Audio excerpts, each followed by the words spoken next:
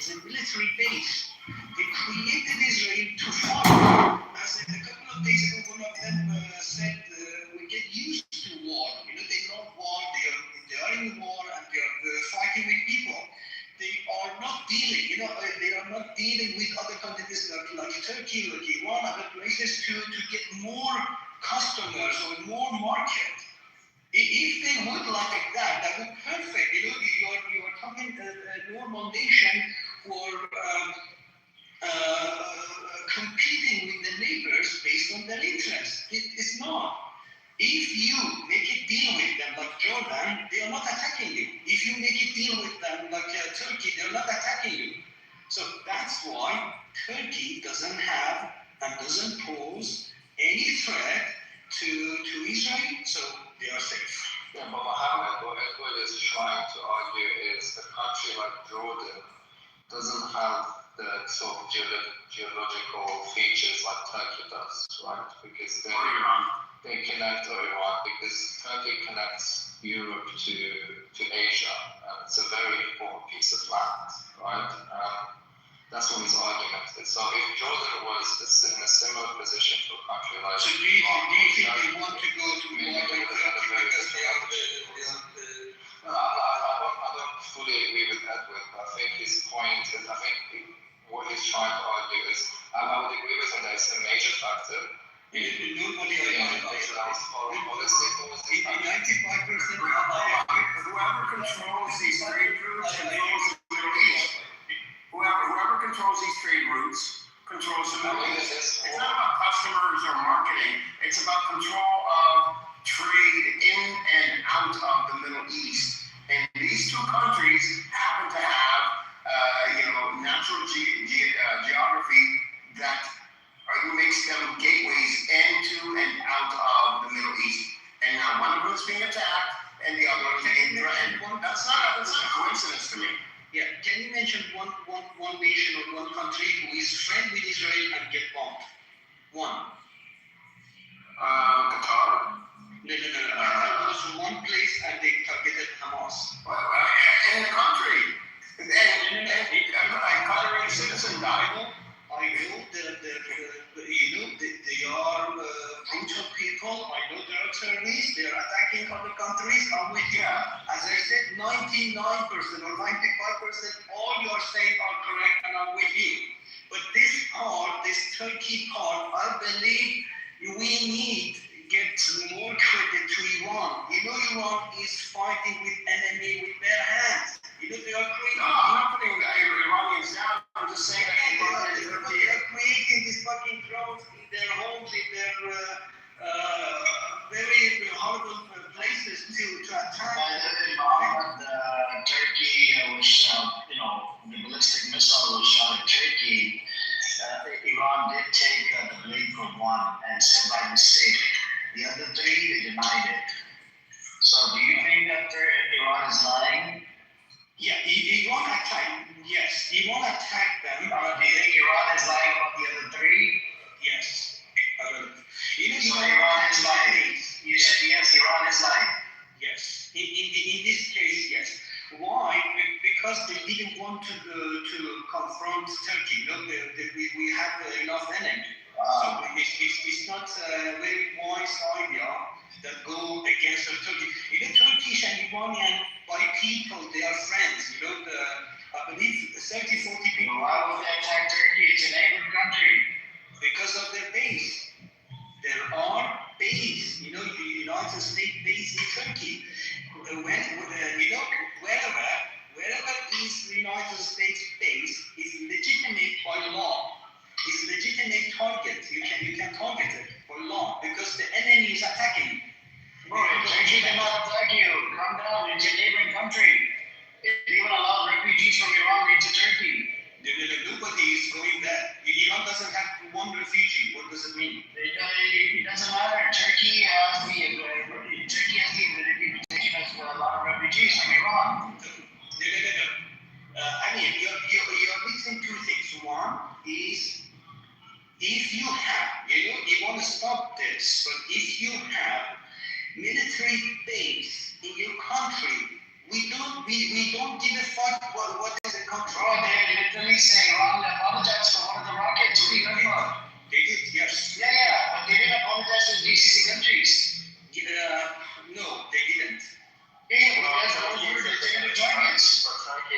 bigger threat to Iran than the G16 countries in Yemen, because they have because they are indeed they're providing information for them. Let's not forget that Turkey has a leg in NATO, right? So that's actually an important. Yeah, you know what? These days, information is very important. Information is the key. So literally, war is information. If you are giving information, done. So you cannot betray. You know, we call it munafiq in Islamic. But no, but you're not getting the point. Why would it apologize? You know,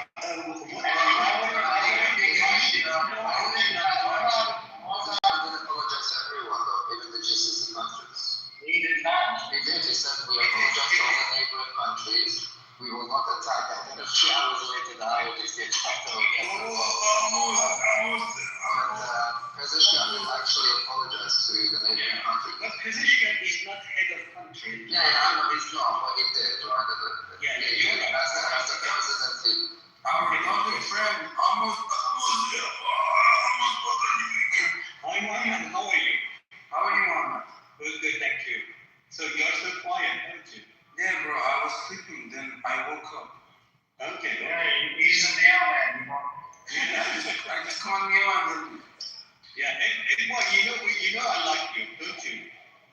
No, I have no problem with you. I will say Jon Snow. Actually, he wants to hold him to Jon Snow came into my room the other day. He tried to do the meow thing. I shut it down. You kicked him out. Now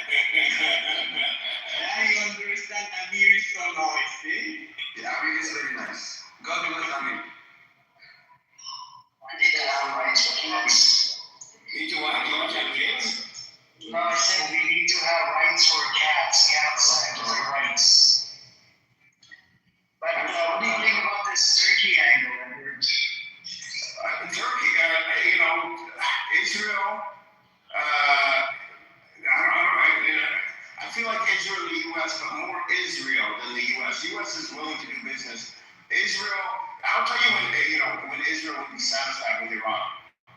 It's not with regime change. It's when Iran says, okay, you can come in and set up, companies and start taking advantage and control our trade routes and straight up our moves.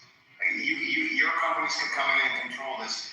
Then Israel will be like, oh, Iranians, they saved the Jews 3,000 years or 2,000 years ago, whatever it is, Xerxes or whatever, Cyrus, yeah, Cyrus. Yeah, like they were talking before, I think if it's all about control. If Iran gives up their control, then Iran is safe. Same thing with Turkey. If Turkey gives up their control, then they won't attack Turkey. U.S. soldiers use Turkey bases. They don't have actual U.S. military bases in Turkey. Yeah, they have NATO bases, which are not, but the NATO bases will not get involved in the Middle East. It says there's presence of the U.S. military in there, but they're using Turkish bases, not U.S. bases. They don't have a U.S. base. It doesn't matter. As long as you have your soldiers over there, means it's your place. Yeah, but they're not. So the Americans in Turkey, and it's not just Americans, by the way. Multiple European countries are in Turkey and Turkey's also in multiple countries because of NATO. So NATO has nothing to do with Iran or the Middle East or the American bases in the Middle East. What is the conversation here right now? You are trying to say Turkey is a good country and they don't do it. No, I'm just pointing out. He's right. Turkey. No, you said legitimate targets. It's a lovely country. It's a lovely country. Whoever, You said legitimate targets, right? yes. So there may be some legitimate targets in Turkey. We're not talking about. Yeah, but not these are Turkish bases. These are not American bases. Yeah, how is it a legitimate target? No. One question. There are bases. Okay, there's even there are nuclear weapons in Turkey right now. Okay, they're not legitimate targets. There are other bases in Iran in Turkey right now that they are not legitimate targets because they are NATO bases and not bases used in the Middle East or any other country. That's why we didn't hit them. Right, so they're not legitimate. Yeah, they Right. You know, one question. Yeah, Edward, just God forbid tomorrow morning, Russia is attacking the United States, okay? And they put 10 soldiers in Canada, in their base. Are they legitimate target? Why would they be? Yeah? What? If America, what? Say that again, sorry? You just imagine, Russia attacking. Russia is attacking the United States, and they put, let's say, 100 soldiers in Canada, and doing, providing some information to Russia because they are close. No, it would not be a legitimate target under the system we have today, because Canada is part of the Western nations, and Russia and the U.S. have an agreement not to, if they ever get into war, they'll use proxies. Now, I can tell you this about Russia, though. Russia. Hey, hold on real quick. Let me just tell you one thing about Edward is not in the control of the war. Let me tell you one thing about Russia. You're not as soft as you. If anyone is fast. Wait, it's not even about being soft. You have one legitimate targets. I'm saying Russia would not consider them legitimate targets. 160. Because they're white. White people are not legitimate targets. 168 That's the truth. girls got killed in one day. So do you think we will tolerate people gathering in Turkey or any other places in UAE, Kuwait, Qatar? Yeah, No, I'm not against them attacking these countries. Mohammed, here you would have to concede because NATO didn't participate in the war, this war, in any offensive operations. If anything, it's only being defensive. That's Right. So, if anything, actually, NATO and European countries have tried to We have information that Turkey and Azerbaijan, they are providing information to the United States. Well, who is saying that?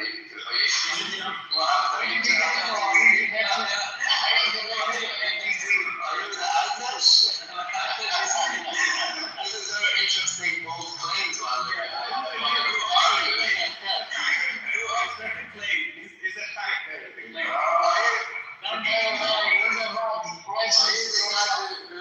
Read those statements for that guy from the army who comes in with these other statements, the guy who's becoming a hero. You cannot believe how Iranians were kind against Turkey and Azerbaijan. Muhammad is part of the IMT. I wouldn't be surprised, but for you to say that's a funny comment. No, I wouldn't either. I'm just saying, but I'm just wondering who Muhammad is. Yeah, you can claim He's an advocate. He's an advocate. Literally that, Trump was talking about Erdogan like a besties. Always he's talking about Erdogan besties. Oh, this Erdogan is helping me. Oh, Erdogan is helping me. He seems like North Korean leader, like Messi as well, North Korean leader. And even let's say Russia, you guys know it's a normal thing. Do you know Russian submarines pop up on the coast of the U.S. near the naval submarine facility here in Connecticut, once or twice a year, pretty much every year, and the alarms go off and everybody in the area just goes crazy. I had a business in New London, Connecticut, in the 2010s, and that's when I witnessed this. But they do this, and then the U.S. does this to Russia too, by the way. Nuclear submarines just pop up right into the shores. Mohammed, what Ed was saying about the whole supply chain situation with Turkey and Iran, I would say you could be right in a sense as well, because Turkey is also afraid of Iran becoming a superpower, and more, a bigger superpower than they are, economically, military-wise. So yeah, I wouldn't be surprised if for their own benefits they would be supplying information. But did you know Turkey is pitching their state because Haifa got hit by Iran? Turkey in 2024 or 2025? Remember in 2025? Yeah, it was. They started pitching their port as a substitute for the Haifa port for the economic Indian Middle Eastern corridor project, which is a trade route project for the U.S. So, Israel definitely is not on friendly terms with.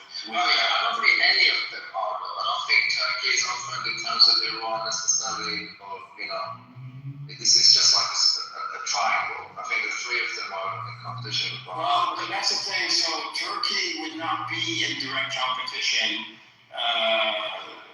with Iran when it comes to trade routes. They would actually complement each other, and if both of them worked, if both of those trade routes were open, then it makes both countries stronger together that way. Because you can go from, that means Iran is stronger because that means Russia could go all the way, or China could go all the way to Europe by land through Iran and into, through the Middle East and into Turkey and into Europe by land. So it makes it stronger than. I find it so funny. I guess more historically ironic that every time the West has tried to contain Iran, it still somehow emerges as strong.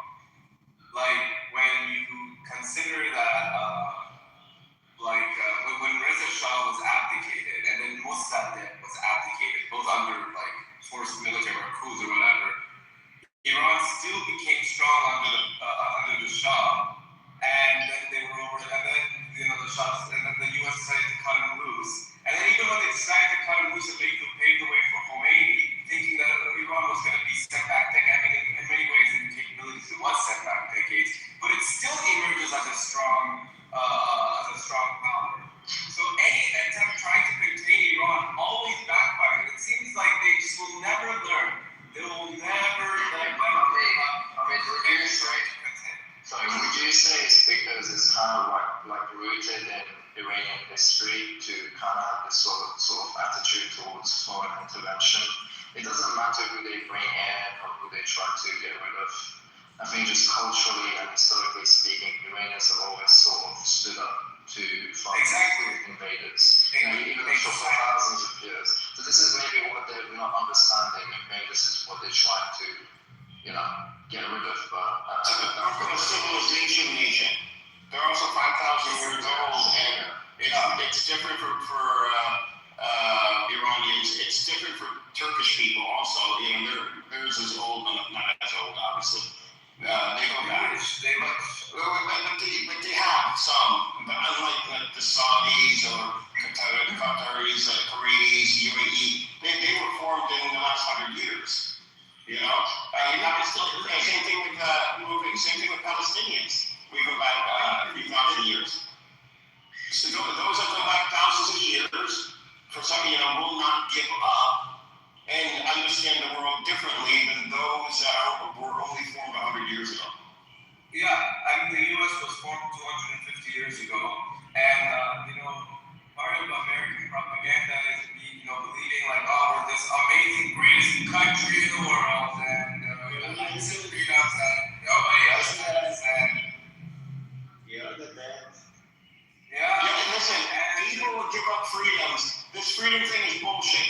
The freedom of speech and all this crap, that's all bullshit.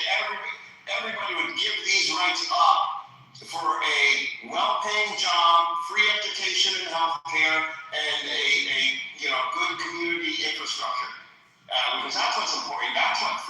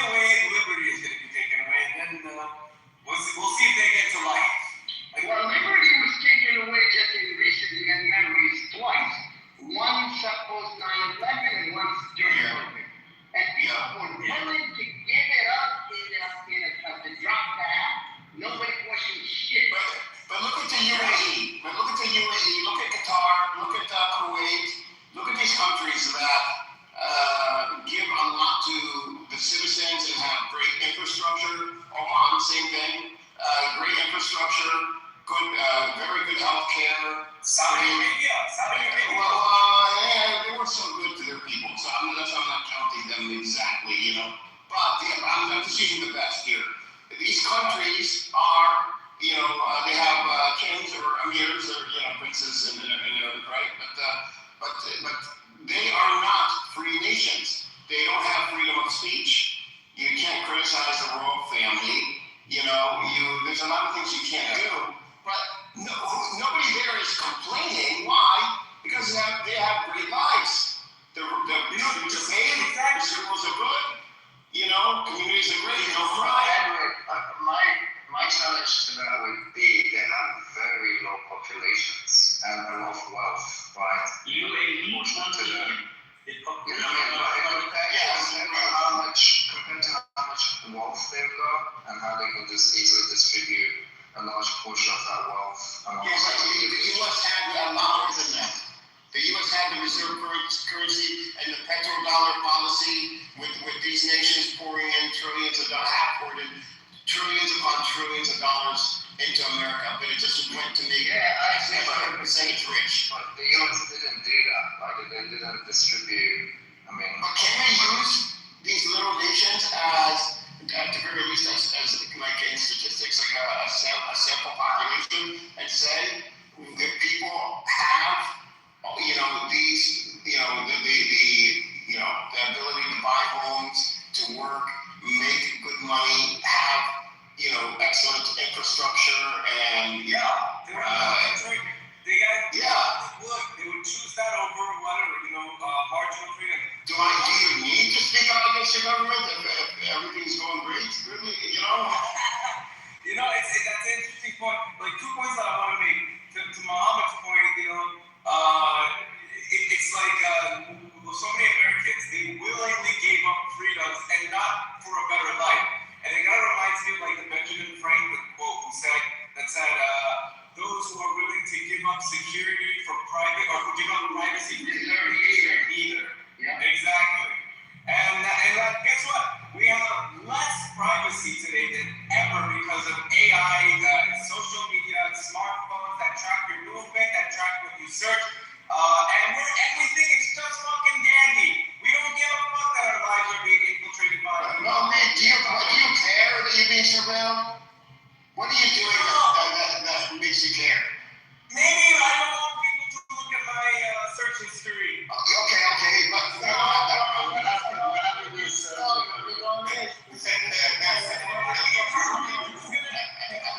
If I'm not comfortable sharing what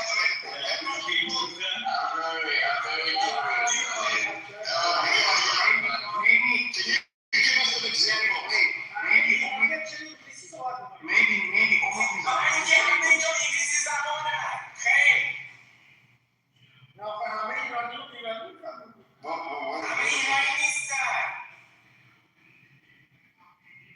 Arash, what do they call you? Do they call you Tamar, Arash? If they just give us like a consistent nickname.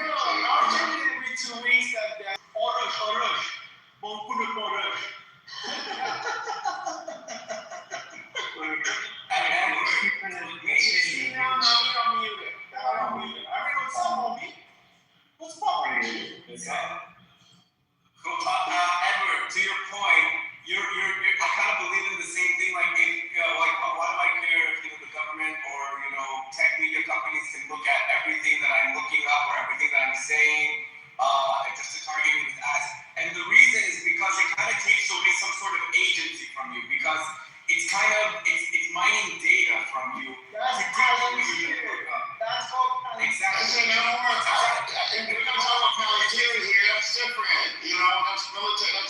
That's but I'm not saying It's the same. It's still the same concept. Okay, but if you had a choice, I would say I don't want it, right? But right now, I'm saying I don't care about anybody surveilling me because I have more important things to worry about or to do. It's not, like I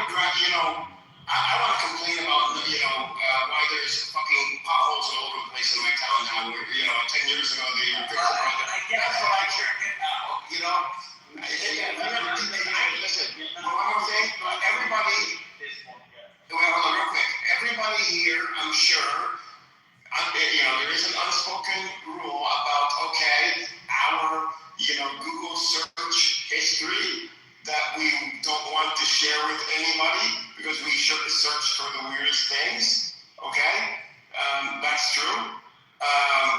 But you know, besides that, what else really are you hiding? I mean, honestly.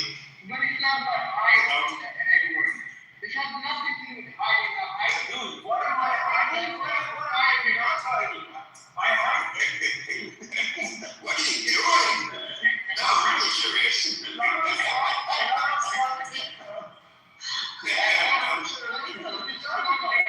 have nothing to do with Diaz Mohammed, not related to him in any shape or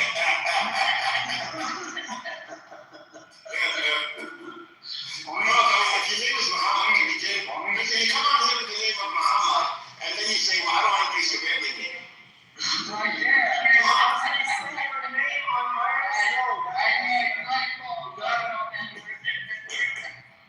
Omid, what is your Shaheen Omid? Who is Shaheen? Shaheen Najafi. For Shaheen Khafi Nashabat? Yes. So the other day, one guy came to this. I want to explain this to John. Have you not listened to Shaheen Najafi's song Ta'afun Khafi Nashabat in Batan Nashabat? Yeah, but bro, to be honest, the concept that he's saying is right. Dude, they're saying the same thing about Shah. So every 50 years they change the narrative. That's very true. That's very true. But in Shaheen Najafi, and that be Sharaf, be Namuso, be Ahlo. Can we do English, please? Let's English, please. Come on, man. These Iranians, they just take off wherever they go. I mean, he was talking about You keep getting my name 8 months. Omid betrayed you. No, he's sorry. We're just talking about this. We're just talking about this piece of shit singer who, like Iranians, they worship for being a piece of shit. Just talking like an idiot, dressing like an idiot, singing like an idiot, and all he does is curse and insult religion. And people worship Omid, do you know he was the Hafiz of Quran? I believe it because many of these singers were. But now he thinks these singers think like they just jump on the bandwagon on insulting Islam, insulting religion, and then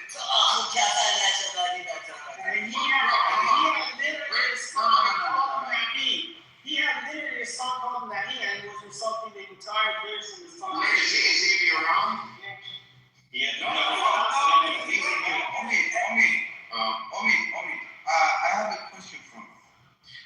Me personally, I'm very, very, very Islamic guy, okay? And I respect all the religions as well. But as someone who believes in Islam, I believe that the Akhund thing that approximately came around, was there even Akhunds before 60, 70 years ago? Are you kidding? Yeah, they've been around for a long time. No, how long? I don't know how you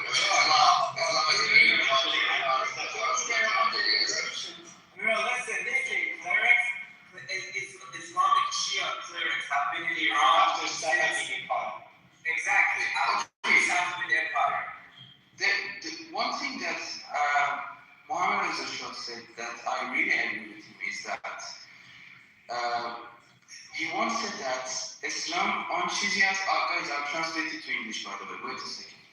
اسلام آن چیزی که است، اسلام چیزی است که پیامبر چند هزار سال پیش واسه ما آورد، نه آن چیزی که آخونده آوردن و ازش دکان را انداختن. Do you guys agree with this or not? Have you noticed? I don't know how many times I can tell you this English speech. Basically, there was a saying that Muhammad is lucky. Stop the harsh thing. Okay. Muhammad Shah said something previously, like years ago. He said that Islam is the thing that profit has brought for us, not these mullahs and akhunds which they have brought and made a business from it. So I was explaining this to Mohammed and Omid. Now I want to hear you guys. So, go ahead. Okay. We'll get to Hang on. So here's the thing, John. Here's the thing. Shia clerics, they all disagree with each other. Not all of them think the same. All of them have different interpretations, different rulings. There were many Akhunds who were supportive of the Shah and anti-Khomeini. So it's, why we can't just dismiss all clerics from Iranian life, because it's not possible. They've been a part of Iranian life for several hundred years, and they're not going to go anywhere. So with Akhund, it's not going to become kafir. They're going to be. The thing is, I'm saying is that the Akhuns,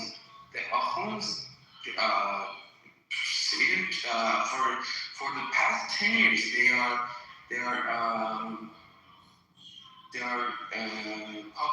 saying false things of Islam. Me, as an Islamic guy who believes in Islam, when I hear those things, I become ashamed of myself.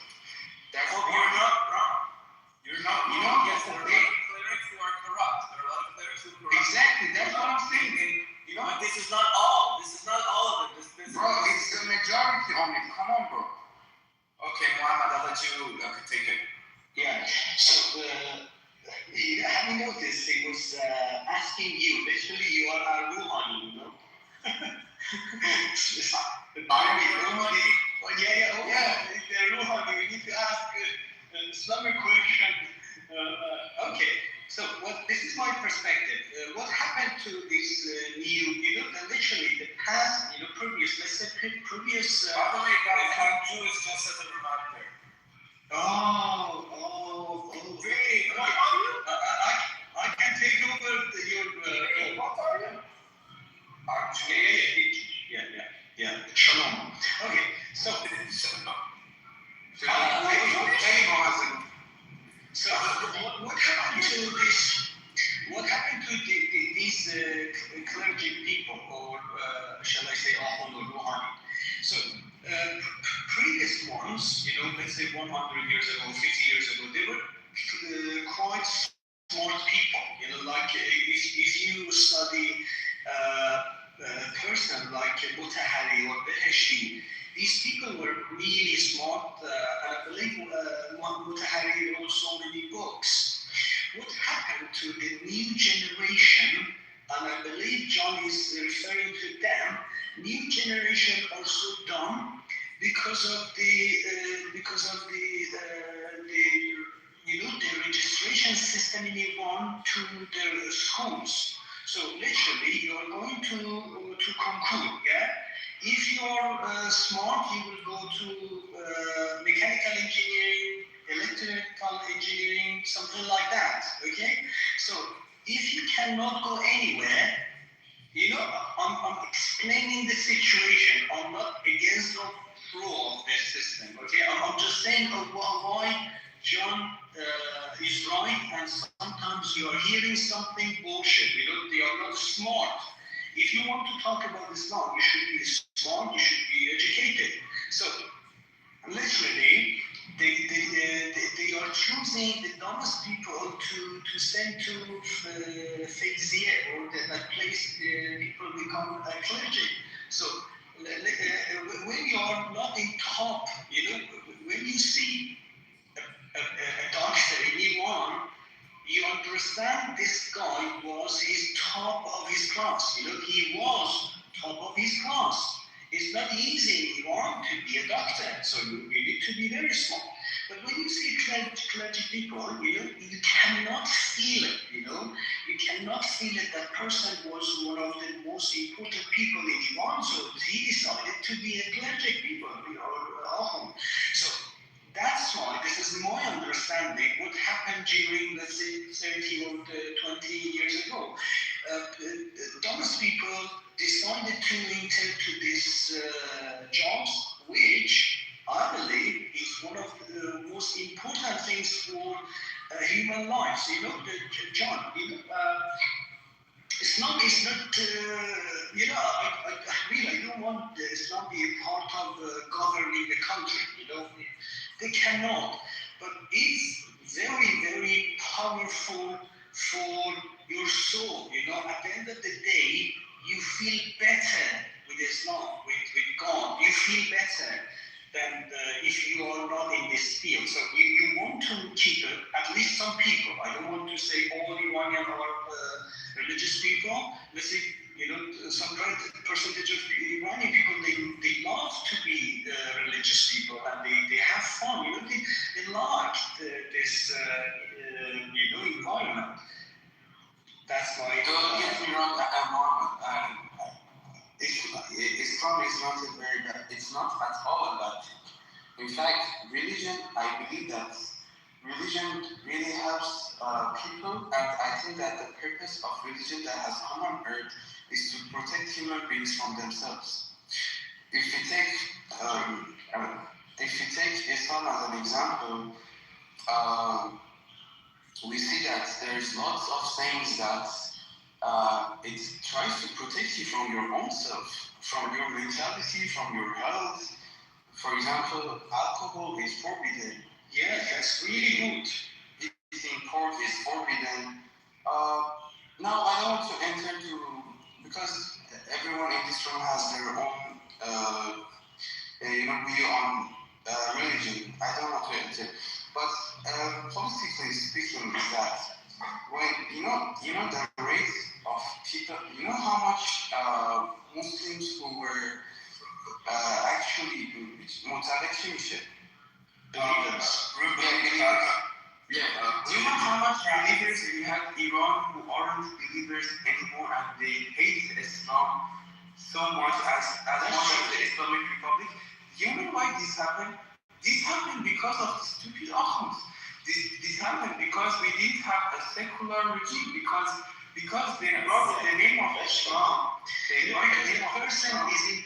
person who's talking Islam is important for you. Maybe you can take it from me because he's speaking very nicely. You love it. If only goes around and talking about Iran, talking about Jewish and Jewish people, I believe he can attract so many people to be Jewish. So, but if I met many Iranians who come to me and already tell me they want to be Jewish without me even advertising it to them. Yeah. So, but if you give this religion to the other fucking god, what was his name? Mosaic? What was that god? Muhammad, the guy who randomly coming to this chat room, Amos. So if Amos is talking about Jewish people, you want to just bang your head to the wall. Yeah, exactly. See, that's one thing. He is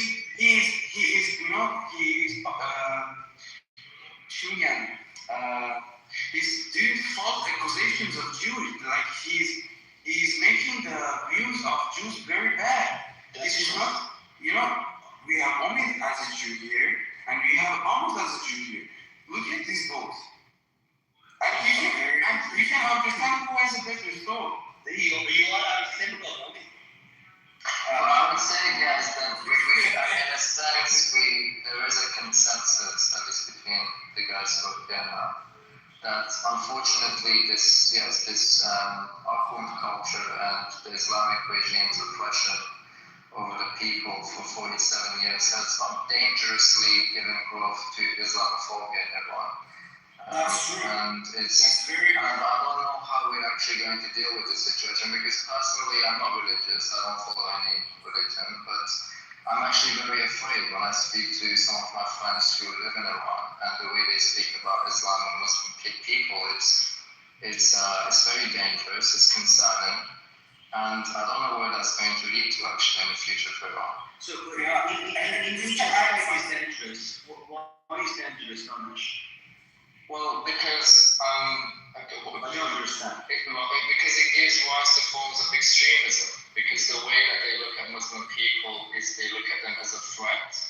And you're saying if you're not very good Muslim in Iran, is a threat for you? You're saying no, that's not my point. I'm saying Islamophobia is growing in Iran. Okay. So people are becoming, they're seeing Muslims as a threat.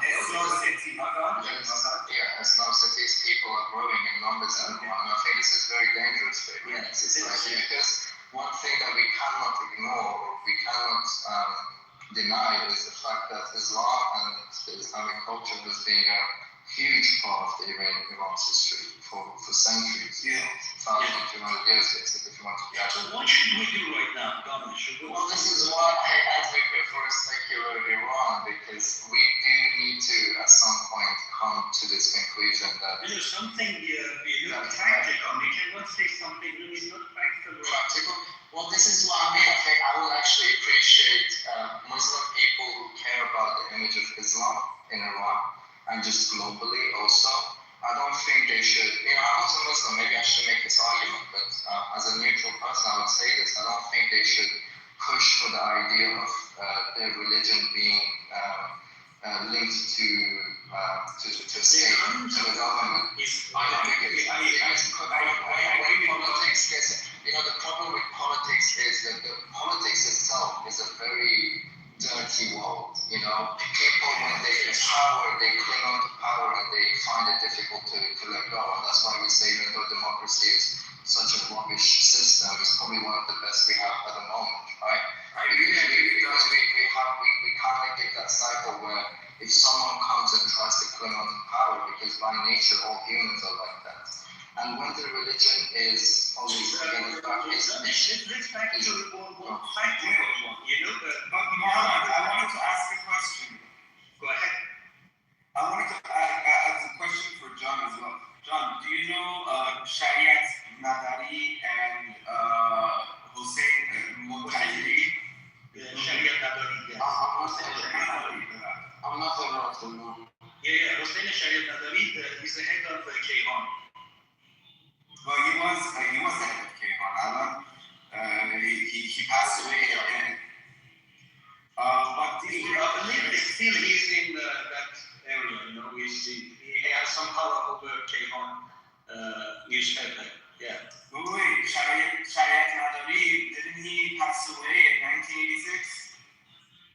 I believe this is another Shariat Madari then.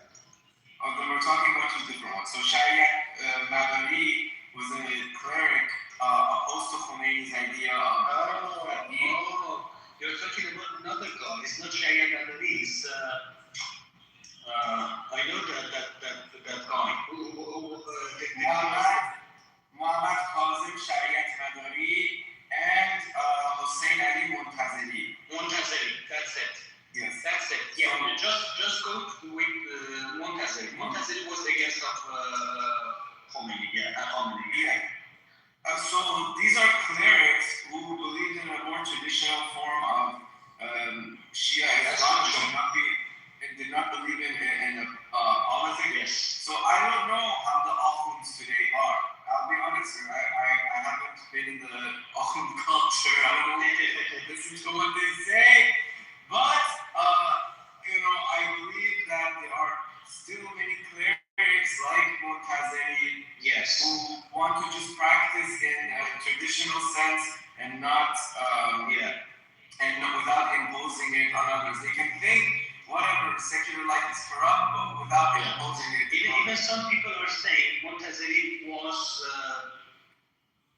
was the chosen one from Khomeini to Yes, he was. This is a fact. This was a fact. He was designated supreme leader. To become a leader. Yeah.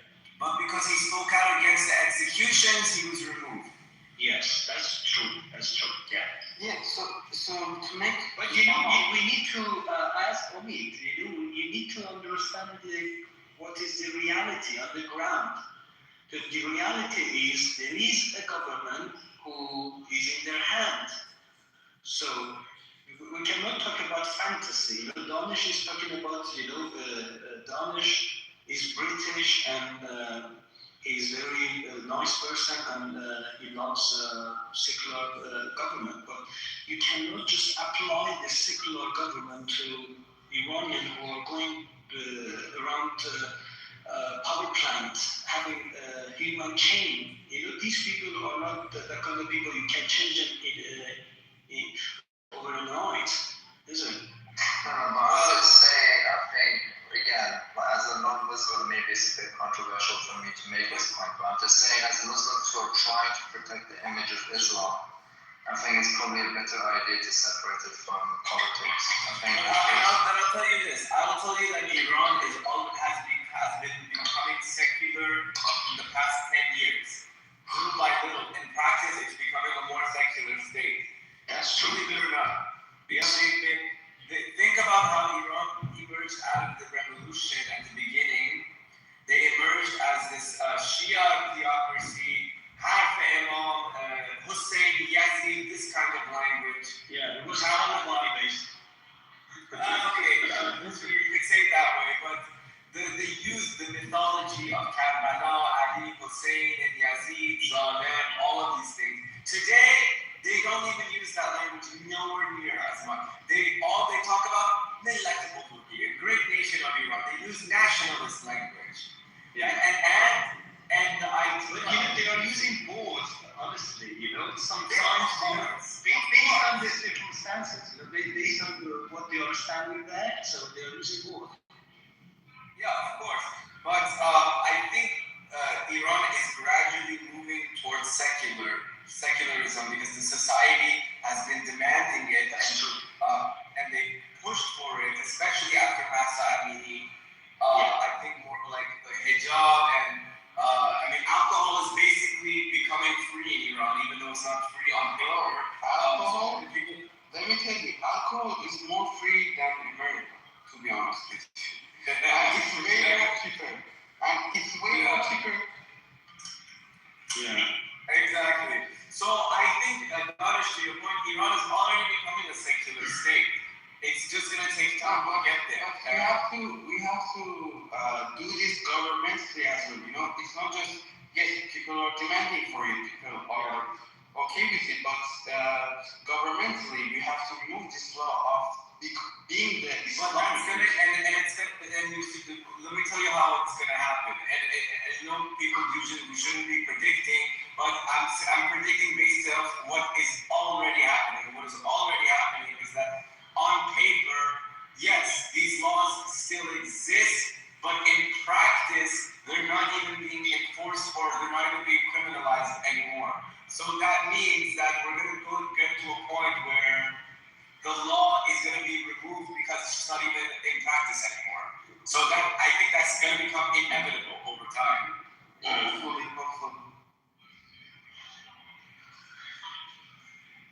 Yeah, Sean, foreign intervention, I agree, will take these attitudes backwards. But I don't think, this is me being more optimistic because I was always against the foreign intervention, I still am. But I'm hoping that even with this war, that Iran is still going to go down the path that it should go down. I think, no doubt, it's becoming more securitized, but the only thing that we need is just time. That's true. Time and patience. Yeah, patience.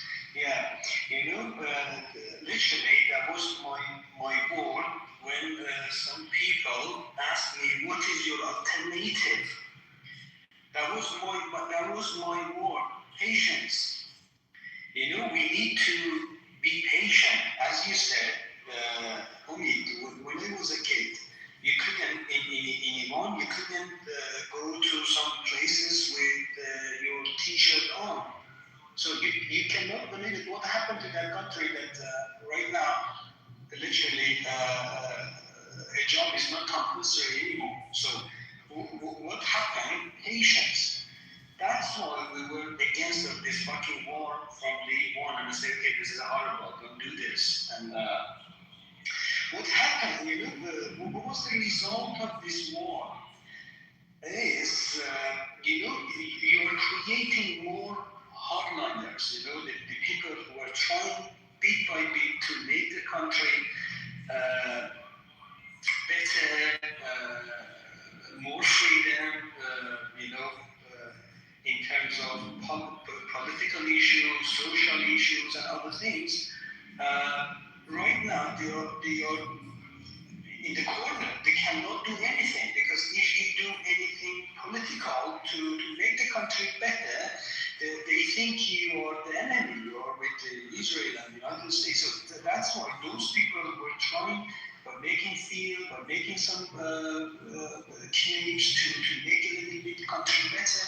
They are in the corner, and hardliners are taking over the country. Literally, those people you are saying, they are not in charge anymore. They came back. Right now, I'm thinking Israel helped the Iranian regime too much. That make them more stronger right now. They are more stronger than 52 days ago. Exactly, and that's exactly why I kept speaking out against this war, and so many of my Iranian friends are like, no, you don't understand, this government is so evil, and I'm like, and now I show them, listen, look what you have now, you have the security forces in Iran cracking down 10 times more, and you know what I tell them, you know what, no shit, unit, I told you it was going to get worse, you didn't want to listen. So you know what, next time you go to Iran and you get detained, that's your fault. Because you wanted this. You didn't want to listen. That's so true. Yeah. You think so, okay? I think what? That the regime is more hardline? Yes. I think it's more hardline in the differences. I don't think it's more hardline in the sense. So, let me just chip in here. It's two schools of thoughts, okay? So, it's in a pretty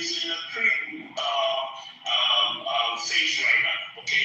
There's a new, let's say, change in management, okay? And then this is a war, okay? They bring a lot of changes, both between the parties. The intimidation of it, I've done much analysis throughout the past, before any of the war. There's been a lot of analysis out there before the regime charted a lot of intimidation to the US and Israel. So this is a pull. Let's take it like that. When you bully people too much, they stand on their toes. You kidnap their people, you hold them hostage, you do a lot of things. You get a boast. One day you just can't talk. One person will just can't talk. It brings a lot of change. It doesn't come in right away. By the time you see yourself on your win list, you already take it over. There'll be a takeover on them. What Trump is doing, the worst thing they should have made a change from the last 2 weeks after they had a meeting with JE was cut something agreement or hold something onto an agreement. But this is the point. One person saying no. I'm not going to adhere to it. It's took your whole playing games. You've done it to about 7 presidents. Yes. Then I think it's not going to come from America. It's going to come from the people of Iran. And then it's happening day by day. They get making day by day. You know what?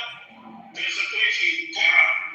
About 5 cities have been taken over by the people. No more IRPC people over there. From the second they look into, there's a lot of takeover coming out. They see it. That's why they try to move back again. But guess what? Now they can hold on their shipments. Food is not coming, water is not coming, then the people don't put pressure on. That's how they're going to start. Your own security going to do that work. Because you can't feed them, you can't pay them. Economy is worse. Time that can kill energy. Economy. When people start feeling the heat, food is necessity. So today, one ship was hosting by the American troops. You know what was there? Food, water. You know the water system in Tehran is bad. Some places they don't even get water, no water to drink. They have to go far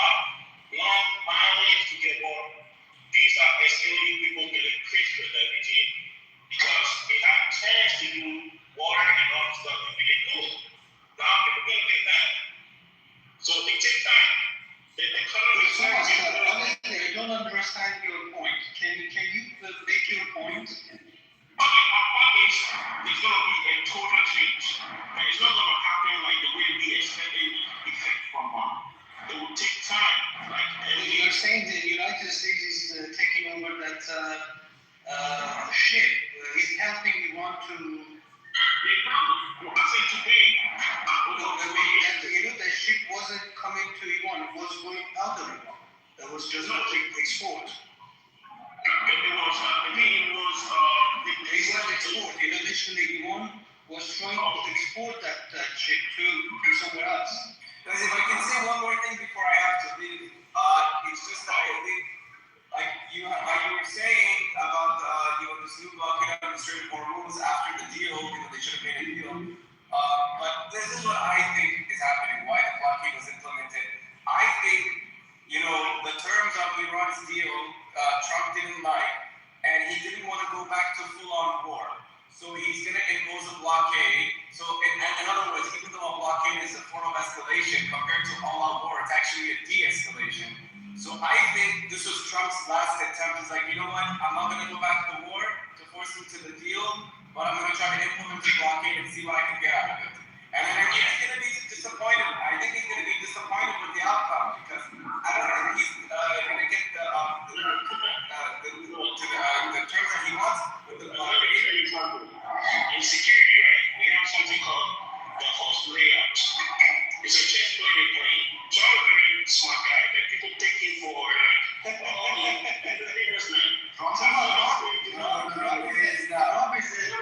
He's a businessman. Listen, he's a businessman, not politician. In business, this is the first time in my entire life one person said that Trump is a smart guy. Thank you. Yeah. I mean, I've worked in security for almost 8 years. I have more experience in cyber.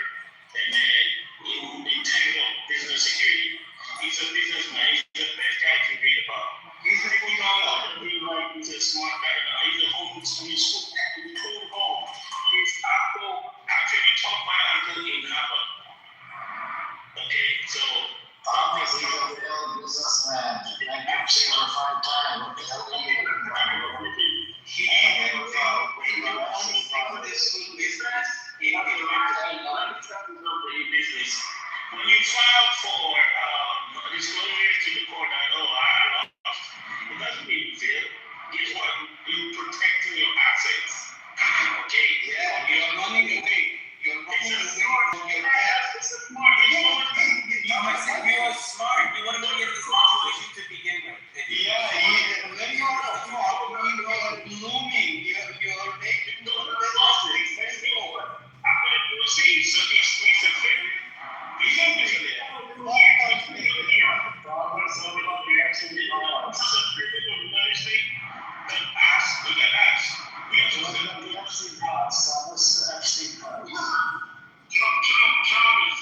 Trump is a redefined 5 times failure businessman. He's using information to his children to make money out of this war. He's giving information, this is true, this is fact. He's giving inside information to his children to make millions. I will send you research by BBC showing Trump is sharing inside information with his children to make money out in the market.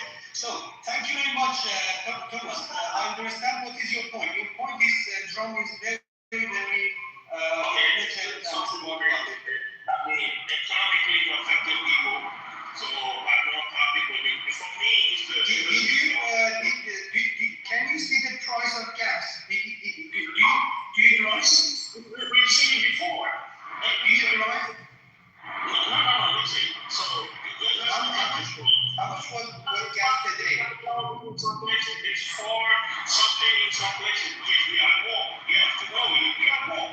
Anything can change. Why are you in war? What? Why are you in war? Why are you in war? Do you know why the United States is in war? Have you been there? Yeah. I'm from Middle East, yeah. I've been there. You've been there, right?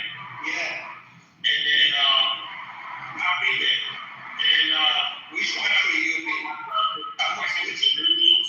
Look, I'm working with the Iranians on a project. You should thank Trump. Trust me. You work with Iranian? I work with the Iranian, the company right now. company what is in Iran right now? Thomas, do you blame Israel for the gas crisis, Thomas? No, I'm watching for them. Right. So, Thomas, do you blame Israel for a high gas crisis? I don't need to blame Israel for I'll that. tell you why. Netanyahu came to the White House to convince Trump to go to war with Iran. All right? He didn't have to go to the war. Yeah, he did. You know, Joe Kent, you know who to blame? Obama. You know,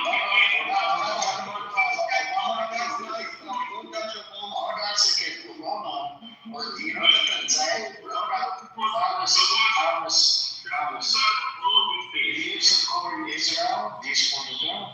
I don't support Israel. Okay. Okay. My question. Okay. Next question to you is: if Netanyahu came to the White House to convince Donald Trump, he did convince Donald Trump, and then he went back to Israel.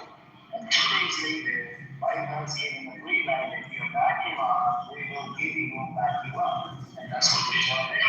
Israel and America wanted to attack the leader of Iran. Let me just finish. They attacked Iran, and guess what came out of it? And they were not aware that Iran's capability of bombing, 5-6 GCC countries at the same time. You don't think that that's a big problematic right there? That's this is why America lost.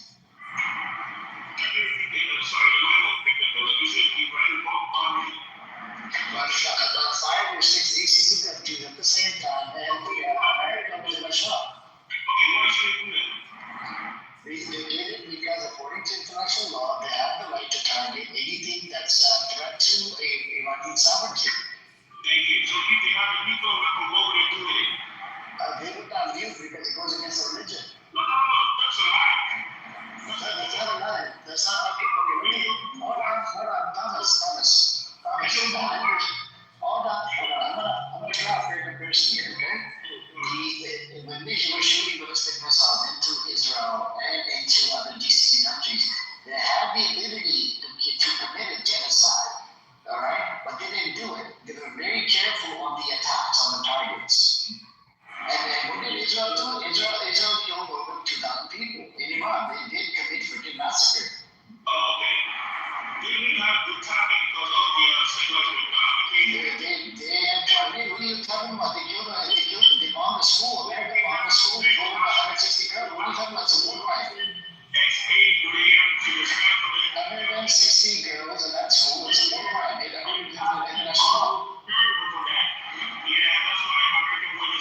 America bombed a school for 160 girls. That's a violation of international law.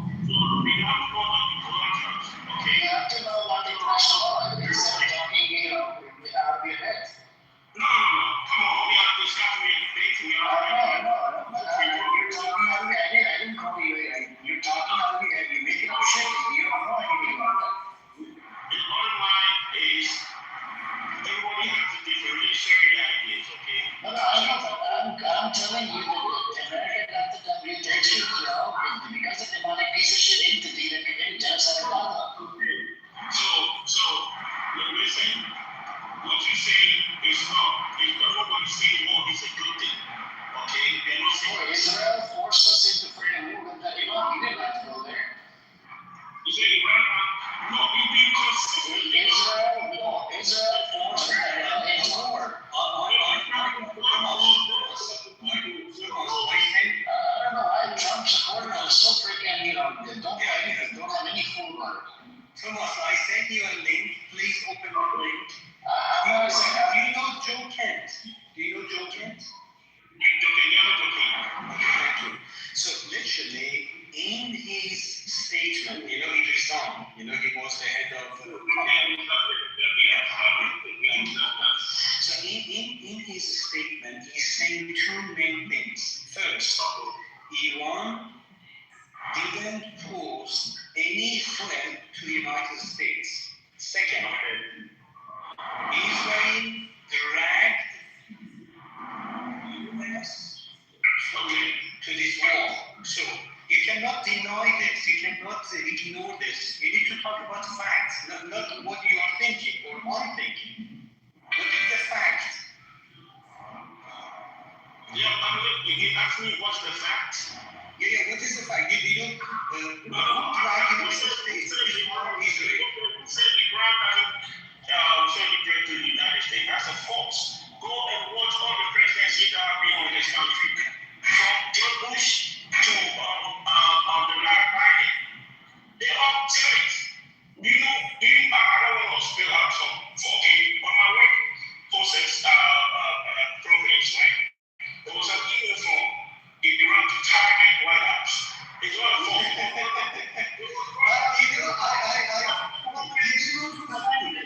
You didn't know any school. No, How Iran can be the White House? So you just spoke, you don't want to listen. You need to, it's false. Can you provide evidence?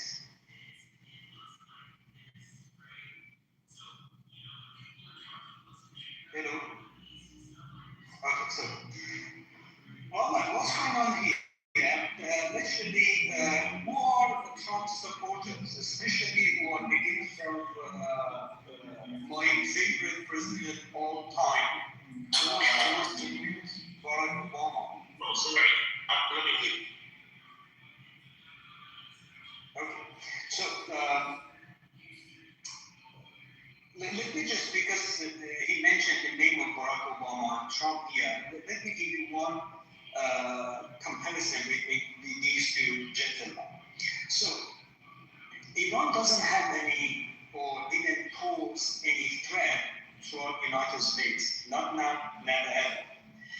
The only thing is, Iran is a sovereign nation.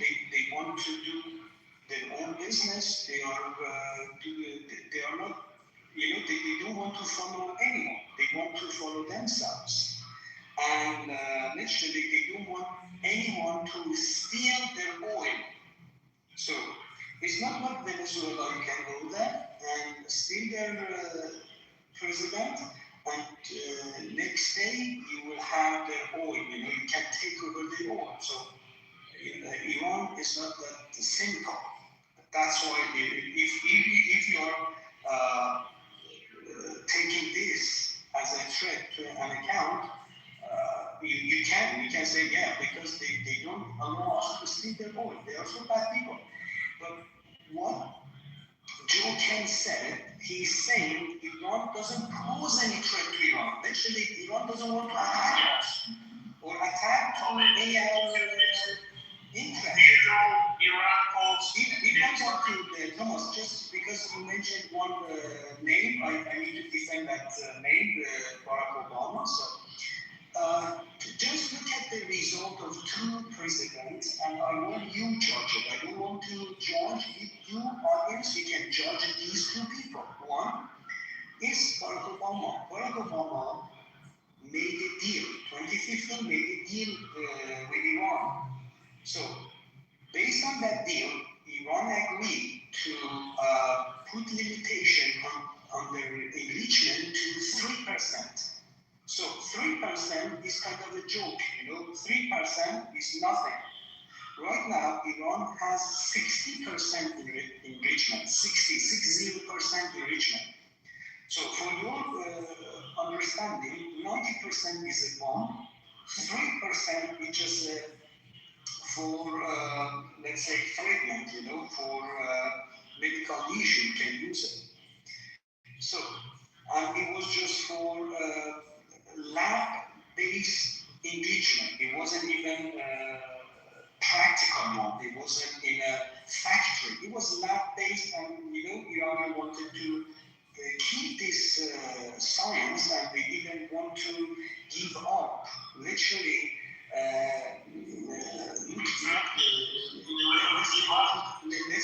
literally, Thomas, wait. Literally, they didn't want to give up this science. They created it for themselves. It was they're proud. They wanted to keep it. So, what Obama done? He had done very good deal with them. Both sides were happy. Western society, they view there is no nuclear bomb or there is no nuclear things, and we want limitation on the enrichment. What happened? Trump got the office, and he thought he's a very smart guy, as Thomas claimed, and because he hated Obama, he just torn up that agreement and said, do you know what? This is shitty agreement. I will make the better one. So I don't like this one. So they tried very much. They bombed Iran. They asked Israel to go and attack Iran. 1 year ago, they bombed with B-2 Iranian sites. They couldn't remove Iranian enrichment program. Right now, when I'm talking with you right now, they are talking with Iran to reach one agreement similar to that one that Obama got 2015, and he turned it down. So this is the real situation. You cannot just watch from space. I know what you said. I know everything about it. The mistake they did, because they said that you were going to go to 3% at that time. It's been there with them, and they have reached 60%. How did we know it was 60% before this whole action came on? After October 7th, why Israel was no, why Israel went in, did we, apart from the threat that they chanted death to Israel, they were not mine. After October 7th last year, guess what? They didn't want them for no reason. No, after everybody was breathing with them, this is what they said. Are you reading Trump's tweets? I'm quiet to listen to you. When I'm talking, you are always interrupting. You don't want to hear me. Okay, that's what you're doing. You don't want to hear me, so you can listen. I don't say agree to what I'm saying, because I'm not agreeing to what you're saying. I know what all the stuff you're saying. I know everything. Okay, I'm going in there and I've seen, and we have our own talk. We are just sharing ideas. Okay, I respect your space. I can quite listen to you, Mohammed, and you talk, and I'm talking. You have to listen. Otherwise, you don't want to hear what I'm saying. That's okay. Yeah, because I'm just saying my part. You say your part. That's the best we can do. Because what I know. And Thomas, talk with receipts. Don't just run your mouth. You're going to talk with receipts with evidence. Yeah, I'll just talk with receipts. You have to talk with receipts. He was. Yeah, I gave you the link, and I said, listen, you can hold my talk until you don't agree with me. Come on, man. You don't talk to me like that. You can talk anyway, but you're claiming without evidence. You have evidence. If I'm going to talk and give you evidence too, you ain't going to listen to me. Post them on the chat. Oh, sure, I will. Make sure they're not tweet from I'm going to say it with evidence. That's what I'm going to do. I'm saying to you. Rubio standing on Congress and talk them about Obama deal with Iran. And talk them to put it on the history, which came in the public post on New York Times, all the Fox News, everybody broadcast this. You might not find it, that's fine. But you can go and watch it from YouTube, type in Rubio decision on Congress on Iran deal with Obama. The fund that was frozen was released to them, and also Iran had to come and deal with Obama to say they don't need watch over from the atomic bomb people to come and say they know what they're doing and they'll do 3%. Which after 2 years they did not comply. And then the leak came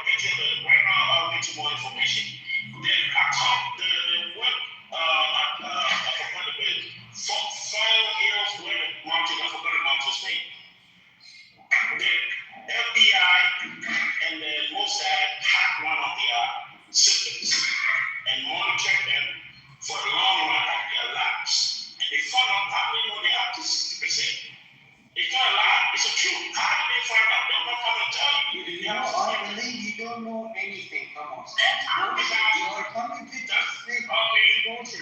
You don't claim this. You know, Iran by himself claimed we are reaching 60%. That wasn't anything. That wasn't any. You know what? My evidence is Rubio. I'm saying we don't give a fuck to Trump. We are talking about Rubio. So these people are lying every single day. This is not fact. Provide facts. So anything Trump is a big lie. And so I understand what's wrong with some Trump supporters. They hate Obama. You know, they like Trump because Trump doesn't have anything to support. Yeah. So the guys coming to this chat, they say, oh, do you know what? Trump is really smart, very smart person, very smart. Yeah, he's a businessman. He knows. I know everything, and he knows everything. Anyways, Mama, how are you? Not too bad. I think it's the minute he made that outlandish statement that Trump is smart, that discussion should have stopped right there. There's no further discussion to have with someone like that. I mean, like you say, it's clear. The guy is filing bankruptcy 6 times. He's a tax evader.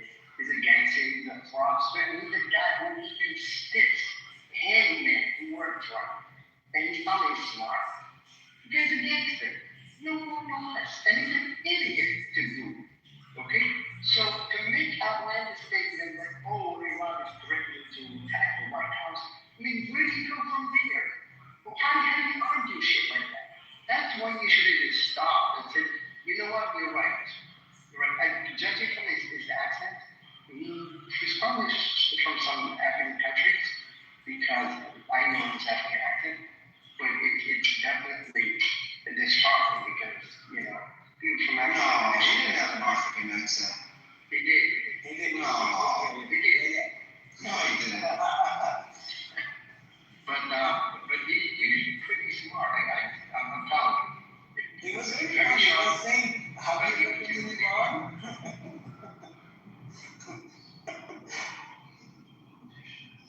And yeah, he said that he tried to make a statement of authority, like, oh, you know, especially I worked in security for you know, the first claim was very wrong. He said one ship was going to Iran and United States captured it, and right now Iranian doesn't have any water. So Iran doesn't have hot water. Like that's what I'm telling you. Mohammed, you should have stopped right there when he did not know that it was an outbound ship. That's right there. You should have said, you know what, I'm not talking to you.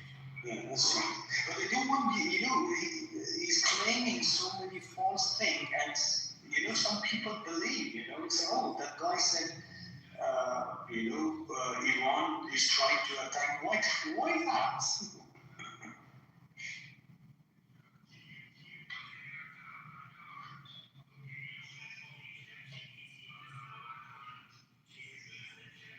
So is Maziar or Mazi?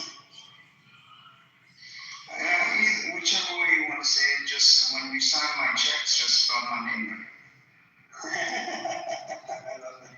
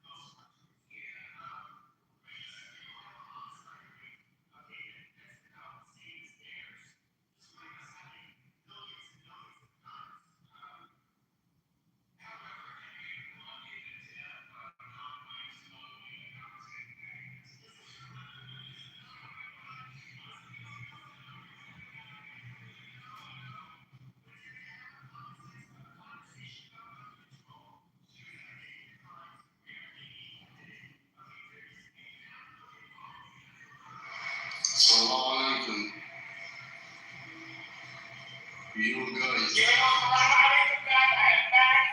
Salam alaikum. I am the terrorist. I'm here. I'm here to killing your mom. I'm here to killing your father, killing your brother, killing your mother, killing your grandmother, killing your grandfather. I'm here to boom boom papa. You know, brother, I am the terrorist. Salam alaikum. Where are you from, nigga? Nigga, I'm from Somalia, bitch. Where you from? I am the terrorist. I am terrorist in the name of God, in the name of Ali Khamenei. Yes, to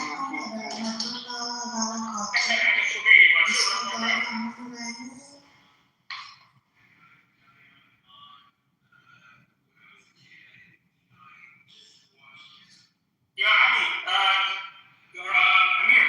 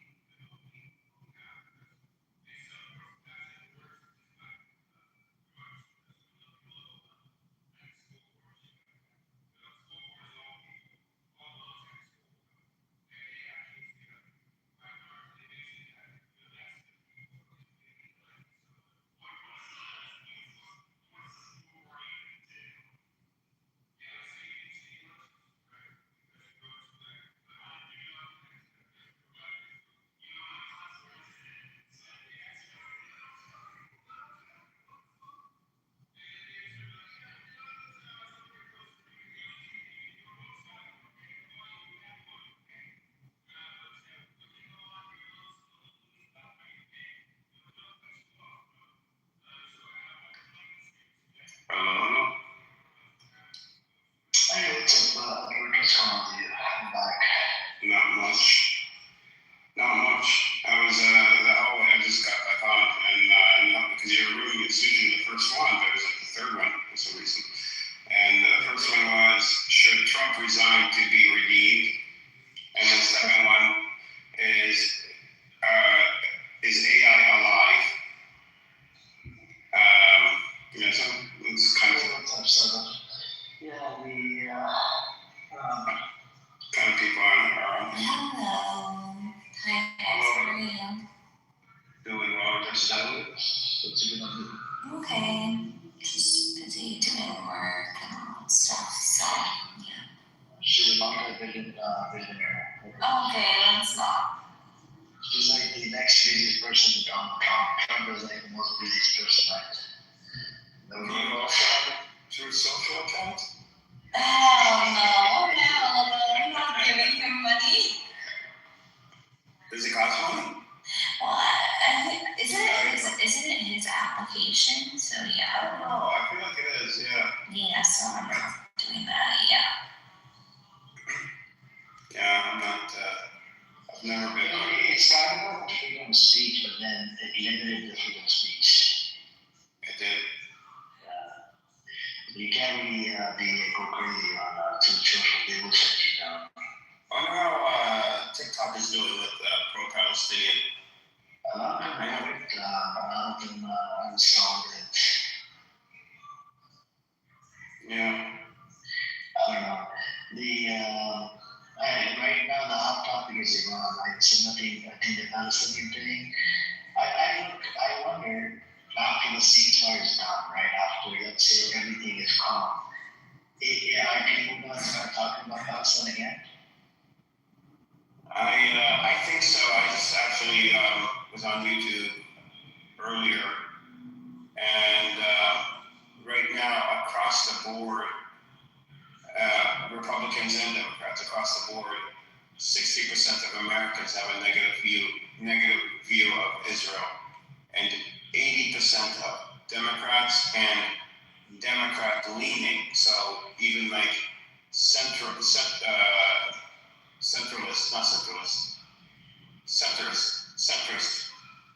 meaning, conservative Democrats, it counts to them too. It's 80%. So when it comes to the Democratic Party right now, it's not even a debate anymore. Israel bad, basically.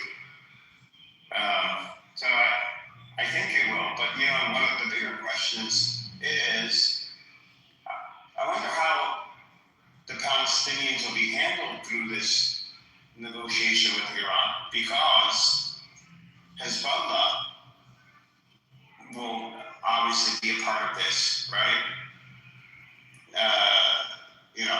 This agreement, and so it would mean that Hezbollah cannot attack Israel if it is doing things in the West Bank or Gaza. I don't know what's happening because people are very divided. The Lebanese government doesn't want Iranian to speak on their behalf, right? And then you have only Hezbollah that's supported by the Shia side, and I don't know if they have any support from the Christian and the Sunni side. I think when the Lebanese government is saying they don't want Iran to speak on their behalf, they're actually saying we don't want Hezbollah to be confined or controlled. So we don't want Hezbollah to not be able to react. I think that's because what the U.S. and Israel want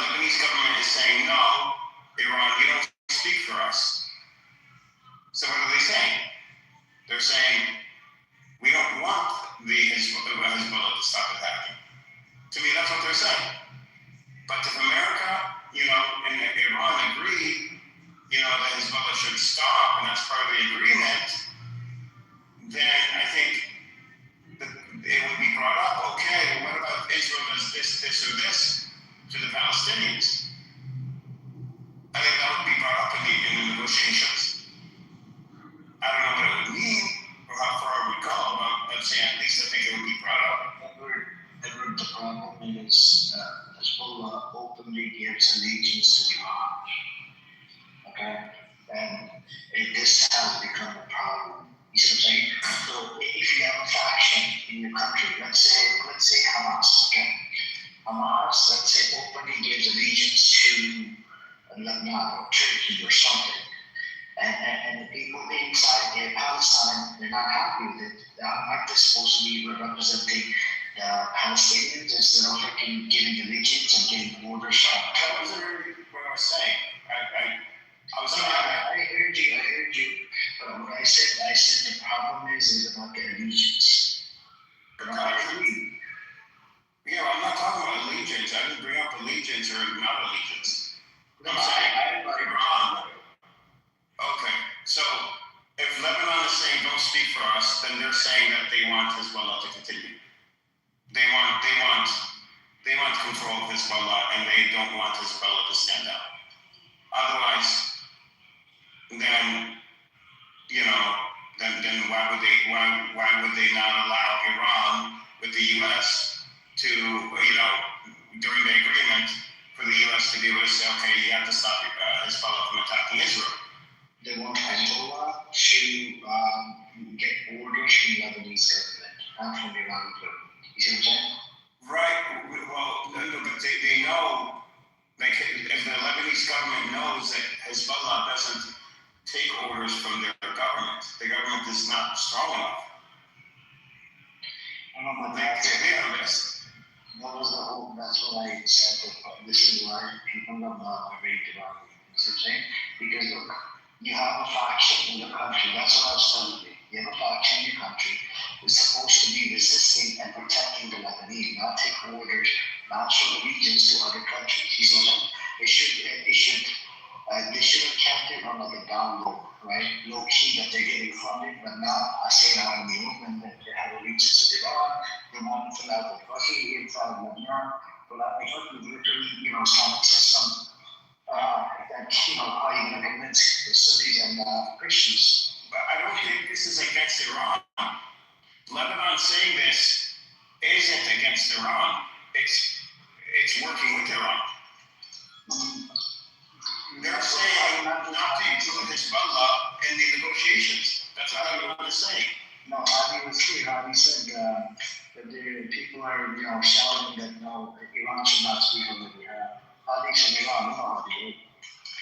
Yeah, but why would Lebanon, if it doesn't want Hezbollah to attack Israel, or it doesn't want anything like that, anything like this to happen and to have more control, why wouldn't they want the U.S. to have in the agreement that Hezbollah needs to stand out? They're doing the opposite. They're saying don't include Hezbollah in the agreement. That's where it's confusing. It's like you're not, these people are not, I know there's people that don't like Lebanon. Iran wants to add Hezbollah. You see what I'm saying? But the Lebanese government, they're like, no, don't do that. No, it's the U.S. that wants to add Hezbollah. But Edward, the issue is that the people that you say that don't like Hezbollah in Lebanon is quite a lot of them, actually. It's the majority of them almost. So why would the Lebanese government, so like what I'm saying, like why would if the U.S. wants to add Hezbollah and come to an agreement with Iran about Iran and Hezbollah, but then the Lebanese government says, no, don't include Hezbollah. We'll speak for ourselves. Don't include Hezbollah. Well, that would have been a perfect opportunity to put leverage on Iran by including Hezbollah. But they're saying no. That's what doesn't make sense. And like I said, I know there are people that don't like Hezbollah. I don't think they're talking about Hezbollah. They're talking about, I think what it is they're talking about the Lebanese. Don't make this speech on behalf of the Lebanese government. You know what I'm saying? Because Lebanon is actually a sovereign nation. They're not, I don't think they're mentioning Hezbollah. You see what I'm saying? They're mentioning that don't speak on our behalf. That's about it. That's what Harvey was telling me. I gotta talk to Javi. Sure. See what he says. Because that's paradoxical to me. So you want to pull up on ChatGPT to see what the other people on the same that the tribe about them all? Yeah, I did. They said this like over a week ago. And what was their take? What I was saying that because Mullah should not get involved or Iran should not get involved? Yeah, what they're saying the main concern is Hezbollah. The people are mad because Hezbollah is attacking Israel, and Israel is obviously attacking Lebanon.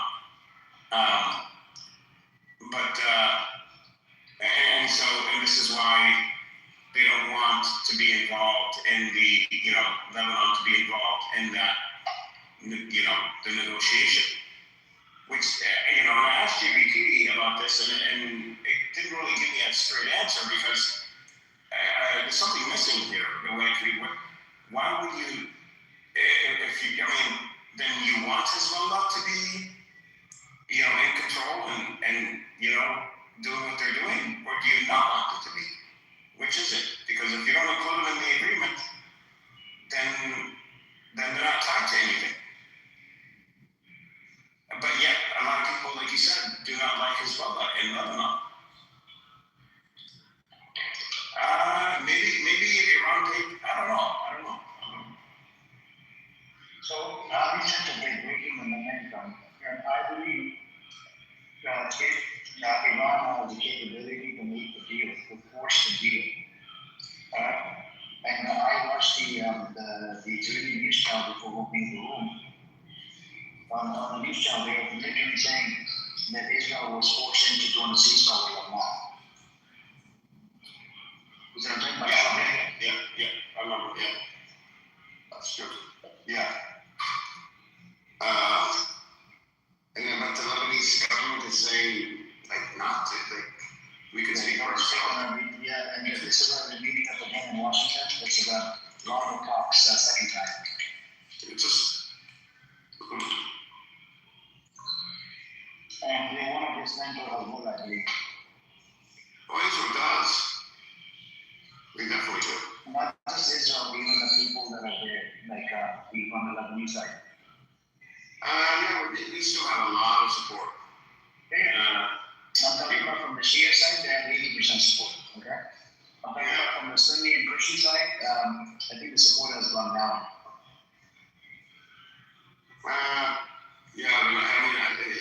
Israel's also bombed Christian villages, so I don't know. They are politically involved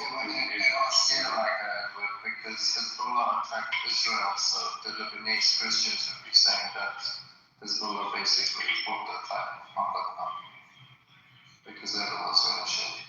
Why they won't look at it? But that is, so what do we do about the attack of 500 people that these fuckers killed, during 15 months, what do we need to respond? I don't know, it's kind of like the Lebanese, whether it's Hezbollah or Christians or that are resisting. There's a attack. It's not the same Christians, the ones that don't support Hezbollah. I don't think they would look at it. They're probably looking at it. Sheikh was here when I was going to say that Sheikh has a good pulse for what's happening in Lebanon. I'm wondering,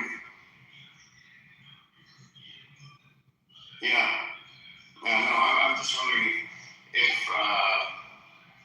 Iran will bring up, if it comes to Hezbollah,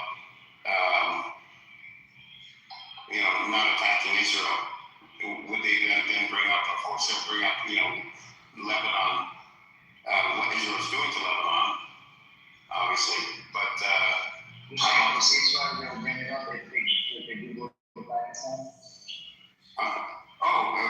If the U.S. brings up stopping Hezbollah, Iran would definitely bring up the fact that Israel has attacked Lebanon for, since the 1970s until today. And it's not just attacking, Hezbollah, but the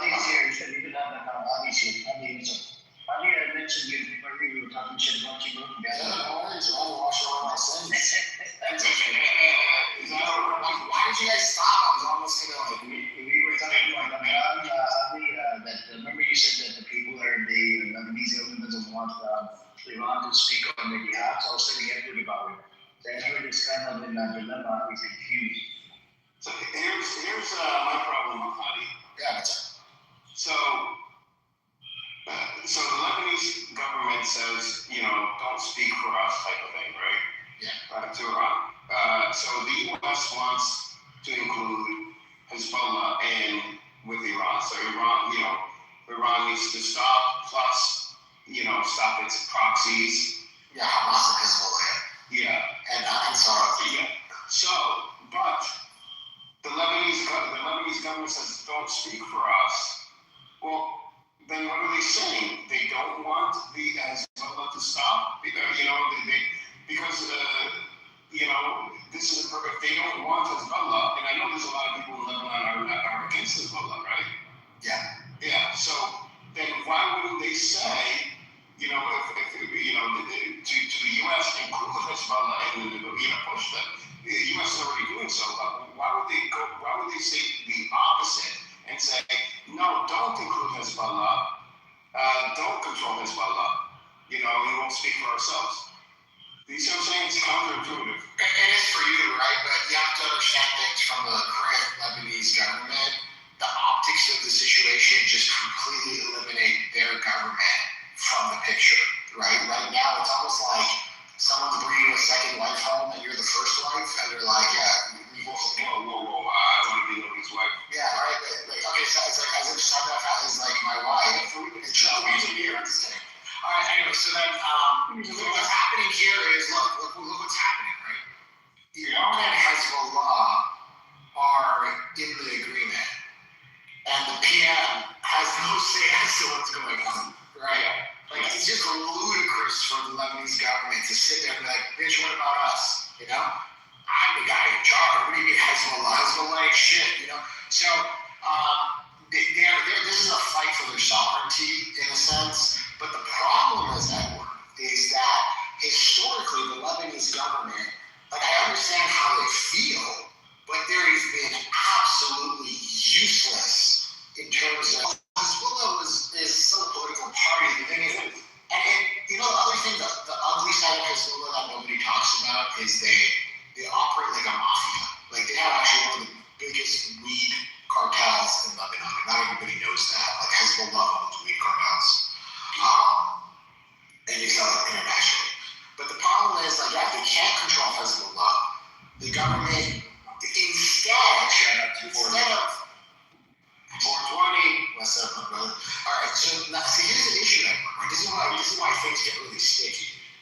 The problem is, rather than the government trying to control and cooperate with Hezbollah, right? They want to normalize relations with Israel instead. Okay, now here's the big problem. Lebanese government wants sovereignty over their nation. They want to be able to preside over their country. Great. You cannot normalize relations with Israel unless you can control Hezbollah. Trump understands Hezbollah as the threat, and they're throwing them all together with Iran's proxies. Right. So Lebanon's government is being a fool here, right? Because you don't get the right to say, oh, fuck them and fuck that, when you can't control Hezbollah under your state. They're literally saying, okay, don't control them by saying what they're saying. Because, they would have been under control under an Iranian, U.S.-Iranian agreement, with the Iranian proxies. I mean, because the U.S. would have demanded this. And now they're saying, the Lebanon is saying, well, no, we speak for ourselves, and we know we don't have control of Hezbollah, but yet we're not, don't even include them, even though we want control of Hezbollah, and this is the way to get out of it. Yeah, because we have no military ability. So we can't do that. We can't control Hezbollah. We have no ability to police Hezbollah or control them. But we have the ability to negotiate with Israel and normalize relations with Israel. While Israel is fucking us in the ass, we want to be friends with them. All to save face in front of the world that, it wasn't Hezbollah the negotiating team, it was us. But again, you clearly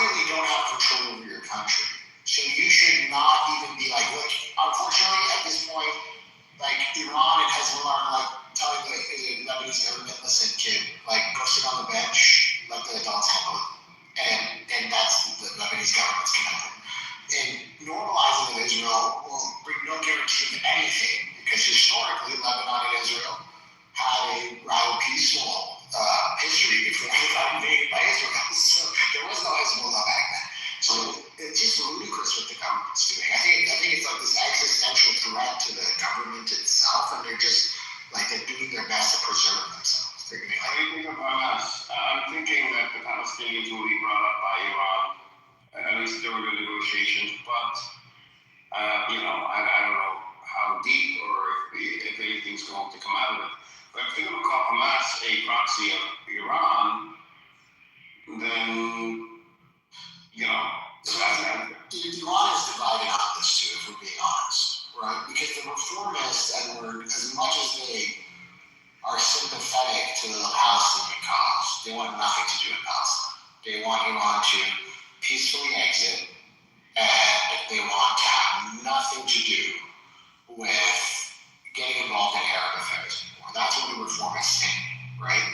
The hardliners, the Revolutionary Guard, the old school Khomeini fanatics, which are currently running the war, by the way. The reformists don't have much to say about it because once you get Khomeini, you gave them open reins to the whole thing. They're not going to let go of the Palestinian cause as long as they have power. But my question is, though, Hamas is not really a proxy of Iran to begin with. Yeah. So what is there to talk about? That's the question. What is there to talk about? And that's why I'm wondering, would there be something that comes out of this in a roundabout way that would change things on the ground for Palestinians? I don't know.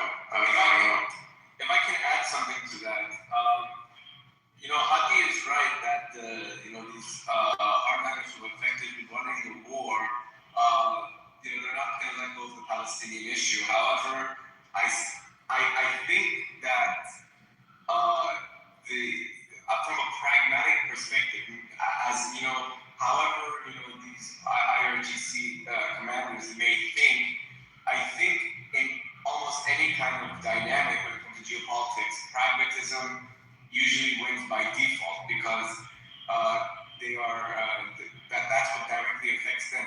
I don't think they're ever I agree with Hadi. I don't think they're ever really going to let go of the Palestinian cause, but I think now as a result of the war, it's not going to be as prioritized as it was before the war. I think after them, fully understanding the cost of resistance, the cost I think is now starting to outweigh the benefits, and therefore they're not going to prioritize the Palestinian cause as a whole.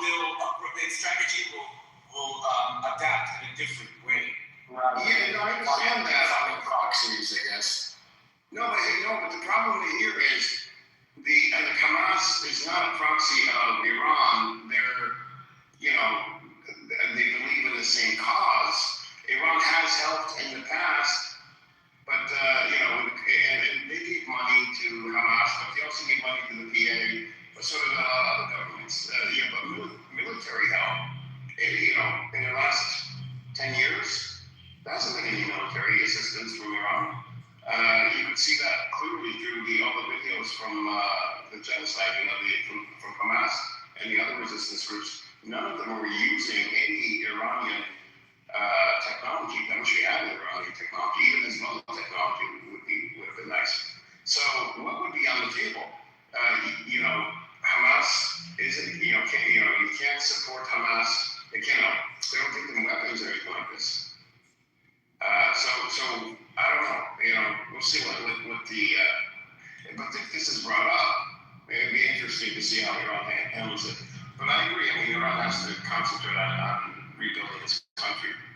I wouldn't be surprised if, let's say, as some sort of victory for Iran, that they got sanctions relief, right?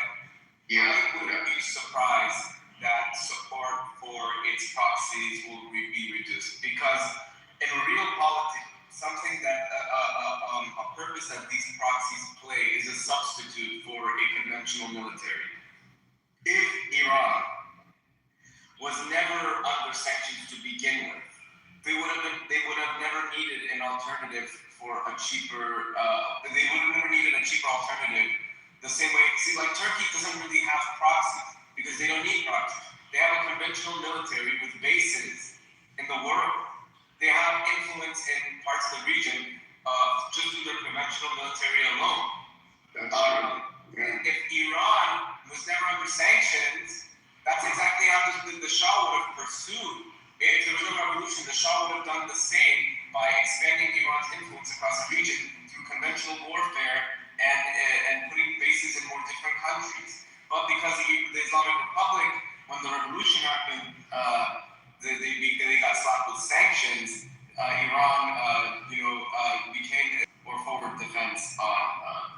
I agree with you, but the best, just speaking from the Palestinian perspective, the best solution right now for Palestinians is an Iran with having all sanctions lifted off it.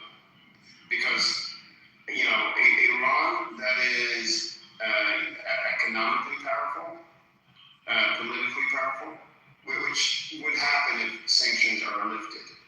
Iran accepted in the sphere of world politics or geopolitics, and at the same time being a vocal voice for the Palestinian people would be a major advantage for the Palestinians. So that's actually a really good point, and I think part of the reason why the JCPOA was discarded, or at least why some people criticize it, is like, it gives the regime more money to fund its proxies, but ironically, the regime funds its proxies much more when they don't have sanctions relief. So, Hezbollah is a direct proxy, and the Houthis are too. To a point, I think Houthis are proxy-ish, but more partners. They're hard to control. But Hezbollah definitely is a proxy. And Hezbollah, is directly reacting to Israeli actions. When it comes to the Palestinian resistance, whether we fight Israel or not doesn't really impact Iran. Or I should say, if Israel attacks the Palestinians, it doesn't really affect Iran militarily, but attacking Hezbollah does. Which is why Iran shifted to proxy warfare in the first place. Yeah. And it's a good strategy. It works, but it works until it doesn't work. It works until it doesn't work. Yeah. It works until it doesn't. October. Hezbollah didn't come in October 7th. I think it was like a few days later. Hezbollah 2024, I think, the year after. No, I don't think it was. It was after Israel went in, so. You're saying the October 7th and it happened because Iran backed it? No. I'm saying that proxy warfare is a strategy that can work, but only temporarily. And October 7th proved that that's not a reliable strategy. But you're not getting the point. The question is, do you believe Iran was the answer for October? I don't. Because that was the mainstream media narrative. So I think I know, but but how are you making that argument? But how are you making that argument until it doesn't? Because of October, it doesn't make sense. So no. Let me explain. Iran supported Hamas, right? Which long time ago. If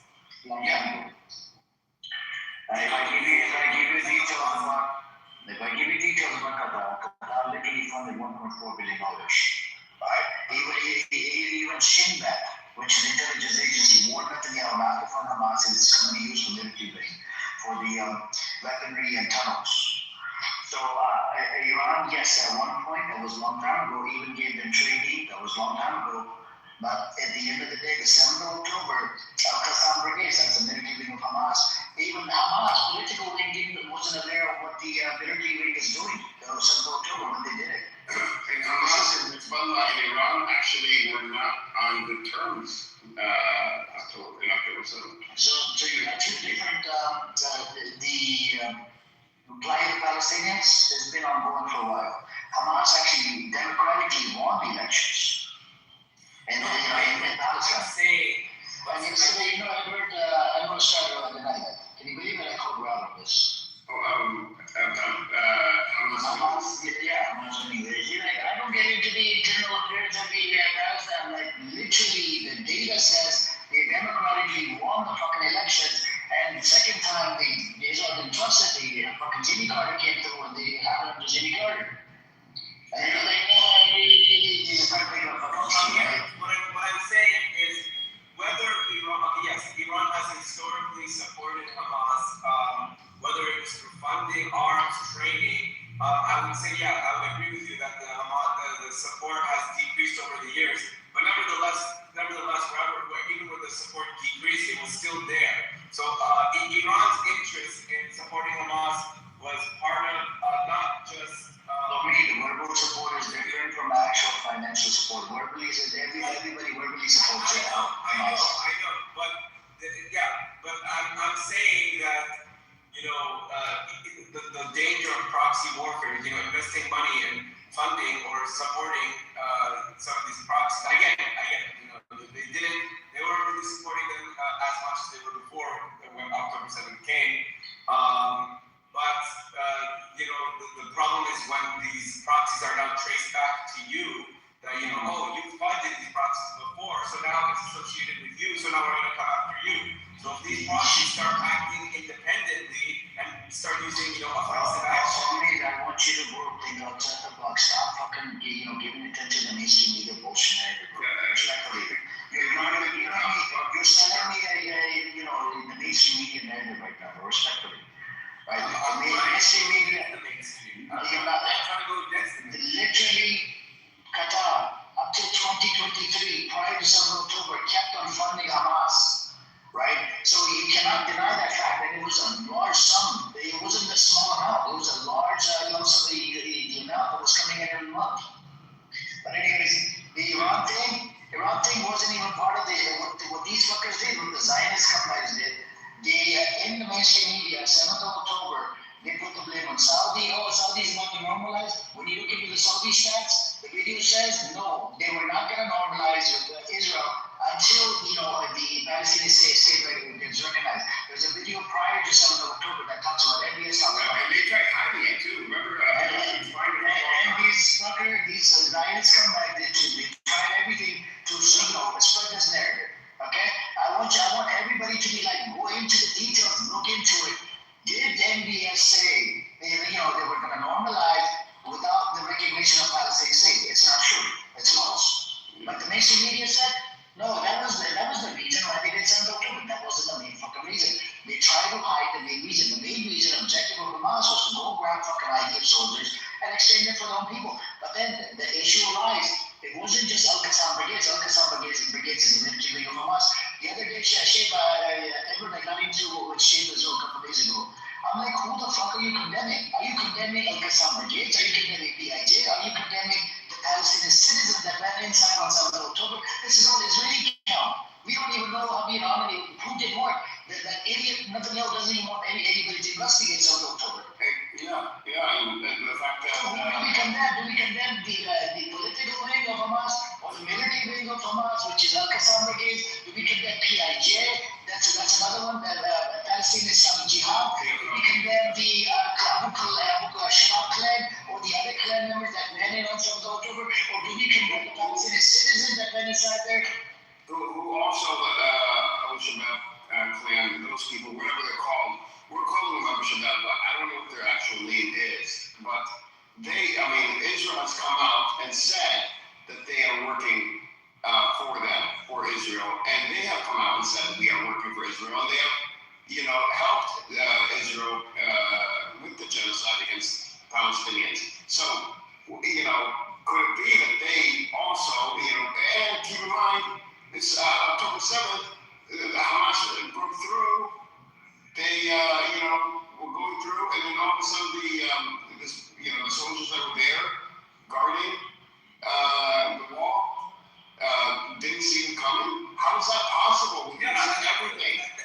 No, what's crazy, and this gets something that, even within Zionist circles, I have heard, them questioning why the fuck did it take the IDF, 10 hours to respond to the threat for a country like Israel that's always fucking paranoid even at the airport. Like I've been to the Ben Gurion airport, and I just had a pamphlet. I had a pamphlet that had Farsi writing on it, and I was questioned for like 45 minutes just because of this writing. And the writing was literally an ad for a fucking doctor's clinic.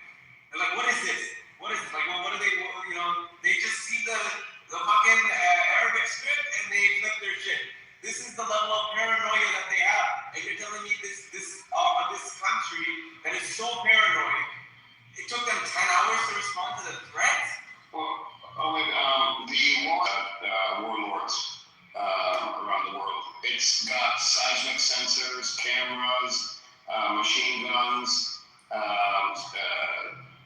high resolution cameras that have like, I don't know if it's not AI, but they follow it. The camera is able to follow people, identify people. It's hooked up to computer systems. So you can't do anything in Gaza outside, and you cannot assemble a whole force of thousands of Hamas resistance fighters that are about to, breach the wall without multiple alarms going off.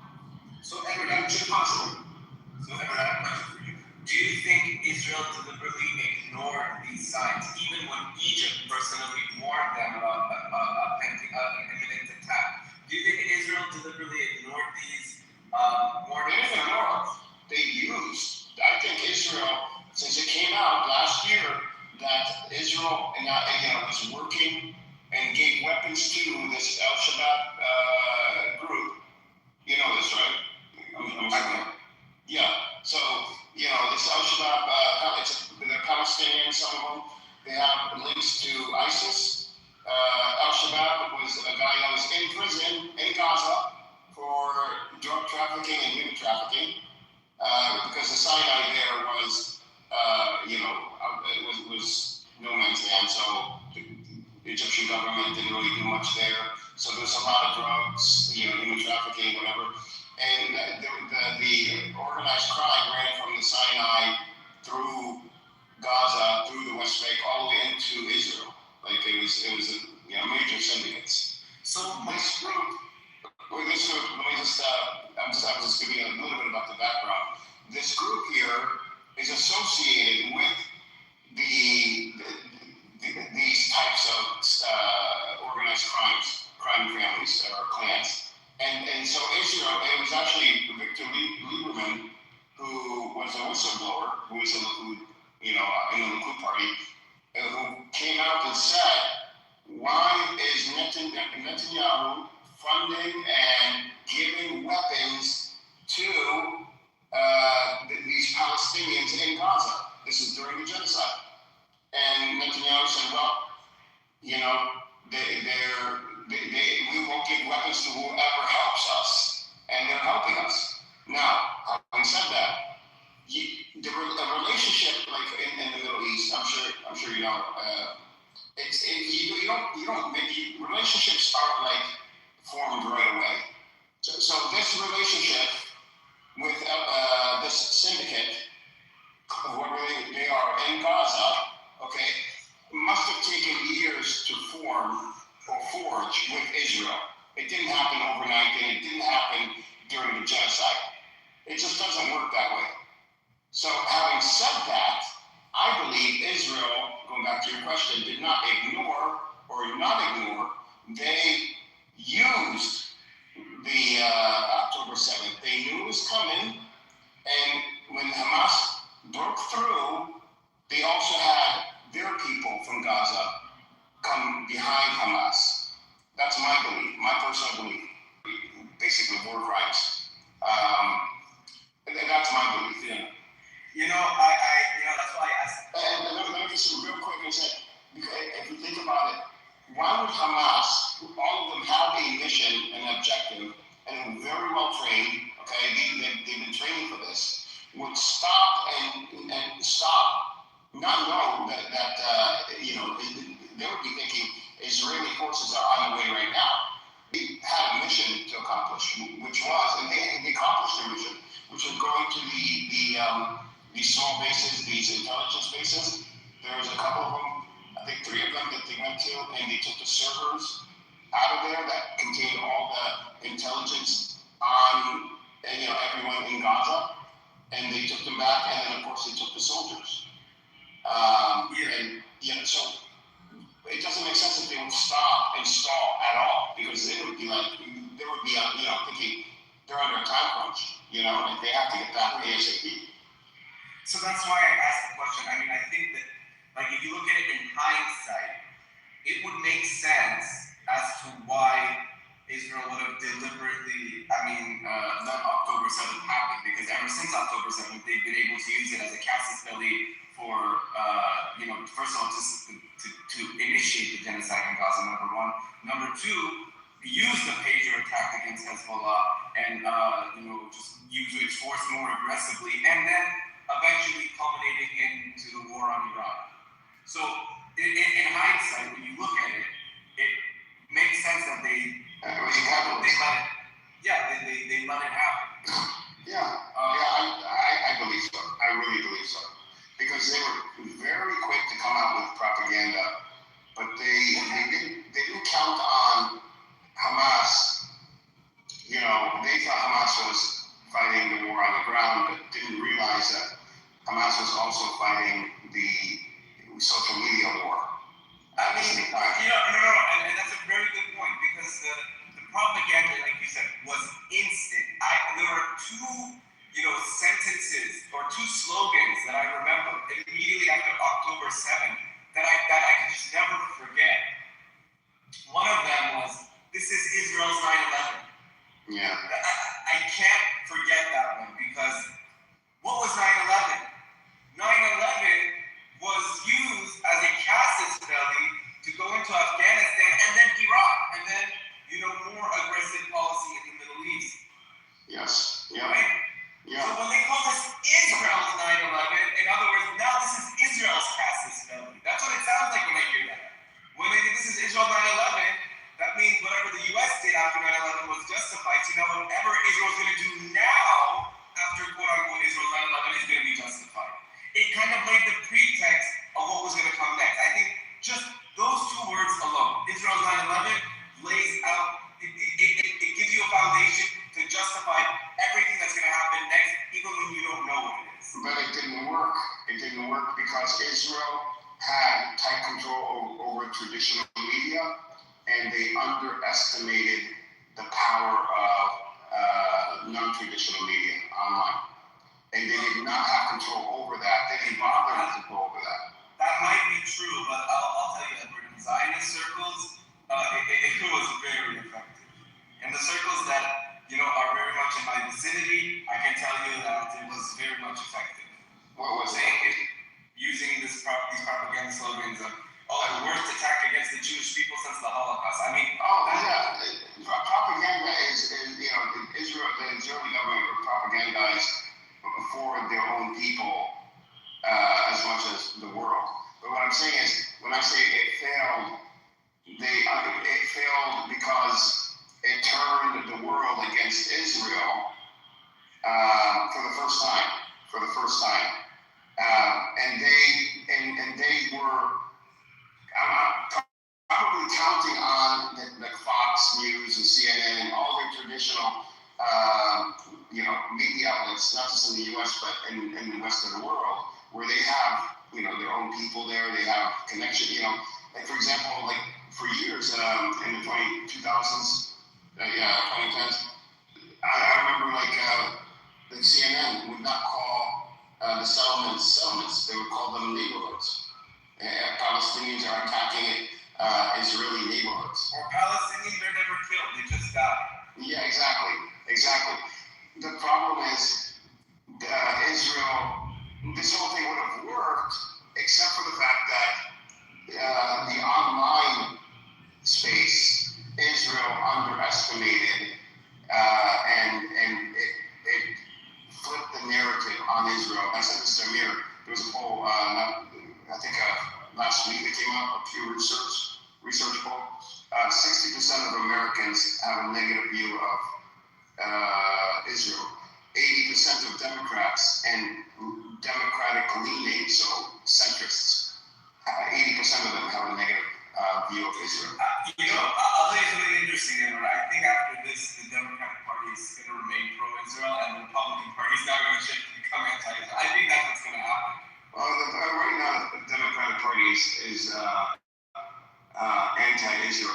80% of people are anti-Israel. I mean, there's going to be Zionists on both sides, but how powerful are they going to be? I think the pendulum is going to swing the other direction in the next presidential election, and because of Trump and his antics, not just Israel, but with Greenland and Canada and the tariffs and gas prices and the war with Iran and everything. But Israel messed that up, and then they go and slowly escalate with Iran, bombing the embassy, for example. They knew there would be a reaction from Iran. They knew there would be. They never thought it would be. They never thought it would be an actual sophisticated reaction. Right. Well, to be fair, Iran under Ali Khamenei, showed a lot more restraint in its responses to these aggressive actions. And it's actually because it's believed by many in the IRGC that because of Ali Khamenei's restraint, like when General Soleimani was killed, and when the bombing of Fordo happened, it's actually because of this restraint, IRGC officials believe that Khamenei was too soft and invited war by not using enough force at the beginning. Yeah, Israel truly believed, and I remember after the 12-day war reading about this, analysts, articles where they were talking to the IDF or whoever, people in Israel, truly believed that Iran was a paper tiger. Iran was just like Iraq. That's what they believed. They also believed, taking down Khamenei would take down the entire country because it's a paper tiger. Yeah, they greatly underestimated. Big time. That's normal because Israel, even with the Palestinians, Israel doesn't understand the Palestinians at all, even to this day. Essentially, they believe. The ideology of Netanyahu, or even the state of Israel as a whole, is that might makes right. Because they have the most advanced military in the region, if not the most advanced intelligence. Like, I think Mossad's intelligence is probably even more advanced than the CIA. How else are they able to get, these assassinations within, and penetrate Iran's system and spy on the U.S. as well, with, all of these crazy systems. So they believe because they have these assets at their disposal, they have no reason to do diplomacy or compromise on any of their maximalist goals. Because we have these two big assets, the biggest military, most advanced military in the world, the U.S. on your side, you have Mossad, then you could just, destroy everybody. I think that's where their mind is at. They think they can just destroy everybody and achieve their maximalist goals. And I think it's that very thinking that will eventually lead to the downfall. I agree, and just Hamas. They couldn't even take down Hamas or the resistance. How many? Well over 100 tanks and hundreds were severely damaged, and over 100 completely destroyed. Hundreds, if not thousands, of other vehicles damaged and destroyed. In Gaza, they couldn't even uproot Hamas, but yet you're going to take down Iran? What are you, crazy? They couldn't even do Hezbollah. They couldn't even do Hezbollah. Hezbollah in the last, during a 40-day war, within a month, took down 120 tanks. That's just the tanks. Outright. I have a prediction. Whatever the future looks like, hindsight is not gonna be kind to Israel at all. I'm hoping that Palestinians, Iran gets sanctions lifted, against now their economy, and at the same time, I hope Palestinians. There's something that where we at least get an acknowledgement of having a territory. I wouldn't be happy with just a territory. Not even calling it a state. I don't think that's even important anymore. Because economic power is more important than military might. I agree. That's where it Do is. you think a state solution is going to be in the near future? No, I think loosening. And I can't say this is. I don't have high hopes for this, but not low hopes either. I think. No, I didn't say state. I said not a state. I said a territory. Okay. I said not a state. Opinion of having a state or territory. Well, a territory. I'm saying like where Israel. Kind of like the Indian reservations on the U.S. Something similar. Basically, already annexed, so it's an open air prison. You're just talking about removing the open air concept, but it's still annexed. That's what territory is. It's just annexed. Yeah, I don't mean territory in, I guess, the literal sense. But and not in the legal sense either. I mean where Israel loosens its grip. Checkpoints are reduced. They leave Gaza. All you're talking about is taking away the jail, keeping the same annexation there. No, I'm not saying it's a permanent solution. What I'm saying is enough to where Palestinians can grow their economy because of where Palestine sits. Yeah, but that's never going to happen if it's under someone else's control. That's what I'm saying. If we're able, if they will, reduce, not eliminate, just reduce the restrictions to the point where, Palestinians can grow their economy, and that being the. When you say grow depends on having their own self-government, right? They can't really run a self-government right now. It's not possible. So how are they going to grow? Yeah, not with the PA. That's true. There would have to be reforms. However, Edward, I've heard many different things from Palestinians. I think I've heard more Palestinians in support of a binational one state than just a small territory. I'm not supporting a small territory. I'm saying we have to start somewhere, and it's like opening the door. It doesn't matter. This is a rip the Band-Aid off. Like, there's no one that's trying to keep the Band-Aid on. The Band-Aid's already there. So, like, I would say either it goes, all hell breaks out, or, I don't know if a two-state solution is anywhere in the future because of what's going on. I don't think Israelis will ever allow it. I don't think the Palestinians want anything less than that. No, they wouldn't. I'm not saying that this is a position I'm saying this would be more of a stepping stone if we can are able to grow an economy and also build a government that gives us more credibility with the world to also then push for more until we get to a point where we do have a state. But I think we have to start somewhere. Or we could do it the other way too. The other way is still just as valid, like rip the Band-Aid off. Hey, can I answer your question? Go ahead, I'll go after you. Sorry, just one more thing before I go. I have a prediction about this. I think, just as a rule of thumb, I think the more Israel tries to avoid a two-state solution, reality. I think the one-state reality already exists with, what does that mean? I'll tell you.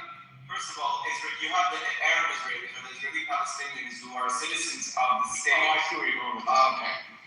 Okay, that's already one aspect of the one-state reality. Then the other aspect is that you have those same Arabs. They're the same people essentially, but they just live in a different part of the region, which is in Gaza. They talk about this. They say that everything becomes Israel, and then the segmentation inside. But then the problem is they're going to get voting rights and all sorts of other rights established. But I think that's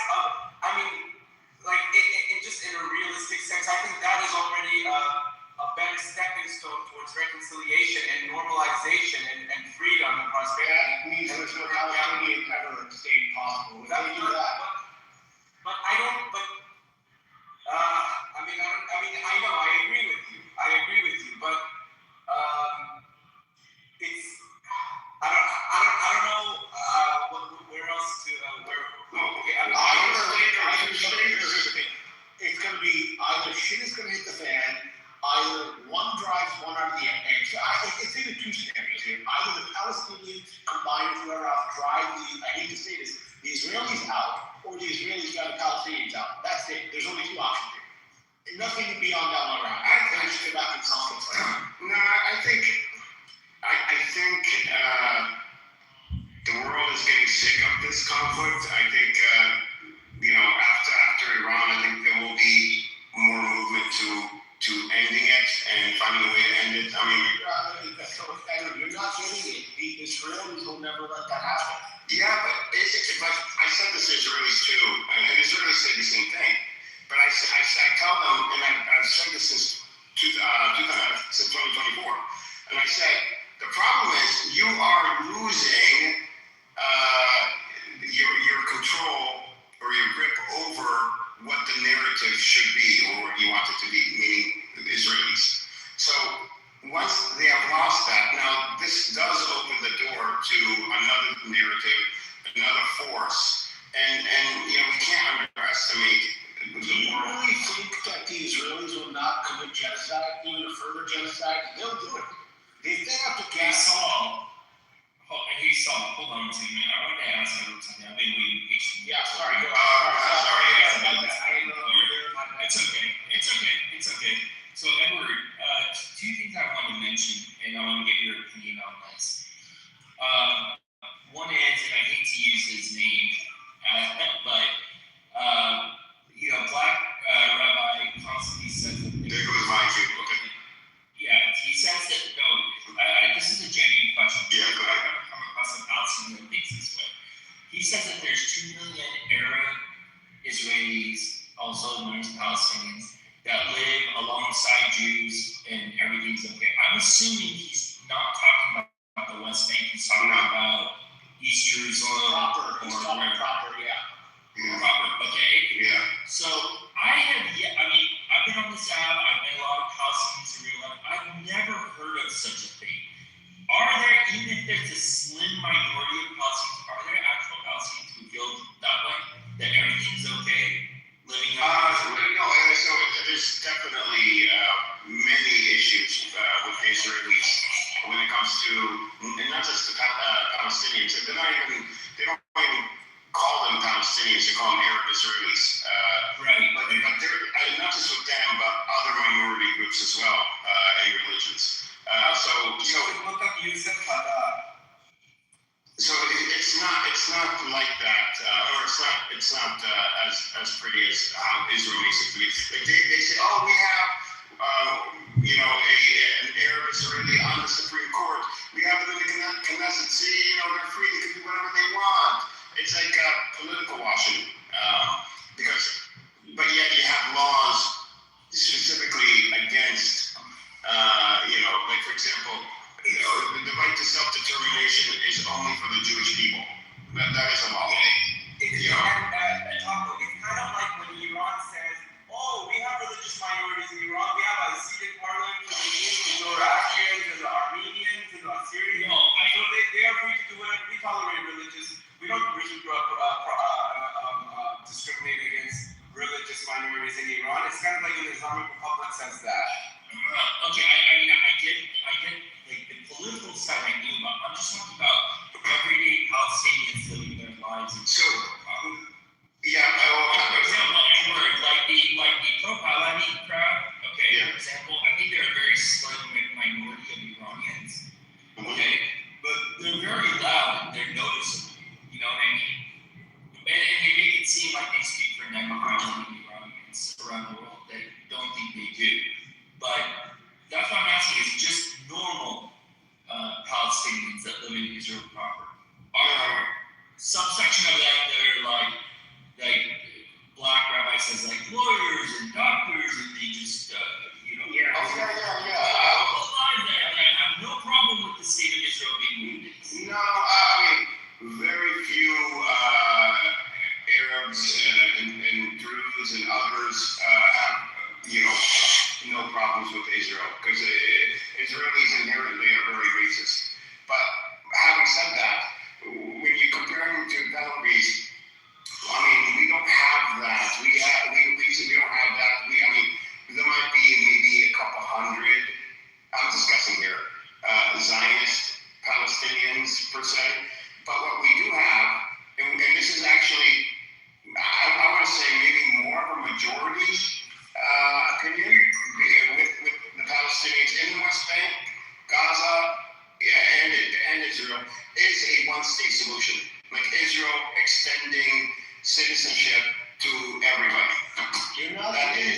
You know why they're not going to do that? They outright the number. No, I know. Because their voting rights will automatically give them more authority. They're never going to do that. I actually talked to someone about this before. Saul, are you Palestinian?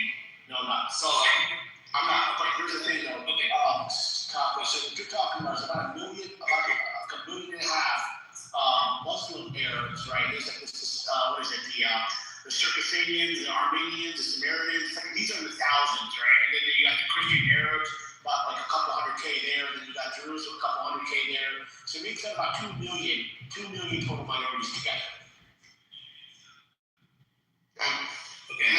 So, Edward, the second question I was going to ask you, I've been dying to ask you this, okay? The second question I was going to ask you is, in the one state sort of, okay, let me back up. Okay, so we were discussing how Israel's losing support in America, okay? I actually looked up on ChatGPT the how many laws have ever been passed that basically block sale of arms or assistance to Israel, okay? Since 2024, September 2024, there's been 8 direct ones that were in the Senate, not in the House. And then the last one was the House War Powers Resolution, which is an indirect one, but would also affect Israel, okay? So ignoring that one, the other 8 ones that I'm talking about block transfer of tank ammunition to Israel, block 735 million precision-guided weapons to Israel, attempt to block $735 million bomb sales during Gaza conflict, block sale of military bulldozers to Israel, block sale of 12,000 bombs to Israel, block sale of assault rifles to Israel, block bomb sales to Israel, block 8.8 billion in weapon sales to Israel, okay? Of those, I'm looking at, and these are all just in the Senate, okay? The yes-nos for the Democrats are roughly 2/3, in some cases either 2/3 yes, 1/3 no, or in some cases about 1/3 yes, 2/3 no, okay? On the Republican side, okay, there has been only 2 people who have voted yes to blocking sales amongst all 8 of these bills, versus about roughly 200 yes votes on the Democratic side. Yeah, but Taco, did you pay more money to Israel in arms under presidency? That's what I know. That argument, I'm not making a presidential argument. I'm only making a Senate argument here, okay? Please don't mix my argument up.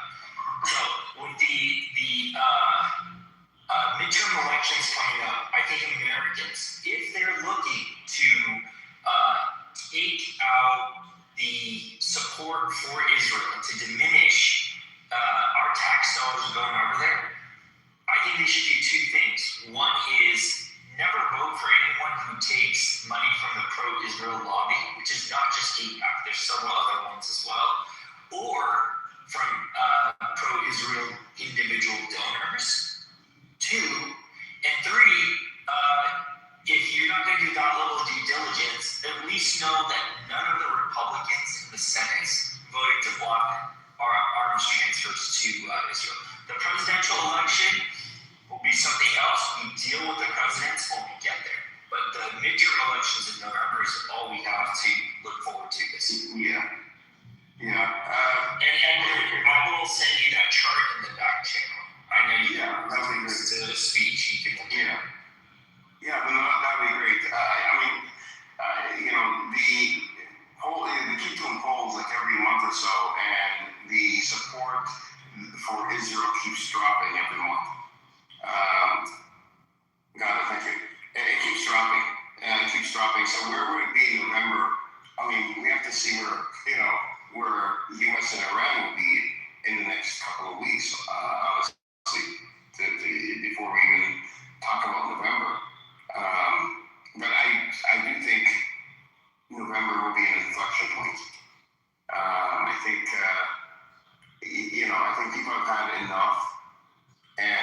it's hitting them directly.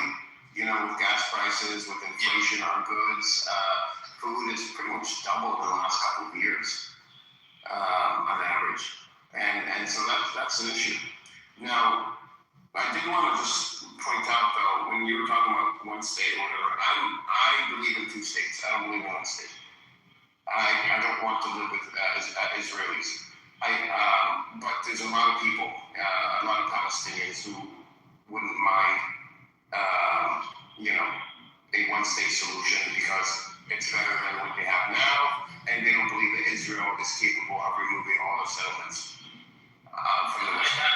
Not just that, but if there is a two-state solution, who's going to determine those borders? I mean, the whole thing about I think Palestinians not agreeing to the United Nations drawing of the borders is that they felt that they were a majority getting a minority of the land.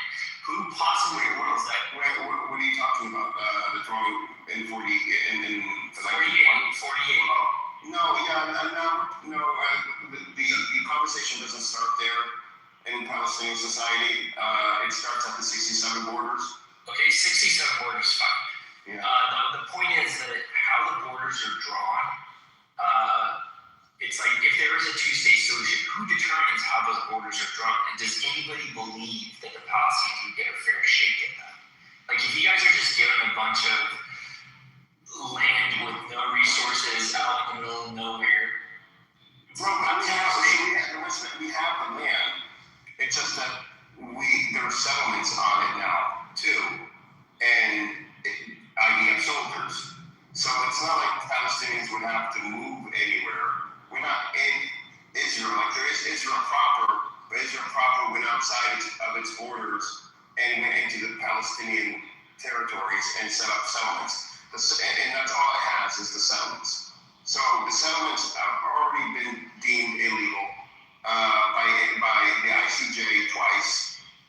Virtually every nation on the planet, including the U.S., deemed the settlements illegal. Maybe even Israel itself deems the settlements illegal. I'm not sure what the Supreme Court says about that. So when you talk about a two-state solution, what you're talking about is just taking over the West Bank, entirely, get rid of these settlements, and maybe draw a line coming down and connecting Gaza and is it called the Negev Desert or something? No, it wouldn't be Negev. That would be Israel. It would be the West Bank, East Jerusalem. Would it be a discontinuous country? Well, Gaza, what they agreed upon, and this would be a starting point, would be, first off, the UN has already said, and many nations have said, that a Palestinian state must be a contiguous Palestinian state. Mm-hmm. They use the word contiguous. So Gaza would have to be connected by, probably a highway and rail system that connects Gaza to the West Bank. Mm-hmm. But so like I said, people are in favor of a one-state solution. Me, I'm in favor of a two-state solution because I believe if it was one state, then because Israel is already established and Israeli companies are already established, they would take over or dominate the trade and logistics sector. Where, like for example, Gaza. I could show there was a report written in last year by Palestinians, Jordanians, and Israelis. So it was basically an Israeli report that outlined, the construction, the reconstruction of Gaza. And then what was interesting is it also outlined post-Gaza. And what post-Gaza looks like to the Israelis is Jericho being a logistics hub, and then Gaza being used to transfer goods from the West Bank, from Gaza to Egypt, and vice versa, with Jericho being the logistics hub. But everything would go through Israel, and Israel would have control over that whole trade network. And this report really shows you exactly what Israel's objectives are. I don't, like when I think about Israel conceding to giving Palestinians their own country, their own sovereignty, I think back to the criticism that today they're giving to, in their point of view, not from my point of view, but to Ariel Sharon when he pulled out the settlements out of Gaza. He's like, what did we get? Did we get peace? So we didn't get peace. I see those voices being very loud. Yeah. So what I mean is, and then, like, I always thought, just from my outsider perspective, that I think the only way to do it would have to be a clear division, like North Korea, South Korea, with like a demilitarized zone in between. Yeah, a two-state solution. A two-state solution, if it were a two-state solution, I don't, because then if you have East Jerusalem, like it would have to be something where, or maybe, Jerusalem remains neutral between the two countries. East Jerusalem is connected to the West Bank, the whole area. They're trying to divide it by putting settlements in between. Yeah.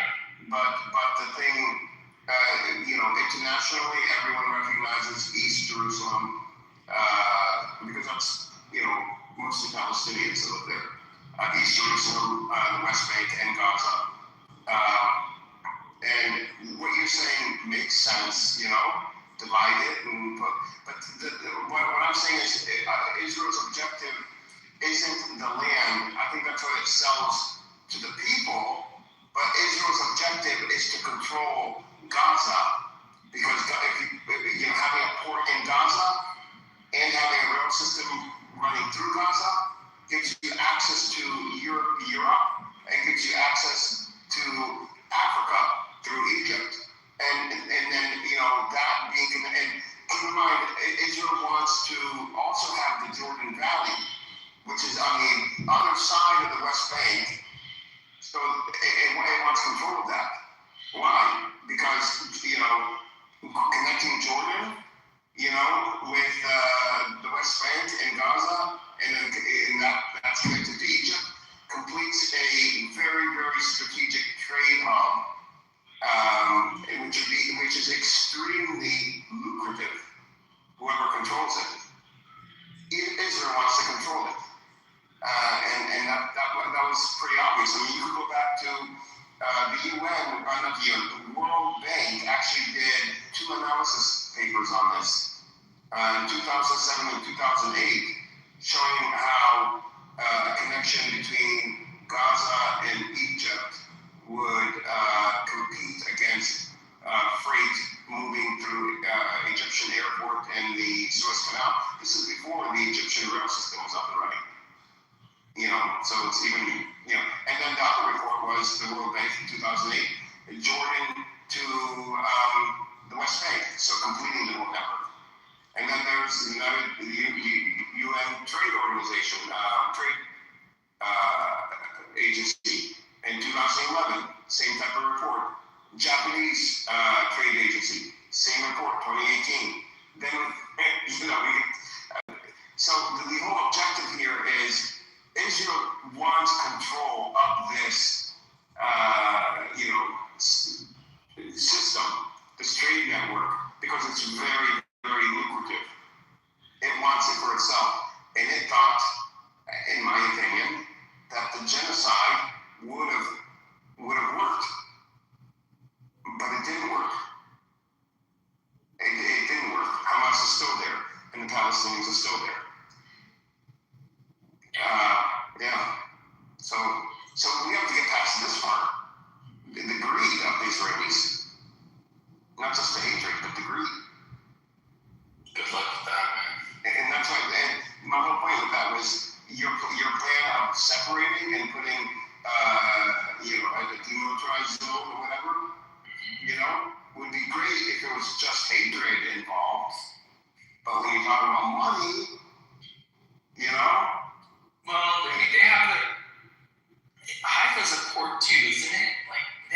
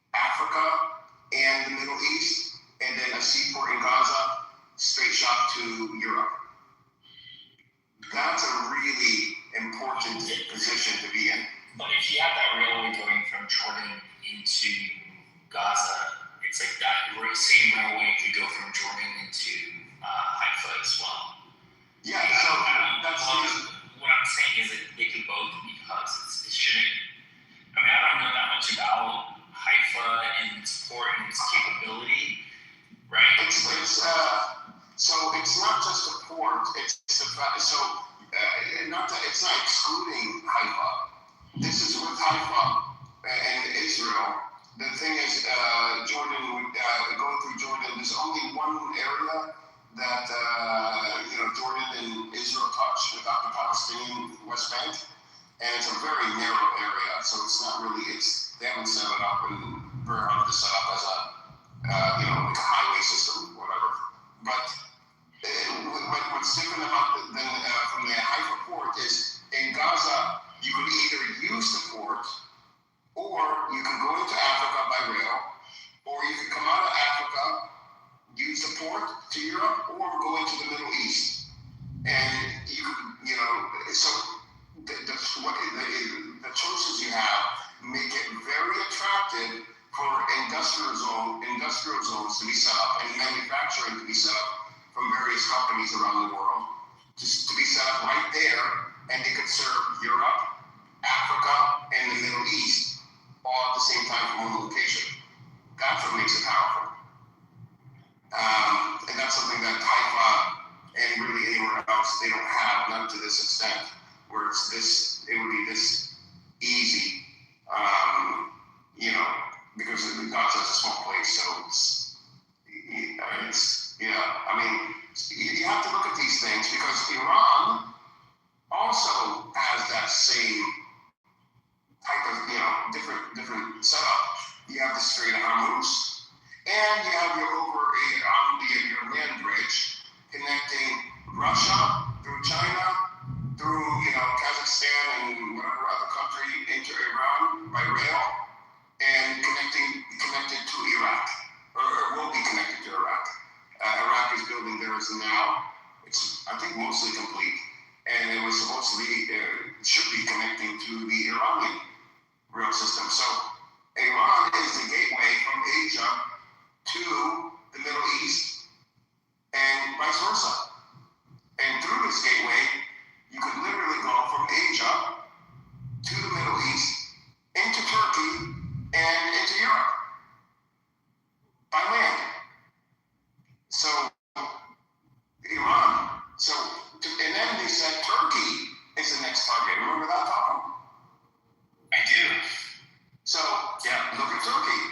Turkey has a brand new city airport. That also I forgot what it serves. I forgot what it serves, but it was very strategic.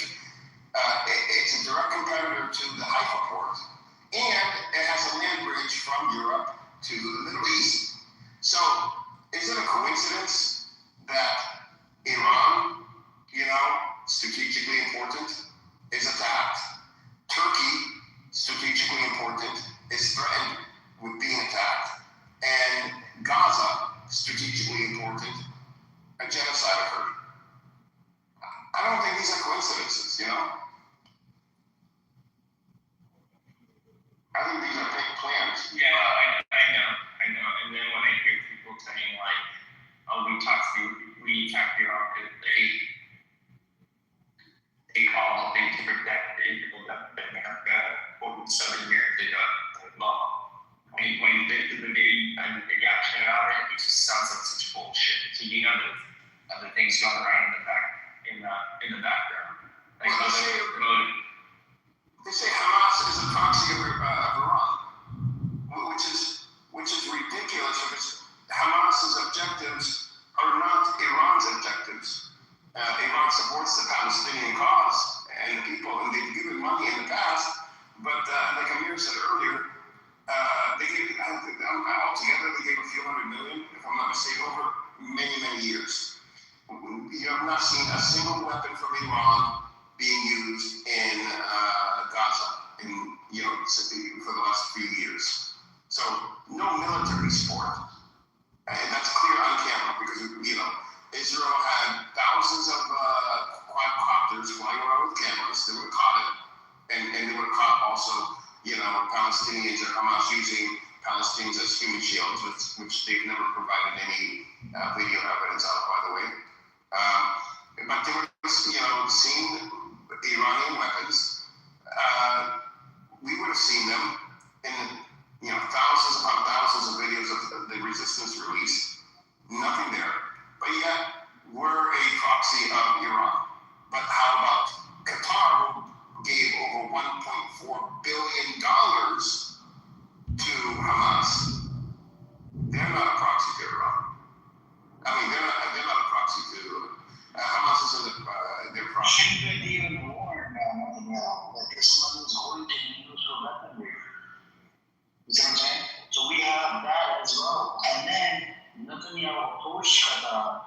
look, this money is not going to be used for weaponry, right? So they got some form of a guarantee from Qatar, and they funded Hamas in cash payments. Not only that, not only that, the money wasn't accounted for. Usually, everything that came into Gaza, everything was accounted for. But you have a lot of these questionable things, and then they give actual cash. Yeah, they put all of this on Iran, that Iran is this, Iran is this. It just doesn't make sense. Hezbollah, yes, comes on TV and says we are funded by this, and we're funded by Iran, and this and that. They're openly saying this, right? Now, the problem is, Edward see the problem is, you had Ismail Haniyeh go to Iran during, after some October. You know what I'm saying? So that kind of, If you look at when he went for the presidential inauguration, which, other people in the region were there for as well. So, he went for that reason. Being associated with Iran is not against any law. Like in Iran, speaking out against injustices anywhere in the world, wherever you want to speak out against, is not against any law. That doesn't make you a proxy. What makes you a proxy is if you see, the Palestinians using Iranian weapons. That would be a big sign. If you see money, therefore, the portray the picture as Zionist terrorist fucking Jews. They portray the picture and tell them these things on mainstream media that, we were definitely there to collect some more money and get some more support from Iran, and that's why we killed them. You know what I'm saying? They didn't have to kill him. Ismail Haniyeh was harmless. He was actually a moderate. Do you know that? He was the president of Palestine, the PA. He was the one that was elected as president. Hey, everybody, right? Yeah, he was a moderate, and he was not part of Al-Qassam or the resistance. He was a political figure. He was in charge of the political and government side of Hamas, not the military. He was a dignitary, and he was a moderate.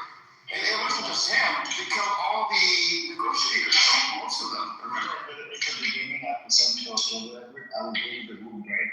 I was confused. I'm like, what is this? You have this thing that's talking about Netanyahu from the Hamas, and then you have this other guy talking about something else, and I was so confused to connect the dots, right? Yeah. And then when I was able to connect all these dots, I was like, I felt really happy, and I was able to teach other people as well how to connect these dots, because everybody was sort of like, you're throwing one thing here, one thing there, and not connecting the dots, and not educating people. People wanted to get that education that, look, this is what happened, this is how you connect the dots. Hamas did this, Hamas was connected to, how we got the funding, how Netanyahu played a role, and Netanyahu did this, and not to mention that he went to the length where you're uploading freaking Gigi files, that movie? That's every in Israel. I put it on my Instagram. Get a copy of it. The U.S. said, this is years ago they said this, in the mid-2010s, by 2014, Hamas and the resistance in general were self-sufficient. They were not getting weaponry from other countries or help from other countries. They said they were self-sufficient. They were making their own weapons. And whatever they couldn't make, they bought from the black market or whatever. But Iran was never bought. Buying weapons from Iran was never. Why would you buy weapons? Well, Iran has sophisticated weapons. Like I said, we would love to have what Hezbollah has. I think the last few years would be completely different if Iran did support us militarily. If we had those weapons, however, it wouldn't make sense for Palestinians to buy guns and bullets and shit, like the generic stuff from Iran, because Iran is too far away. Where would you buy it from? Groups in the Sinai.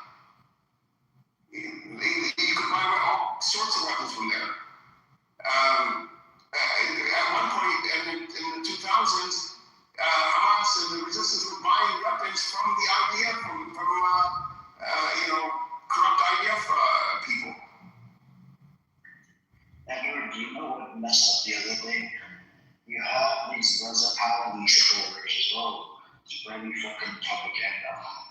It's not working.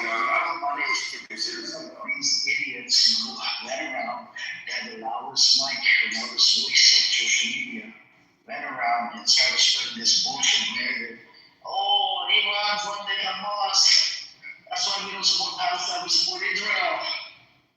If we support Palestine, and directly we're supporting what? We're supporting the Iranian regime. A lot of these motherfuckers are something else.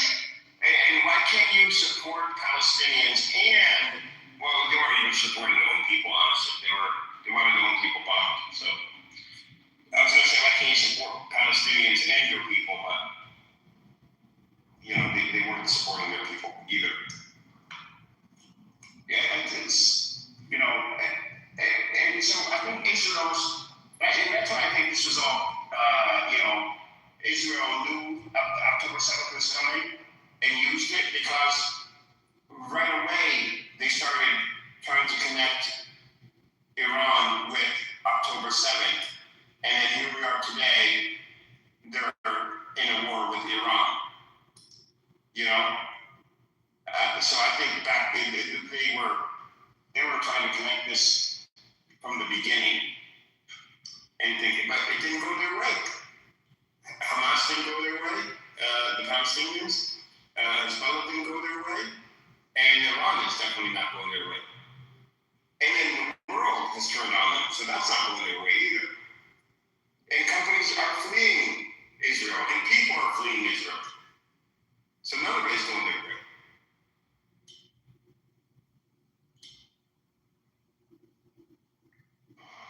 Your thoughts are connected? Yes, his thoughts are connected. Are your thoughts connected?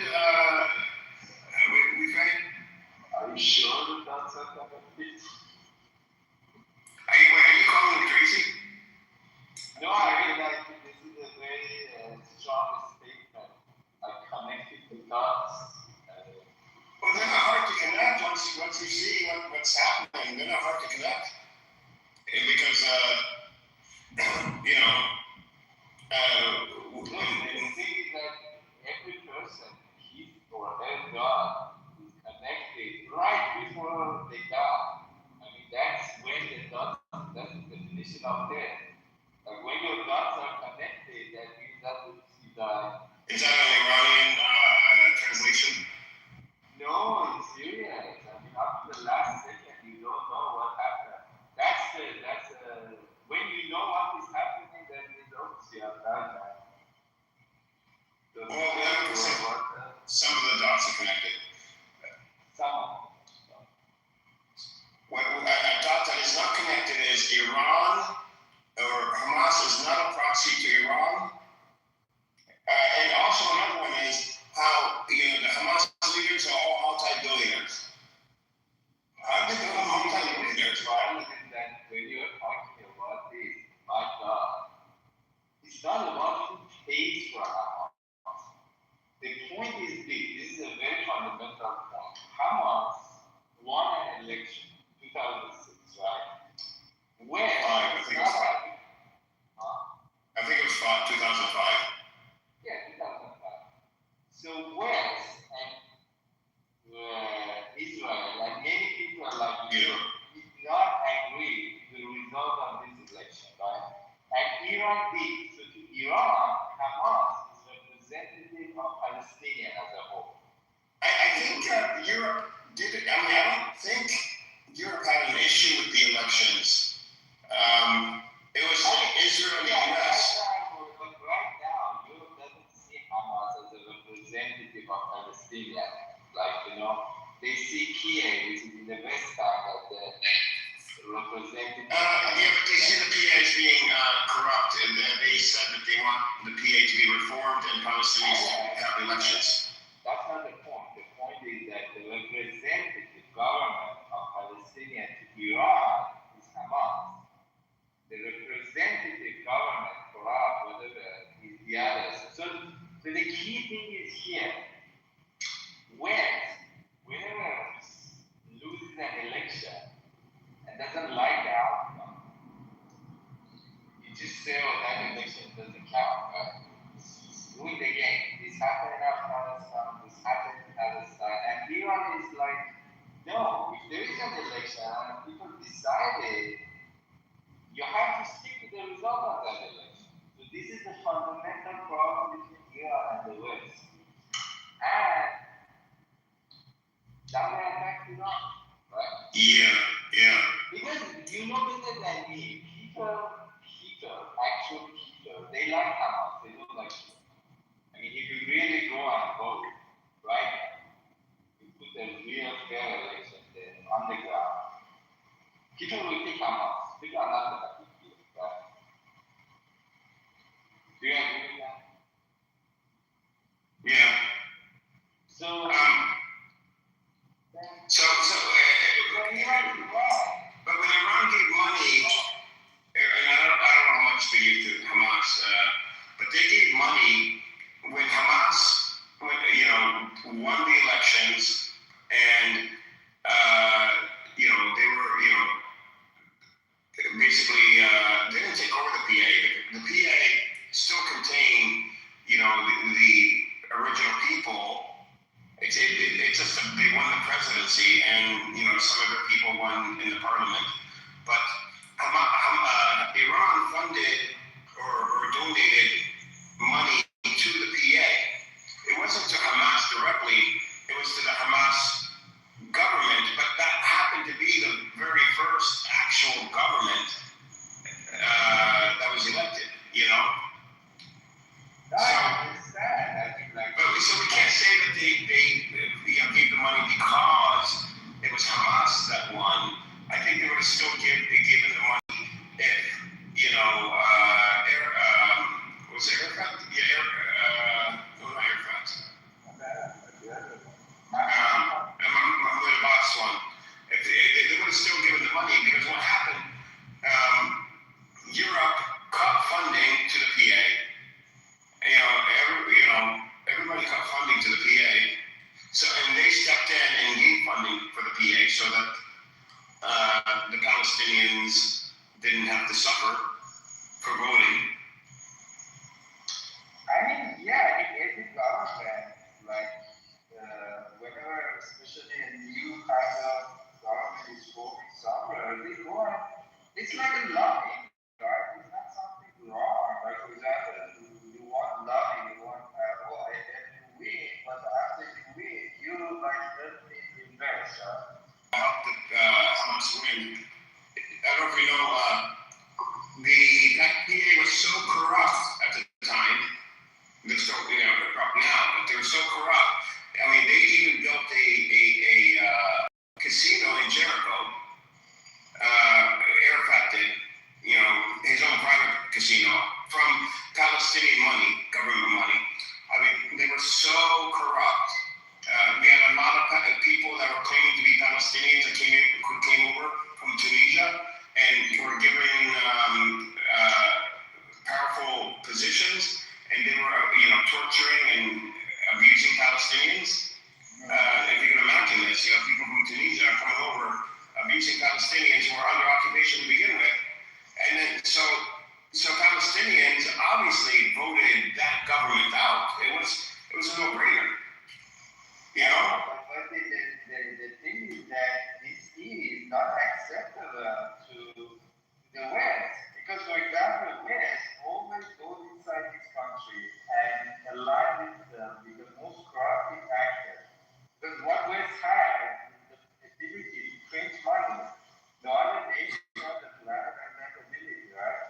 So they always find the most corrupting character and they just align with them. Like in Afghanistan was this Gandhi network and Kazan network, and you saw there was an election, and everyone just won that election because people see it. People are not blind. People see that, oh shit, this government is corrupt. They just making money and they're corrupt.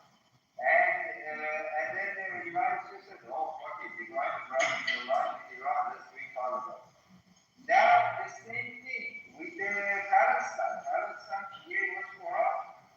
They were just accepting money and they were like, whatever, everybody is good, Palestine is bad. Yeah,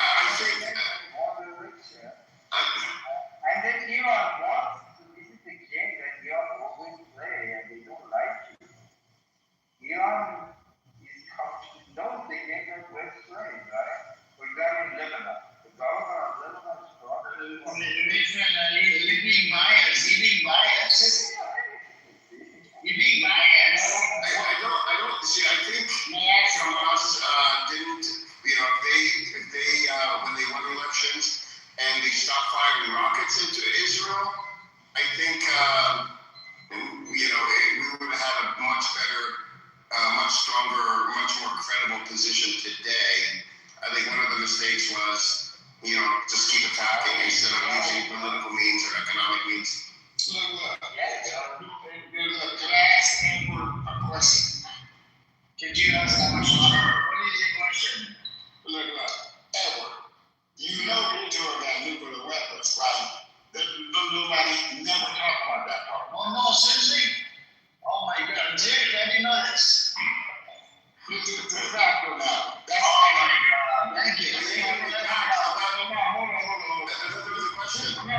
on. This is me talking as a human being paying attention. This is you speaking? Is it you? I was talking to him. Is it an alien or is it a non-alien? This how I know. This how I know. Look, you motherfuckers ain't watched the 300. 300 and what? The movie for show. The movie 300. You got 10 cents on 300? This is what this is. But ain't nobody talking about the fact that Israel got a nuclear weapon in the Middle East. Ain't nobody talking about that. That's true. Nobody talking about that. Why not that here? We don't even know that. It's called technology. Politicians always gonna, if we the people don't get together and think right, they gonna always have control. Did you confirm it? Did you verify that they have it? You know we're not talking about it because No. How about you do it right now? Okay, listen. Google it. We're not talking about the nuclear weapons. Why we talking? No, I'm telling you why we're not talking about the nuclear weapons. It's because the Israeli nuclear weapons, they're expiring. They have an expiration date. They're expiring in 2 months. Groceries is high. Everything is high because of the Middle East. We are trying to not everywhere. Everybody can be everywhere, but it affects everybody. The Israeli nuclear weapons, they're expiring in 2 months. That's why they're going to stop them. That's why Iran wants Iran wants to know. They set up the up, you know?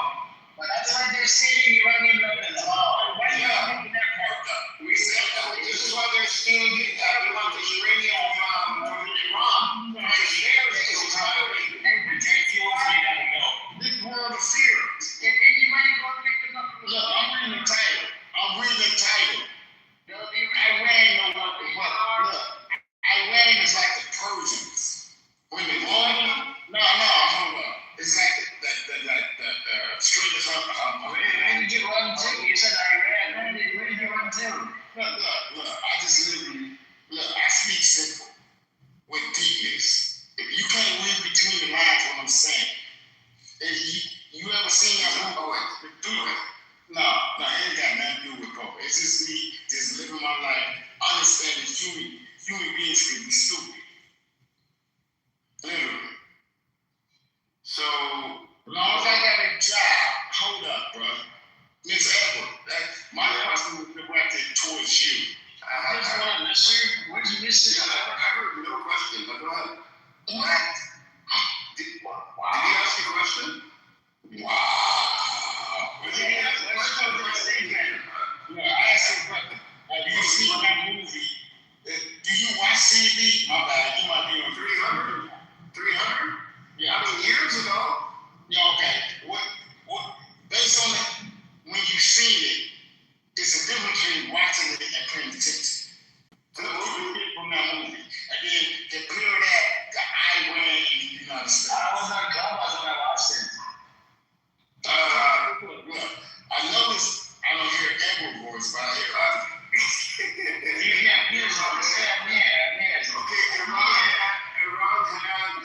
Iran was beaten by 300 soldiers. I mean, first of all, that's not factually correct.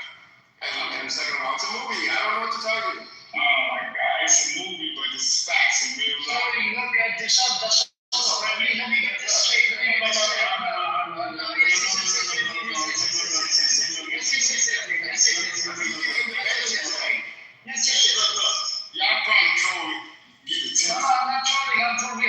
Yeah, are you saying, hear me out. Are you saying, answer the question. Where you from? I'm in Compton right now.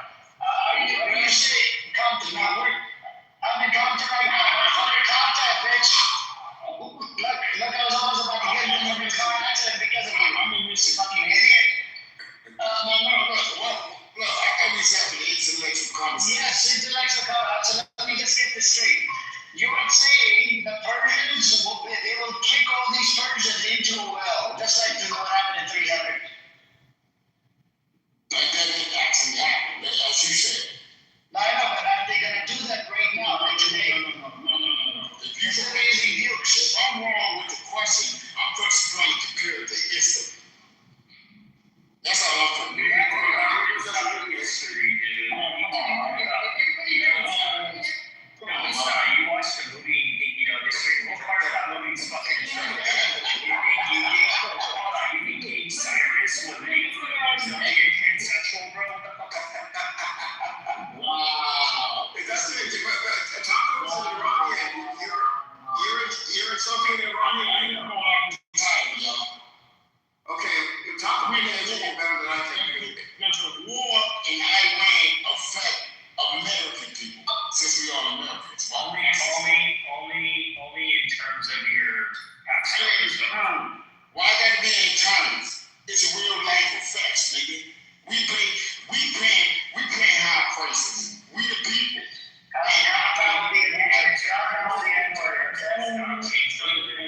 Are you kidding me right now, bro?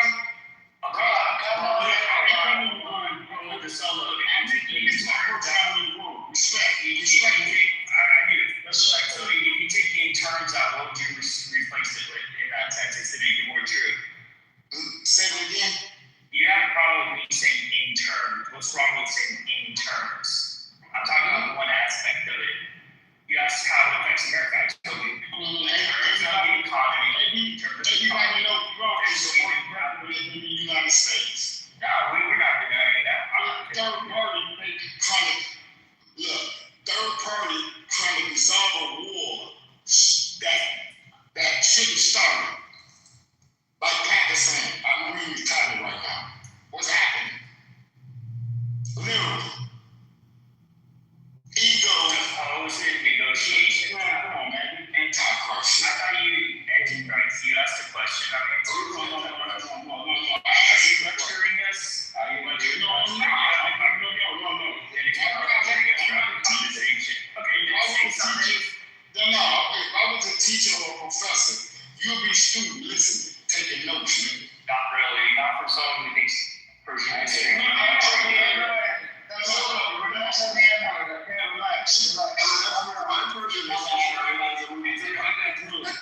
I watched the movie 300 as well. I watched the movie.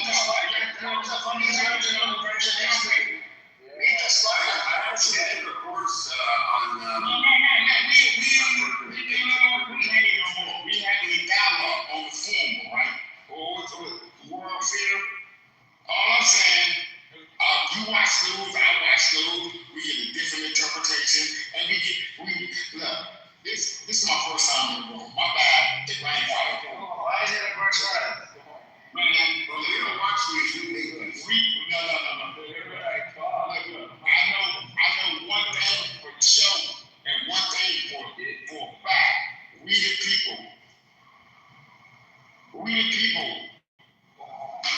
being settled right here with politicians. With politicians is Scotland. Look. What is your point? Hold on. 2 days before Trump got in office, this nigga made $1 billion. 2 days before Trump got in office, we went into crypto and made $1 billion before he got in office. What is your point? What is your point? Everybody. Just rambling. His point is that you let the conversation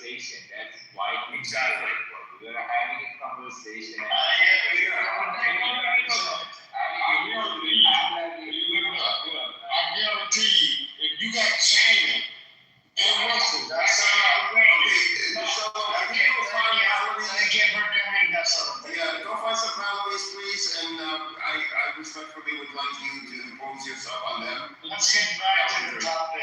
So we were having a conversation about the Hamas thing, Hezbollah thing, and the thing with the thing. And the nuclear weapons expiring. No, the claim.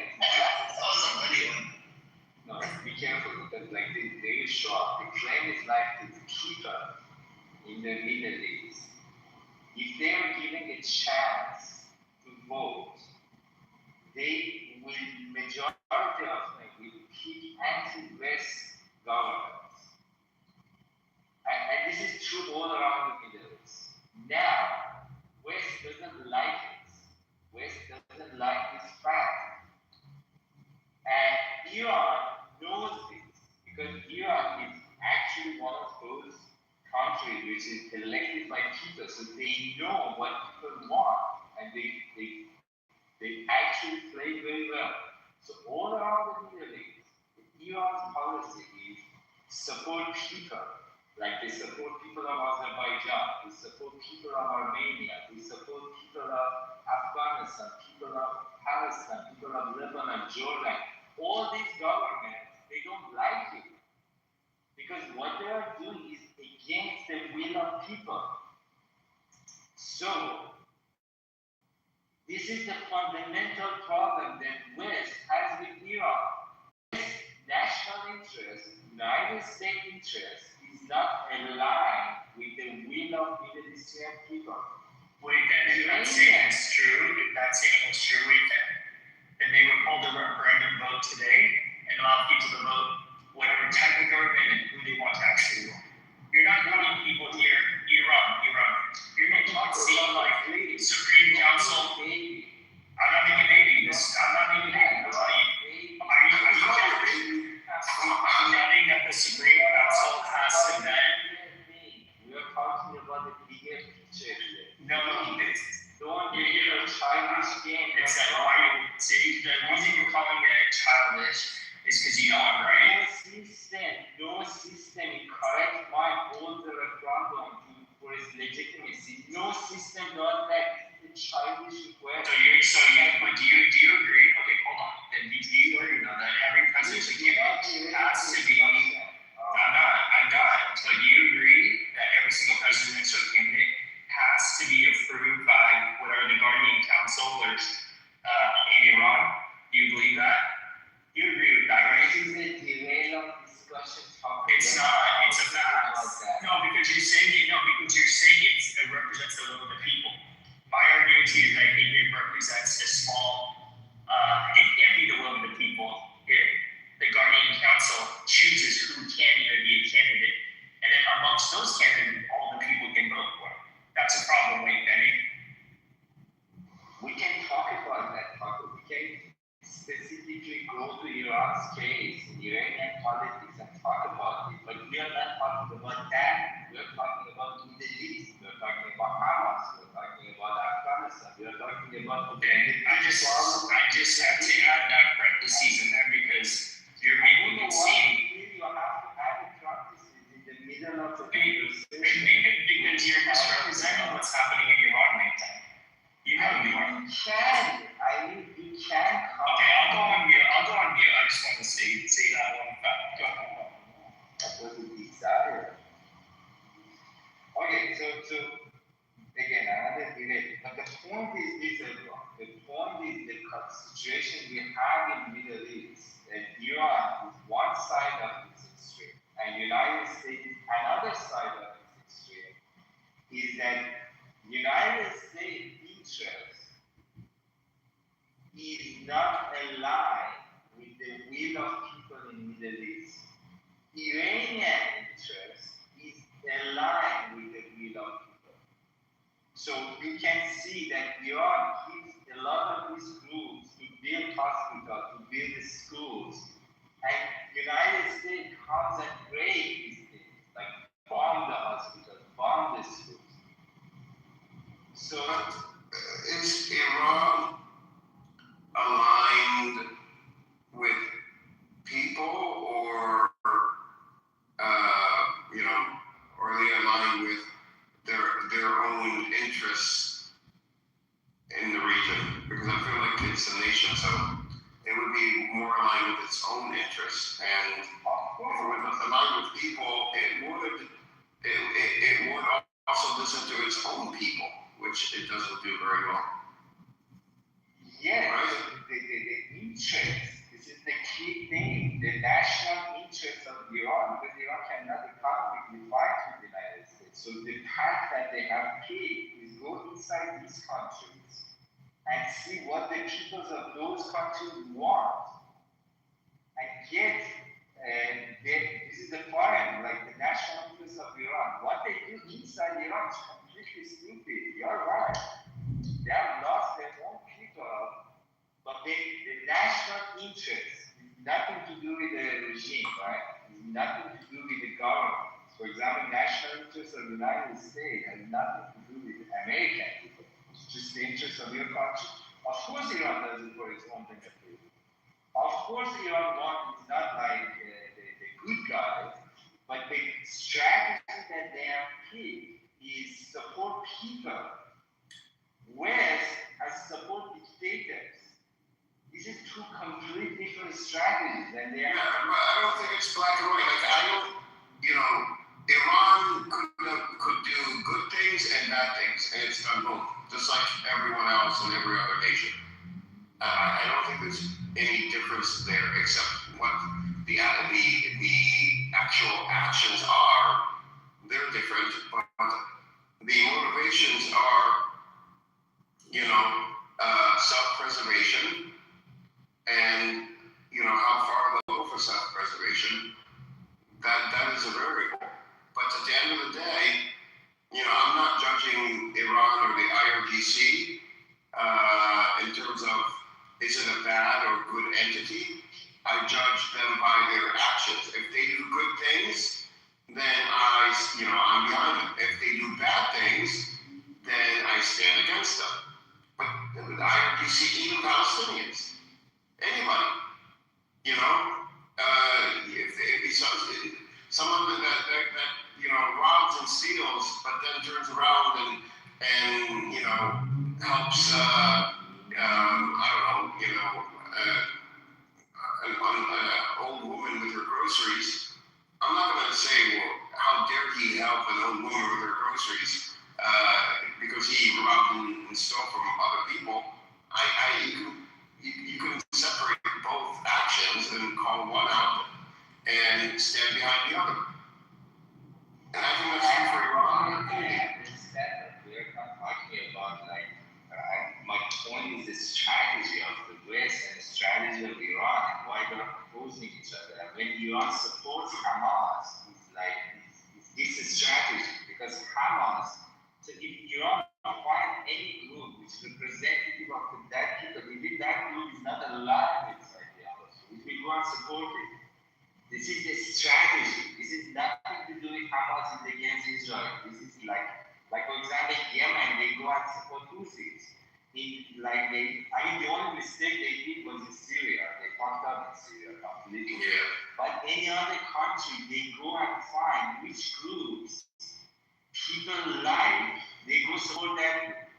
And as a matter of fact, that group that people like, United States doesn't like.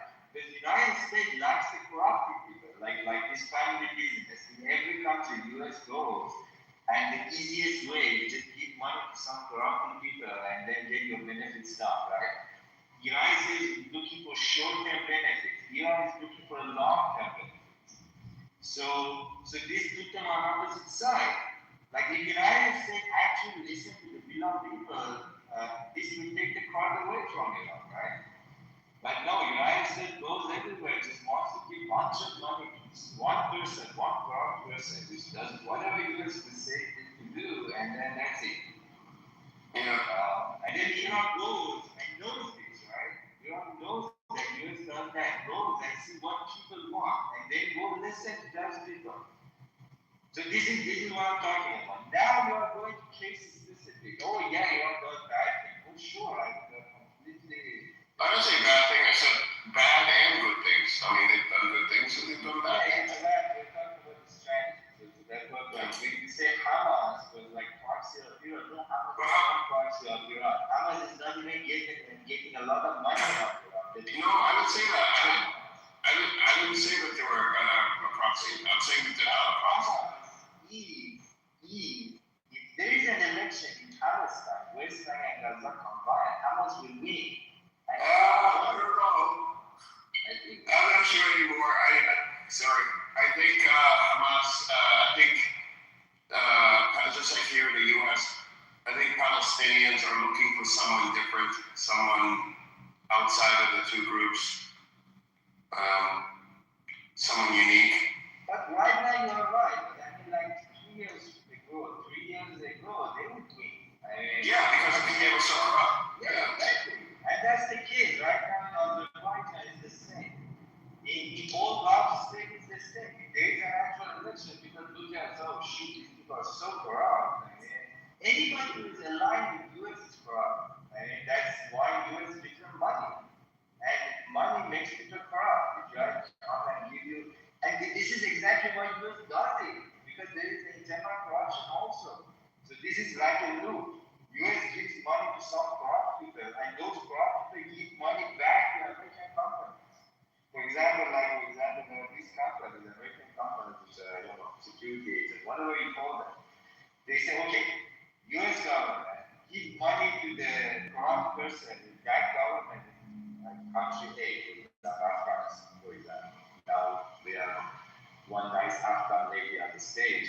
So the U.S. government give money to that entity, corrupt entity in Afghanistan, and then another American company which had lobby for the U.S. government to give that money to that corrupt entity goes inside Afghanistan, take the money away. So U.S. government is literally giving money to the American company which lobbied for that transaction. And in this So, would you like to let the Afghani woman talk? Assalamu alaikum. How are you guys? I'm glad you gave Afghanistan as an example. We had it for 20 years. I'm here. How are you? Good. I mean, we saw NATO's installed government for 20 years in Afghanistan throughout the war, So yeah, they were the major corruptest government ever, and that money came right back. It was just like a money laundering. Is it a NATO? Well, like the government that we had the last 20 years before the Islamic Emirates of Afghanistan, they're all Americans. I mean, Karzai was in Baltimore. Ghani was I don't know, he had some position in World Bank. So those government officials were all selected by America, and it was just like a money laundering war. And that's what it was. Karzai himself? Karzai. Yeah. I remember Hamid Karzai was his security guards were Navy SEALs. Yeah, his brother had a restaurant in Baltimore. His sister had a restaurant right here in Boston. Yeah. And himself, he worked at the restaurant. Like he would, like if you talk, like if you hear him talk, the guy's clueless. Really, he just there's anything bad with owning a restaurant. Don't get me wrong, but having a restaurant and going into a presidential position, it's like. I know, that was weird. They just picked somebody, and they picked him as a figurehead. Yeah, as a figurehead. His uniform was picked by Washington D.C. Just through his uniform, he was dividing tribes. He was wearing a hat of one tribe, the coat of another tribe. So he was dividing through his uniform. And what Tom Ford nominated him or made him best dressed president. Come on, really? Yeah, Tom Ford made an article. I don't know what year it was, but best dressed president. Okay, look, we're in a war, and you're worried about how he's dressed. Probably Tom Ford designed it for him. Probably, because they had it selected by the United States on what he has to wear and what he can't wear. That's crazy. Yeah, I remember seeing him with Special Forces, U.S. Special Forces, as is right behind him whenever he talks. As his bodyguards. And I remember. They aligned with the Northern Alliance, which turned out to be Northern Alliance, that's a whole nother hot mess, very, very corrupt. Very corrupt. I mean, the leader of that was just Amash Massoud. I I mean, since the Russians, he was getting paid from like Russia, from America, from Pakistan, from like everywhere. Like he was just, yeah, he was corrupt, and he got killed 2 days before 9/11. Did he? The guy, I don't know, the one that, when they were in Afghanistan, I remember seeing like, so, you know, they're like, the U.S. was like, yeah, we have an alliance with the Northern Alliance, and it's a very strong, you know, organization. They believe in the rights of women, and you know, they set up schools and hospitals, and I was like, this is all bullshit. It's not true. They're like, it was all BS. You know who was like his head leader was of the Northern Alliance was this guy named Bernard Levy. I don't know if you know him, but he's like, you know, the Jewish guy, you know, the one that does a lot of warmongering, you know, like He's a warmonger. yeah, big time warlord. Big time, yeah. I remember the Northern Alliance had 2 tanks, and they were very proud. And you know, the leader came to do a press conference, and he drove in one of the tanks, and they were asking, like, the media, you could tell, were told to really emphasize that they have military equipment, and so they were talking about the tanks, and you know. Do you know what they gave him? They bought him 2 military tanks and a camera. These were old 1950s tanks. Oh, okay. Yeah. That they had 2 of them and 2 helicopters, and 1 helicopter out of the 2 wasn't working. He shows up in one of the tanks, and both tanks show up, and the reporters ask, tell us about the tanks, and you're going to fight against the Taliban, and how many tanks do you have? And he goes, well, we have 2. Right there. And they gave him a camera. They gave him a camera, the cameraman, to document everything, just to take pictures. Like they were just like models, like, and that's why like all the pictures are all coming out now. Like, oh, this is the Northern Alliance. They're fighting against the Taliban, but there was no fighting. It was just for the picture. Do you know what I'm saying? Like they couldn't do much. Northern Alliance was what they were heroin. You know, they grew poppy fields, yeah. Poppy fields, and they were warlords. Big time. They're drug dealers. That's all they were.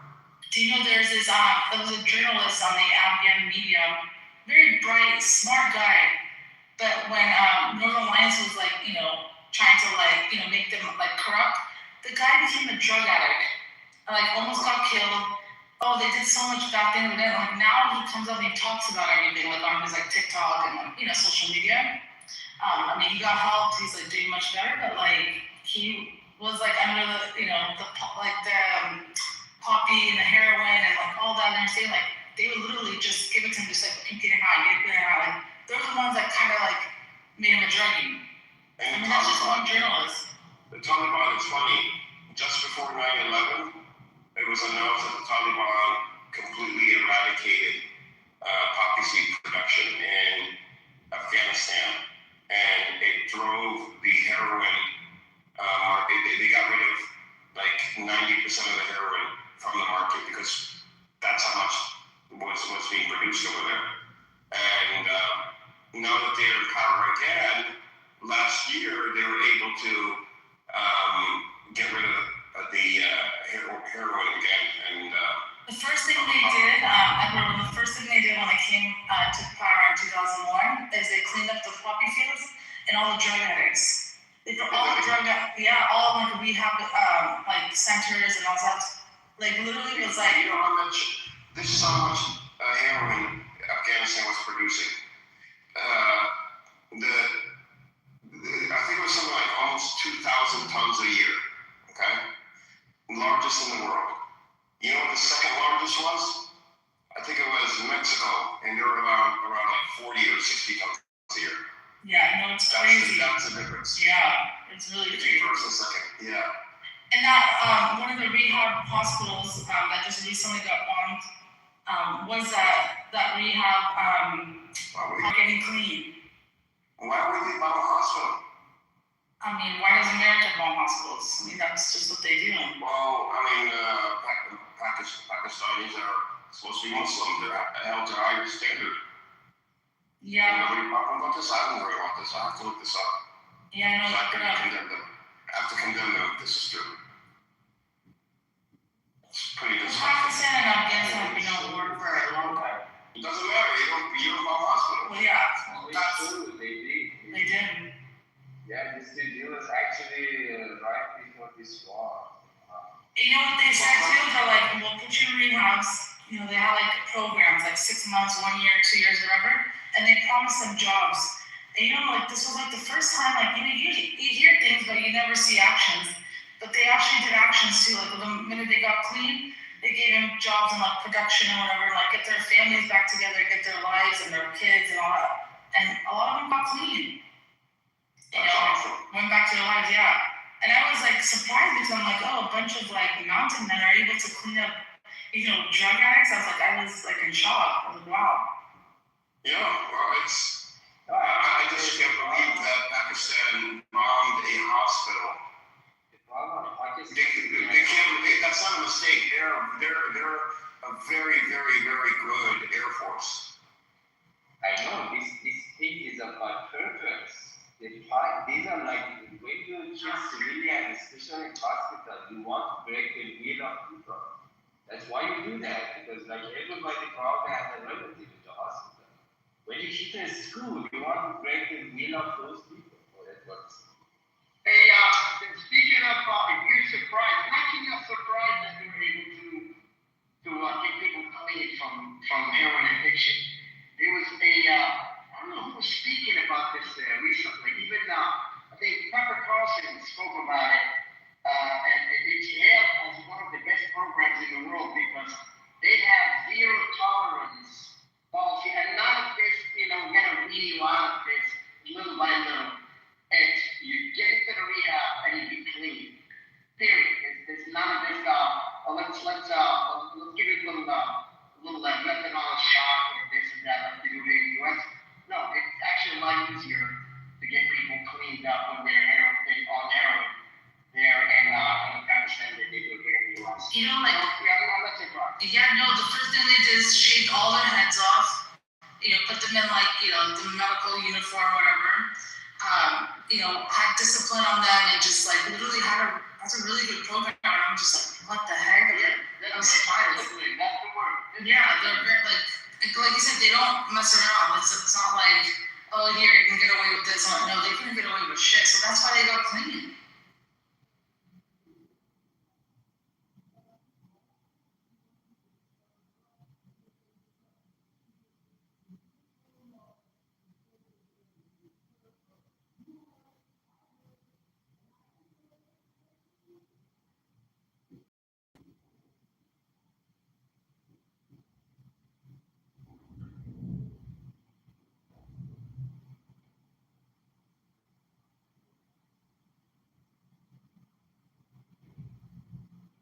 Is anyone talking?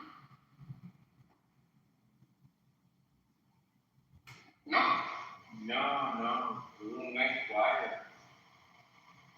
Everyone just disappeared in the middle of the discussion. It's pretty suspicious. I don't know why it does that. Whenever you see something which is politically dangerous, just disappear. We were not supposed to attack Pakistan for some reason.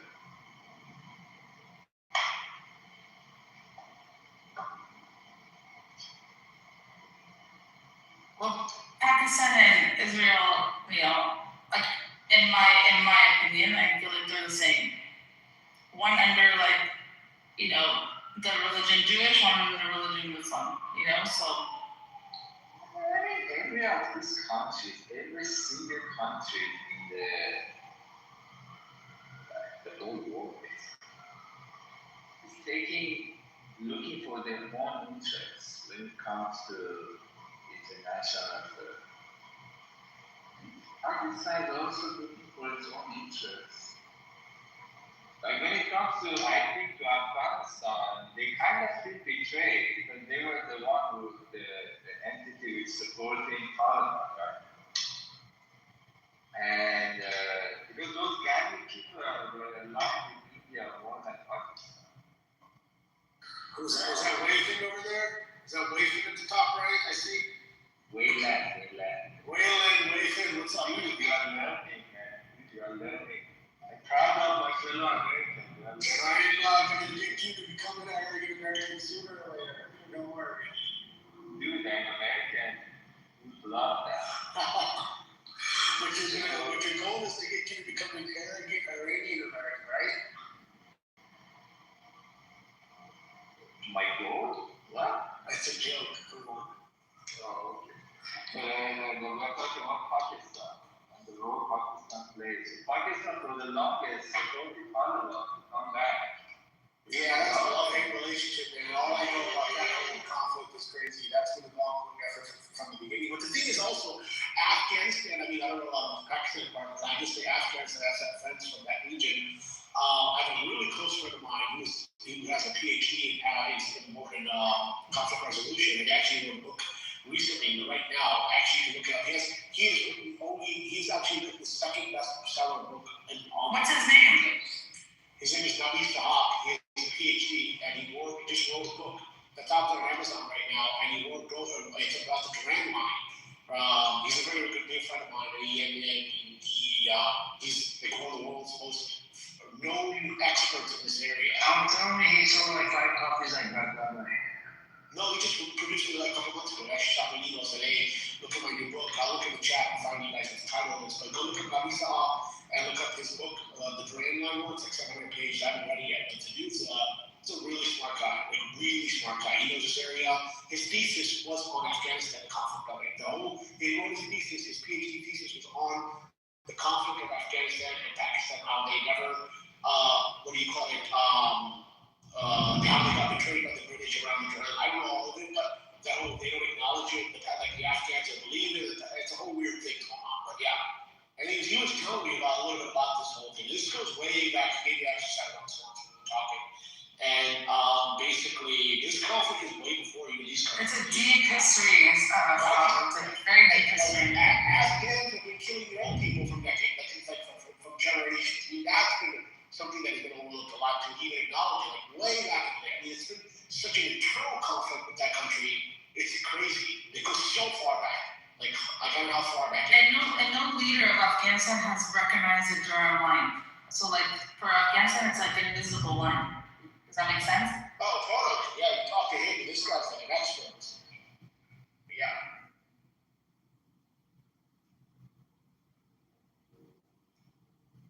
Yeah, share the link. That'd be nice. Just look up his name, Nabishak, and line, and it's on. It's on Amazon, you said? It's on Amazon. Okay, cool. I'll check it out. I'll post his name in the chat, yeah.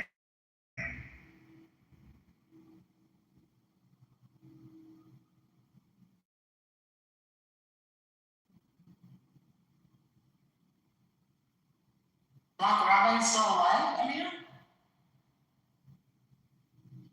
Yeah, Black Robert's still alive. I was here, spent about 3 hours to 2 hours on him. Refusing the coaching guy. The room was up to 70 people or 60 people. And people that were in here, like Mazi and everybody, like, Amir, you got a lot of patience. I was using him as a punching bag. He made some stupid fucking claim. He said, what's that fucking Netanyahu actually condemned the attack that happened on the Jesus Christ statue. And I said, no, they did not. Netanyahu never condemns it. And he tried looking for it. He wrote me a statement. He was just critiquing this idea that, oh, this is not the idea thing, that you don't do that. But he wasn't really, what you call it, he wasn't really, he didn't really condemn it. You know what I'm saying?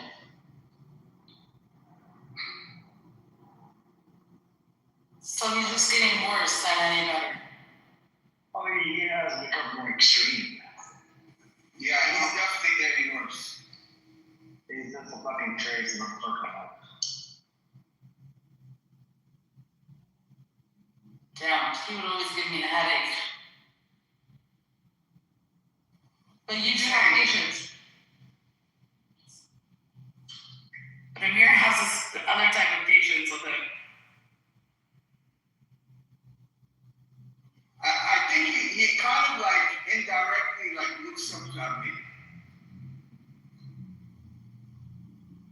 Probably. He probably like deep down knows Amir's right, but he just can't like admit it, and so he like just goes the complete opposite. No, I think really, Amir is the only person on the app who talks to him. I mean, I haven't really seen him go somewhere and people actually talk with him. So he comes here and then he gets some airtime that he can talk. He talks about his policies when he becomes president. This is what he loves. I mean, in his mind, he's running for president of the United States. And if he comes here and he gets after, this is the only person. Black rabbi is a sociopath. There's no doubt about it. I mean, yeah, but Trump is a sociopath too, and he became the president, so you cannot really judge Black rabbi. Watch Black Rabbi becomes the next president. I mean, possible. He would surprise you. I don't think he's no less than a con man, but he's also not a sophisticated con man. It's like you're like the Nigerian email con man. Like you're very visible, very easy to figure out if you start removing the layer of onions around it. I mean, honestly, the only thing you have against him is he's black. He's doing exactly what Yesterday night we roasted this guy. I know, but if Trump comes here, you can roast him too. He cannot defend himself. But he became the president of the United States. So I won't be surprised if Black Rabbi becomes the president of the United States. I mean, to be very honest with you. That's what I said before. But Black Rabbi suffers from a mental disease. He's mentally ill. He just has a mental problem. Same as Trump. Same as Trump. But this guy's condition keeps deteriorating, day in, day out. And it seems he's stuck in Jerusalem and he can't leave, he can't go anywhere. So I offered to buy him a ticket to find out. He was definitely drunk off the Manischewitz incident. He's just fucking the head. I'm sorry. I feel so bad for him sometimes. He's really fucking the head. He's fucking crazy. Yeah. But I'll tell you, entertaining at times.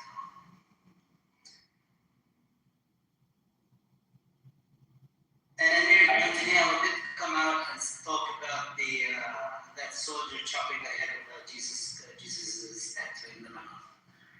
At least they didn't deny it. I didn't say we didn't do it. They didn't deny it. They said, yeah, it was a soldier and that kind of stuff. I mean, if he was shooting or chopping the head of a live individual or a human being, they probably say, no, it wasn't us. We didn't do it. It was him. It was they were shooting at each other, that kind of stuff. That's what they always do. But this they could not deny. So. But did he try to justify it, or did he apologize? No, but he gave the lip service of, his bullshit stuff. It's just a tradition with spitting Christians and with weird statues do. Yeah, those people are fucking sick. They're just sick of that. Huh?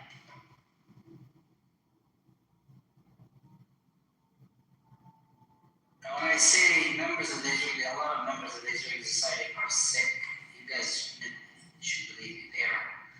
They just behave in a way that is different than the rest of the humanity does.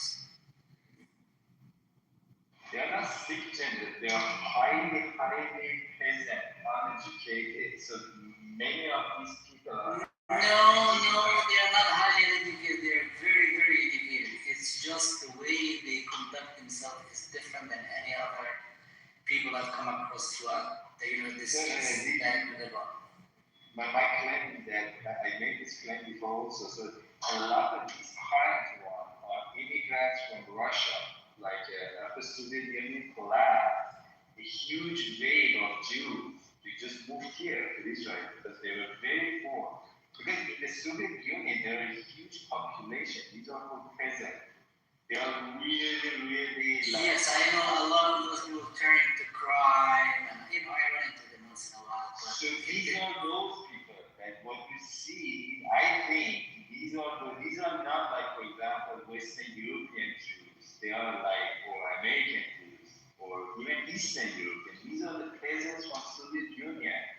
They are really uncivilized. I'm not talking about those. I'm talking about the way the Israeli people conduct themselves and the way they think about everything in the world, the way they behave and their philosophy or it's just the way they carry themselves through.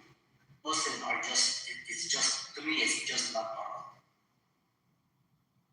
I mean, the claim that I made is that, like, we as a human, we don't always follow whatever majority does. I mean, we don't have, most of us, we don't have the capability to stand against the wave. So when majority of people become peasant, then those minority also, they become peasant, they just follow.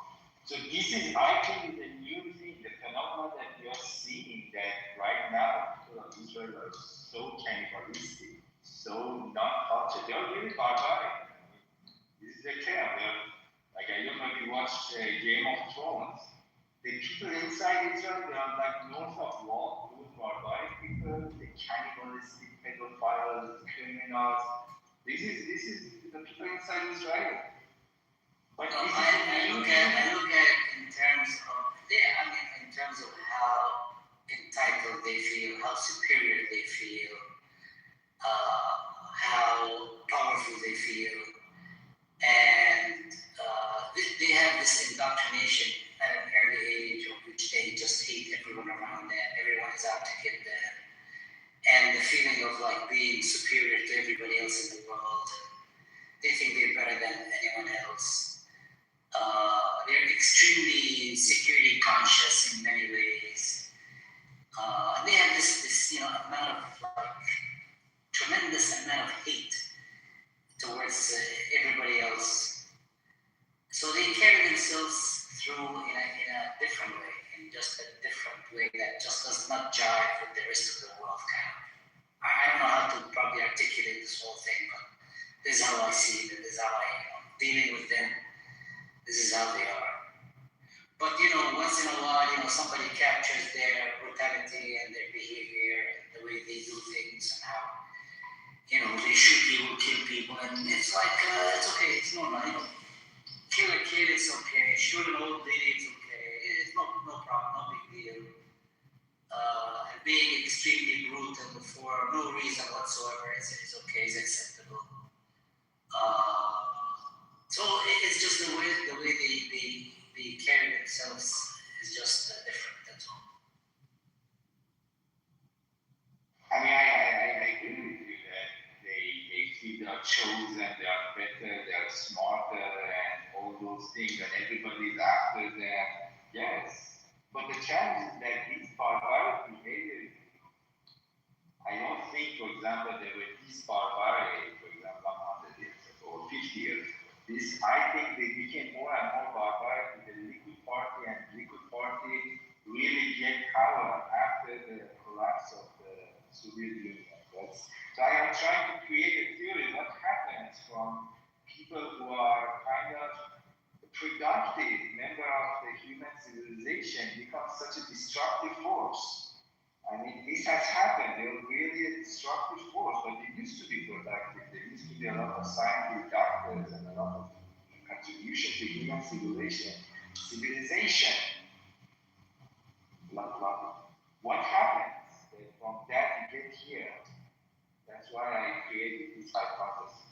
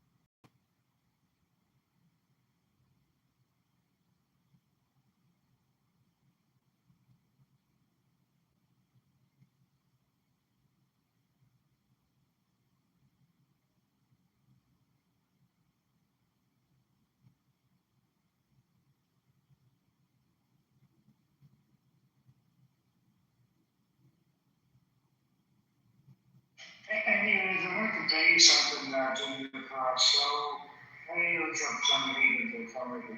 What's up, Amir? I heard the trip got paused, but it's not canceled. It's still on for tomorrow. I told you, bro, it's not gonna happen. Tomorrow, I'm still committed on that. You have to be logical on this shit, man. We can't just make I'm just telling you, Van said that he's all cool, he's still all green. And you believe everything that's over. That's what he's saying. Just like you believe Donald Trump's a Jew, and he said he's just the same thing. Yeah. So, I was literally, what is it, judging it based on the actions. I am judging it based on the actions too. Van said he's all green. No, I'm big. Is there talk of canceling the upcoming negotiations and? Yeah, they're not. I don't think they're gonna meet up. They just. You say no, I say yes. Because the conflicting reports, the Iranian state media says no, and White House says yes. Yeah, I think it's still green. Ceasefire starts on Wednesday. I don't know about that. It expires on Wednesday. They're going to get Vance out there before it expires. If he leaves tomorrow, he'll be in Pakistan. I don't know when, but I don't have the time to stay out. So I think that at this point, they need to get the ceasefire. I mean, look, this might be another hop till next talk. It could be another extension. It's possible. It's still that whole de-escalation thing.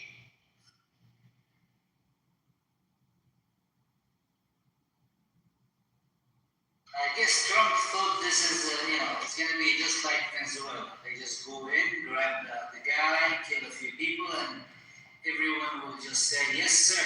He wants immediate results. He wants everyone to capitulate to his demands.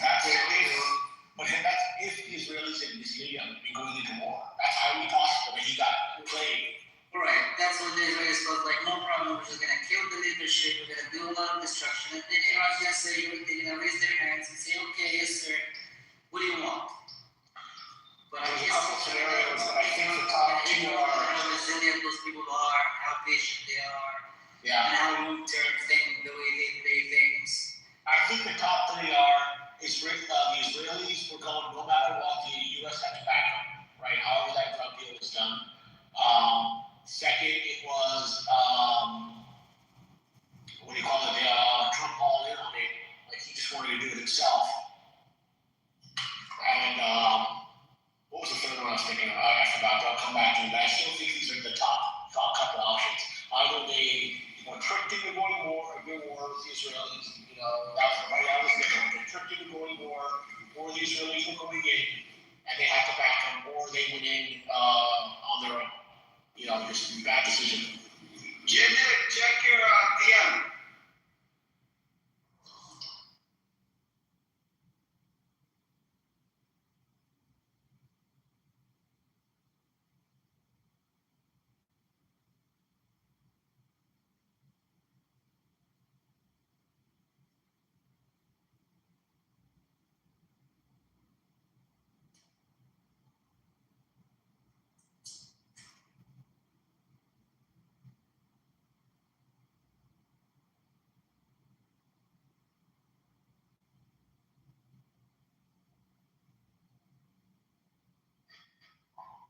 So we're gonna have to see what happens, right?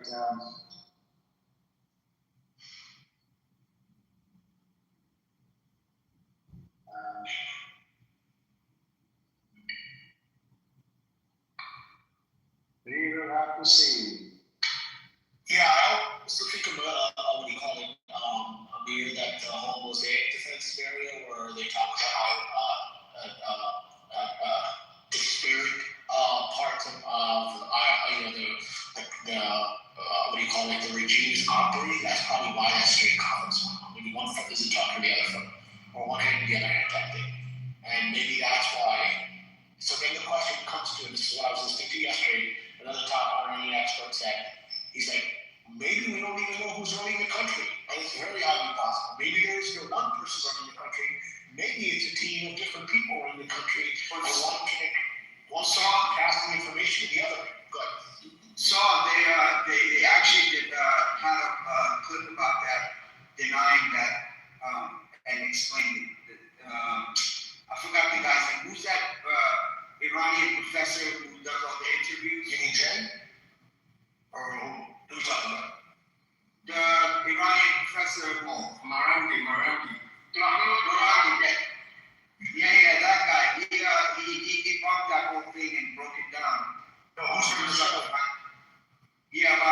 sure like everybody's united, everybody's in unison. These are just rumors. Well, they've got to, from a public PR perspective, they've got to say that. I don't think they're never going to tell that they're not what do you call it, a unified, that weak. They're not going to do that. There's no way, from a PR perspective, that they are right. You're right. The thing is that, like in every country, there's a deep state, and there is what is opposite of deep state is the actual government, right? So the deep state is running Iran is one of those societies that historically deep state has always been stronger than the actual government.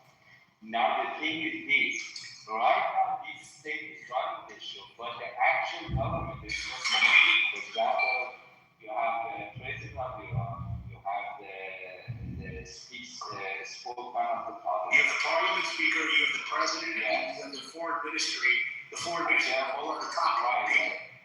And they are all competing with each other. And deep state is, I think, we continue this up to the time they can understand that none of them is actually. So you are right. So this is a paradox here, right? So the deepest state is like a militia group running the show over there. It's various different militia. It's not a militia, no. The deep state, nobody knows really. To me, if you ask me, deep state is the Shia, but I'm not really sure who the deep state in Iran. But the point is that we don't know who the deep state is. Why? You want to hear something interesting on that? So there was a statement from the guy that found his name, sourced it here. He said that it's done by design. He said that when the top commanders before or whatever, they said, if we're executed, you're lower, you trickle down the command chain, and then whoever's left, they hold the fort. So that way, that if they don't, that way that the Israelis can't figure out who killed. They don't have a figurehead anymore. Like I think this is even by design. They have fallback option. If we lose the top, then they can all operate independently as cells. I can see that. Yeah, I can see that. No. You are not getting my point. Yes, you are right. These commanders are doing on their own, but these commanders are getting command from deep state. For example, they say stop, they stop shooting, right? And then when they shoot, It's not like but who is giving that command? Nobody knows. Those are deep state. But those commands, yeah. But here's the thing: those commands, I think, are done at the unit level. Like whatever that unit, at that location. Yeah. No, there is a consistency. They are not hitting random targets. They are actually hitting very strategically. So the point is that the deep state was communicating its desire through the Khamenei was killed. Right now, the character which communicates the desire of deep state is not clear. The sun has not been established. They are not listening. Even if we say something, like, for example, maybe the president is saying, no, this is not the desire of deep state. I have the desire of deep state. I have the word of people. And he goes and says the sorry to the Gulf states, and then the next day, deep state shoots at us. So the point is that the deep state had a spokesman. That spokesman was assassinated by the United States. Now, there might be, so there is a consistency in the behavior of Iran. Deep state still is running the show. But the actual government or the parliament may not be aligned. So whoever the United States is talking to may not be connected to the will of deep state. That's a possibility. I don't know if I make you more. Yeah, no, it makes sense. And I think before this war, there was a lot of criticism on like, the government is inadequate with foreign affairs. They wouldn't know what to do. They're just gonna go crazy. They don't have any plans. And I think after this first round, it's proven to those people that that's a very organized system. Whether you like it or not, it's an organized system. And they have it. I just think that they're running at cells right now. And I think it's by design. That in itself, yeah, exactly. That in itself is a design. You know what I mean? It's not just they're not just shooting for the hip once in a while. 1400 years of the system. This network of this Shia is 1400 years old. They are very organized. They have universities, they have research centers. Like I grew up there. Like For example, when I decided to go to the university, people asked, even smarter than me, who decided to go to this path.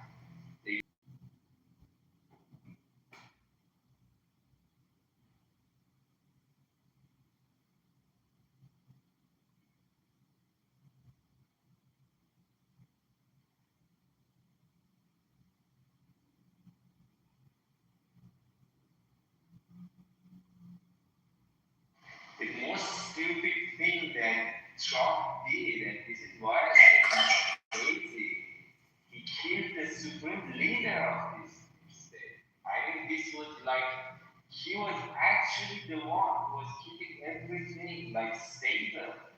He was the most moderate member of all these things. He was really moderate. He was a very reasonable person. Don't listen to this propaganda. Khomeini was really, really reasonable Shia person compared to Khomeini. Way, way more reasonable. And they just killed him. And they are expecting the problem solved. And think about this, his son is now the supreme leader. They killed his father, they killed his mother, they killed his wife. I don't even think he's around. I think he's toast too. I think he's fertilizer right now. No, he's alive. No, these people, they don't even know where he is. I don't think he's around anymore. Yeah, because they're playing another game.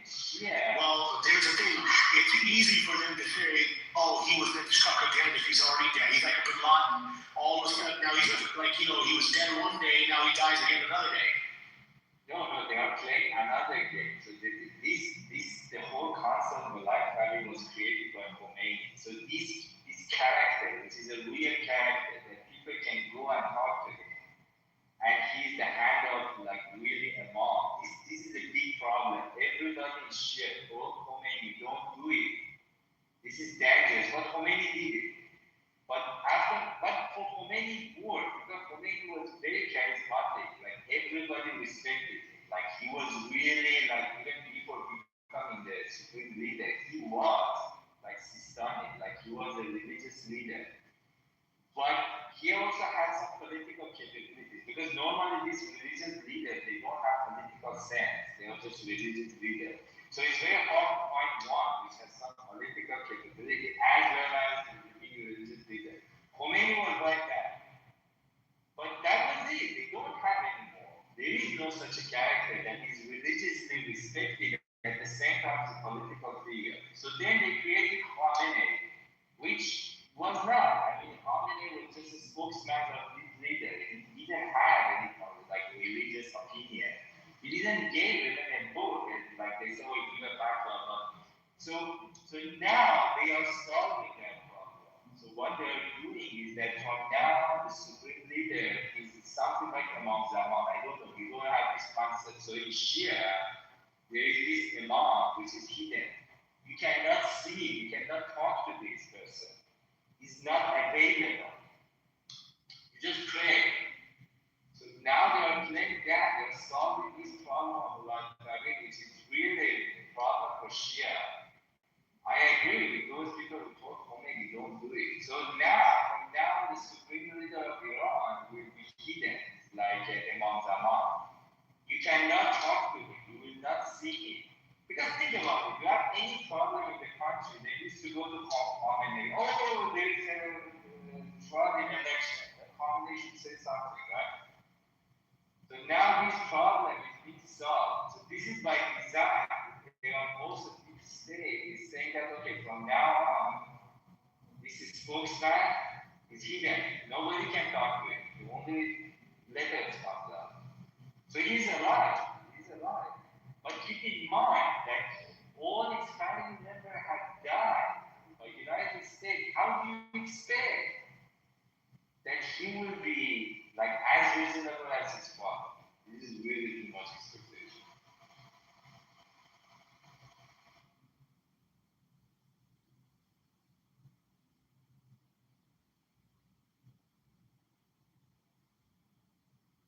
I mean, Trump can come and say, sorry, I made a mistake. Maybe that will help. But think about that, Trump saying sorry.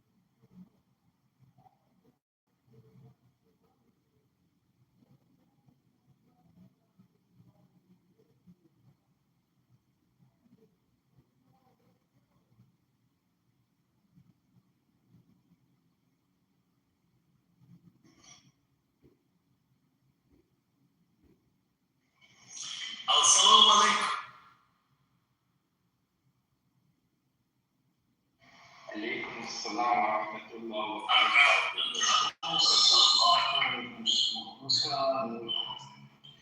What is new, Kitover? Listen, I just came here to see if anybody wants to get 2 carne asada tacos for $5.99. Running stuff. You are crazy, my friend. I'll take one, put on the beer now. These are, may I remind you, these are halal tacos. So you guys are all welcome. It's double the price. Nah, tacos. Amir, would you like to invest? You said taco?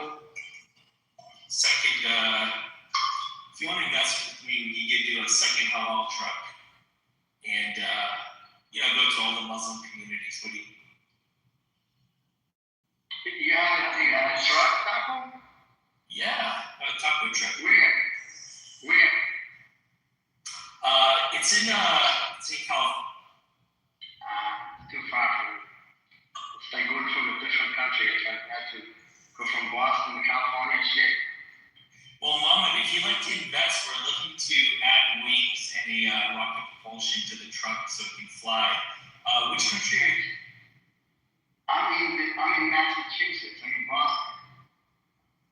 Yeah, we could definitely serve you guys up. Yeah, why not? I'm telling you, there's a lot of hippies. Not hippies. I'm sorry. A lot of yuppies that can go through that street. Here in Boston. I am Boston or Boston suburbs. Well, I live in the suburbs. But Taco sheep. What was that? Taco is the fish. You didn't call me. They actually love us, especially white people, man. You know the white people. Oh, Muhammad. Yes. Colored people. So don't worry. I come there. You broke up. We don't serve white people.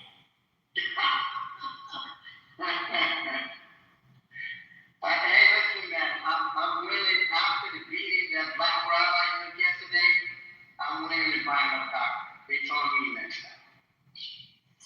Oh, Muhammad, that's where you're wrong. He actually enjoys getting beat. Really? If you follow Amir's link tree, go to his Rumble page, you see videos of another man beating him. And he's like spontaneously orgasming from it. So, yeah, I think you misunderstood what Black Rabbi's motive is for being. Yeah. He's some kind of savvy masochist freak, yeah? He's a self-hating converted Jew, yes. Yeah. Saul took the president with him yesterday. He was just punching him up and down. Well, hey, Saul, what's your background, man? Are you a white boy? What are you? Middle Eastern?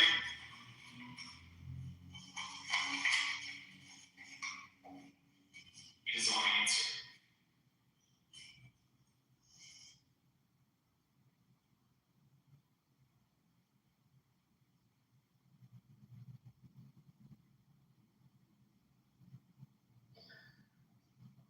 And as I think he does not want to answer, and you don't want to listen to his answer, and God is both in a sticky situation, you need to pack up your bag and leave. As soon as possible.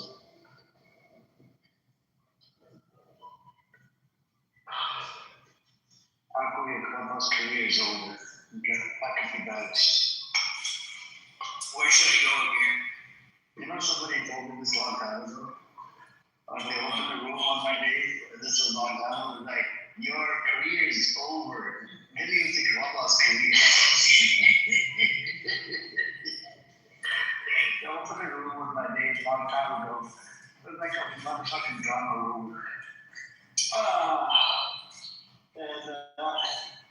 And I confronted that idiot. He goes, your career is over. I'm like, seriously? This app, is this a career thing? What is this? A bunch of fucking details in this app. Amir, I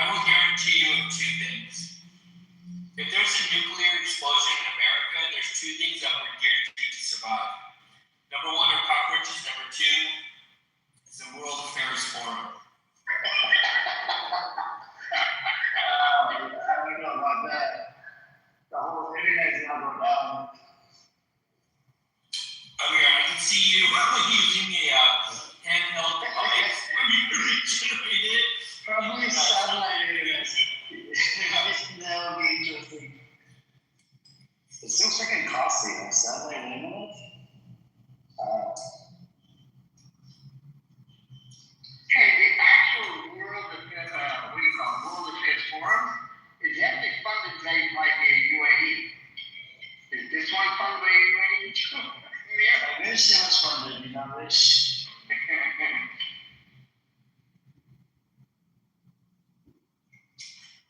I'll be honest with you, if Amir isn't making at least $200K a year from almost in this room, I'd be very sad for him.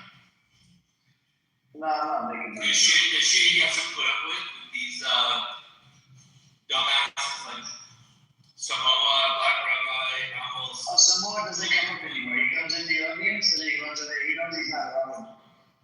I told him to provide me the source that IAEA was inside Iran after the 12-day war. He came up here and made a fucking bogus claim. By the massive distortion. I mean, that guy is something else. He comes in and distorts, and leaves. The first conversation I had with that guy was like 2 months ago. And I remember we were talking about Donald Trump. And he goes, tell me one thing that Donald Trump has ever done wrong. I mean, what kind of animal this guy is. Oh my God. So we had a guy earlier here with an African accent who said that Donald Trump is very, very smart. He's a Trump apologist. And he said, trust me, I worked in security for 8 years.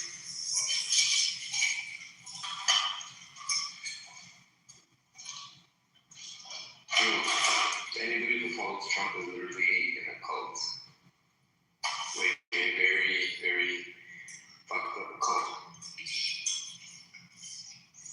I know, it's Jim Jones. I mean, if this guy passes around some purple Kool-Aid, they'll drink it. That's not disrespecting the president. He is a fucking Jim Jones. That's not disrespecting President Trump. Yeah, I didn't know this is a Trump derangement syndrome room, guys. I think the people who have Trump derangement syndrome are the ones that are deranged to think that he's actually competent. Amen.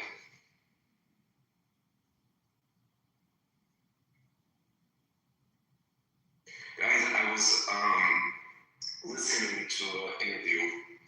I think it was with Dr. Valinas, and it made me kind of come to a conclusion about why Iran is consistently, being demonized by all these foreign powers, specifically the US. And I've come to a conclusion. I think the biggest conclusion is basically this, that Iran is not only a sovereign nation, but it's a sovereign nation that is consistently perceived as being weak. And because it is perceived as being weak, all of these other powers believe they can do whatever they want to it. They can overthrow its leaders, they can initiate coups, they can support revolutions. Anytime Iran starts acting too independent or too sovereign, that's exactly what has been happening for the past 100 years, maybe even longer. And that's exactly what Trump is doing now, because the U.S. does not want to have diplomacy with nations. It would prefer not to have diplomacy with sovereign nations, but they definitely will not have diplomacy with sovereign nations that they perceive to be weak, right? Because if they perceive them to be weak, then we got the strongest military, so why the fuck would we need to do diplomacy with them if they're weak and we'll just go to war? And that's actually their foreign policy for the past 50 years. Mate, I want you to put yourself in American government's shoes, okay? For the past years, they've been biased towards one entity and they've been unbiased against other entities, right? And, just put yourself in there.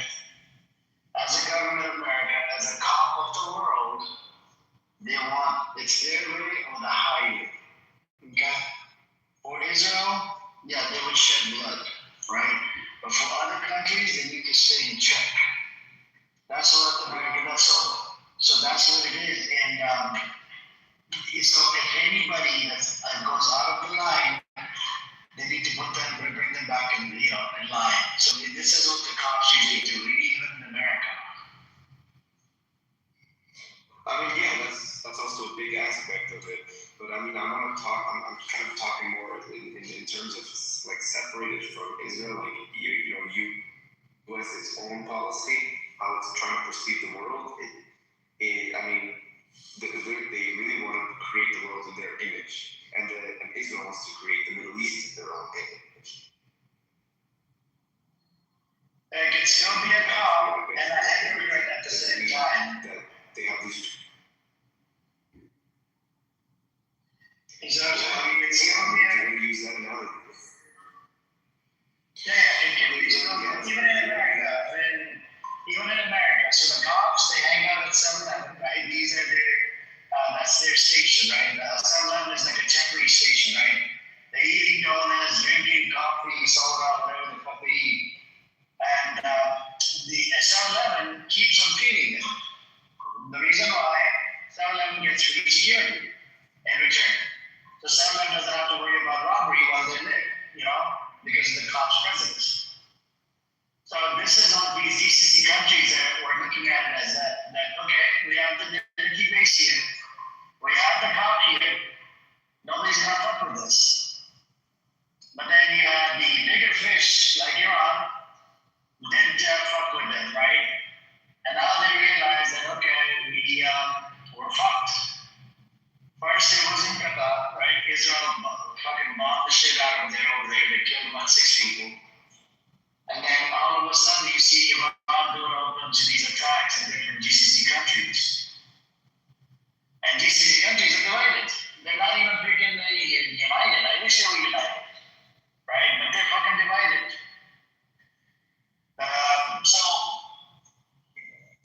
And the cop of the world, which is America, the cop of the world is still trying to, eat some donuts, right? And eat some coffee, and drink some coffee and tea or whatever the fuck they eat. So you still have, the cop of the world still around, but it's not as, it's trying to go back in active mode. That's what it's doing right now. Which is American regime is going back in active mode by blocking a bad actor entity, which is Iran. This is the Americans' position, right? No, I think what he's saying is, When you police order in their image, at least, right? They police society to keep society in the image that they believe is right. And that's exactly what the role that the U.S. plays in the world to other countries to make sure they comply so the world looks in the ways that they believe it should. So I think what we mean, can you guys hear me? Yes, Alright. So there is a Persian culture, the Iranian culture. So I think Iran also does this. So Iranians generally like to be perceived as weak. So I remember when I was a kid, everybody in our school studied so hard, but before exam, you ask around, have you studied? No, I don't know anything. This is a cultural thing. We like to be perceived as weak. So Iranian government, Iranian country was also only Israel for the longest perceived as being weak, but American government knew that they are not. But this dumb orange mushroom really thought they are weak, because he has no idea about this culture. So he did that. Wait, now, what's an orange mushroom? I've never seen an orange mushroom. You don't know the orange mushroom? So orange is There's other comparisons. Wait a second. Wait a second. You're right to an extent, but I also would add that Iran did suffer many structural weaknesses coming into the 20th century. Under the Qajars, they were very weak. They had weak military, weak central authority, which eventually led to the constitutional revolution in 1906 and al-Mashrute. And any time Iran, and they lost territory to Imperial Russia, and they were exploited by the British for their natural resources because, Iran didn't have the technology to pump their own oil. So England saw this as an opportunity that, well, they don't have the technology, we're going to pump it in and we're going to take a percentage out of it. So Iran was perceived as weak, because they actually did have certain weaknesses, but anytime those weaknesses were they attempted to, strengthen what the weaknesses that they had, it was consistently disrupted. And I would use Reza Shah as first example when the English and the Soviets invaded Iran in 1941 as a first example. And then the 1953 coup, and then the 1979 revolution, which of course was a grassroots revolution, and many people definitely... It wasn't a coup according to Reza Pahlavi supporters. It wasn't a coup according to Reza Pahlavi supporters. I know, because the Pahlavi supporters, they don't want to legitimize the revolution, or they don't want to legitimize any grievances that the people had under the Shah. They wanted to say everything under the Shah was amazing, fantastic, super sweet, so people were angry over that. What I'm trying to say is that,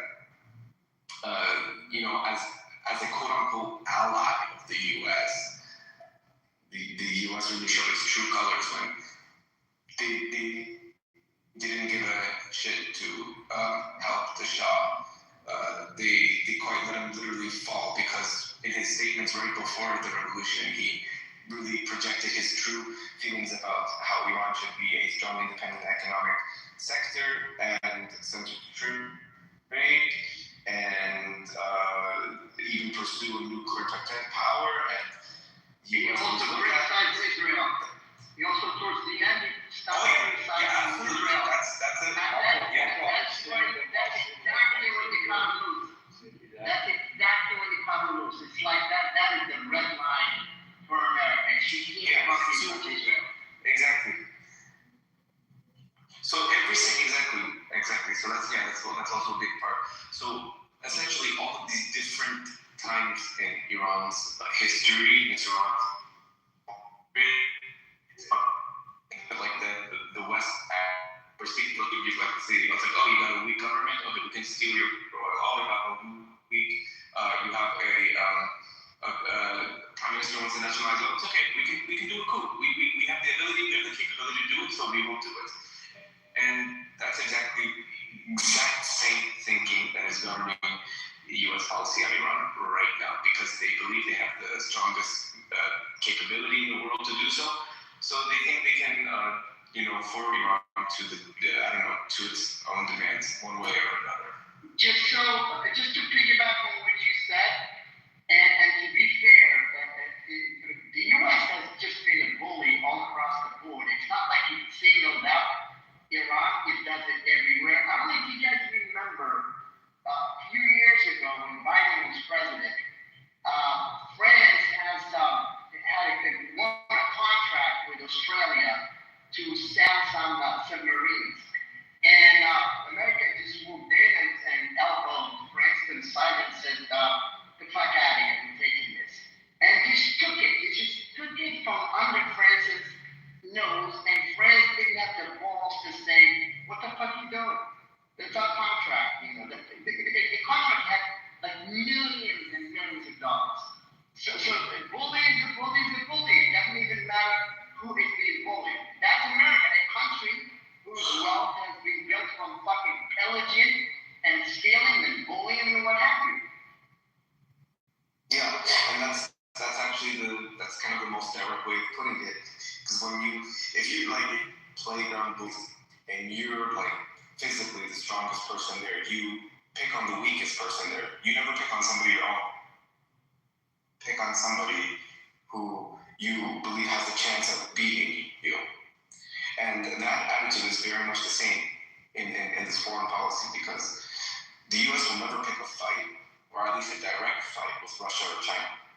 I mean, they almost went there during the Cold War, and they realized that the closer they got to total nuclear war, it would have been just complete disaster, and that's what created the doctrine of mutually assured destruction. So once they realized that there are powers that can challenge them, and that there's a that they could lose. The U.S. steps back and is like, okay, that's diplomacy.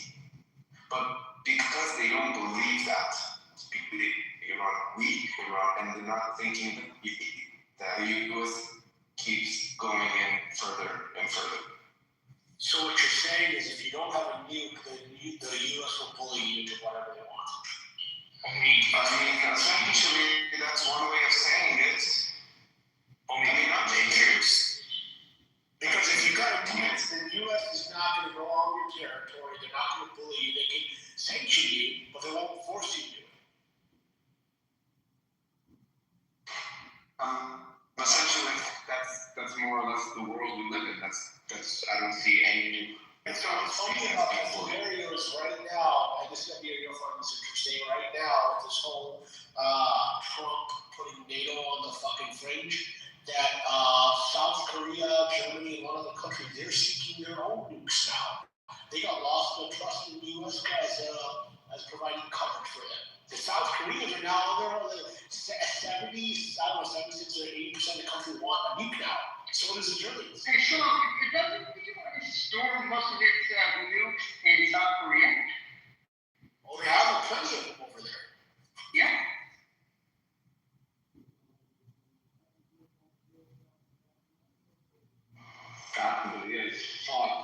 It's not sluggish. It's about being piece of Taiwan, they're completely fucked.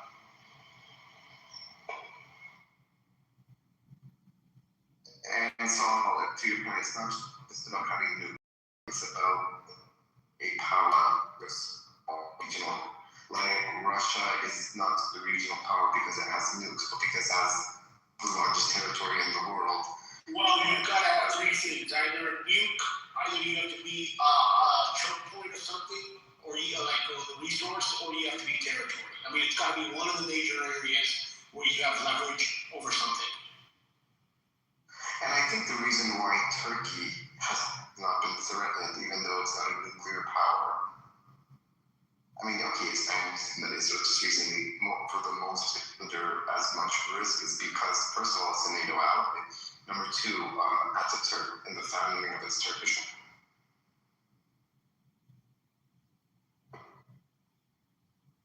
a very legitimate. And it's a very important, territory into Europe, between Asia and Europe. So that's that. So there was someone that you might find this interesting that was recently talking about this, another expert of the industry that said that the reason why the Israelis get away with stuff is because no one stops them. And they know that no one can stop them. So the question I ask on that is, what if the Israelis were to bomb the Turks? Do you think the U.S. will stop the Israelis? Do you think what will happen in that scenario? It will be that I think I'm getting more and more worried that nothing will be happening to Turkey. That's my fear. Is anybody else here only going in and out in the matrix, or is it just me? No, I hear I'm going in and out. You gotta fix your internet really.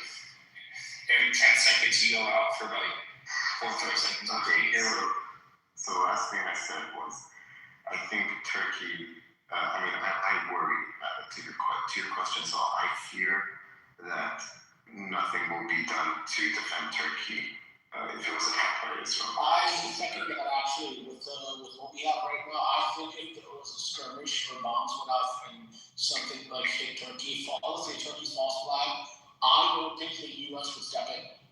Like What about NATO? To step in? The U.S. is practically NATO at this point. They have majority dominance over it. So I mean, they probably, I don't know. That's a great question. I don't know how much we consider what will happen, but I think that NATO is on its last leg, fragmented right now. And also, hasn't Trump threatened to disband NATO?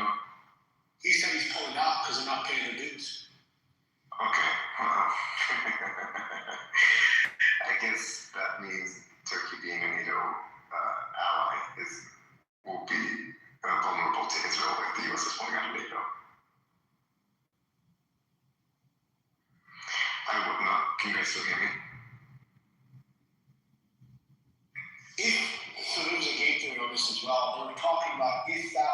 occur, they're looking at a reshift and balance. They're seeing if there's going to be a Middle Eastern powerhouse with Egypt, Turkey, Saudi Arabia, and Pakistan joining together in their own coalition on a security alliance in that region to become its terms. That's interesting. I actually saw this yesterday.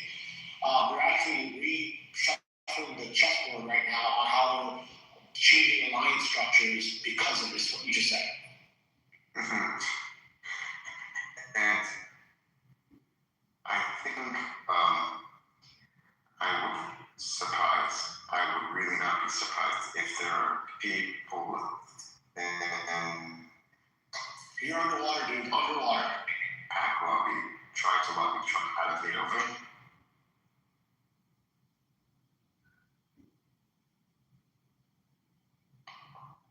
Can you guys still hear me? Oh, yeah. You're back.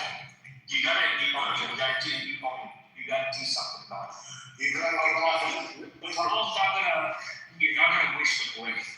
You gotta reset your router, get off Wi-Fi, and get another internet. It keeps up the growth. Yeah, get off the net zero, dude, or AOL. Get on fucking big speed internet. Come on. Okay, can you guys hear me clear? At this very moment, yes, but we don't know 30 seconds from now what's going to happen. Just like the ceasefire.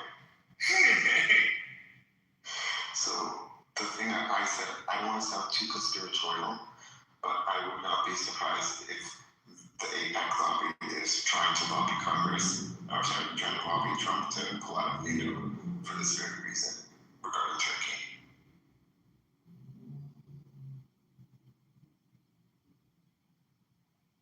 I mean, did you guys watch the Tucker Carlson interview with Putin? I mean, he rambled on about the whole history. Tucker Carlson's face was amazing. He asked him a direct question for 45 minutes. He was giving a history lesson.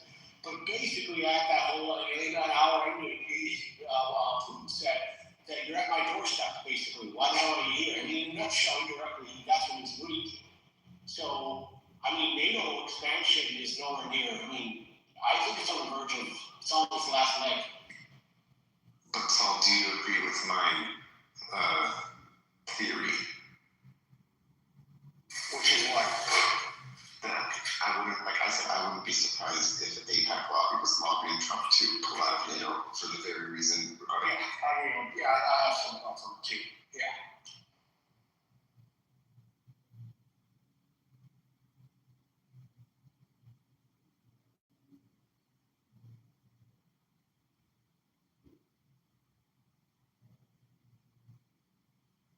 What's the U.S. budget, contribution to the NATO budget?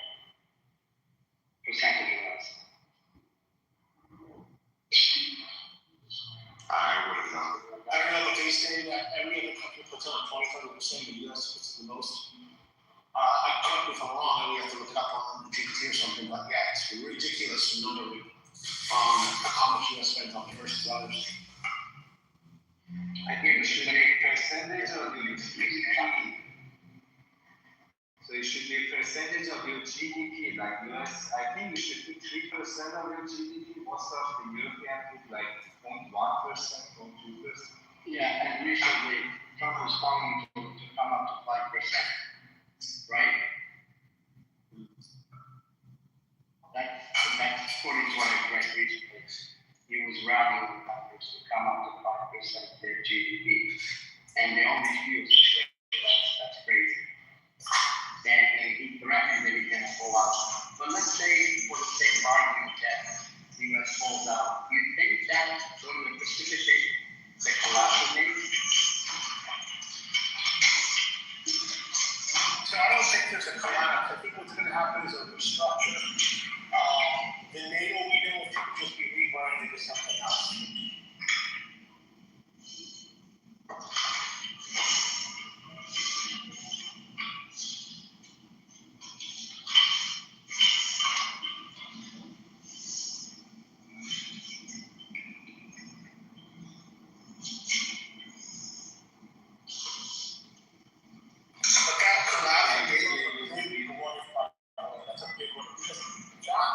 think it happens. There's no way. I don't think that there's enough vote in this country that's going to allow that to happen.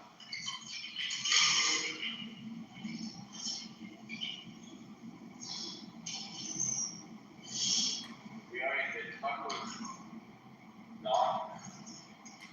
Like, if Trump does that, I mean, his political career is pretty, like, his legacy is on fire then at that point.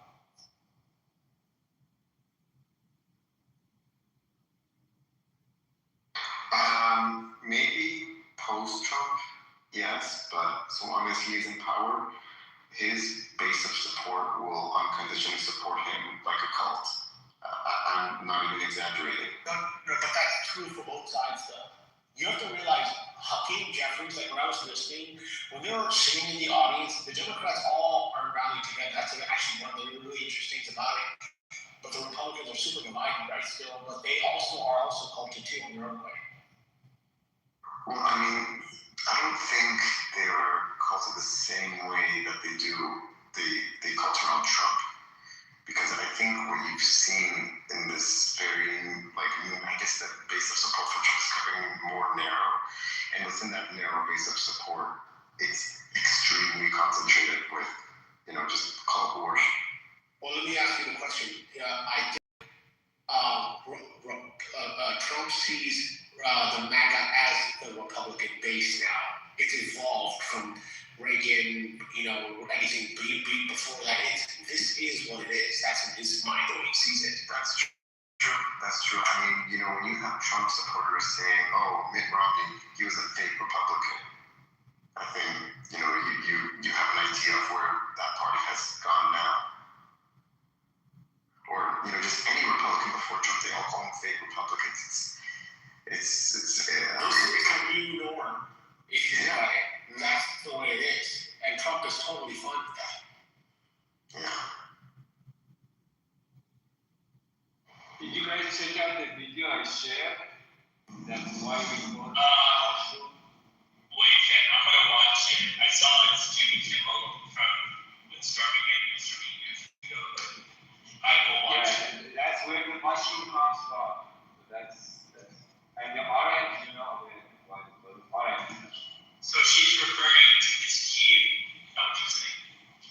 So it's very funny. Like they decide to see the size of mushroom. So they show Stormy different size of mushroom, and then the Stormy thinks, okay, this is the shape of the mushroom that Trump is. Yeah. Amazing. So let me ask you this question. And Lathan and a few others. So I was reading something that said, I don't know who pointed this out, there's some article I was reading about this where they said that the Democrats are not all. The reason why there's the two differences are like fake people, and I think I brought this up in the room the other day, make everything feel comfortable. And real people are going to make things sound uncomfortable. I kind of wonder if you look at it from that perspective, how much truth is there?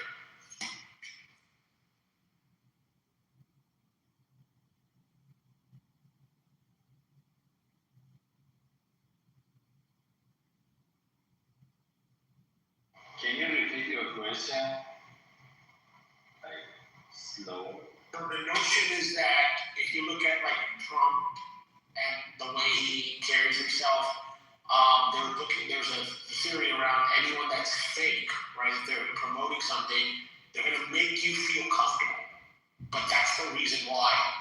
And if you look at someone like Trump, who's brass tacks, he's going to make you feel uncomfortable, but he's real. And that's how you gauge the difference. I don't know the truth to it, but I'm curious what the others think. What do you mean by real? So real meaning like the fact that truth hurts, right? When you hear it, so it's not going to be comfortable. Anyone that's what truth is he saying? Well, I know that's a great question. You're going to get all the time. I get that, but I'm just saying, it's just a general thought here. Like if you were to hear someone say, "It's great, it's awesome, whatever," yeah, I mean, they're going to make it sound very comfortable, right? Which is usually it's not real, right? Because it's going to make you feel good. Versus something that you'll hear, it is going to sound really uncomfortable, but it is really the fact and truth. Now we can go into the details of that, but yeah, that's the way to. You know, I think Trump and truth is an oxymoron. We never put those two words together. Guys, I'm just looking at the news. Did you guys see these disabled veterans arrested at the Capitol building for protesting the war in Iraq? Yes. I said there were disabled veterans who were arrested in the U.S. Capitol building for protesting the war in Iraq. Do you have okay, I'll look it up then. Okay. I saw it on CNN. I already know that there are people in my vicinity who are going to look at this and somehow justify it. They're going to work backwards and be like, well, Trump is always right regardless, so clearly it doesn't matter what these veterans did, it doesn't matter that they're disabled, it doesn't matter that they're using their freedom to support freedom of speech. They should be arrested. They're going to justify it. I already know it because it is a cult. Obedience. Just because they're disabled doesn't mean they probably expected to get arrested. Well, I love how my point was proven right as I said it. Yeah, have you ever been arrested for civil disobedience? Have you ever done a sit-in or anything like that? I believe in protest, but I personally do not participate in protest. Okay, people who do that know they're going to get arrested. Why? It's part of their protest. They get attention.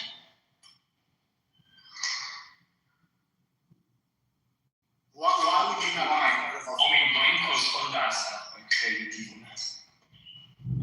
So, should protesters be escorted out of the building, or should they have been arrested? I don't know. I didn't look at the details. But I want to go back to why have you ever participated in the protest, and what's the reason why you would, unless I misheard you? Well, okay. I personally, actually, I should go back on my statement because I did participate in the Massa Amini 2022 protest, but that protest was more, I guess I've never really protested against a U.S. policy that has affected me.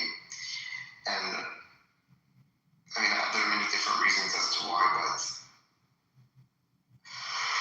I just haven't. But again, even in the Iran protests, even in the most recent ones, like on February 14th, nobody was arrested. So even during the 2022 Massa Amini protests, I guess these were organized, and so what? But nobody was arrested for those protests. Those were protests that I did participate in. I will say the one on February 14th, I really didn't want to participate in, but for other reasons, I had to be there. Well, if your protest is like going outside the rules or whatever, you can expect to be arrested. If your protest is what is that exactly? What she's talking about is peaceful protests, right? So what's the definition? So I'd like to kind of elaborate on that. Well, people get permits. People get permits. They brought it like a serious? Yeah, they do. They're not serious, right? Yes, they do. No, they don't, because it's a constitutional activity. I do think that they do. You know what you're talking about. Well, I don't know. They do get permits. You have to, by the city ordinance, you have to get protest to the. No, I arranged a protest in the United States, so you have to get permit. If you want to gather somewhere, the police needs to provide for safety. So you have to let them know. So you come around. You don't need a permit. You don't need a permit. You need to I said police needs to be there to protect you. It's called notification, not permit. So, Mohammed, so for example, if you're in Washington, D.C., you actually need a permit. There's certain places where you have to, and you have to apply for a permit and wait for it, and then they do these notifications and let you know when your permit is available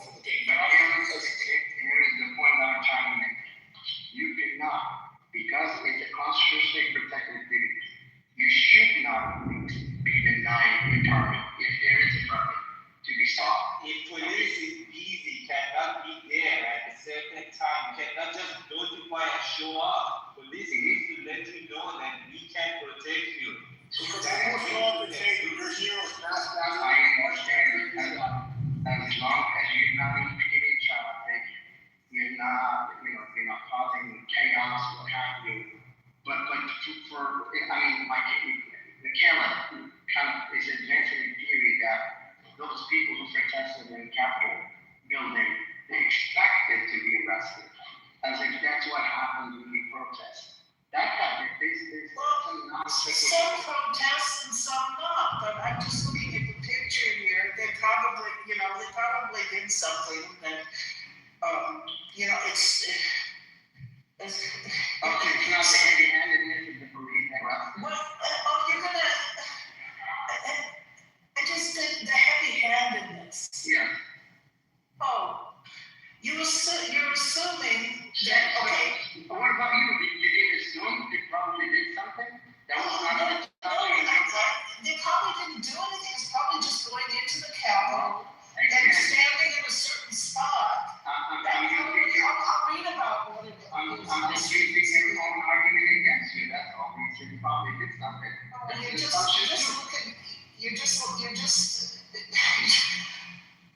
When I was in college, we occupied the administration building at UCLA in the Vietnam War. We weren't arrested. Who knows why? We stayed there all night. Who knows why? Well, Michaela, I'm really glad you brought that up because I think that example shows how much government, internal, domestic politics have changed. Well, later on, they were throwing tear gas at us. You couldn't go to college, you couldn't go to classes without tear gas. So, and then I'll have to read this what it is, but I know that people going into the Capitol and maybe sitting down or standing in a place and being asked to disperse, and they didn't disperse, then they probably got arrested. And they probably meant to. I'll read about it. That's how they got your attention. You're not wrong about that, Michaela, of course. From a realistic perspective, yes, if you're entering the U.S. Capitol building without a permit and you're trying to protest something, then yes, you're likely to be arrested. But I don't think that's the conversation. The conversation is, do they have a right to protest, and should they be arrested for doing? Yeah, they have a right, but the place and the manner. So DC, for example, if it's large gatherings of 25 or more, and if it's federal land, you have to apply for a protest. So you have to apply for a permit for a protest. Now, if it's sidewalks and streets, that's another story.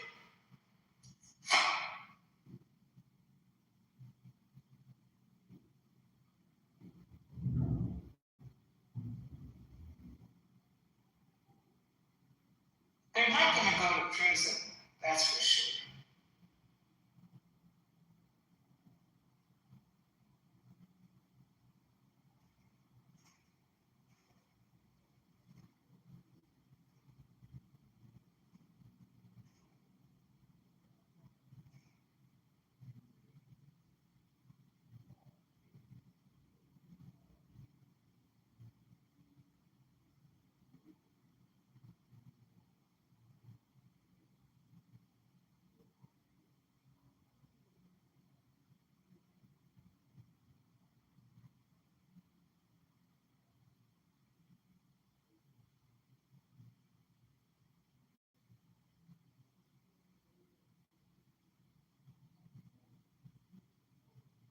They were in an office building, and there was a whole bunch of them.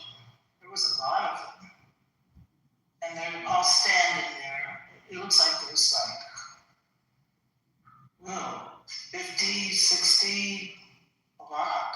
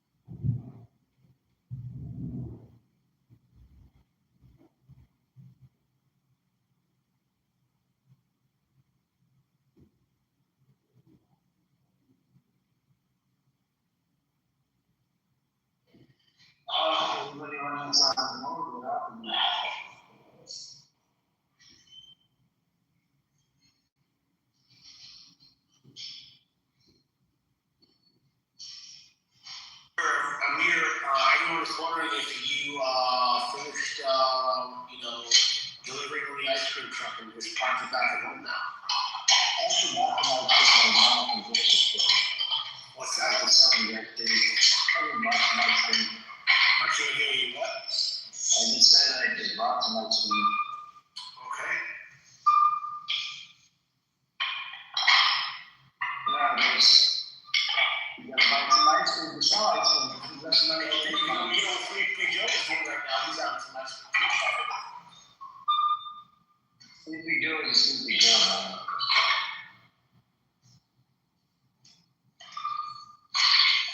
He's definitely a fucking beast guy. Imagine if you were still around. Holy shit, we're in the week. Oh, Sleepy Joe? Yeah. It was actually drinking, and his Sleepy Joe's wife was running the show.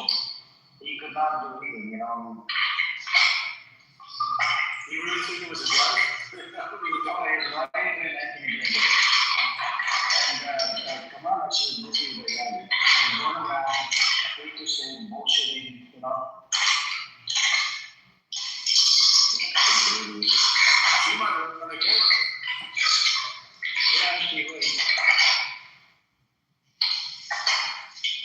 My stepdaughter released one. She runs again, and then she has a woman vice president with her. So she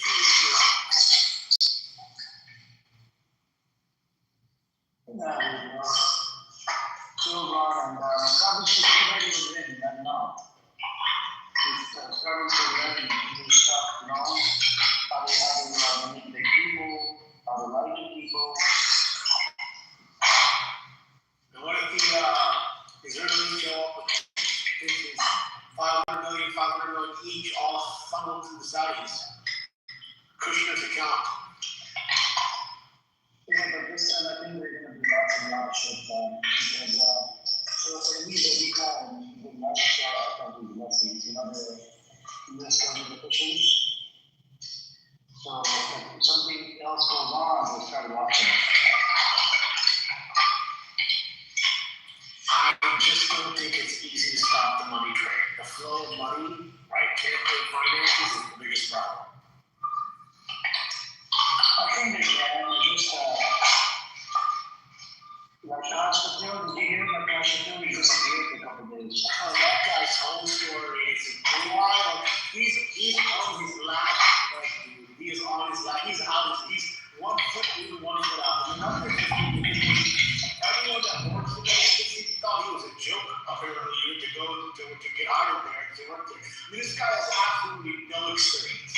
He's not a single bit of law enforcement experience, not a single bit of whatever. His entire background is skeptical at best. I've read about it a few times, right? And you have a guy here, and there's so many interesting things. He was actually a security detail for his 27-year-old girlfriend, and he had like a SWAT team escorting her around too.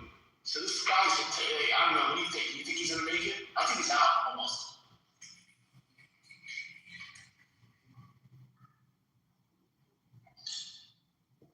I think he might get impeached. No, get impeached. Trump's going to tell him to resign. I said Trump is going to get impeached. Trump is going to get impeached. I haven't thought about that as well. I think that's possible if there's no win. You see, Trump needs a win. There's a couple scenarios here. I mean, Trump needs a win, either in war or in a long-haul war, right? Some kind of big long-haul war. And all this other stuff is just looking behind the curtain, right? It's all just pushing back burner. Or, or he has the scenario of impeachment, right? Yeah. He has a win, the impeachment thing, or he's worked like a midterm, or for some period of time he's stuck in this conflict. Well, he can't resign. Oh, there's no way he's resigning, dude. There's no way. He's not resigning. That's for sure. Like one thing he learned is that resigning makes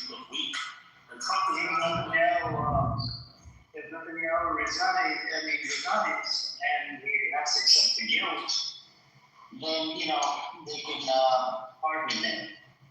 President pardon. If Trump asked the president a few times, and the president said he's not going to pardon him. Yeah. No, he'll pardon them only if he accepts the guilt and the crime.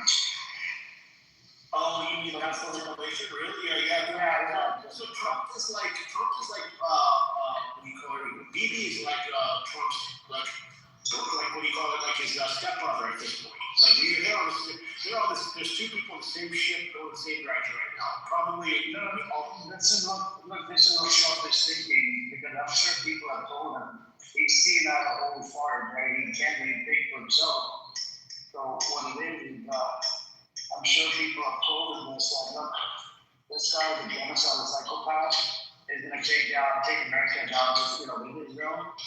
We need to sort of actually not what people are concerned. I just read something about that as well this morning. So they're saying that Trump has people around him that are all yes men, even if it's wrong. His entire, he's getting all around bad information that is taking him in the direction of where he wants to go. I mean, bad in the sense that it has no fucking makes no fucking sense. Everyone around him, even though he's a loser, even though he's a fucking loser, he is a failed businessman. He knows that there's certain things about Netanyahu, even back in 2018. Doesn't matter. It does matter, though. Yeah, I told you that you gotta look into the history as well. You can't just make these right now. What do you mean by right now, matters? I'm talking about the history says Netanyahu doesn't believe in two-state solution. Okay? I know that already. So okay.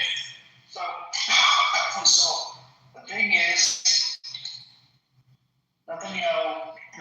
So he's looking at Netanyahu as a liability to American corporation. That's why he wanted to get into pardon and fucking resign, get the fuck off the chair. So you think he's gonna throw Bibi under the bus? I don't think that's happening anytime soon right now. Not right now. That's why he was begging Herzog and the Israelis, please, you need to forgive, you need to let this guy go and blah blah blah. I think he will make Bibi a sacrificial goat or throw him under the bus. Last resort if shit truly hits the fan, and now Trump's own survival is at risk. That's it.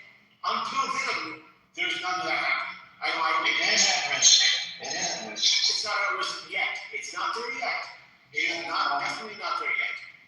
So, if Netanyahu is no longer in power, okay? If Netanyahu is no longer in power, he doesn't have to worry about his deep dark secrets coming out, okay? If Netanyahu is no longer in power, he doesn't have to worry about it. Your logic stems on that being blackmail for internet files, but No, not just that. Let me finish. You just have to freaking come off the fucking mic in 2 seconds.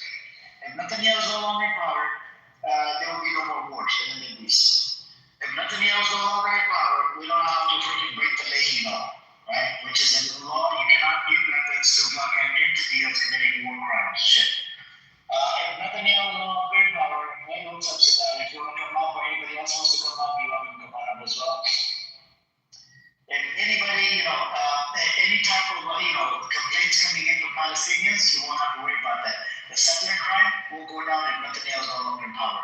So there's a lot of these things that relate to Palestinians. It's a big issue for America. So that's what I'm saying? I see your point, right? But so I see this in 2 tracks, and I've been thinking about this the last couple of days. I see this coming to 2 tracks here. Track number 1, this is going to be longer, deadlier, and it's going to go, shit is really going to hit the fan. What that looks like, how that shapes up, I have no fucking crystal ball.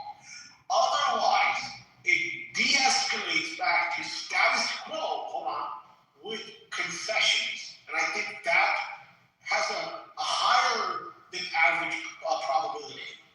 Otherwise, shit hits the fan, really. And that, I don't know what that will look like. That's a really crazy direction.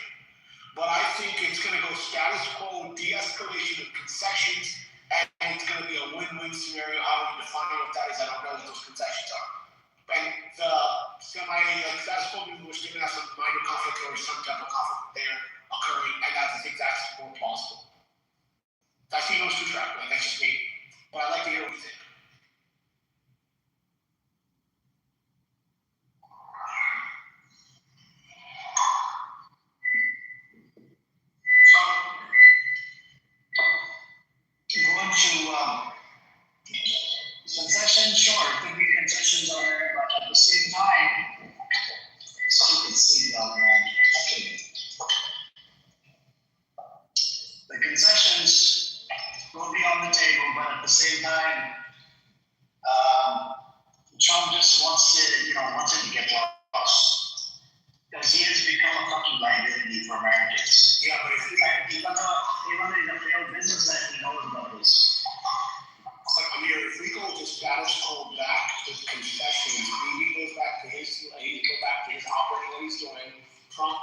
come back. Maybe he will no longer be able to run after he gets pardoned. Well, the thing I want to ask about that is I don't know how long we can delay his trial. Like, how long can we really realistically delay his trial?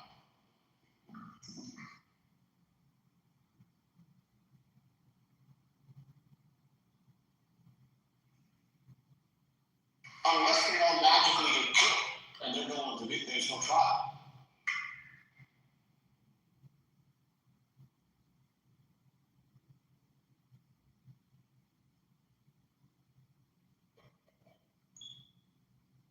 Hey, what's up, Lima? Did you want to chime in? Asatara, you want to chime in? I mean, Amir, what do you think? Like, how long can we realistically delay his trial? Or the trial's going to go on for, and he keeps on extending the trial. The reason why he's extending the trial date is because he doesn't want to go to jail. But the Attorney General, that woman, she's trying to put him behind bars. Well, that's even if he stays around, right? But the question is, how long can we extend it? Like, what are his options? Like, he's every time you have to know, pay attention. Every time there's an attack on whatever part, Lebanon, Gaza, Iran, whatever, there's this court date around the corner. He's trying to stay away from his fucking court dates. That's what Trump realized this long time ago. That's why Trump wants to get him harder. That's another reason as well. Because he's fucking it up for America. Every few days he wants to go to war with whatever nation. Like Lebanon, go to fucking ceasefire. You see what I'm saying? America didn't break it, but this fucker went to ceasefire. Wait, I add something, guys. Sure. You know what? That's chase and everything. It seems like a joke to me. Like, just imagine, like, I'm a person just doing genocide, killing everyone. Oh, I'm so worried about the court. Just let's go to the war. That's all bullshit. No kidding. Just like they just make that up to make fun of everybody. That's stupid to believe it. Oh, he's going to the war because he so care about that court. That doesn't make any sense to me. Seriously. If they wanted to take who made it up? I mean, I don't know. I don't have the fact, but I'm just saying. Who made it up? The Israelis that made it up, or the people? No. I'm asking you. It's not just like a joke. Did I say it's a fucking joke? It's really a serious fucking thing. Is it really? Have you been on fucking Twitter space? Have you been on Twitter space? I know. All the companies are talking about this. That every time there's a fucking case, he always says he wants to start shit. He wants to avoid the court date. That's the problem. I believe you. You haven't spoken to a lot of people. You think this is a fucking joking matter? Yeah, no. I'm just saying I believe you, but going to jail is a joking matter, right? Going to jail is okay. No. You're just an idiot, man. Seriously, bro. Yeah, no. Just listen to me. Just get my point. I'm just saying it feels like a joke. I understand it's serious, but like he's doing all this stuff just because he's trying to go away from the jail. I don't know. I mean, that's weird. That's my point. I believe you understand. Okay. The big problem is if he goes to jail, he's going to be locked up for 10, 20 years. And then he can't do anything, his record, and all these, the judge is going to decide his fate, what happens to him. It's going to be shame, it's going to bring shame to his fucking family. His son in Florida, man, he's spending about $10,000 or $15,000 every month on his security. By myself, spending money on on the unit that he's renting is about $4,000 or $5,000 a month in Miami, Florida. He's got he's got all these other expenses, about $10,000 to $20,000. Spending Israeli tax dollar money. You know what I'm saying? He's enjoying all of this because of his dad. Once his dad is no longer a fucking leader, forget about the money. He won't have any more of that protection or whatever the fuck he enjoys over there. He's not going to go back to Israel. His wife, last time I checked, I think she ran away. And because she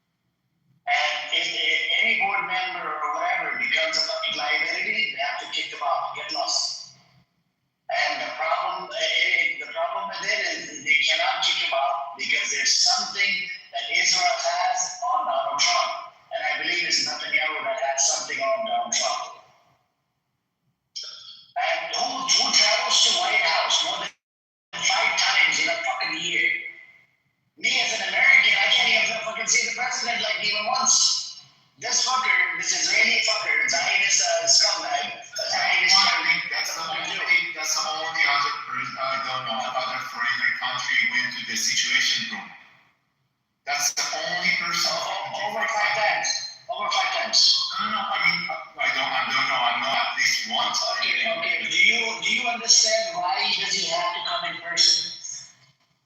Just it's like a blackmailing Donald Trump. Just No. You tell me, why does he have to come in person? Why can't he not do it over the phone? I don't know. Jamie, take a guess.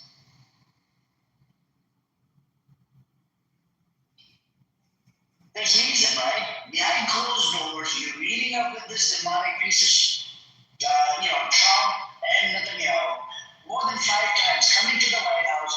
What do you think is the reason? Why can you not do a Zoom meeting? Why can you not just do it over the phone? What's secretive about this fucking deal? So there's a lot of these, question marks. What the fuck is it that he had to fly to America more than 5 times in a year? No, you're right. I don't know. It's like so weird.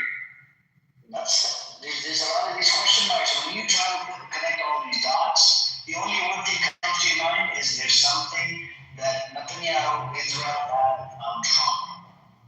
That's why I said that court is stupid to me. Whether you believe conspiracy, if it's conspiracy or not, even nowadays the fucking conspiracy are coming to 2, and they're bigger now.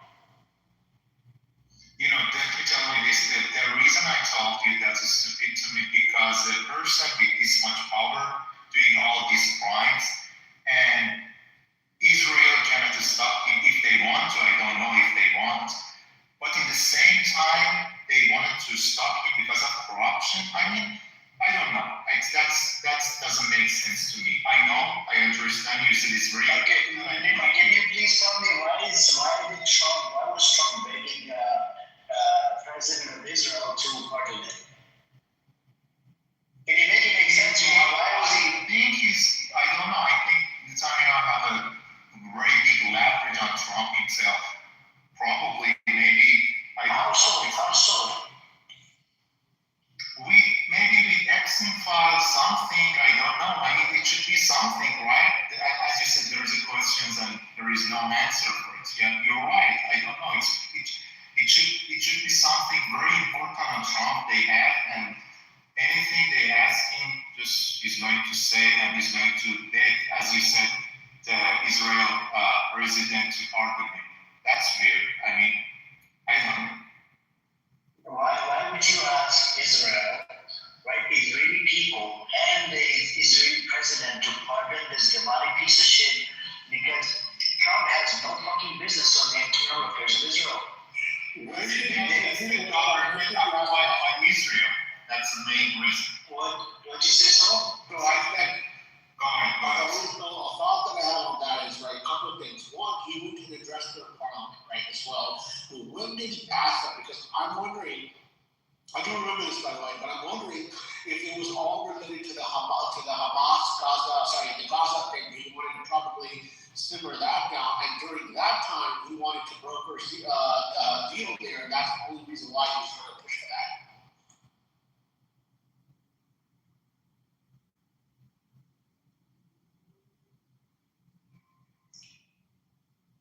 Because he walked into a conflict, he wanted that conflict over. Somehow he had to get 2 parties at the table and make the conflict over. So I couldn't see the rationale on that. So it's outside president. Okay? Outside American president has no business inside Israel. Doesn't have Israeli passport. And according to you, he's not a Jew. According to me, he's a Jew. Okay? He has no fucking business in that piece of trash land called Israel, right? That garbage piece of shit. Hippie fucking land called Israel. Has no business over there, right? Why do you have to fucking beg the president of Israel to, Well, I have that question when, because if he walked into a war complex and he's trying to end 2 wars, it would make some rationale. He would want to be able to get some deal done. He said in the beginning, I want deals done. I want this war over, I want that war over, I couldn't get that war done. That could make sense. That's not a fair comparison. You're talking about America ending the war versus America going into a sovereign nation called this disgusting demonic state called Israel and begging president of that demonic state called Israel that and pleading to the people of Israel that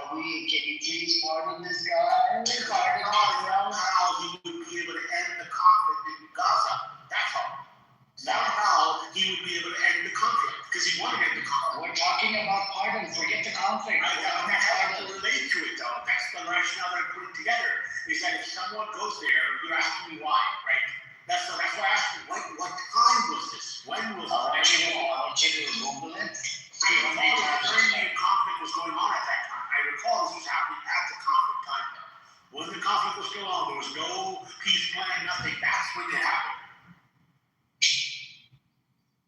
You're saying that long pardon, that he can come back, because everybody knows we lose the next election. But if he's pardoned, maybe next year he can come back. But if No, he cannot. Once he accepted the pardon, he won't be able to run for it anymore. Who knows if they really wanted to people to talk about all sorts of things. Maybe they're like, he's like, hey, we're leaving amnesty, I got this on my back. Then he's like, hey, I just want a couple of my own, and maybe, I don't know.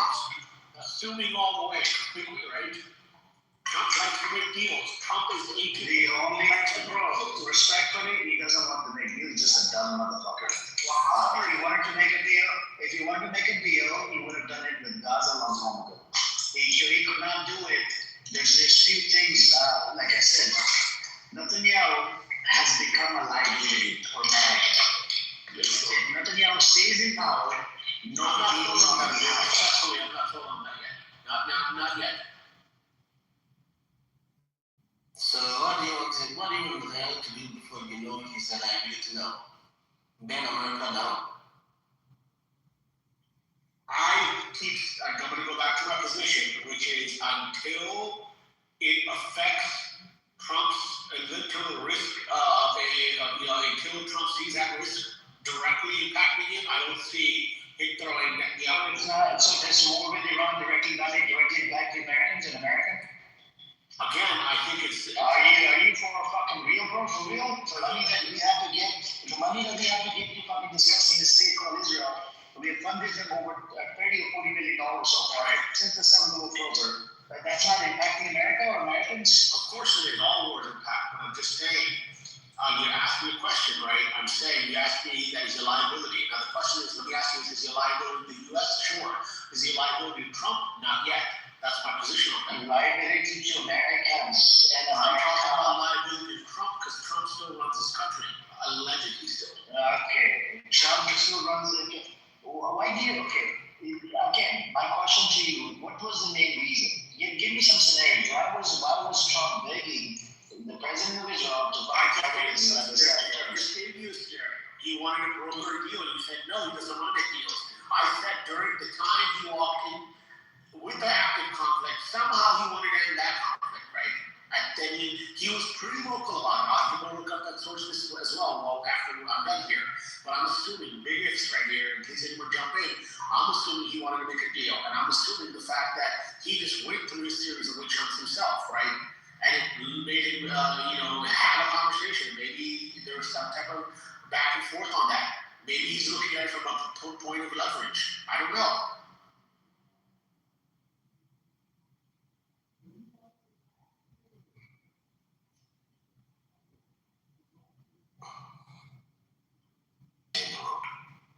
Too many excuses are not having you. It's trying to destroy you. You are losing your life by the day, your reputation by the day, and the world economy, which is the status of your power, is being lost by the day. And you are still bothered about Netanyahu being a good friend of Donald Trump.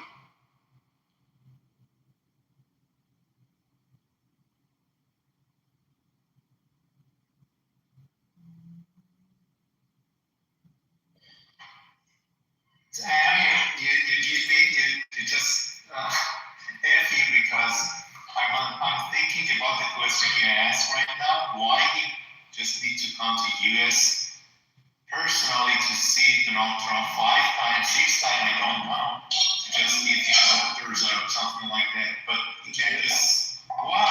Seriously. That's a big question. That's a really good question. Why did he come to America personally? More than 5 times in a year. But do you acknowledge, let's look at something. Do you acknowledge that Bibi and Trump have a BFF relationship? So if someone is close, right, they're going to probably want to see each other more often. Just like with Epstein? What's that? You acknowledge that just like Epstein, he has. Wait, you gotta let me respond to that. I think that with that scenario, I don't think he had one BFF, he might have had 10 BFFs, and that would just come. No, don't do what about it. Just like, no. Netanyahu has a lot of friends as well. It's not just one friend. Okay? So you can use the same argument on that. You can't do, bro, look, you can't be a shapeshifter, okay? You already have one shapeshifter in the audience. You like to call any question, so there's only one response back. They can't do that. You get Okay, so you can do one friend with Netanyahu. He doesn't have any other friends except for Trump. But when it comes down to Epstein, no, Epstein had a lot of friends. Okay, so you're gonna play that game. Okay. Like literally, and Trump was friends with Epstein for more than 15 years. Sure, he is. But again, the corner be fine here. Why do you have to be an apologist to Trump? Why do you have to be an apologist? You are. I've always told you I have to look at the position on both sides. I just told, okay, then why don't you look at this position on both sides of Netanyahu? So I do. No, I'm looking at that as well. And yes, again, so first of all, the first part about what my thought is that yes, he probably has a stronger relationship, allegedly, he thinks, with Trump as him being closer, whether they're BFFs or not. What's that? Epstein was closer as well. Epstein was what? I can't hear the last part. I said Epstein was closer as well. Epstein was closer, probably closer as well. It's just like Netanyahu, right? Possible. Okay, all right. Now moving on. So, go on. Tell us, what was your question? What were your scenarios? What were you trying to say? Me or I think Nima? I don't know who you're asking. Go ahead. But I also wonder, why did he go to the parliament and why did he present to the parliament? Why did he go there? He said, hey, if the parliament wants me to be there, I'll show up. Right? I keep thinking about this, that the fact that he wanted this conflict over, he was trying to put whatever leverage, dancing shoes on, whatever the fuck he was trying to do. I'm still looking at it from the other perspective. The other perspective is very creepy and dark too, right?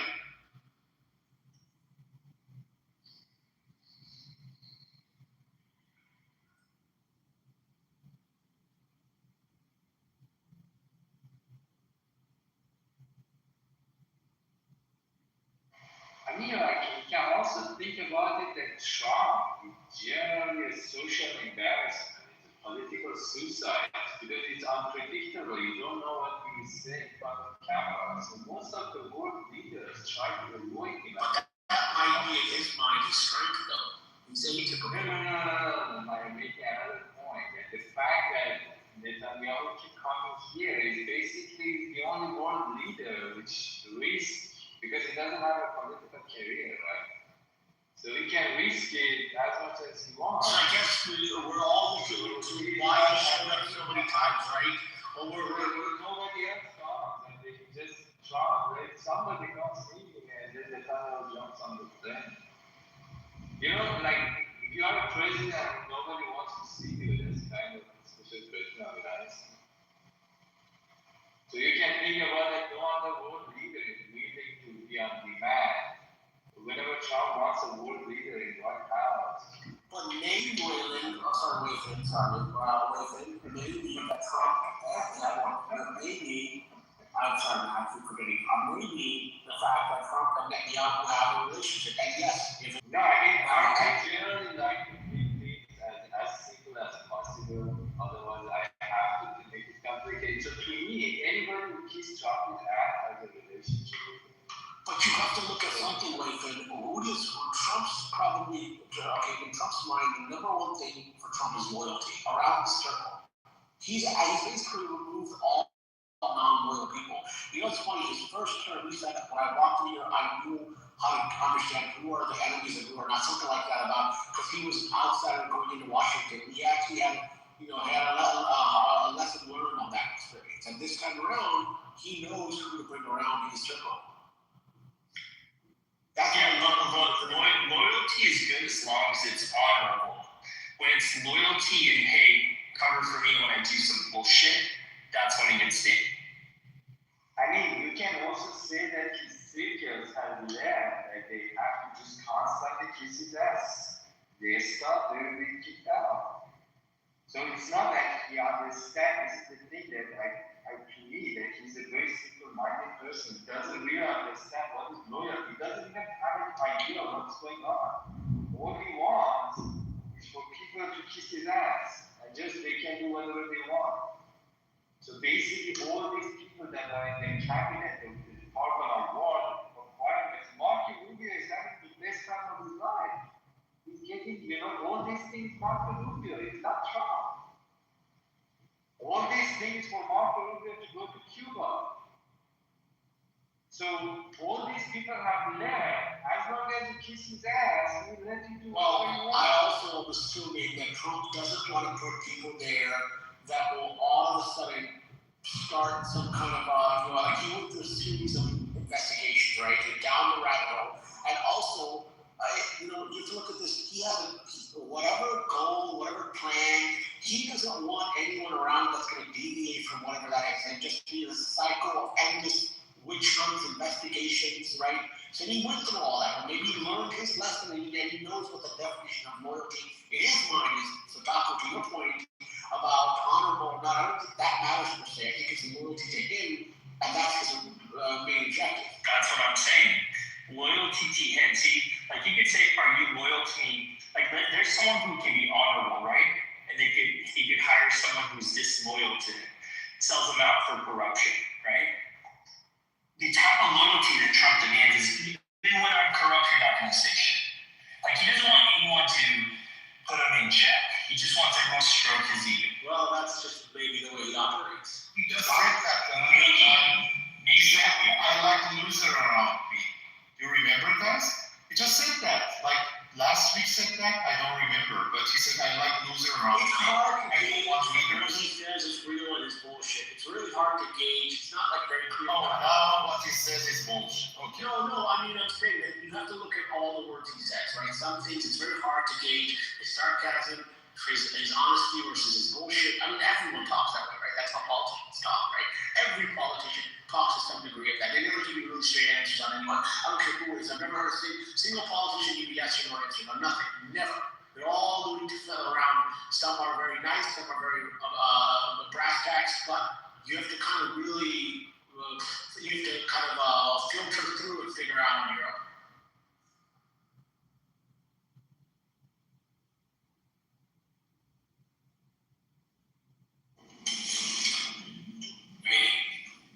He's a con man, he's a grifter. He is who he is. I knew who he was back in 2007, 2008. I knew who he was.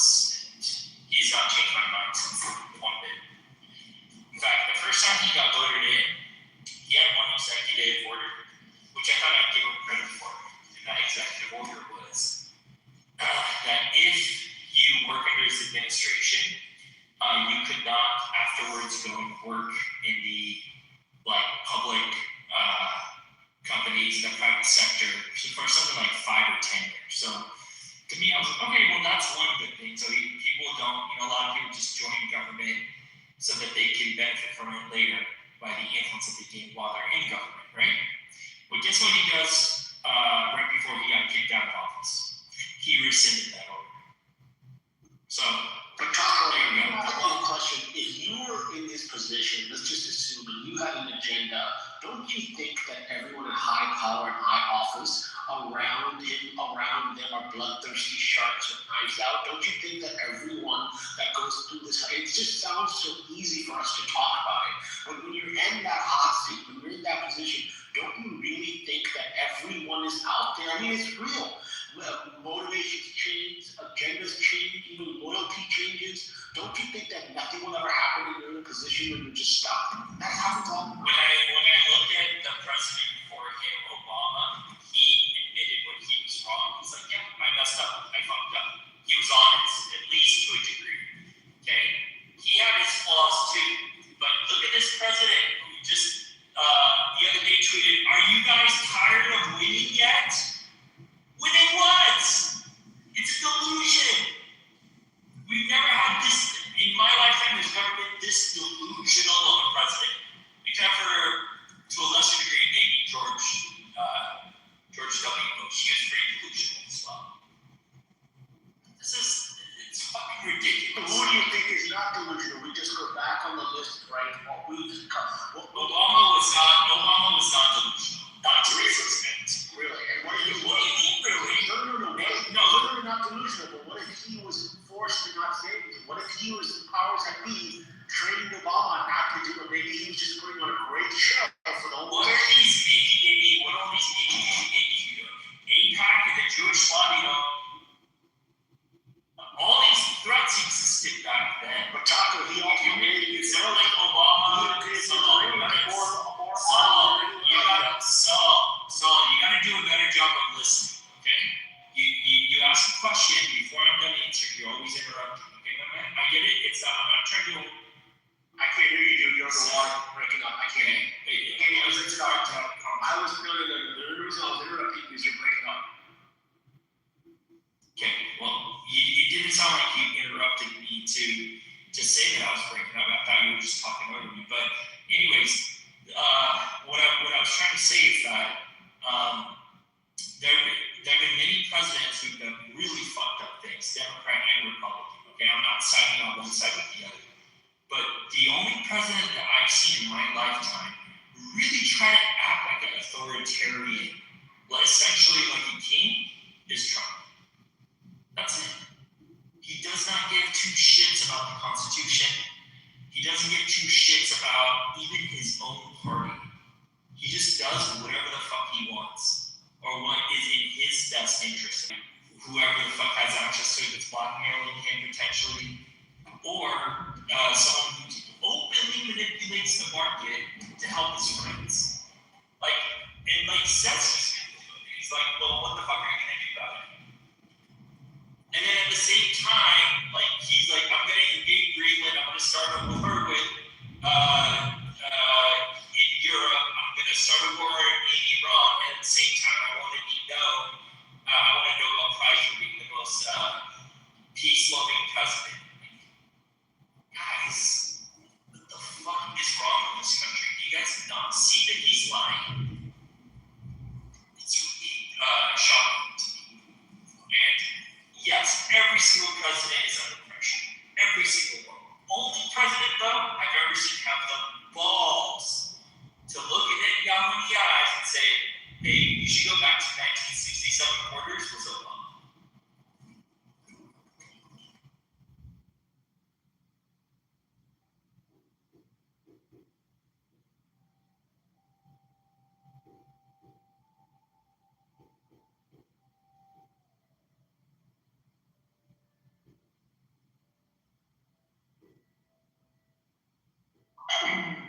So yeah, but Medical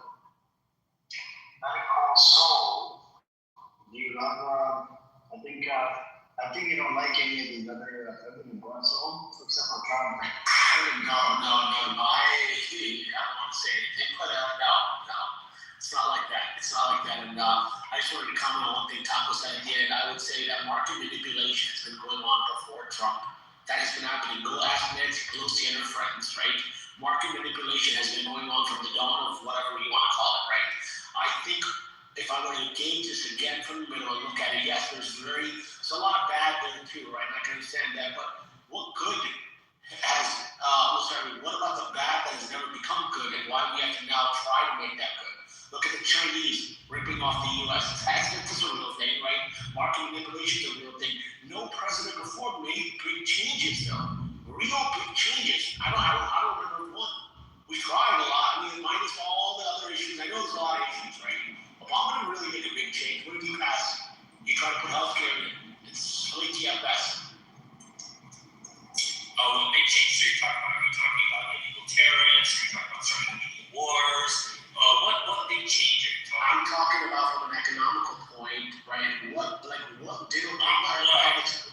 No, what is Obama tell the Chinese, hey, you need to start paying your share? No. What has Trump done that is positive for the U.S. economy? Tell me. Okay, I would answer that question in a way where I think it's a work in progress. I don't think it's something that's fully planned out yet. So you gotta wait and see. Now, I'm not only talking for the I'm not a Trump supporter, by the way. I'm not. but I have to look at it from the middle. So I would just say from a pre-historical point, right, that market manipulation, why haven't they banned every single person in commerce and trading? They should be blackballed. Okay, Saul, you're a attorney at least. The same thing as I really like Saul, and it hurts me to make arguments like this because I actually like that character. But we're talking about presidents. We're not talking about senators. You want to talk about senators? We go talk. No, I'm just talking about the market manipulation part. That's all. No. Listen. The market manipulation I'm talking about is what Trump says on a Friday. Okay, and then all the positions, the short positions or the long positions that are put in, then on Monday, the market goes a direction that he steers it to, so directly his friends make money on the flip, and then they're out. I agree with you on that. I agree 100% that there's market manipulation happening. Now, the question I ask you, and I wondered about this because I'm heavily invested in the market myself, what I wonder is, do you think that Trump really cares? And if so, do you think he's directly or indirectly letting this occur?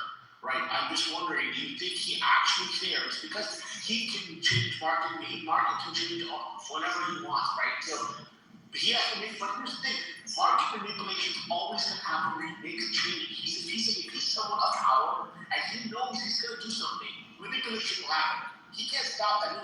He's not going to sit there, the entire presidency worried about the market if he wants to enforce something because he knows what's going to happen. Bro, but who lies the way he does and then manipulates the market? His friends make money. I mean, this is documented. This is a hearsay. This isn't theory. But if you're him and you're going to make any policy, the market will manipulate. It's not like Bro, relax, calm down, Saul. I know you want to get in the middle, but you're not. Markets get manipulated. The context we're talking about here is how can a president manipulate the market? And this president is manipulating the market multiple times in this past year and a half, simply based on the false tweets that he knows he's doing, or Truth Social, that he knows he's doing. And if you look and see the short positions and the long positions that are taken right before he tweets those cannot be coincidental. You're saying, what I'm saying is that his actions will dictate the market manipulation, right? You're saying that it's not that, it's orchestrated, it's intentional orchestration for that manipulation, is what you're saying, based on. For example, listen, all of his actions can affect the U.S. market because Trump is, or not just Trump, the U.S. president is considered the most powerful man in America, and the second most powerful person is considered to be the Fed chair. Okay? Because they control interest rates, short-term interest rates, okay? So, no other president, if I'm wrong, you tell me, on a Friday tweets one thing to get the market to go in a certain direction, and on Monday tweets something else, just to benefit those that are close to him. You have an example of that? No, I agree with you. The thing you was 100% fabricated and false, then we have an argument. If not, this is case closed. No, I agree with you. Indirectly is one thing, direct manipulation, I agree with you. And I've seen that because I was shocked at seeing how my positions changed. So yes, I 100% agree with you on that.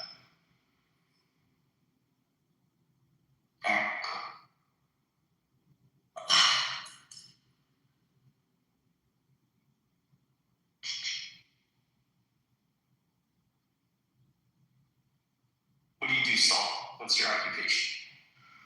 I'm actually in cybersecurity.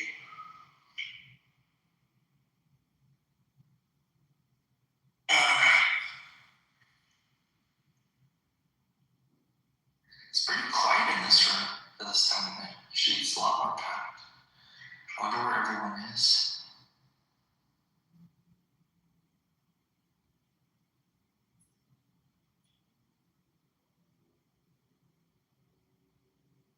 How about yourself, Taco? What do you do?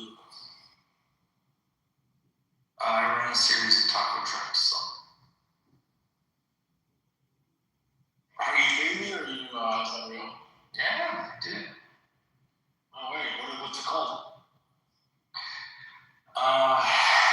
El Churrascarillo de Carnes. Are you talking about a real taco, or are you talking about the name of the place? The name of the taco truck. Wow. Where's If it you, at? go, if you go through my pictures, you'll see my taco truck. Where's the space at? There's no. We're kind of all over California. Okay. I think your pictures are all like Clubhouse Plus solely. I only see the one for Trader Joe's. I know you just said no to Mexico, but you just then told me about Mexico as your location. I said what? You said no to Mexico when I said Mexico, and then you told me Mexico. I didn't say Mexico. I said all over California. Yeah, all over California is part of Mexico. Is that what you're trying to say? Yeah. Clever.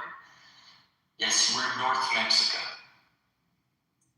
Baja California.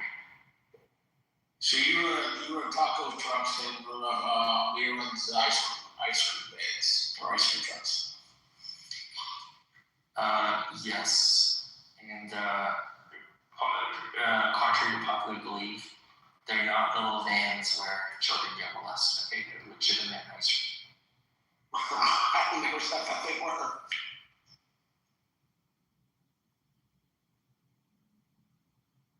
So, who do you think the group Anonymous actually is? Do you think it's real? Do you think it's part of a government agency or a thing? No, it's just anonymous. Exactly. Who do you think what is it? Is this guy's name on the moment here? Satoshi Nakamoto, whatever his name is. Yeah, who do you think that is? I thought when they revealed his identity, he was like an Australian professor or something. Yeah, I don't know. No? That's not fake. I thought that was real. No. Satoshi Nakamoto. For Satoshi Nakamoto, do you think it's one person or do you think it's an entity? I think it's Satoshi Nakamoto. It's like a board that needs to collect. Or you can simplify it down and say it's Satoshi Nakamoto. Sam, do your shoulders ever get tired? Sure. You seem confused. You don't understand why? I mean, I don't know why you're asking me this question. From holding that brick over here? Hey, just kind of get used to it. Gotta be prepared to love this notice. So, Top, if you're a fan of Saul, are you excited for his new movie, Normal?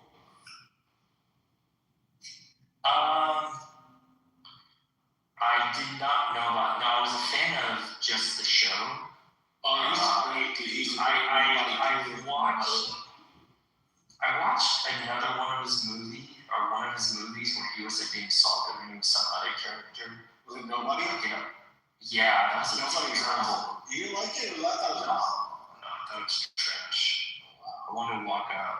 But yeah, he was I think he was a writer for Saturday Night Live while Conan O'Brien was there.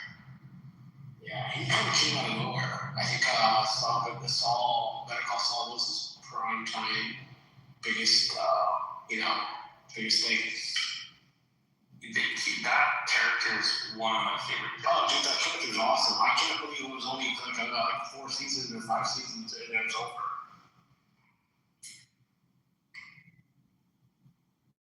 Yeah. I stopped watching Better Call Saul. I think I got to season 4. You said that was the final season? I think it was 4 or 5 seasons, yeah. But the character was already Breaking Bad. Yeah, that's true. But he only had 10 years Breaking Bad. He was only there for a hot minute. Not even that long. Oh, no, actually, he was there. He was there for a while. But I was waiting to see how he would go from, there would always be the foreshadowing of him working in the donut shop in the Cinnabon. Oh, yeah, exactly.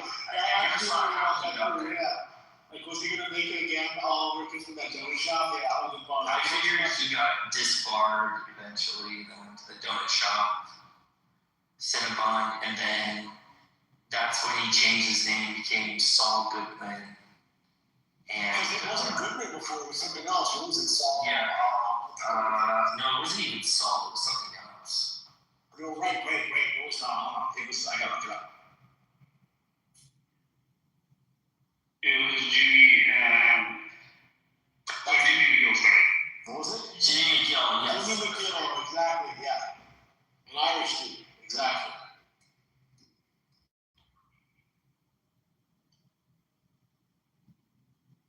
Very crafty guy.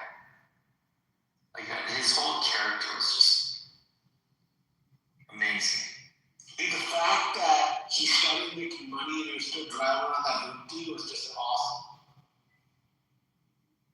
Listen, man, you can't roll around in like a Mercedes and be Mexican.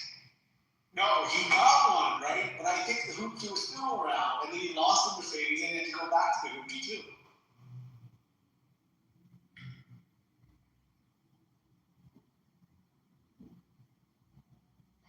The key message, never forget where you came from.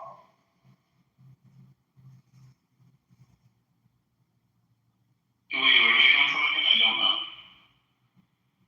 I mean, in life, no matter how successful you become, never forget where you came from originally. So he was a writer for Saturday Night Live from 87 to 91. Just FYI. Like he was writing with Conan O'Brien and that one guy who did the Triumph the Insult Comic Dog. I forget what that guy's name was. Dude, I never got into Saturday Night Live for some reason. I just honestly, in all faith, I think one of the worst people on that show, or just one of the worst people, is what's his name? That I think is disgustingly awful in everything he does, except for maybe cameos in the Saturday Night Live. What's that guy's name? The one that is in Verizon commercials now too. What the hell is that guy's name? Pete Davidson. Exactly. I think he's disgustingly awful. Like this guy has no background in anything. He's tried movies. He sucks all the way around. Like he's just absolutely trash, garbage trash as an actor. Like I don't even find him funny. Yeah, Robert Smigel. The best of Saturday Night Live, in my opinion, if you go back and watch the older episodes, were like in the late 80s. Those are the best. All those guys. Yeah, those are the best. And then I just remember at one point that they did like a refresh, like all new cast members came, and it just was not funny at all. Sucks. I don't watch it. I'll see intermittently in my feed the weekend update will come up, and those guys are pretty funny. It's like a white guy and a black guy that do it. It's pretty funny. College jokes, something like that. Anyways. But yeah, if you look up Robert Smigel, he's the guy who did Triumph the Insult Comic Dog.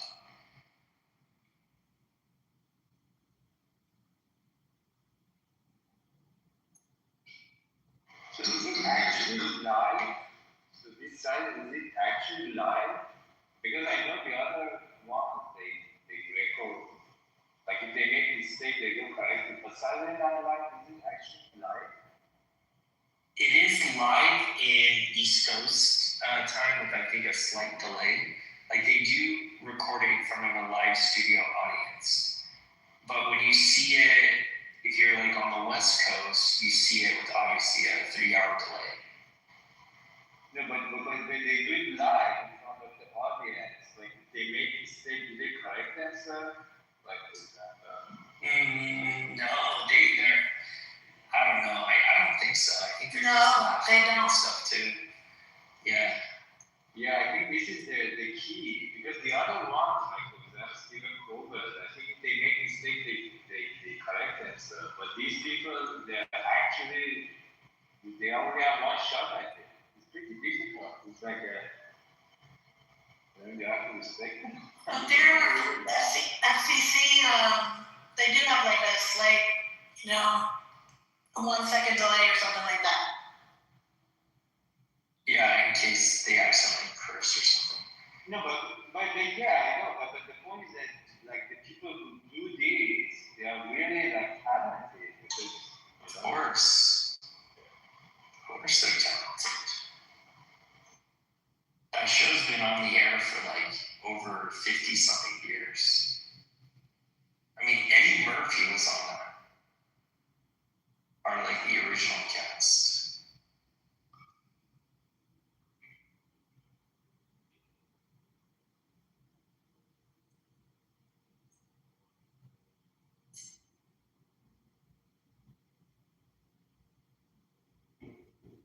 So the original cast of SNL. When they had Jim Carrey, it was funny. When they had the Wayans brother, it was funny. When they had Will Ferrell, it was funny. All the new ones. Yeah, Will Ferrell came later. I think it was in the 2000s. Chevy Chase was part of it. Jason Sudeikis, David Spade, Dana Carvey, Jimmy Fallon. Did you say Jim Carrey was on there? Jim Carrey was on there. As a regular cat. No, he was cute. Jim Carrey was in Living Colors. Oh yeah, I'm getting myself mixed up, and that was also really funny. That was really funny too. Yeah. Well, you guys had such a boring conversation that Black Rabbi actually left immediately. Yeah, if he can't come in here and tell me how he thinks all Iranians are gonna die and how he's gonna get off like the smell of death is a natural aphrodisiac for him. So if he can't do that whole spiel, then he just leaves. Yeah. Now we know what to do. Yes, guys, whenever Black Rabbi comes, we talk about this. See, the thing is, I'm being saved from all this because my internet just randomly shuts off, and then I'm gone for like 6 to 5 until my internet comes back on. Dude, we got like internet from Gaza? Like, what's going on? Why is the internet going off? I'm in the countryside right now. You gotta get that Starlink, dude. Starlink is nice. I do have Starlink, it's ass. Wow. I'm using it until my actual ISP goes in and picks up the. Starlink is not as fast as it advertises, though. Well, don't worry, Leo's coming out soon, so you can get Leo. Yeah, my ISP is better. I'm just waiting for them to fix it. What's that? What is Leo? Leo is Amazon's version of Starlink. They're actually competing with Starlink now. They bought another company $10 billion, and now they're entering the marketplace. I am not using the bald man's waste of space, waste of energy services. I'm good. I wish there was a way to get T1 or T3 connection at the house for cheaper. Maybe down the road. Good luck on that, dude. That's going to be expensive. I got a house with my That's how expensive the ADSL used to be. But Leo, why do you need that though? What are you doing? What kind of rig do you have set up over there? So it will be faster, and you won't have to worry about what you call it. With cable, you have to, it depends on the area that you live in, cable internet, right? It depends on which area you live in, and it can slow you down. Like if it's like a busy hour or whatever. Now, ADSL, it doesn't have that type of speed that the cable internet does. You have the cable, that's a little bit faster than DSL, and then you got the other connection. They even have 5G, they're offering 5G for home service, but I heard it's not as good as cable internet. I mean, I get one someone say I want a T1 connection in over 20 something. A long time, dude.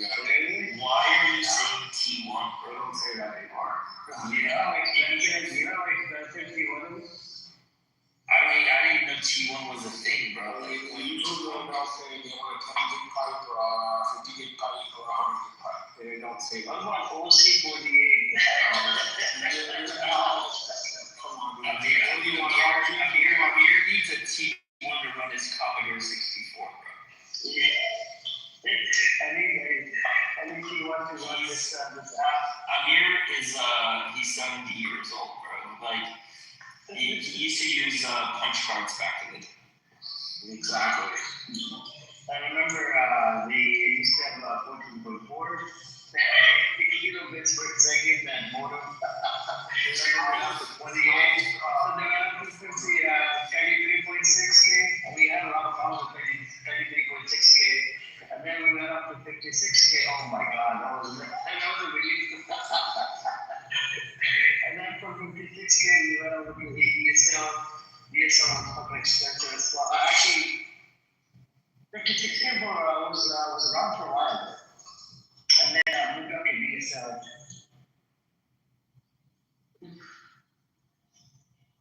You know, the funny thing about DSL is I come from some generation where that means something wildly different. But DSL was fast. Amir, do you know what the dirty connotation of DSL is? What is it? Dick sucking. Oh my God. That's the only connotation I know that has. I'm immediately learning the sentence. Well, Amir just admitted that he had DSL. No. And no longer DSL, I have cable. He started what was that, Net Zero or like AOL back in the day?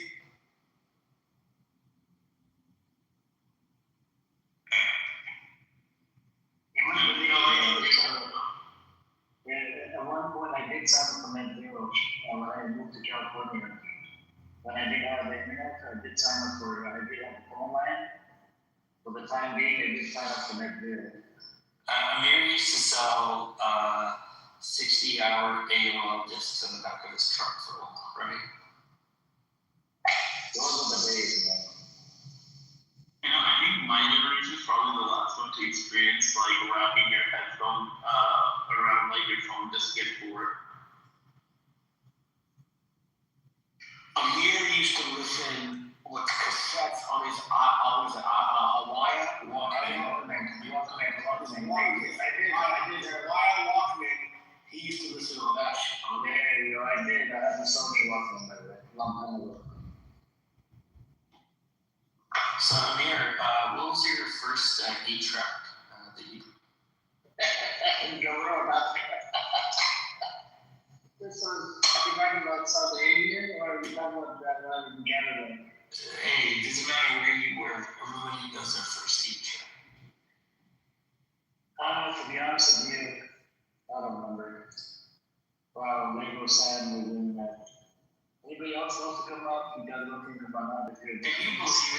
Amir, kids that are 21 today grew up in a world where there was always Wi-Fi. Isn't that crazy? That is true. These kids are little brats.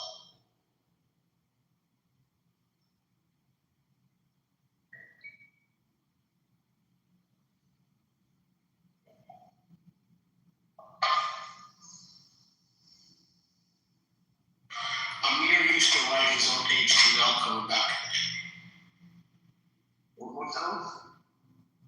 HTML. HTML, yeah, I did.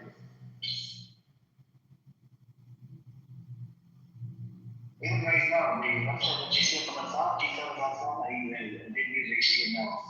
The fastest it loads up is HTML. It's like fastest. I mean, what does HTML stand for? Say it really quick. Isn't it, Hypertext markup. Hypertext, yeah. Yes. Alright, we got some young guns here now. Let's stop talking about internet connections. The real hope is here. No, I'm not hope. Fellas. America. Yo, did I ever tell you that story about my Veronica taco? Oh, no, you came in with me. What you did with my room? No, listen. So So my friend, he is Puerto Rican kid from Bushwick, so Brooklyn. So he's like, yo, I want to talk to this girl. She's Persian. Can you teach me something to say to her, like anything? And I was like, all right, tell her mad America. So he goes to her, and he meets up with her. I think they go on a date or whatever. And he goes, mad America to the girl. And luckily she found it funny, and they continued to date. But I tried to set him up, didn't work. What a shame.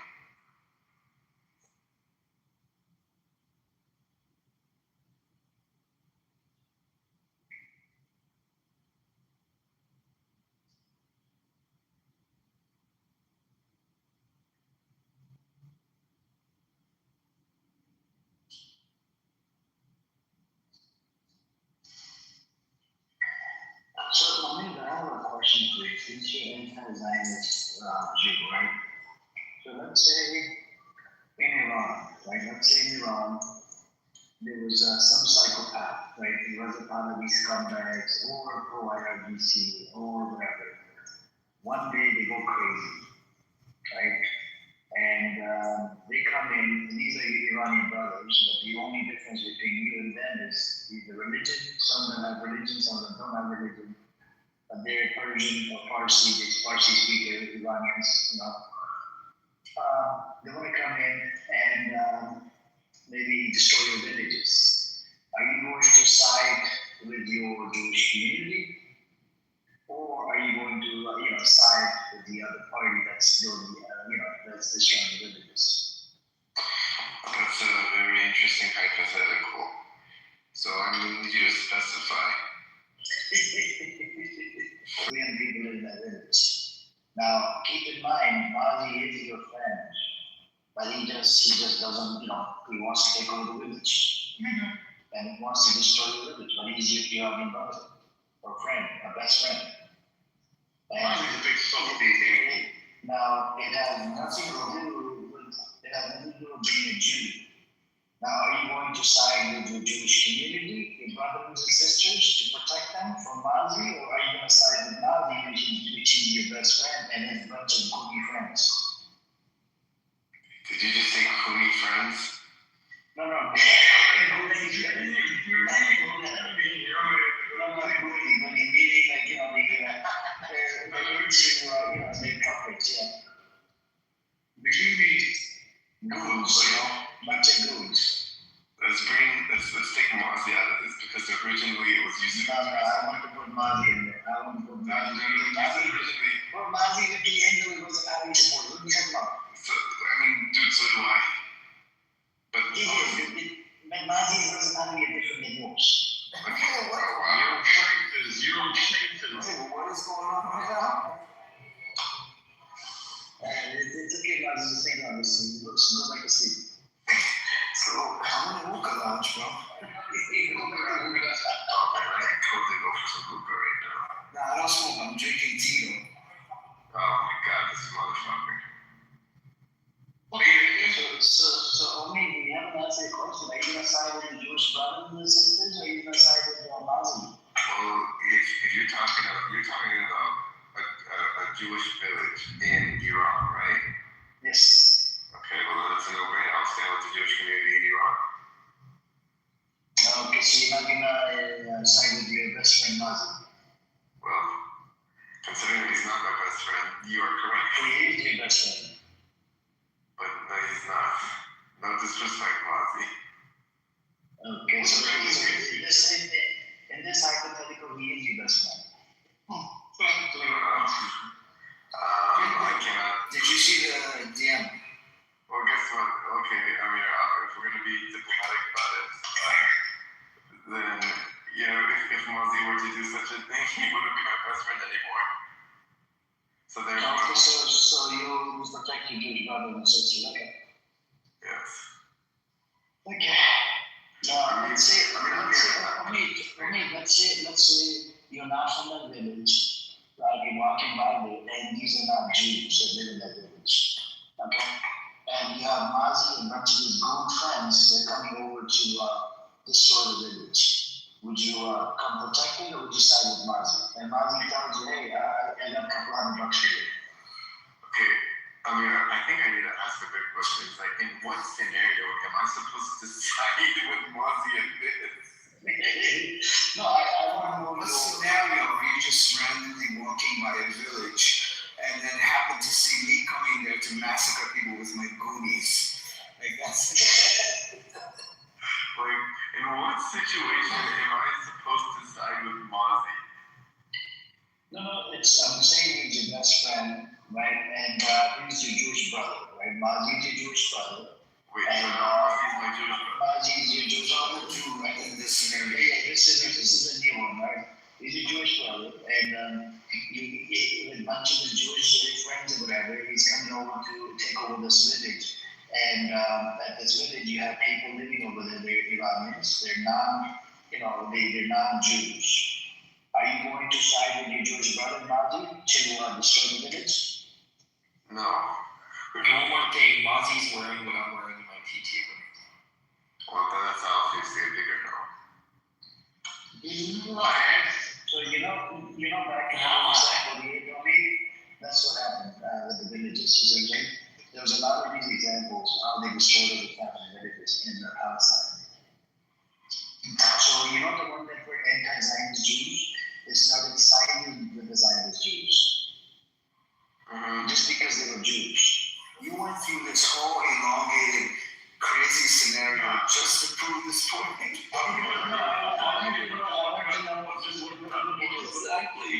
What the fuck? I wanted to know, Mazi, if he's your... He's Mozzie now. I think all you have to do is just like ask me, do I hang out with Mozzie? No. I think you have to ask me, do I go to pro-Israel events just because my Jewish brothers are there? No, I don't. No, I didn't ask you that. So look, I agree. Do you know that the majority of Jews that live in that land, prior to 1948, they were anti-Zionists? Only. Okay.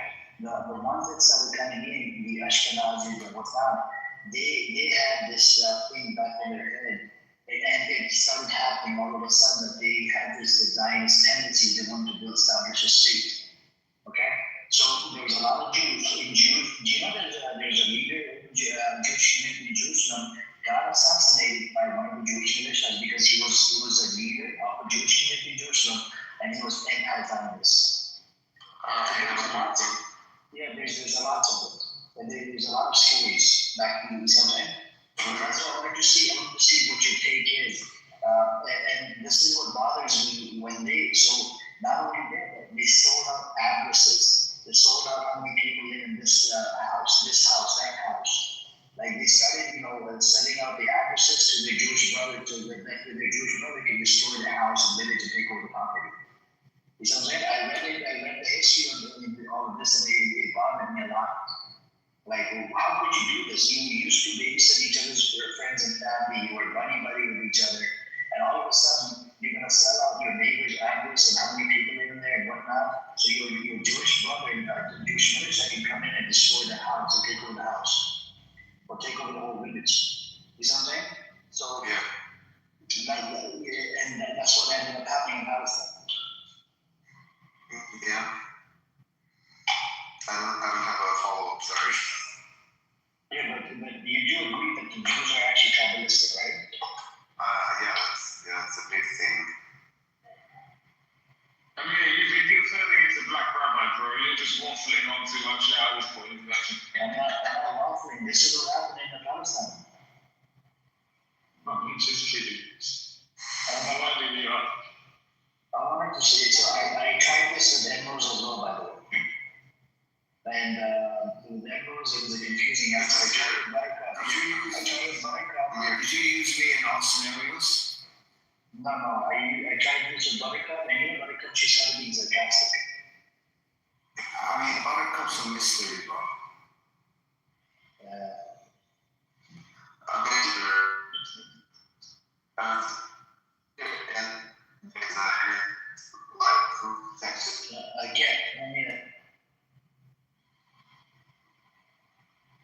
Amir,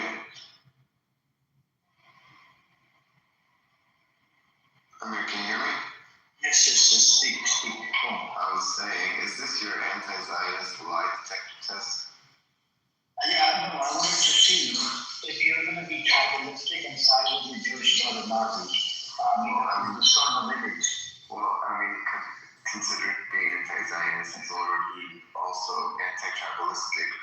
I think the answer should be obvious. Okay, your answer is different, but then I think the other people might have a different opinion on this. Because what happened in 47, 48, it was a different type of situation. A lot of the anti-Zionists started siding with Zionists. Yeah.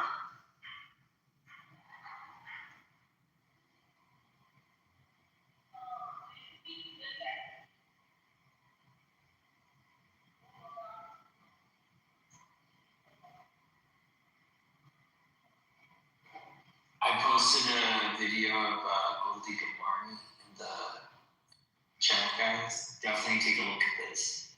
She's saying this is how you know the president. Did you hear me in here? Did you guys hear me? Hello? Hello? Hello? Yes, hello. Can you guys hear me? Yes, bro, yes. Oh, okay. I wasn't sure because.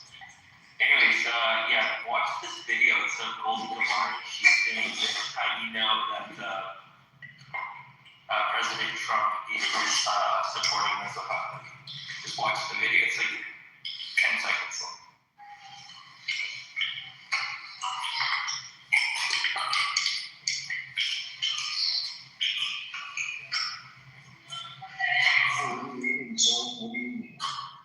I'm sure no action.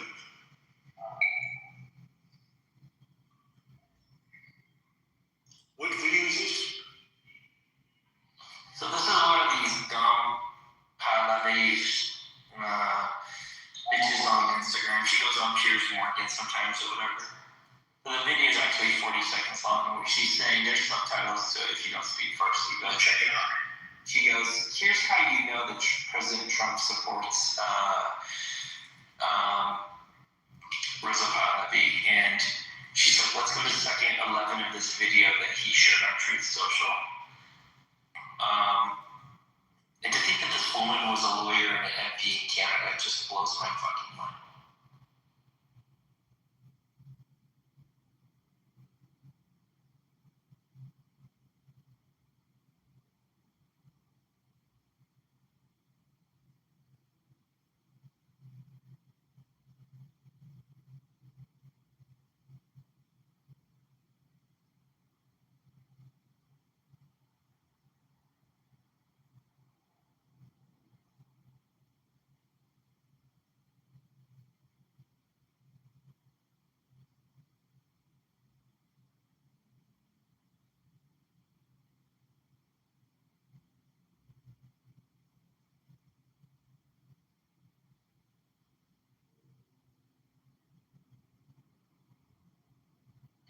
Hey, this Capitol building veteran thing is pretty intense. They're all just standing around. That's pretty interesting.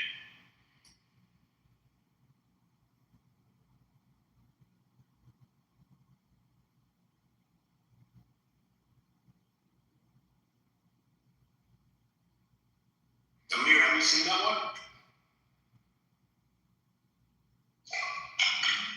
Which one? The what is it? The disabled veterans in the Capitol building.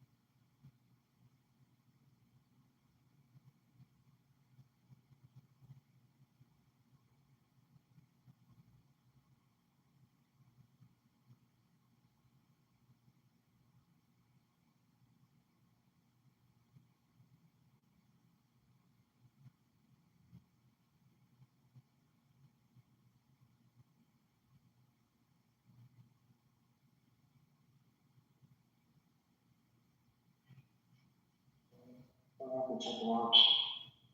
Everybody else wants to come. So, for me, like,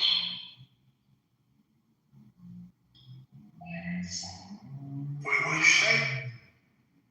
for me, like, the guy of the year.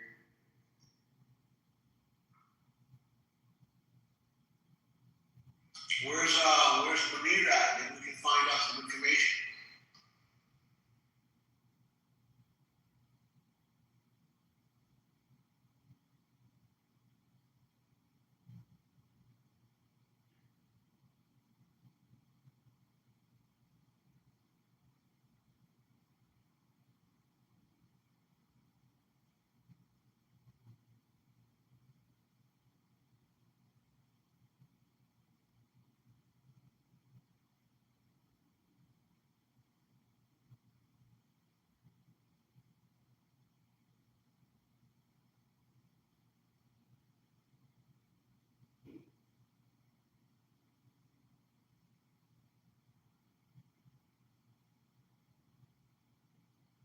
I mean, we have that Zionist Jew on my YouTube that was crying on the side.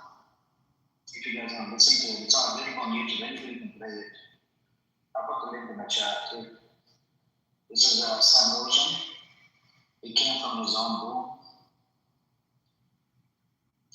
There you go. Right here. If you guys want to play it, it's on YouTube. Wait, what is this from here? This is Sam Ocean. If you want to play it to the whole room, we can. You just have to change the. Wait, what is it? It's a Zionist Jew of the South. We have the recorded room. So I grabbed the clip and I put it up on YouTube.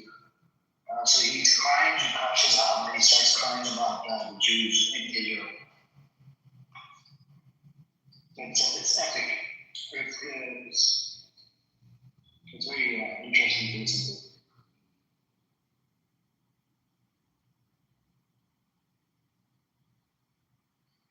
And it's only 4 minutes long. It's not even half an hour.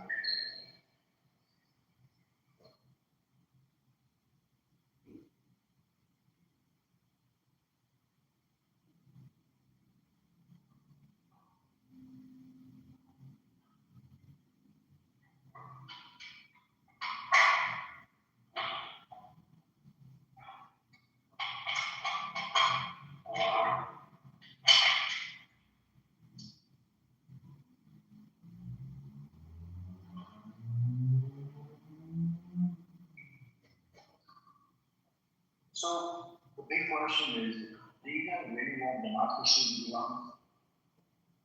Is it really, is this a real thing for the Iranians? Like a real, true democracy? I just wish they would give the people the chance to vote on what they wanted. Whatever the people want, let them vote.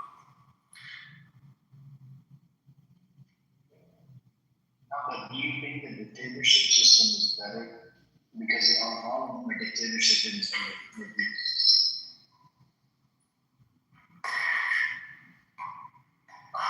I mean, I don't know, because I don't live there.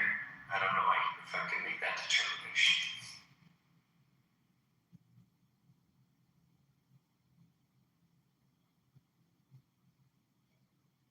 Yes, then do you want the dictatorship? Nima, not Nima. Yeah, I don't want it. Of course, the democracy is. I think the democracy is the best way of the government. But in Iran, government is like a young government, seriously. So when you see the United States and Europe, they're very old, and many bad things happen through for example, the revolution in France. It took around 100 years to set in. So Iran, I left Iran 15 years ago, but I know what's happening there. Many things changed, not only in these 15 years, but in general. Many things changed. And right now there's war going on for sure, but after all this ends, if any of you can just go visit Iran, anything you heard in the media is lie. Iran is not like very closed country. Everything is so controlled by monitoring. Our IRGC is not like that. You have to see yourself, or there are videos you can see. So yeah, for sure, dictatorship is very bad. But in general, Iran is not like the way they told you in the media. Unless if you want to listen to these Pahlavi people, yeah, they hate everything and everyone in Iran, so you cannot trust them. But if you really search yourself, you see it's not the way they told you in the ministry.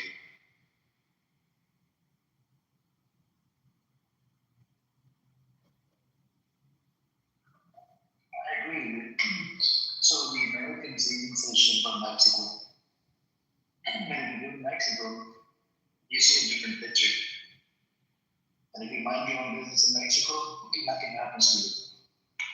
You know what I'm saying? You just stay out of trouble.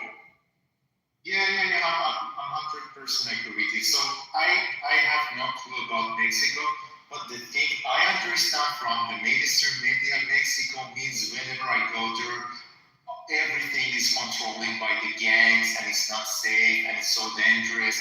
The all bullshit I hear in my voice from the like mainstream media every day, you see just all bad things happening in Mexico. But if I really wanted to see what's happening, I have to go there. So those are border cities. Border cities are run by drug cartel. But if you go to like Cabo, if you go to these other places, you're right, it's not like that. Any bad things happening like a cartel, you have to go to the roots. In the border city, PJ.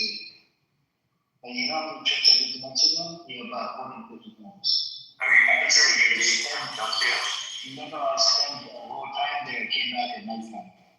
Okay. Well, I got pulled over once with a policia and I gave him a bribe and they let me go. I almost got killed in Tijuana, bro.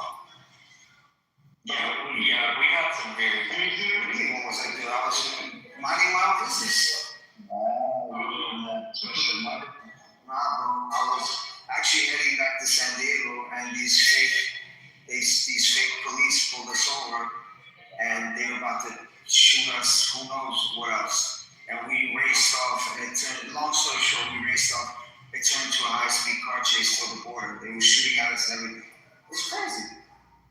Well, let me ask you this, guys, if you know. So, is Mexico was always like that, or there is something happened that became like that? I don't know. I'm just saying.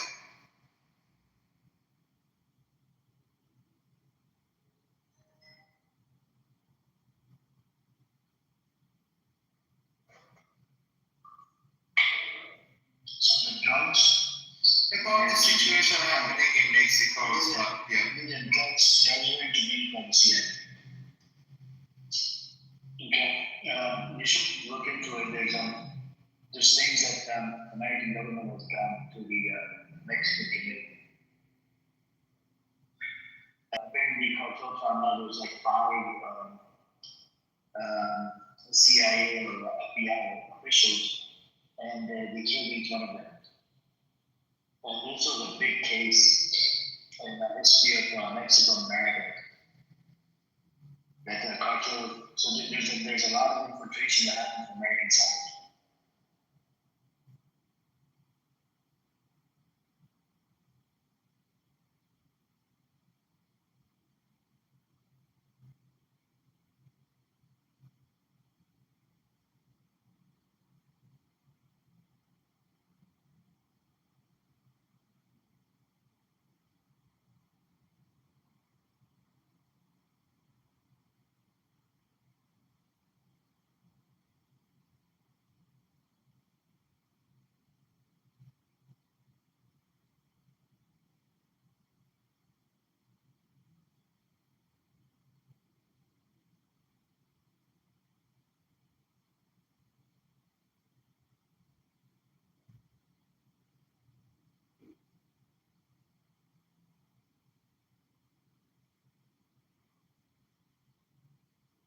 So,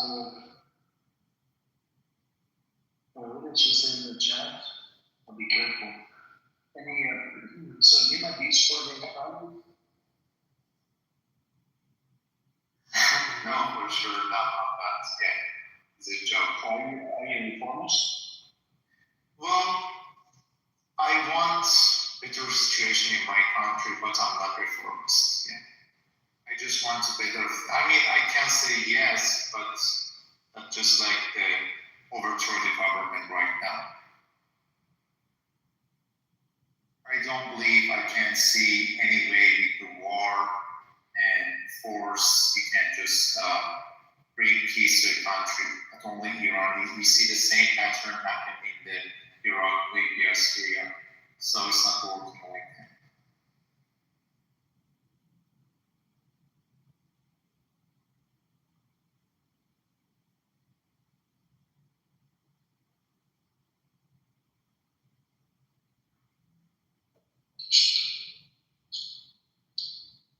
What do you think about the Brother Holly support? Do you think they're going to self-destruct after this war? I think I know some of them, of course. Yeah, but the thing I understand about them, some of them, they went to the ship like completely, and it's so hard for them to come out. So some of them they understand they are wrong, but they just do the same shit over and over again, and then I don't know what's going to happen to them, but it's like the sunk cost fallacy. I mean, yeah, exactly. Yeah, I mean they're no one cares about them anymore. I mean they were nothing before this situation, but right now after all this happening and then they supporting the bombing their country, some of the important place for a civilian target destroyed, and they said no because they said like United States knows they love Donald Trump too much, so they said President Trump knows what they're doing. They're doing the targets for the IRGC. They just destroyed the I don't know power plant somewhere, and they said this is for the IRGC. I mean, yeah, they are going to answer one day because I believe their hands are dirty. It's like when they say, when the panelists say, oh, you're not pro-war, then you want this regime to stay. Like, I'm very similar to you, how I think, when I say, no, I want change. And you're like, oh, what are you, a Islam Talib, or you're a reformer? We've tried reform, we've tried everything. And I say this expression, I say,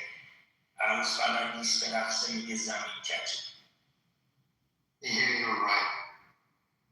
That translates to the bride doesn't know how to dance, so she says the floor is crooked.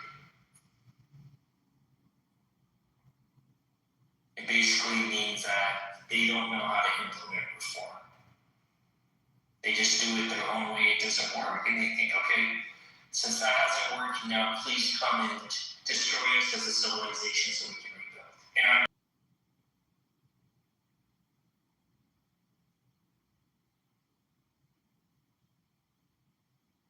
yeah, he's right, because guys, you don't speak Persian, but if you know the main TV channel that you're watching is called Iran International, I mean, you have to, if you understand Persian, after watching Iran International, you're going to, I don't know, just watching Fox News as a main source and you believe everything, because the level of the propaganda and the level of the crime they do is like, you have no clue. Literally, they said, okay, it's fine I mean, you cannot find something similar to the Fox News. Literally, they said, it's fine.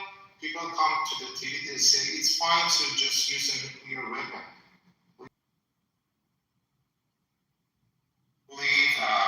I believe the war is going to resume soon, and I believe Donald Trump going to target the civilian, going to destroy the civilian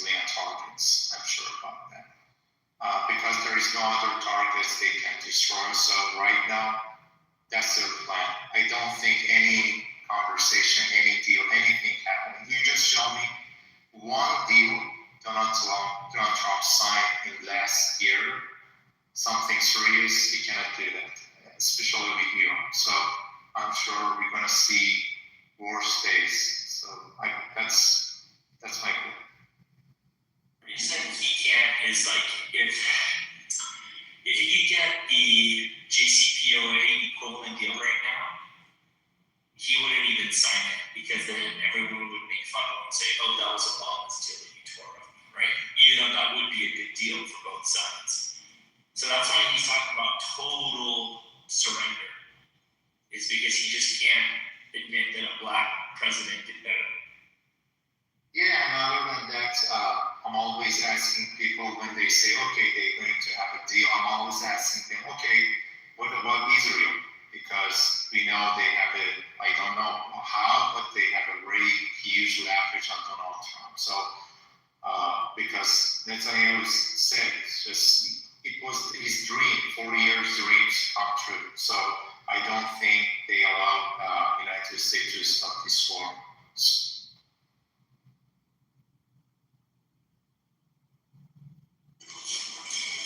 Yeah, I don't think there's any chance this war is going to stop soon, unfortunately, very unfortunately.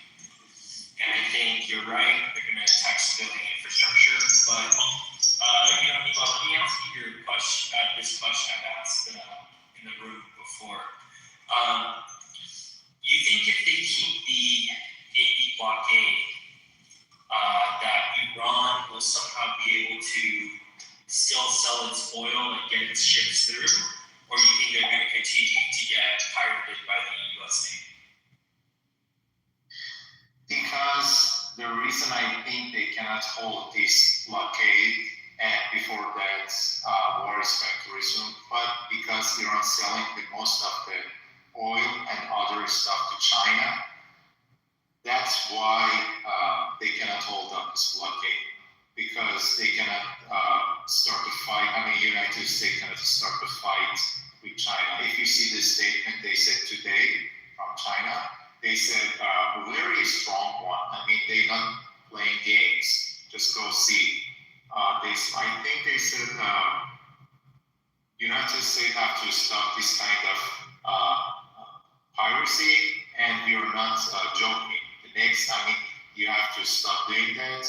And anything, so they said that anything comes out of China, it's part of our land. And when we send it to somewhere, if we just do something big, we're going to react to it. So I think they're not going to hold up that blockade long, and before that, the war is going to resume.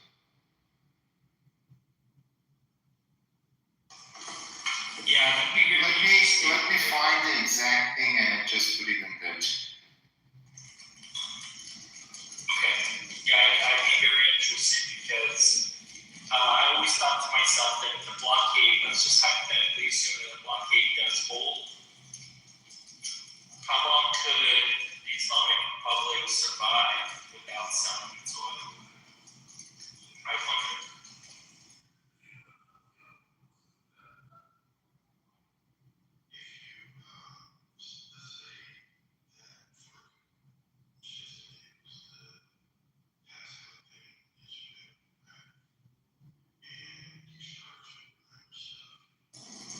So I think the blockade is an act of war, but what I wonder is would it be an act of war against China?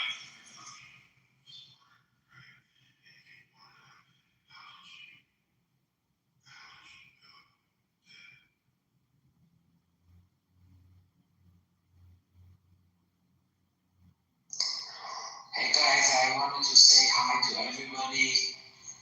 I just joined the group and I really agree with Nima. I think the war is gonna resume soon. And I see your point, Akko, that things are a little bit confusing at this point, but when you listen to the news like Iran International, or they always say that something is going to happen tomorrow. The government is going to overthrow, stuff like that. But I hope that things are going smooth, or getting to a point that this government goes away. This is a big threat to the whole world.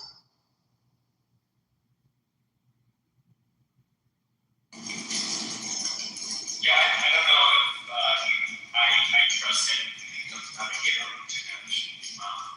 Oh, you take it as international? Let me get you. There's a battle, so. No, he said he agrees with Elon. Elon is not Iran. I don't trust any news. The news is like all over the place. It's just everything is different. You listen to BBC, they say something else. You listen to Iran International, they say something else. You listen to CNN, they say something else.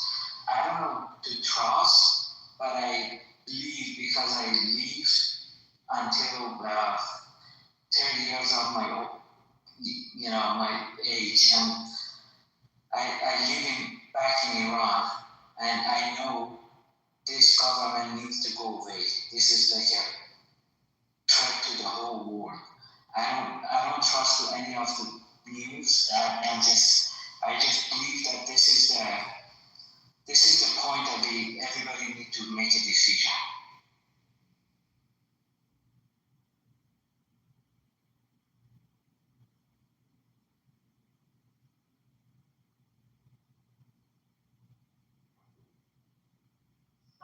Saying Iran is a threat to the whole world. What about you people? Is there much perspective for us? No, you're right. I'm not talking about the people in Iran. I'm talking about the government. Government is the threat to the whole world, including the people in Iran. So what's your solution? You're saying that they need to go, but your people will die with them. The people they're not gonna die with them. It's just like the school girls, they just die. No, they do. Yeah, that's the consequence of war. Yeah. Oh, okay, so it's just collateral damage. It's okay for the girls to survive, so you can have your freedom because you don't like your own government. It's not about the people they don't like the government. It's that people they are suffering there. Okay. I get what you're saying. But I'm asking you,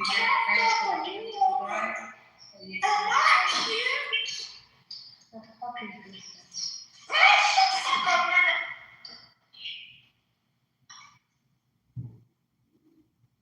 I mean, they can't deal with this guy. They deal with this guy. He's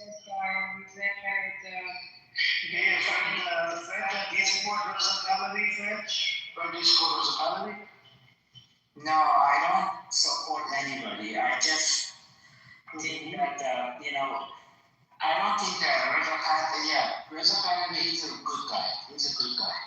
He's a good guy? He's able to using ChatGPT, he's a good guy, huh? I don't know what he uses. Okay, do you know what's rule number 1 on his book? I don't listen to him or... Okay, do you support the attack on your country? I support an attack on the government, the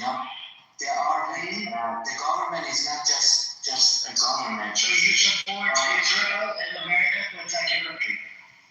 No, I don't support Israel. I support attacking the government of Iran. Hold on a second, please.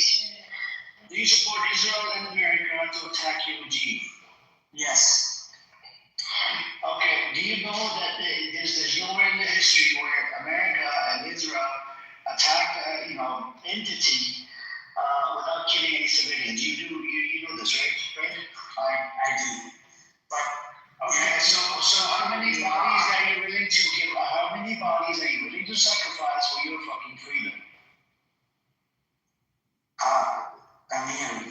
about the fucking freedom. The fucking freedom is very costly for the people in Iran. 8 million people in Iran, they are looking for that freedom. You call it fucking freedom. But it's a freedom for those. You don't have this, you don't have the stats, first of all. There's no verified shit out there.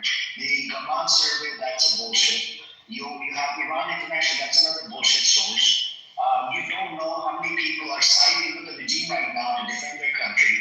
And not to mention that little girl's school that was killed, like the 150 girls that were killed, you're supposed to come in. But here you are, fucking senile, living denial, ignorant, and don't really give two fucks about its own Iranian people. If you had fucking, true sense of shame, if you had any type of shame, you would be sitting here and condemning the attacks of your own fucking country. But apparently, you don't give two fucks. You think that, you're above God. You're gonna go after the fucking regime. No, the regime is not going anywhere. The regime is more stronger than fucking before. You thought it's okay to kill civilians. It's okay for the American Israel to go after the same disgusting Israel that has been killing, genociding Palestinians, has killed a bunch of people in Lebanon, has killed people in the West Bank, has killed people in Syria, has killed people all over the fucking world. And then you think that they made it freedom. Somehow, yeah, they just kill him. And I knew as soon as he came up, he mentioned Iran International, I knew I could smell a fucking, what you call it, a columnist. No, I'm not supporting any alternative. You know why? Because I don't think that anybody has any solution. You talking about that school, you're just focusing on that school of the girls and kids got killed, right? But you don't even mention 40,000 people got killed in January in the street of Iran. That's verified, by the way. I don't even mention that. The number that you have is unverified. There's 3 numbers. Iran International said 36,000 some change. You have the HRNA that said over 7,000. They're still investigating more cases, which I believe. I actually go with the Human Rights Organization. The Iranian government said 3,000 some change.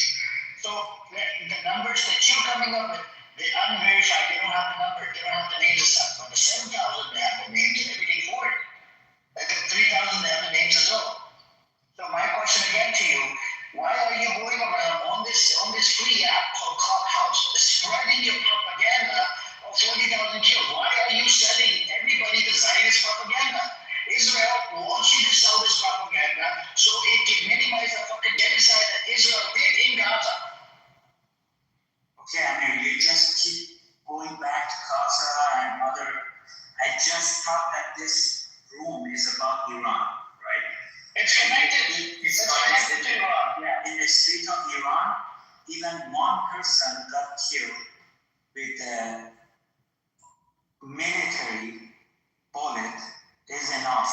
That you saying that this I said, I condemn your government. I condemn your existence in this fucking room right now. I condemn everything that you belong to. You came up here to defend fucking Reza Pahlavi scumbag the guy hasn't been to fucking Iran for 47 years. Doesn't have the fucking credibility. Doesn't know how to fucking run the government. Wrote a book using ChatGPT. The condition on the fucking book of first term is I'm going to recognize Israel, a demonic Zionist criminal entity that's literally terrorizing the fuck out of Iranians, terrorizing the fuck out of Palestinians, terrorizing the fuck out of the Lebanese, terrorizing fucking the whole world. And you right now, this war forced America into fucking doing war with Iran. And you, my friend, you're enjoying the privilege by living in the West, and yet you're talking smack about your own people. It's okay. I'm willing to sacrifice my Iranian brothers and sisters and kids. Anybody in the right mind, logical mind, will call you a fucking traitor. And you do know what happens in America with traitors. We have execution laws in America. Do you understand that? Amir, I understand that. In the beginning, I said that I'm not supporting Reza Pahlavi or anybody else. I support the attack on your country from outside of Iran, anybody has any authority or privilege to decide for the people in Iran. I said that in the beginning. You support the attack on your own country. I support the attack on the government of Iran. It's a myth. Do you understand when you say you support the attack on your own government, that entails they will kill civilians. Okay? Yeah. And yes. So how many civilians are you going to lose? It comes with it. How many civilians are you going to lose? Yeah, you cannot pinpoint the people that they are against. I'm asking you, how many civilians are you willing to lose? What do you mean by willing to lose? Okay. Is 2,000, is 5,000 enough, is 10,000 enough, is 20,000 enough, is 50,000 enough civilians are you willing to lose for your freedom? Right. Hold on here. Let me translate what you're trying to say. I don't think he's understanding. So, Fred, when you said that civilian death comes as a part of war, right? You understand there's no guarantee that even with the war, that the regime is going to fall, right? But what's guaranteed is that lives will be lost. So the question that Amir is asking is, how many civilian deaths would you be okay with in this attempt to overthrow the Islamic group? Okay, let me answer you. So the number is, you say if you go above that number, I'm no longer okay. Yeah, I know. I'm not okay with killing people, right? I'm not okay for 47 years. People are dying and not having. Fred, I understand what you're saying, but you're most respect, Fred, very respectfully, you're dodging the question. I'm not asking about the last 47 years. We're asking from this point on, how many civilians are you okay with dying in the attempt? There's no guarantee. In the attempt to overthrow the Islamic Republic, how many deaths are you okay? You just give a number. Let's say you say 3,000, 5,000, 500,000, 5 million, 95 million. We're just looking for a number. Nothing else is needed in your answer to me. Okay, Taco, I cannot come up with a number. You know, I'm not in the business of killing people, right? Taco, you changing the subject. I'm actually not. I'm telling you, the moderator, Fred. I'm trying to tell you what the moderator who owns this room is trying to ask you. Okay? Okay. And everybody should have a red line. What is it? There is no red line. There is 80 million people in that country living, right? Are you okay to kill half of them? Because the government not 83 million. See, you can't answer the question, so you're answering the question with the question. No. I'm not asking the question. I'm saying that the government of Iran says that when you give me a number, Fred, but see, you're always, this is why Amir is associating with Reza Pahlavi, although you say you're not, and I actually believe that you're not, okay? Is because rather than giving an actual number, you keep trying to reframe the question, reframe the assumptions, reframe. You say, listen, I will be okay with 10,000 people, even though it'll hurt me, but if it's above that, I'm going to say, fuck this war, it's not accomplishing the goal, and I will stand against it. That's the type of answer we're looking for. If you don't know, just say, hey man, I don't know, and let's move on. But don't try to reframe and say, oh, are you okay with this? Well, what if this and if not that? This is all reframing, and it's because I think as an Iranian, you know that this war doesn't just kill military personnel. There's over 13,000 military targets that have been attacked, and there's a reason Trump said, I'm willing to annihilate an entire civilization in his tweet, I'm paraphrasing it, to never recover again. Fred, you understand what this war is about. It's a wet dream to think that a war will lead to regime change. That's the point. Yes, Taco, I understand that, right? I don't know how many people are going to die in this war, right?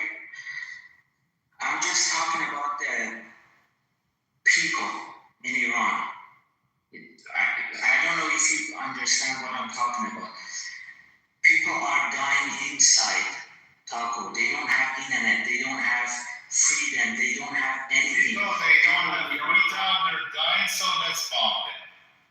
No, that's not right. I'm not Let's just supporting bomb them. bombing They're them. dying. Let's just bomb them. Okay? No. Yeah, so what? No. And also, you said you're not supporting anyone. That means after they destroy the government, that means chaos. That means there is no alternative. That means that's the same thing Marco Rubio said. They asked him, what's your plan after that? He said, I don't know. That means chaos. That's the exact same thing as maybe Syria, maybe Libya. That's the same thing happening in other countries. And you see the pattern, what's happened in the last 30 years in our area in the Middle East. What's happened to the Iraq? 1 million civilians died. And what they had freedom? No. Everything destroyed on that country. There were some people thinking like you. They thought, okay, the freedom is coming. What's happened in Libya after they killed Gaddafi? Because that's a problem. I was like you, not like this much crazy, but I was thinking, okay, United States can save people. They said Gaddafi is a dictator, but after many years passed, right now the situation in Libya, you have to go see, you have to go search about the situation in Libya. The country is literally destroyed and it's not going to recover anytime soon. And they used to call that country the Diamond of Africa. You know that? And the same thing, maybe worse of all, is going to happen to Iran. If you just support the war to save people, there is no, if you search on history, you cannot find any similar thing like with war, people can change their life and freedom comes. No, there is no way you cannot find any time in history, especially in the last 30 years. If you just see what's happening in our area, like Syria, any other Afghanistan, see what's happening over there. There are many civilian people died, the country is destroyed completely. So that's a stupid idea, just go bomb my country because I want to save other people because the government is bad. The situation is bad in Iran, is up to the people. It's not going to be better with the bombs and war. You have to understand. Yes, Nima, definitely I understand what you're saying. Iraq, Afghanistan, I really wanted to know that.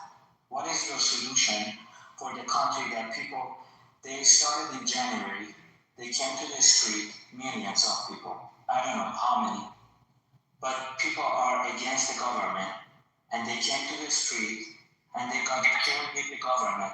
So what is the solution? I really wanted to know that. I'm just going to stop you. At least I know the war is not the right solution. With that, Nima, I'm 100% with you. War is not the solution, but people on the street, they don't have weapon, they don't have anything to protect themselves. So what is the solution? I know what you're saying, but I'm telling you, if you don't know the answer, you shouldn't create another problem. So, okay, people of Iran, there is a thing you're saying, I'm saying in Farsi, but I'm going to translate it for you guys. So, so that means there is no darker color than black. And people just used to say, oh, we're in a very bad situation. There is no darker color than black. But see what happens after 55 days. Many people died, many civilian targets destroyed, and the situation is getting worse and worse if the war continues. And the regime, as you say, is stronger, stronger, and there are 30 million people just sign up for that, protect the country. So war is not the solution.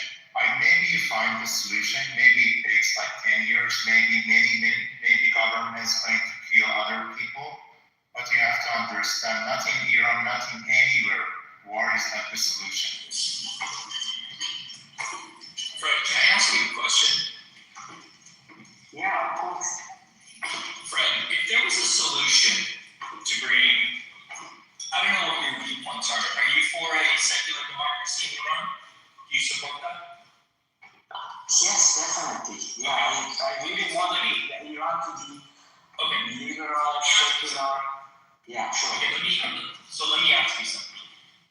If I told you that there is a way, okay, in which Iran can become a secular democracy, what you're looking for, but it may not happen in 150 years, would you dedicate your life to that effort, even though you will not be able to see the result, you will not be able to enjoy the result? Okay, Taco, that you asked a really good question. Okay. I left my country 20 years ago because I didn't have freedom. I was, I didn't have the courage to stay here and build the country. I just left because I was afraid of my life, right? I left and I have a really good life here. I don't care what's going on here, right? But I'm just sitting here and seeing people suffering back there. And it's killing me, Taco. I understand, but remember, Fred, if we're going to I'm Iranian too, by the way, Fred, just so you know. If we're going to have real change in Iran, if that's what you're looking for, okay? What you have to realize is there's no easy button. There's no easy solution, okay? A lot of Iranians, including myself, are upset that civilians are dying in Iran. For me, whether it's the January 8th Ignited massacre or the Midnight School, these are all civilian deaths. Although January 8th Ignited puts over in the comments, Trump admitted to sending weapons, okay?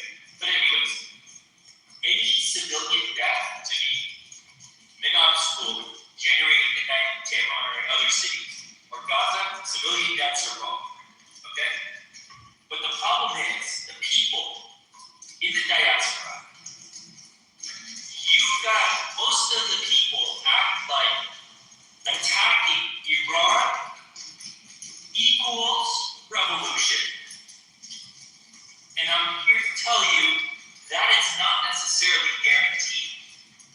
In fact, by weakening the Islamic Republic, they weaken it as much as they can militarily.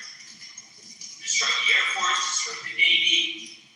Over 13,000 targets have been hit, and the Islamic Republic is still standing. What do you learn from that? Years. Equal regime change. And what is the next step after that? Well, when you're done with military targets, you have to go to civilian targets. And that's the basic creation right now, Fred. If you look at the Dawiyah doctrine that Israel uses, in my opinion, America does the same thing, but not quite to as vicious of a level, except for Donald Trump, is to attack civilian infrastructure in order to make the country so miserable that the people will want to revolt against the existing powers, right? But what's the problem? The catch-22 with that is the people are afraid. They are afraid, and their youth will crack down on them. You saw what happened January 8th and 9th. That can happen over and over and over and over again. That's why I'm trying to tell you, this is not the solution. War is not the solution. As Nima explained, all the examples in the Middle East where quote-unquote regime changes have failed and are more likely to lead to civil unrest, failed state, or even balkanization are more likely than a secular democracy coming from a era. Okay? And people like me know that America does not have the stomach to send 150 to 500,000 troops into Iran and have half of them die, so what? Regime change happens? You think any politician in America could survive that massacre of American forces. So what's actually going on here? In Iran International and all the commentators that support that line of thinking, they have minimized and said, oh, these mullahs are weak. You just hit one bomb and they're all going to go. You just kill Khamenei and these guys are all going to go away. Well, they don't go away. They don't sit there and explain the parallel structure of the IRGC, the mosaic defense. They don't say any of that. They just day and night tell you how weak Islamic Republic is. Then they add the cocktail of how mad people are about what happened in January 8th and 9th, and that transforms into consent for a military intervention into Iran. Okay? Again, Trump is saying, look, their own people, let's go bomb them. Let's go bomb them. Okay? So, what you need to realize is change takes time. You may not see it in your lifetime, but if you stay the course, you might just get it. Now, let me give you a real-life example, friend, so you know. Now, before I give this example, I want to tell you this is a bad example because I don't agree with how it was done. I'm just talking about the technique. I'm not talking about the morality of it because I think morally it's very wrong what happened. If you look at how Israel became a state, if you look at the Zionist conference of 1897, how people gathered from all different factions, they decided, how are we going to have a state? Where is it going to be? It's going to be in Africa, it's going to be in Israel. It took them 50 years before they had their state. And many of us believe that that state was not the end of it. They wanted what Judea and Samaria, they wanted the Greater Israel Project. So what did they do? Every week at the West Bank, they chip away at Gaza, they chip away at South Lebanon, they chip away at Syria. And it may be 200 years from now, but eventually they're going to get their goddamn Greater Israel Project. They at least understand that the vision that they have, that their founders had in Theodore Herzl and all that had in 1897, may not be done in Theodore Herzl's lifetime. But they're patient and they're willing to get it done. That's what our people lack. We don't have any cohesiveness. So we say, we have a similar interest with US and Israel. No, Fred, the interest of US is to keep Iran weak by any means possible. It is not to overthrow the government. It is not to deliver a democracy. And you guys, all due respect, are getting played. You guys are getting played because you think that this military intervention, that you have a common interest in, it's going to lead to regime change. I don't think that's going to happen. And the reason I have confidence it's not going to happen is because historically it has not happened. If Iraq and Afghanistan were sprawling democracies right now, very Western and with limited military intervention and whatnot, say, okay, you have a good use case. Historically it's worked, this will work as well. But it has not happened, Fred. And that's why we're all skeptical that this is just going to cause more people to die than if the Islamic Republic was never invaded on February 20th. More people will die than otherwise. Yeah, I think we were talking. Yeah, I agree with a lot of things that we're talking about. I'm talking about hope. Just imagine you're sitting in your home in Iran. You have no greater power than helping you. Nobody. If you go out and you say anything, they're gonna kill you. They're gonna come to your house. They're gonna kill you, your family, anybody related to you, right? It's not true. No, it is. No, it's not. Not true. I have family in Iran. You know, it's not true.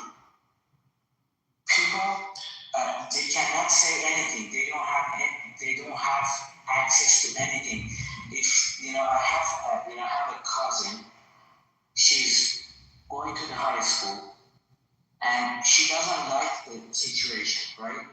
If she say anything, it's gonna have consequences, right? We're sitting in a Western countries. We going to our YouTube. We have access to anything, and we have good income. Everything is fine here, and we're just talking about like, okay, it's gonna take 10 years, right? It's gonna take 20 years. Just let's wait. But they cannot wait, Nima, Taku. They cannot wait. They are done with this. Sorry. John, I have a news for you. Even with the war, they're still gonna have to wait. They're gonna have to wait until the war is over. They're gonna have to wait until everything is rebuilt. They're gonna have to wait for the country to stabilize. So either way, they're gonna have to wait. And one is just waiting under war, and the alternative is waiting without war. That's the difference. I hear you, Omid. Yeah. The wait, yeah, just imagine. We're talking about like a wait. Okay. Wait is starting from now or starting from 20 years, 30 years from now, that there is no way to grasp. You know, there is a hope that we think that it's going to happen today. I have to wait from today, 10 years from now, and things are going to change. Fred, that hope is a false hope. But Fred, why?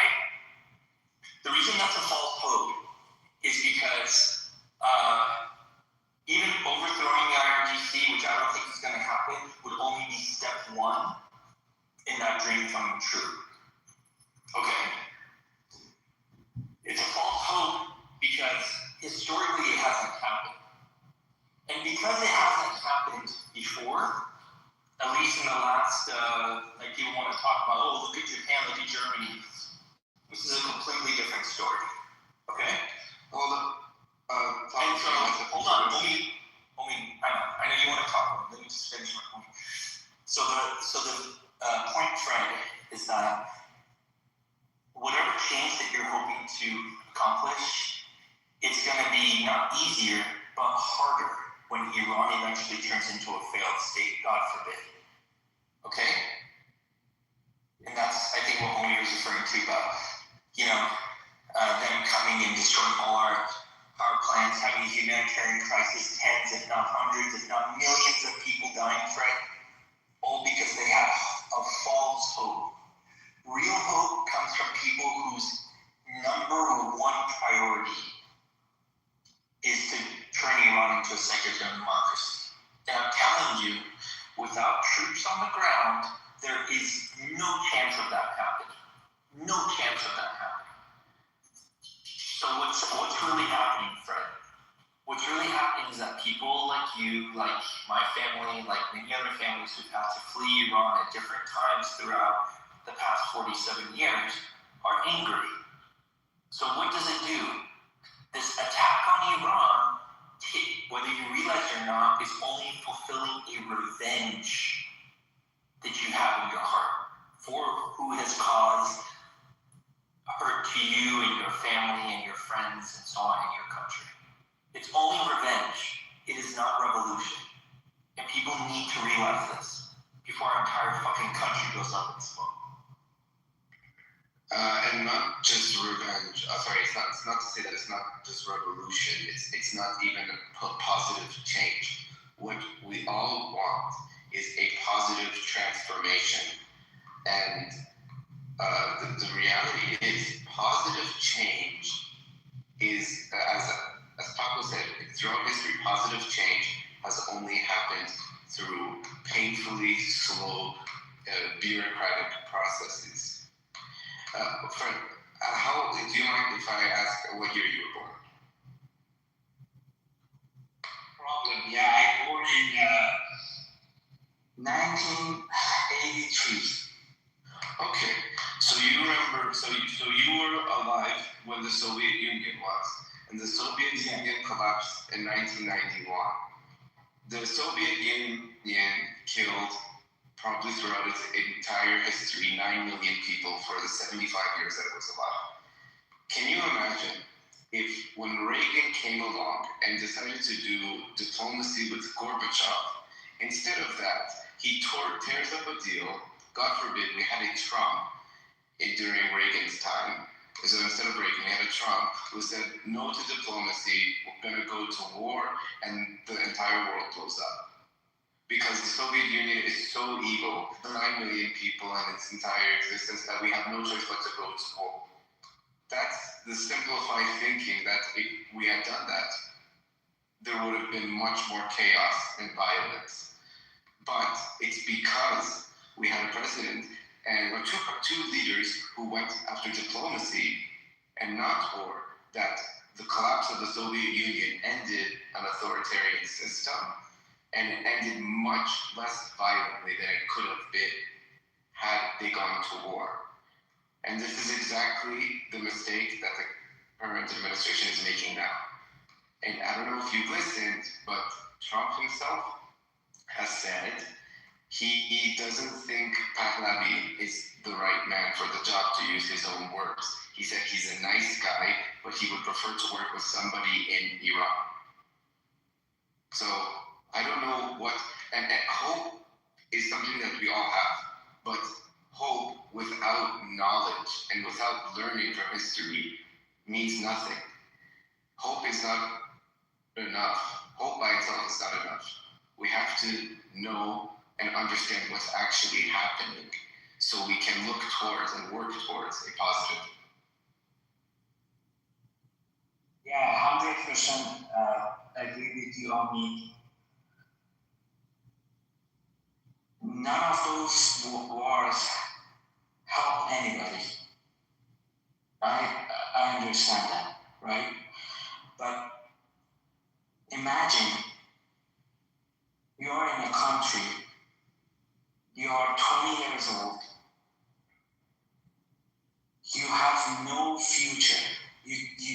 Everybody telling you that you have to wait and you have to kill 20 years of your life until something happens. You know, I 100% agree with all of you guys that this administration, the Israel, America, government, everybody are trying to get their benefit, like oil or money or whatever, right? Or destruction. Or destruction, or weakening the country, or changing the oil price, whatever, right? But imagine you're 20 years old back in Iran, right? And you don't have anything, you cannot do anything. And you are a majority, but they're calling you a minority. And they keep telling you that you have to wait. You have to wait 20 years that something is going to happen. Fred, that's life. You gotta understand, that's life. And I think you are in a Western life. I am. I understand I'm in a place of privilege. I understand, Fred. But whenever we give you these real life situations, you always come back to making us try to understand the hurt of Iran as if we don't have family and friends there, that we don't know what's going on. I do, Omi does, I'm pretty sure Nima does as well. Okay? What you're saying, I understand, but that hurts. Imagine that same 20-year-old when Iran's a failed state, there's no power, there's no water, there's no basic civil services, people are dying because there's no medicine coming into the country. What are you going to tell that 20-year-old person then, Fred? Tell me. You're going to say, well, we had no other choice. Is that what you're going to tell them? What are you going to tell them if that happens? That's a real possibility. Yeah, I had a really good conversation with my cousin. She's like 18 years old. She just got to a university, right? I asked her, what's going on there? You're not going to university. You are not, you just went through the hell to get to university, but you are not going to your classes and you're not taking any courses. What's going on there? And she said, we are done with this. whatever happened to us, I'm okay with that. I didn't expect that, Taco. I didn't expect that. I was just hoping that she said like, no, I don't want it to, lose power, or I want my family to have the water and everything, but she said, I'm done, Taco. I'm just talking to you from the standpoint of like somebody that talked like a couple of hours ago with my cousin. Iran is 93 million people. You cannot just compare one person to everyone. So because of that, you cannot say everyone thinks like her. Fred, here's another thing you should keep in mind, okay? One of those comments, by the way, what you're telling me, all due respect to you, because this is for time, I don't want to try to minimize your experience. I've heard about 10,000 times on this app, okay? Just want you to know that this isn't the first time I've heard it. I've heard it from many people, okay? And me living in the West doesn't mean that I want to see that slow change because I don't have to live in it, I don't have to feel it. That's not why. The reason I don't want this war to happen is because I know it's being sold on a false hope of regime change. Nobody wants to see their country get bombed, turned into a failed state, because that will be worse than the status quo. It's not going to be better. And the only person that says, you know what, cut off my left foot for, for hope to see what happens is just, in my mind, speaking out of desperation. That desperation makes sense, but it's incumbent upon us in the diaspora who are living a more comfortable life, who can think clearly, who understand the habits of America and Israel, to not sell that false hope to them. Also, let me ask you this. Why do you think we are inside? Why do you think United States and Israel are attacking us? We are in war with them. Why do you think? What's the main reason? Yeah, I can tell you, Nima, because for 47 years. Okay, I know that. So educate yourself. Just educate yourself, and you find the right reason. You don't need to explain to me. Just you start 47 years, blah blah blah. No, it's not for that. It's not because of the government. It's not because of this. Just educate yourself, and you will understand why they're attacking us. That's a thing. That's part of that they sold you, and many people like you. It's not uranium. It's not the missile program. It's not those. It's not the regime. If I can finish what Nima is saying, he's right. It's not one of those, because for 100 years, no less, 100 years, Iran has been at odds with superpowers.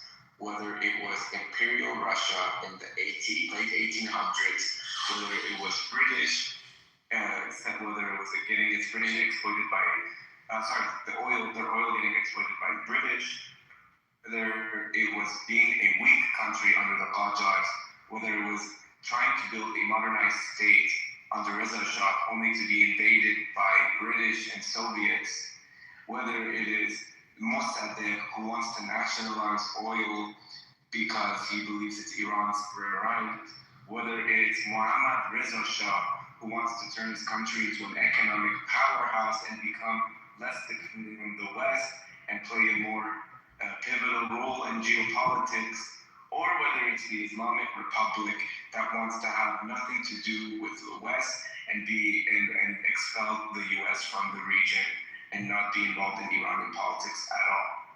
The same pattern follows, containing Iran because of fear of what it might become. Iran has vast natural resources, and it is a pivotal corridor in where it sits on the map, and comes from a 5,000-year civilization with an educated population, and it sees itself merely not just as a country, but as a civilization with a destiny. So containing Iran is not part of nuclear weapons, it's not because of bad America, it's not because of any of these things. Everything that has happened in the past 100 years has been to contain Iran. Also, let me add one phrase to that. It's not only Iran. When the United States, or when West, especially the United States, wants to go to war with a country or destroy a country, they start finding a reason. Just search, just go through the history. Fortunately, there are many wars they started, so they found the reason. For us, it's like this regime, terrorist regime. For somewhere else, something else like Iraq, it was weapon of mass destruction. In Libya was like, oh my God, Barack Obama said, oh, the Gaddafi just has the red lines and we are going to help people. Just go search, like deep search, and you see they always find a reason to go to the war with different countries. Yeah, I understand Omid and Nima.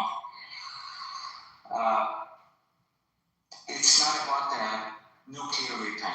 It's not about the changing government at all. I understand that. Because they are helpless. Okay, but Fred, can you show me in one way that this is helping them? I can tell you that the government is weakened now. Omid and Nima, you tell me that this government is stronger than 5 months ago, 6 months ago. I talked to my family in Iran, and literally there are security officers raiding homes because of people they're accusing of spying for Israel. This does not look like weakness to me. If anything, they are becoming deadlier, especially on the population. They have lost zero control over the people. And this is exactly what I was worried about when the war started. They've been doing that for last. And now they're doing it more. And they're still doing it, Fred. Nothing has changed. Right? Yes. Just because 60 top people in the Islamic Republic, whether it be Sabah Atesh or the other government officials have been killed, the question you need to ask yourself is it weak enough to be overthrown? And the answer is no.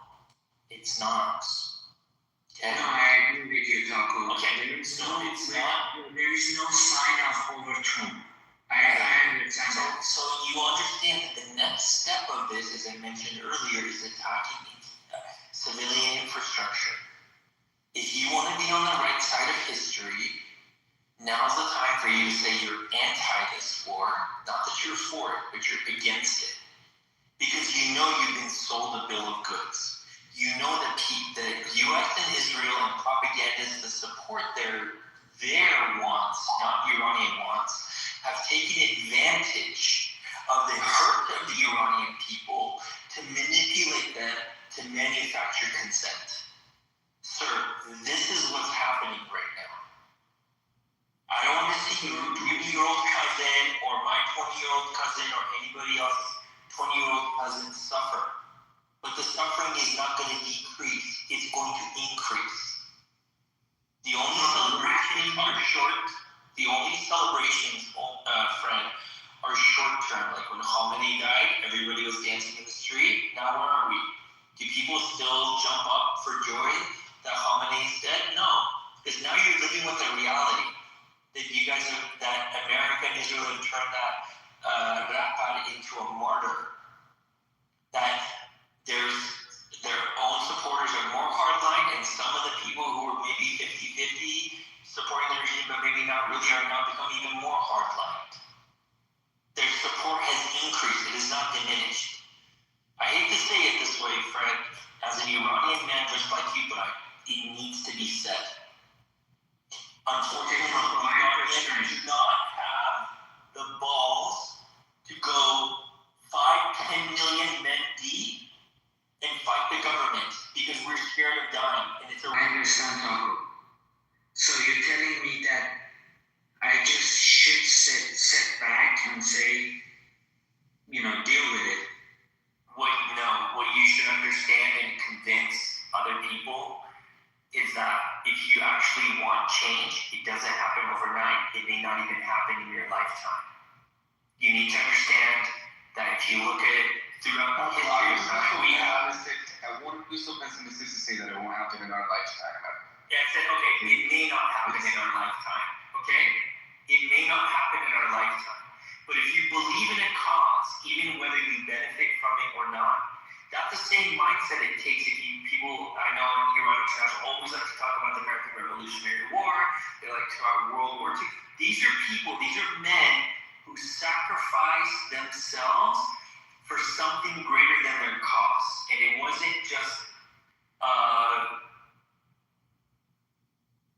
they did it for many, many years. And that's what it's going to take, in my opinion. I don't know, I don't have a crystal ball. But one thing I know for sure is that an air raid alone cannot do it. The people inside Iran are not able to do it. The people outside of Iran are not like 10 million diaspora. You can't find 3 million men who are willing to say, okay, I'm going to drop everything, I'm going to go there and I'm going to fight. That's not going to happen. And the U.S. is not going to drop 500,000 soldiers willing to sacrifice half of those people for them to die in order to hand over the country on a silver platter to Reza Pahlavi. That's not going to happen. Even though if they decide to do that, the outcome is not going to be nice. Even, exactly. In the best case scenario, it's going to be Iraq. But it's going to work. Yeah, 1 years or decades of civil war, probably. Yeah. I even think that if even if such a war were to happen, I think it's going to end up like Vietnam. I don't even think it would end up like Iraq or Syria.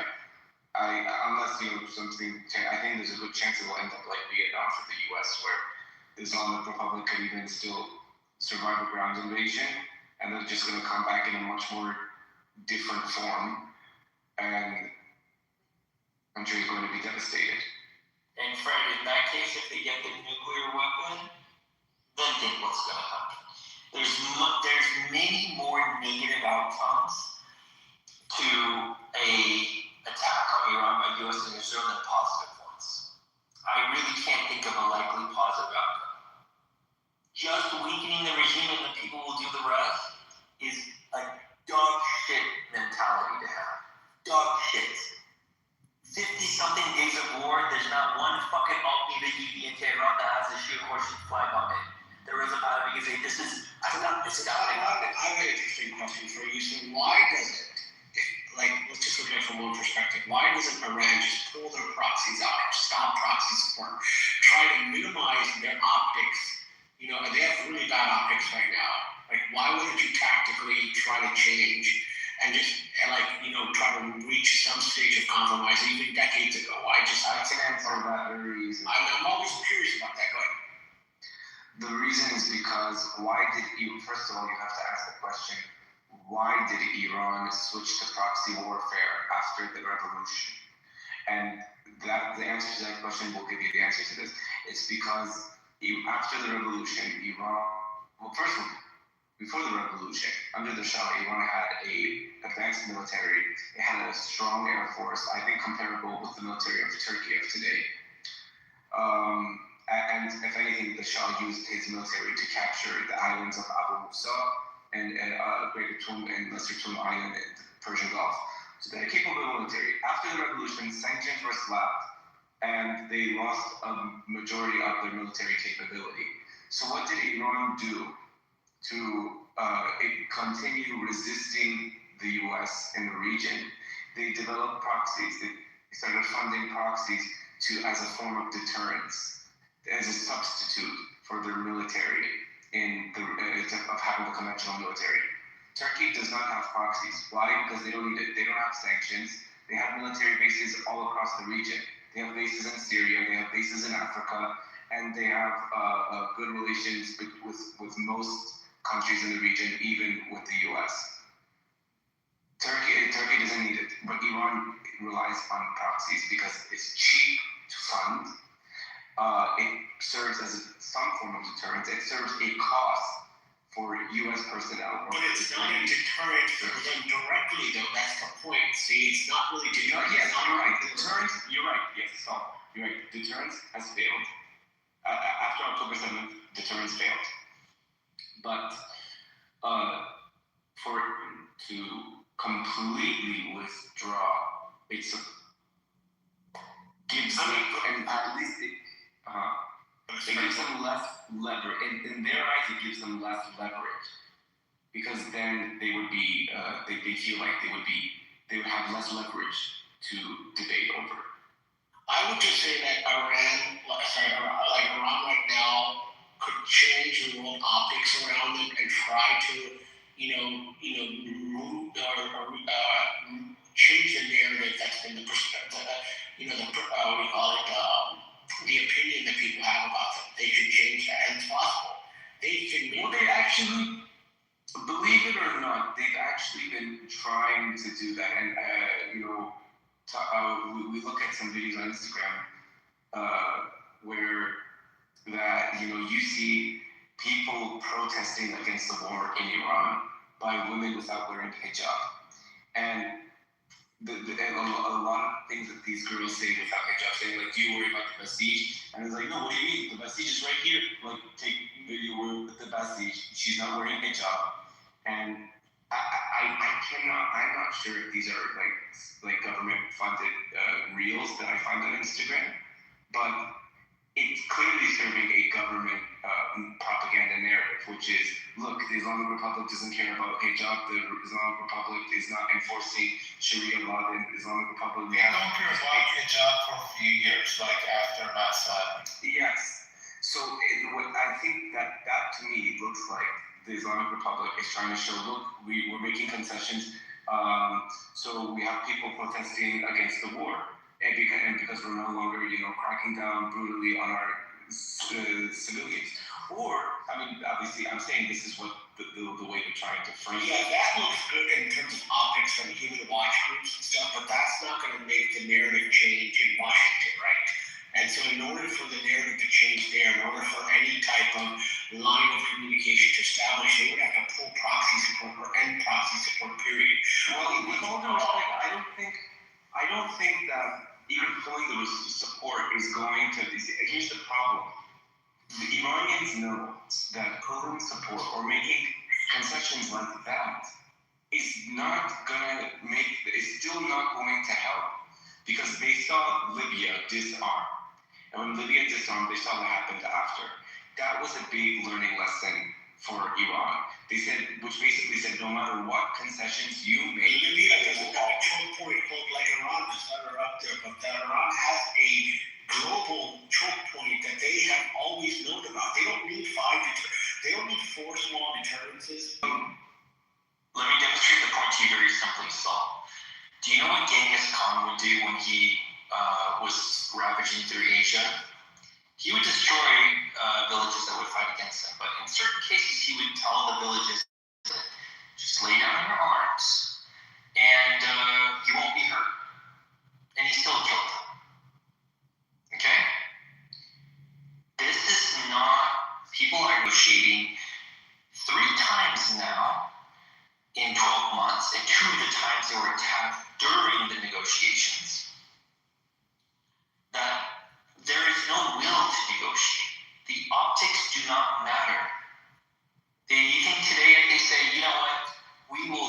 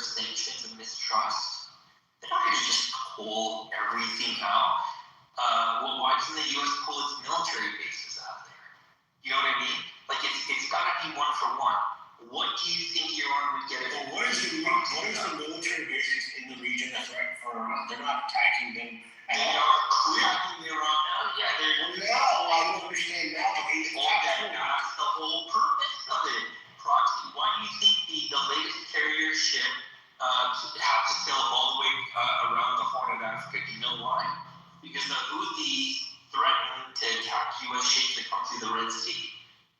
These are all geopolitics. It's current. These countries rely on American bases for military support. It's not even just. And what military what did America do? It emptied all of its bases, sent all their soldiers into hotels, and those bases got fucking rocked. The radar systems got rocked, and even those soldiers hiding inside hotels then became legitimate targets and got fucking cooked. But going back to the thing, the Iran nuclear deal was never a deal that they should have actually, like that to me was just something that was temporary from the beginning. Like that is, I've read that. I know this sounds like awesome. I know why Trump looked at it now because it was expiring in 2025. But what I'm trying to say, 10 years ago, they could have just walked the horse on the water with this one. They could have shown the world they could have ended proxies or completely. They could have actually turned the tides, and they could have been a different outcome right now. They could have done. And what did they get in return, son? What did they get in return for you, though? Can you guarantee? I don't know now what would happen, but I know 9 years ago. No, 10 years ago. What would have they gotten had they done that? Give me your answer. I think they would have had somewhat of a different outcome. What would it be? Okay, so at least they could have started to normalize relationships, and those normalized relationships could have led to something. What that something is, I know, because it's hard to speculate what that is. But the thing is, you can't even start to have an outcome on something if you have no normalized relationships. They have no direct communication. So 10 years ago, with an open-minded president like Obama, if they had shown the world, maybe they could have established a line of communication and started to, look at bigger picture down the road. But that's not going to happen if there's no communication. So let me tell you something about the proxies. So this is like two people pointing a gun at each other, and one side saying, "Pull your gun down first, then I'll draw my gun down." You're right. But let me tell you something, Saul. After this, you go search about the thing I'm telling you. I'm giving you the 10 most dangerous terrorist group because the main reason is the support of the terrorists they say every day in mainstream media. So the first one is Islamic State, Iran not supporting it. UAE and Saudi Arabia supporting this group. Jamaat and Nusrat is Iran not supporting them. Number 2. Number 3 is Tahrik of Taliban, Pakistan, Iran not supporting them. Number 4 is Al-Shabaab, Iran is Horn of Africa, Iran not supporting them. Number 5 is Balochistan Liberation Army, BLA, Iran not supporting them. Number 6 is ISWAP, Iran not supporting them. Number 7, all of these UAE, Qatar, and Saudi Arabia supporting them. Number 6 is I told you. Number 7 is Boko Haram, Iran not supporting them. Number 8 is Hamas. Qatar is supporting them more than Iran. No, but I think Iran. Are you talking about support, or are you talking about direct, like Iran? No. Direct. I'm talking about the direct support with money and everything. So number 9, it doesn't matter. Again, Iran. Number 10 is Hezbollah. Okay, so you go search about it. Saudi Arabia, UAE, Qatar, they spending more money, but they need to demonize Iran. They do the worse than Iran. They supporting the terrorist groups, but the groups Iran supports, they are resistance group. Iran didn't create them, but ISIS created by the United States. Or other of these groups I told you, they created by Saudi Arabia.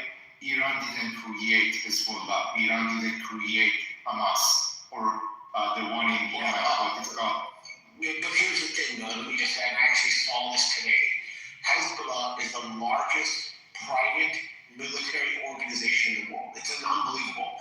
And it is the largest private military organization. It's bigger than all the ones that you've combined together. They don't match to Hezbollah's size, strength, capability. Now, I don't know how weak it is now. But at one point, it was unreal. Like the way they were doing the stats on this thing, I was shocked, actually. I didn't know how powerful it was until I started looking at the numbers. So I think the fact that the ones that you mentioned, I don't know directly how these governments are declaring them in terms of support, but Iran has direct proxy support. I mean, it's the reason is Hezbollah created because Israel occupied the south of Lebanon, and this group Hezbollah created, and they fought for like, I don't know, 18 years or something like that, and then they able to overthrow and just push Israel back. So the main reason for Hezbollah is that, and it's not like risk group. I think that in the media they can call it and they put the name as a risk group, but they're a resistant group.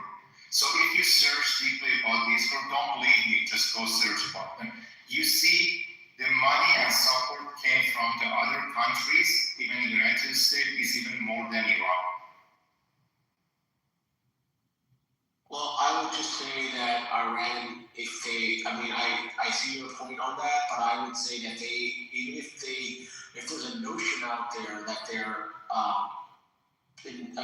if people are thinking that, hey, this is a direct proxy, they need to eliminate those optics completely. They should end relation. Even if they exist on their own, that's fine. They should just completely stop support. And they should have done that years ago.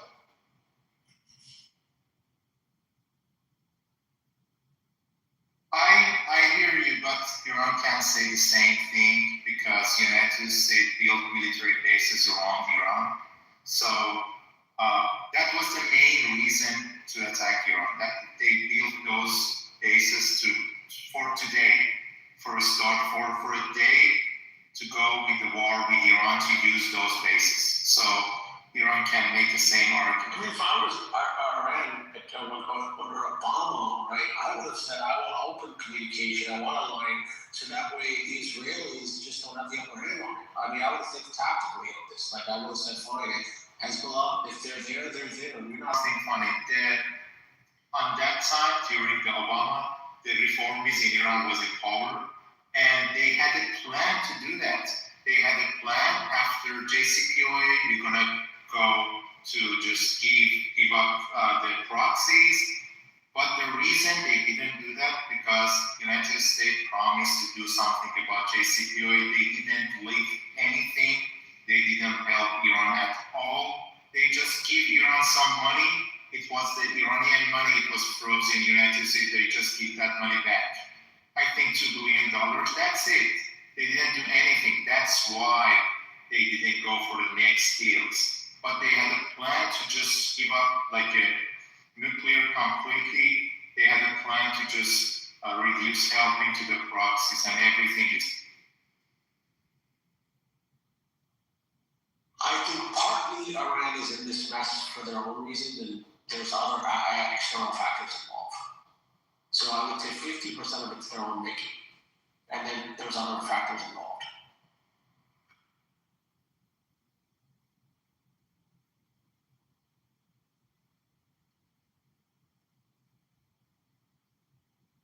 You're right, but they saw what happened to the other countries like Iraq and Libya, so that's why they didn't want to give up everything.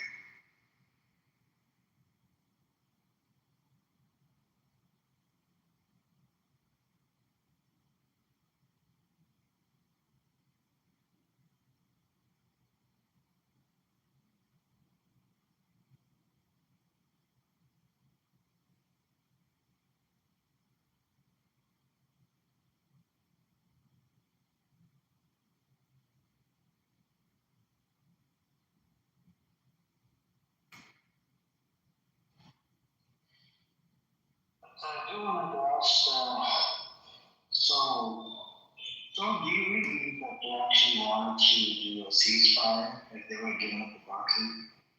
You really believe in that? Who would want a ceasefire? You.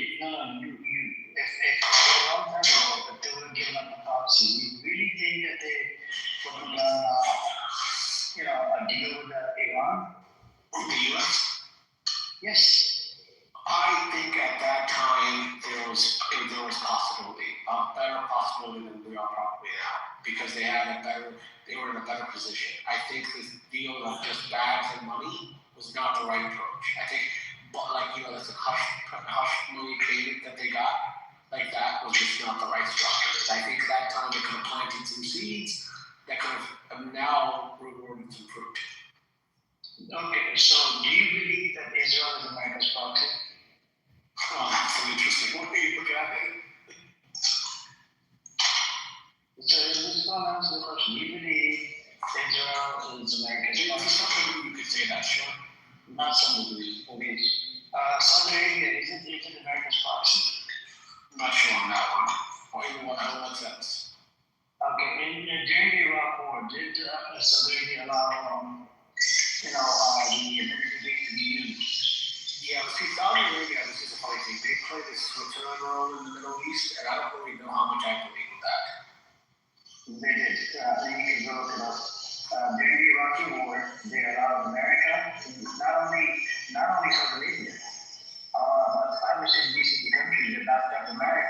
they provided logistics to America to refuel and attack Iraq.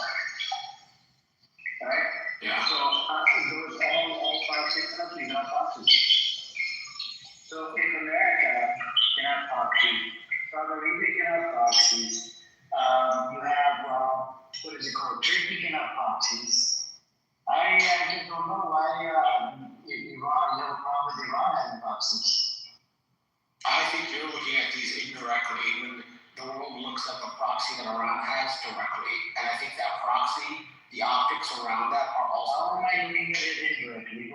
Because if you ask the Israelis, they'll never acknowledge it. And the world doesn't look at it. So you're going based on Israeli statements? I'm not going based on it. I'm going based on if you stop the common person walking down Compton and ask is Israel or U.S.'s proxy, they'll say no. They would. It depends on the person. Right, but if you ask, hey, and anyone that knows the region, is Hezbollah Iran's proxy, they'll say yes, automatically. That is because of what America has done, the mainstream media narrative, correct? I think it's more than that, though. I think mainstream media narrative. Because you have to look into the history. Hezbollah, and maybe too. But I would just also think of it this way. Sure, Hezbollah did get training. Hezbollah did get training for Iran, got funding from Iran. And it was literally to resist against the occupier. Who was the occupier? The disgusting Zionist criminal state called Israel. Right. You know, you say that often. You feel that, right? Yeah, the Zionist terrorist Jewish state.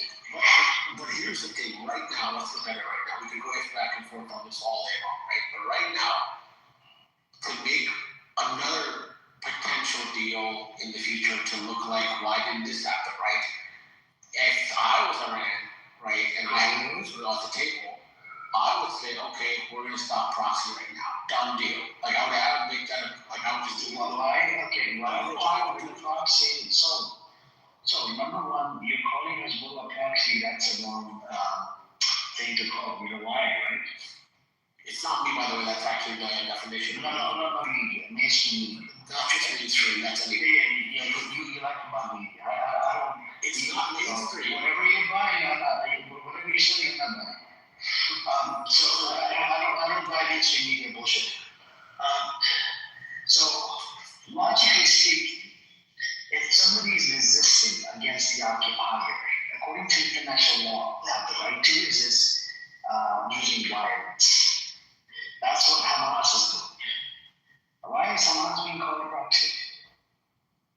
Well, what are they doing? They're resisting against the proxy for who though? They literally, in the mainstream media, in America, your beloved country, Trump calls it Iran proxy.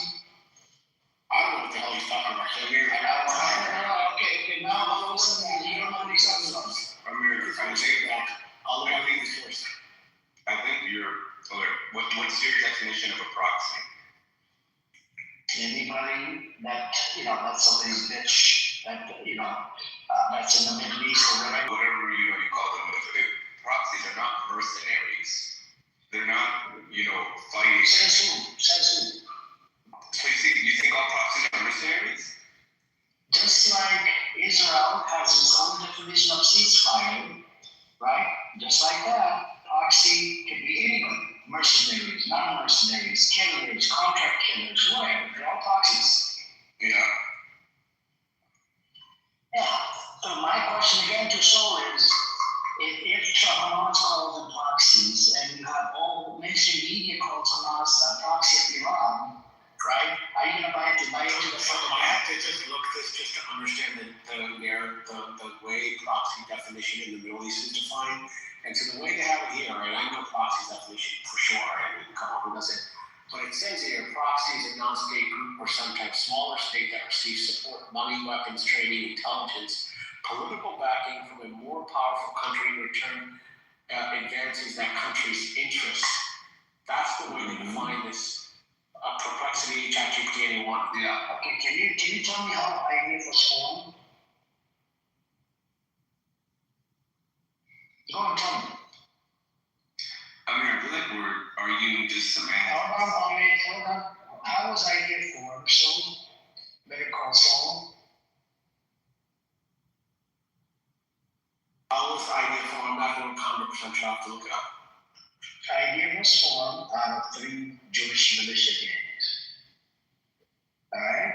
And they were the proxy of Czechoslovakia. They got weaponry from Czechoslovakia to attack the Palestinians and the Arab countries that came along to help the Palestinians in 1948. And that's how the idea was formed. Now, all of a sudden, you have a definition that you're going to go based, since they're part of the state, the idea is part of the state, you're not going to use the word proxy. You see how it changed, the definition changes?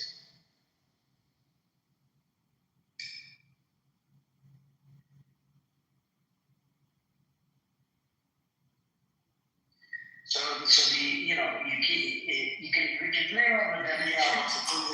Hold on, I'm looking this up right. I'm sourcing this in a second, but I'm also understanding. So IDF did not begin as a single army. It was created in 48 by bringing together several Jewish military groups on. Not paramilitary, no Jewish militia gangs. No Jewish militia gangs. I'm not forget perplexity. I'm telling you, I'm going based on the historians. It was the Jewish militia gangs, Havana, Elbun, Lehi, Stern, all of these Jewish militia gangs played a role, and that's how IDF was formed. Okay. According to them, they're saying paramilitary. So they were proxy of Czechoslovakia. Alright? And they were proxy of whoever supported their movement, Zionist movement. Alright? They were not state actors, they were terrorists. These were Jewish militias. All of a sudden, IDF was formed, became part of the state called Israel. Israel was established by ethnically cleansing Palestinians. All of a sudden, you're not going to use the word proxy. You see the problem there? So just because, if you can't look into the history, I'm still going to use the word proxy. And I don't go based on mainstream media bullshit. I don't even go based on what Trump says. I have to call it spade a spade. So all of these factors. Hold on, Amir. You made a lot of claims here. Hold on a second. So you said they were a proxy of Czechoslovakia, right? Now they got their weapons. Okay, so you just said proxy of Czechoslovakia first, though. Yeah, because they got their weapons. That's not being a proxy, though. Okay. Why did the Czechoslovakia give? I'm looking at Perplexity right now, and it says no groups were proxies of Czechoslovakia, so they were not a proxy of Czechoslovakia. Why did they give them weapons? Anyone can come on with the weapons. No, America did arms embargo, by the way, on these gangs. During the time. 1947 up to 1949, America did arms embargo. And can you please tell us, why did America do arms embargo?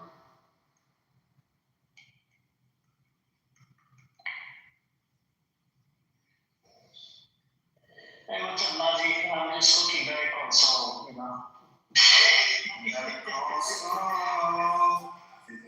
Just like Samoa, he's actually here's the thing. Weapons were provided, right? Local production, a lot of it was coming smuggled black market, right? But that does not make them. That doesn't make it a proxy. You can't say that. That's not. Okay, why did America do a illegal arms embargo? I'll have to first look at that. I don't know the answer to that. America did arms embargo because America did not want them to do what they did and side with the Soviet Union. You know what I'm saying? And what they did. But America was such a biased fucking country, all of a sudden, while they had the arms embargo in 48, they fucking recognized, America was the first country to recognize that as the Jewish state, called Israel. You know what I'm saying? So it was basically supporting it indirectly, saying, yes, you could have the Jewish state and Harry S. Truman in 1947 received metal bombs. Okay, so right now, this stuff right now, I'm talking. What happened is, what the U.S. they actually embargoed all sides, and it was aimed basically to de-escalate, so there was no prevent violence. That's why they embargoed it. By the way, it wasn't because they didn't want this to fucking turn into a shit show. Right, exactly. That's the answer. America in 48 was the first country to recognize the Jewish state. After why they didn't have the U.S. arms embargo. So they were trying to they were trying to de-escalate, prevent the conflict from spreading, right? So they didn't want the conflict to go further, so they would provide weapons anyway. So then the Israelis got the weapons from Czechoslovakia, the black market, or however they were getting it. Not black market, legal, legit, not in black market. Well, it says on here, it was legal plus whatever, it was a combination. Legal, literally, me and Benjamin went over there, bro. Legally, they gave the weapons over like 30,000 weapons. The Czechoslovakia was a proxy of that, though. I didn't say Czechoslovakia. I said Jewish militias were proxy of Czechoslovakia. They weren't. Weapons, that doesn't mean they were proxies, though. Because proxy means that they benefits their interest. There was no interest there. Amir, would you say that, are you trying to say that Hamas is not a proxy? Is that what you're just trying to say? Yes. Okay. Why is Hamas called a proxy now? I mean, I think we can debate whether it's an actual proxy or not, but it cannot be a proxy. Because it's a grassroots resistance movement, right?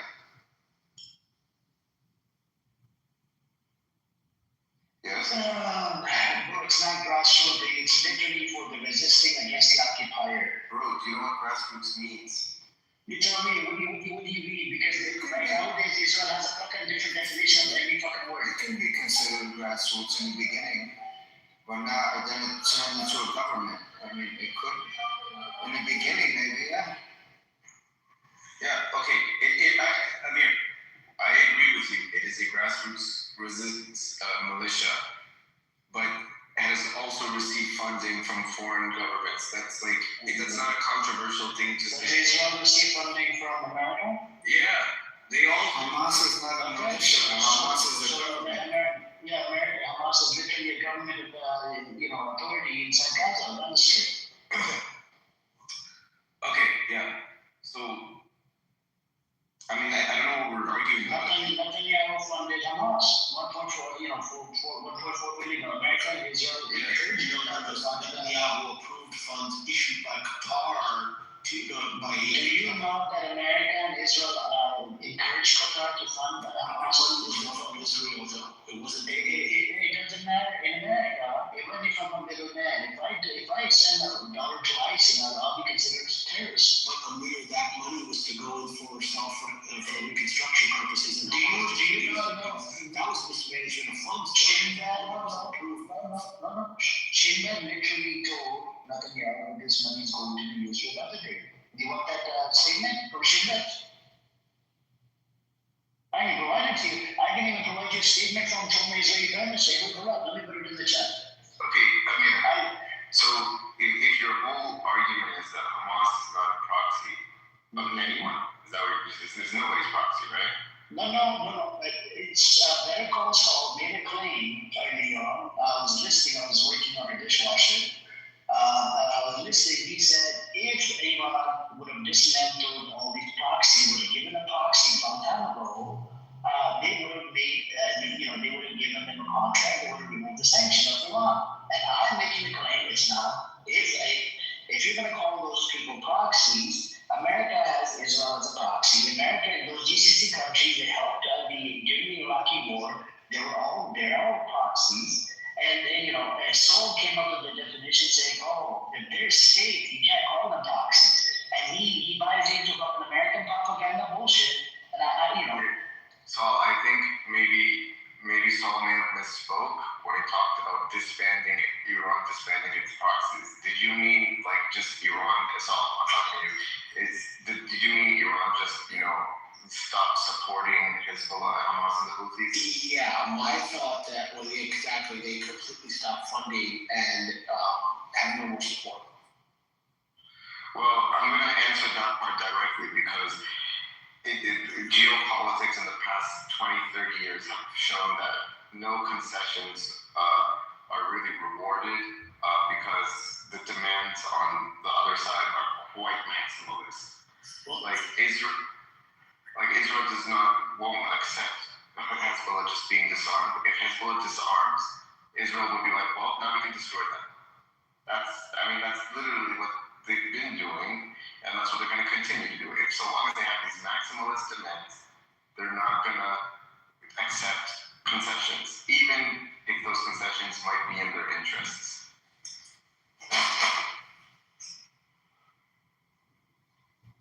So that is why we rise outside, because there are these maximalist demands. I think have been building up for decades from the U.S. end, that Iran has to submit to the U.S. as well, and it's just refusing to play that role. And now it finally culminated in this war that, you know, Netanyahu has been jerking himself off for, and he finally got it. I put 2 links in the chat for you, Better Call Saul. They will provide testimony, the chief of Shimla, chief of IDF commander. I love how you the Times of Israel too. The Times of Israel. You know why? To make sure my claim sticks. Thank you. We cannot go back on the fucking claim, and that's how I used to debate. I'm a hardcore Zionist debater. You're a hardcore Zionist, and you were a debater. Zionist debater. By the way, you're even fixing the dishwasher at this time. You always fooling us. I was checking to see what it means, because it's one of those special type dishwashers. So I was checking the whole size. You're sending us Times of Israel. I think you're a Zionist. No, the reason why I'm sending you Times of Israel, because it has to do with Israel and Israeli politics. I think this can get more productive if we move away from blaming everything and work with that. No, we're gonna make sure we're gonna talk about Shabby, this is not your fucking room, okay? Stay in your own lane. Okay, maybe this is not your fucking room. Wants to come and dominate my room. Oh, no, we need to move on from this. No, we're gonna talk about all this. And Better Call Saul is gonna get cooked right now. He's getting cooked. This guy's getting, by the way, I'm here earlier, remember I said in the proxy definition that you debunked, right? In there it says non-state, right? Now you claim that Israel is a proxy, Saudi Arabia is a proxy. Now these are actually states on their own, sovereign community states. Hold on. So if you look at it from that, again, debunked definition of the West, however you define it, that makes the proxy definition by default non-state. So there, you can't compare, that's oranges and apples there. Okay. So look, you can go with whatever definition you want to go with. These states were literally built with the help of the West. GCC countries, including Saudi Arabia, was built with the help of British, respectfully. And they killed a whole bunch of Muslim, well, guess how Saudi Arabia was built over Muslim bodies. And same thing with the UAE and other GCC countries. So these countries were not countries before. Well, I get that, but in this modern sense of the definition of how proxy is being toyed with, however you want to define that, right, that is only used in non-state. Like, by itself, it doesn't apply. You can use whatever you want to use, I'll call them proxies. It's up to you. You define however you want to define the word proxy. I'm going to define the way I'm going to define it. If Israel can have proxy, if Israel can be America's bitch, and if America can be Israel's bitch, if America, GCC country can be America's bitch, I don't know why why would you bring up such points when you know for a fact? Hold on, so GCC countries, they became America's bitch out of nowhere for money, okay, for whatever reason, for protection or whatever bullshit. But Hezbollah literally was created to defend what? Against the occupier, Hamas, against the occupier. I mean, I just don't get it. You have different type of people, the resistant groups versus the state actor, they're only there for the money. And these are little bitches, and they killed a whole bunch of fucking genocide, a whole bunch of people. Why can't they not be called proxies? We can call them proxies too, okay? That's what I'm saying. Oh, Alan is here. Let's bring up Alan. He's a big Trump supporter. Just like Better Call Saul. I'm not a Trump supporter, You're a Trump apologist. I'm apologist. Look, I'm not an apologist. I'm not an apologist. You're a Trump apologist. You're a Zionist. You're sending Times of Israel. You're a Zionist. We don't know what he is. I think you're always fooling us. For some reason, Amir knows a lot about you. I don't know how he knows, but he knows a lot about you.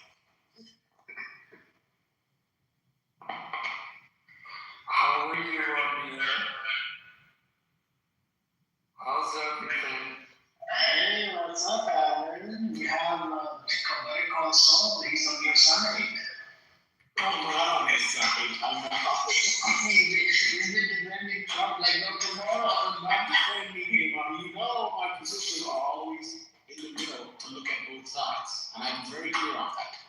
Yeah, so run now, run fast, run hard, and don't look back. That's my advice to you as far as this room. I'm kidding. Anyway, Just a good episode. I was looking at the definition. Hold on, we were just debating the definition of proxy in the Middle East, and my point earlier was, and I'm gonna read it once more since Alan, you're here, we'll get another person to look at this. And by definition, which Amir debunks and doesn't believe, he says it's westernized. Hold on one second, where is it again? Yeah, proxy is a non-state group or sometimes smaller state that receives support, money, weapons, training, intelligence, or political backing from a more powerful country in return advances that country's and then we went into this rabbit hole of meanwhile then everyone in the Middle East is US is proxy. I mean, Amir wasn't necessarily wrong about that part. This is what I think. I think the person who cash apps me $20, I will agree with that person's definition of proxy. Because my only interest is how I'm going to make money off of this. And I listen to that person as Black Rabbi. I don't know where he is. Oh, he's here. Okay. Look, I'm still recovering from the fact that last week or a few days ago, there was a guy who hated Trump, who hated Americans.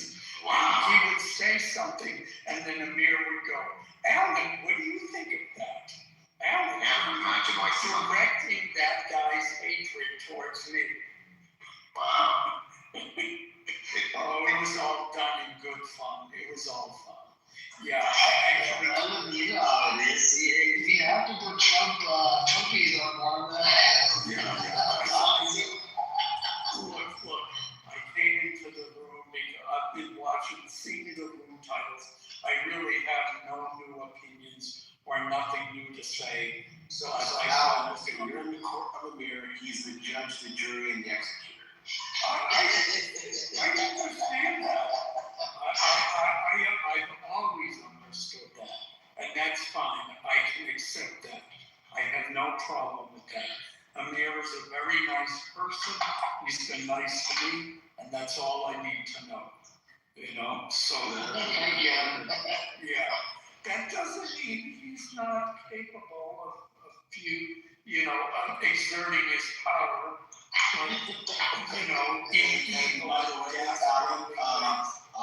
Black Rabbi is on what we call death row right now in the Amir's court. So. Oh really?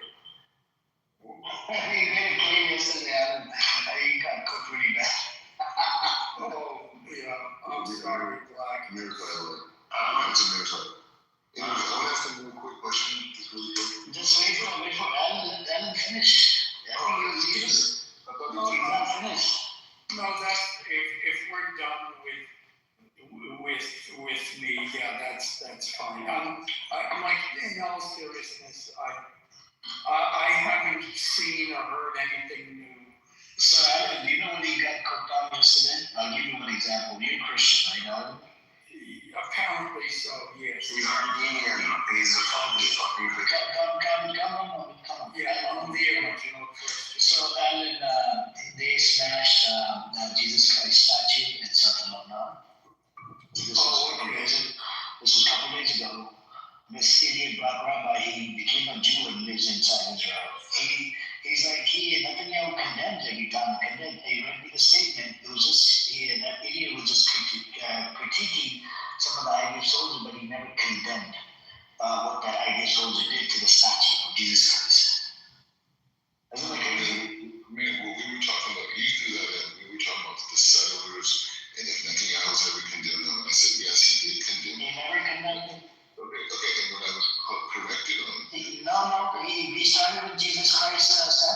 Southern Lebanon. That's how the conversation started. Yes, I told you, I brought that up. I have a perfect way to find out how we can condemn this black rabbi. Why don't you just stand over there, we'll have the chocolate cut off, a little free, and we'll know if it's condemned or not. I'll let you know afterwards. Okay, you know, Amir. Any little sex personal like you were Yes, Generally, love that argument. So, yeah, I mean, generally speaking, that's, you know, how. No, I didn't make the claim about condemning. I didn't make the claim about condemning. It was Black Rabbi that made the claim that, oh, you know, we have Netanyahu, they condemned it, and this American official condemned it. None of the Israeli officials have condemned the actions these motherfuckers have done in Gaza, Lebanon, even to Christians. Forget the Muslims, even to the Christians. And none of the actions that they did in Iran, and the West Bank that's going on right now, right? So if this idiot makes a claim that, oh, you know, Netanyahu condemns everything, the secular and this and that, I'm like, oh my God, never once condemned anything.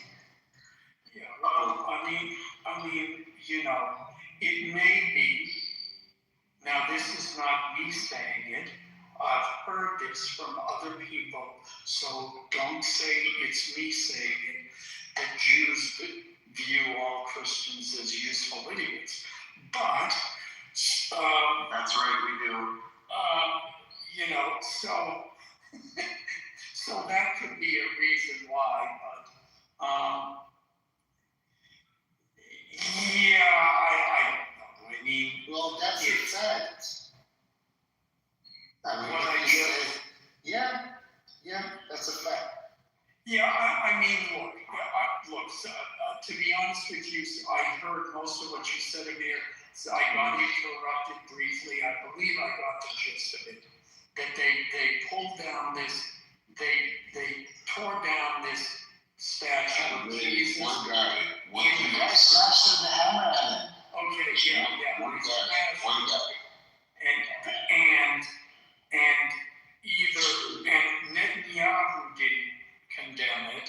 None of the officials condemned it. Nobody in Israel condemned it. Or they did not condemn it. Okay, go for a source. Okay, and so why was this an issue with Black Rabbi? He's the one that brought up that they condemned it. I said, these are the demonic, yesterday I was making a statement, these are the demonic people. They don't even apologize or whatever. They even attack Christians. And this retard goes, no, you can condemn everything. And I brought up the Christian, the statue. I don't really care at this moment for these fuckers to condemn because these are demonic pieces of shit. Well, if you want my comment, I would just say to Black Rabbi, nanny, boo, boo, he won, you did there. That's my, no. Yeah, I'll just say, yeah, that's, Can I ask you another question? It's off topic. Who? Me. I was next in the queue, so I was waiting for him. Yeah, I mean that thing, whatever. What if you ask me, yeah, go ahead.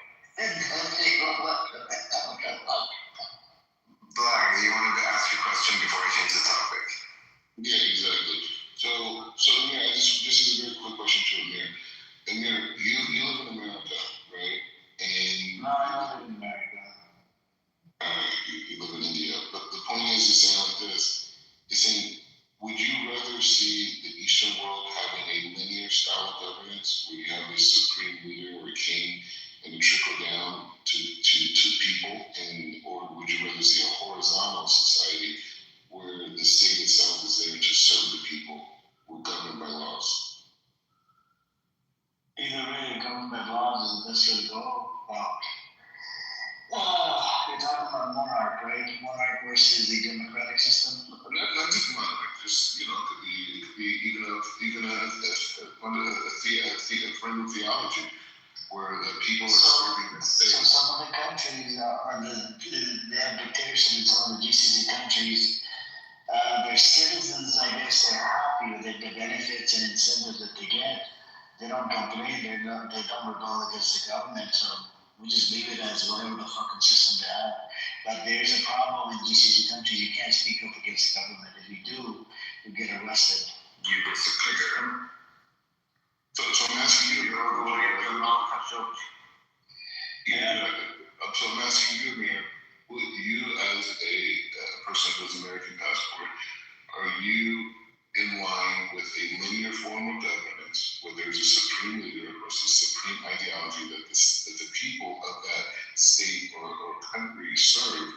Or do you believe that you should have a horizontal-based society where the state is there to serve the people and their needs, right, and what they want, and protected under the rule of law? This is some horseshit what he's talking about. Yeah, to be fair, like, I'm trying to understand it. No, I understand part of it. I don't understand why you say vertical or like linear. I get what he's saying. He's saying I don't understand what the significance of that. I'll just say that if Congress is the supreme leader, then yes, I would hope that, yeah, if I get to be supreme leader, I'm all for that. But There's an old age issue, but only maybe you can explain it better. Oh my God. Basically, what Black is saying, would you rather live in a system where laws are implemented from the top down, from authority down onto you, or would you prefer to live in a government where voters decide the law? Okay, how about we take the U.S. Constitution as the model and acknowledge that we all have rights deemed by our Creator, and the state is there to ensure those rights are upheld.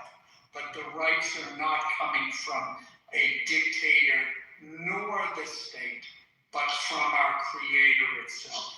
I think that is what is unique about the U.S. Constitution, and that's the I was asking as I said here, but since you're a partition, which one do you prefer for the existing Middle East?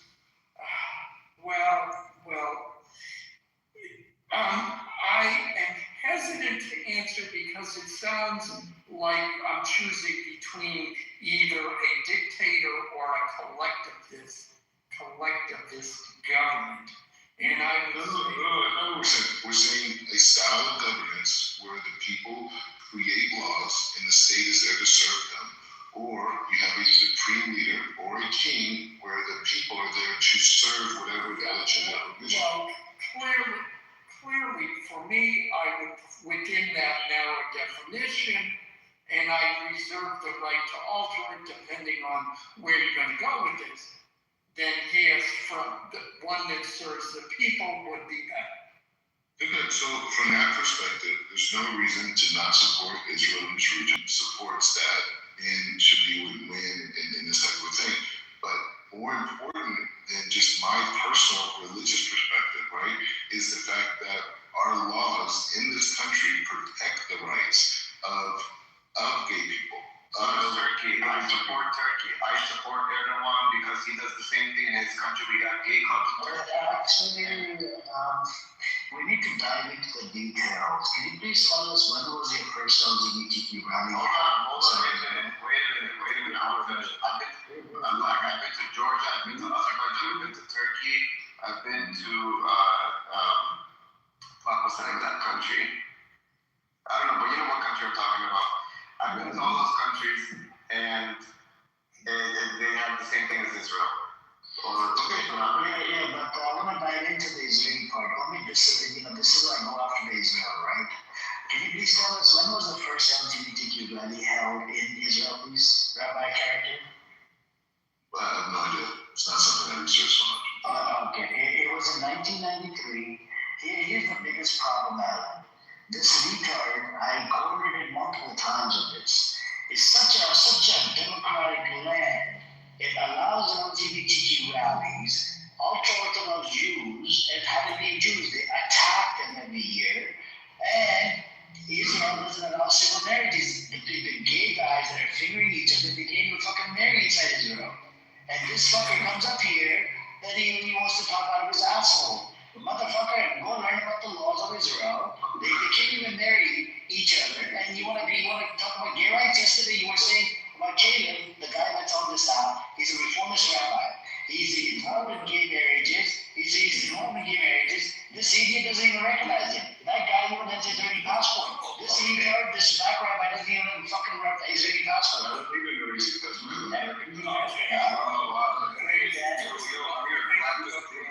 Israel's a proxy of America. There you go. You see the other person saying this? No, Amir, I don't think we have to go to all of that. What I would say to you, Black, is first of all, LGBT, I don't think that LGBTQ rights are the metric by which we need to decide whether or not a country is free or not, or whether or not it is more democratic or less democratic, or more humane or less humane than others. That's the first thing I would say. Because there are plenty of democracies, they have parliament governments like Israel, and they don't allow all of that stuff. Yeah, okay, but still, we're talking. So that's... Yeah, so you know... Let the information is...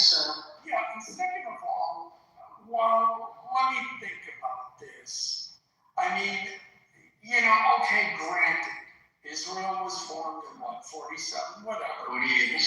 48, and it's got a parliament government. But, yes, yeah, well, there you go. Armenia was built on Armenia was formed on Jesus. No, not 48. 80s. Armenia is a democracy. It has a parliament government. So was Azerbaijan, Alan. So was Azerbaijan.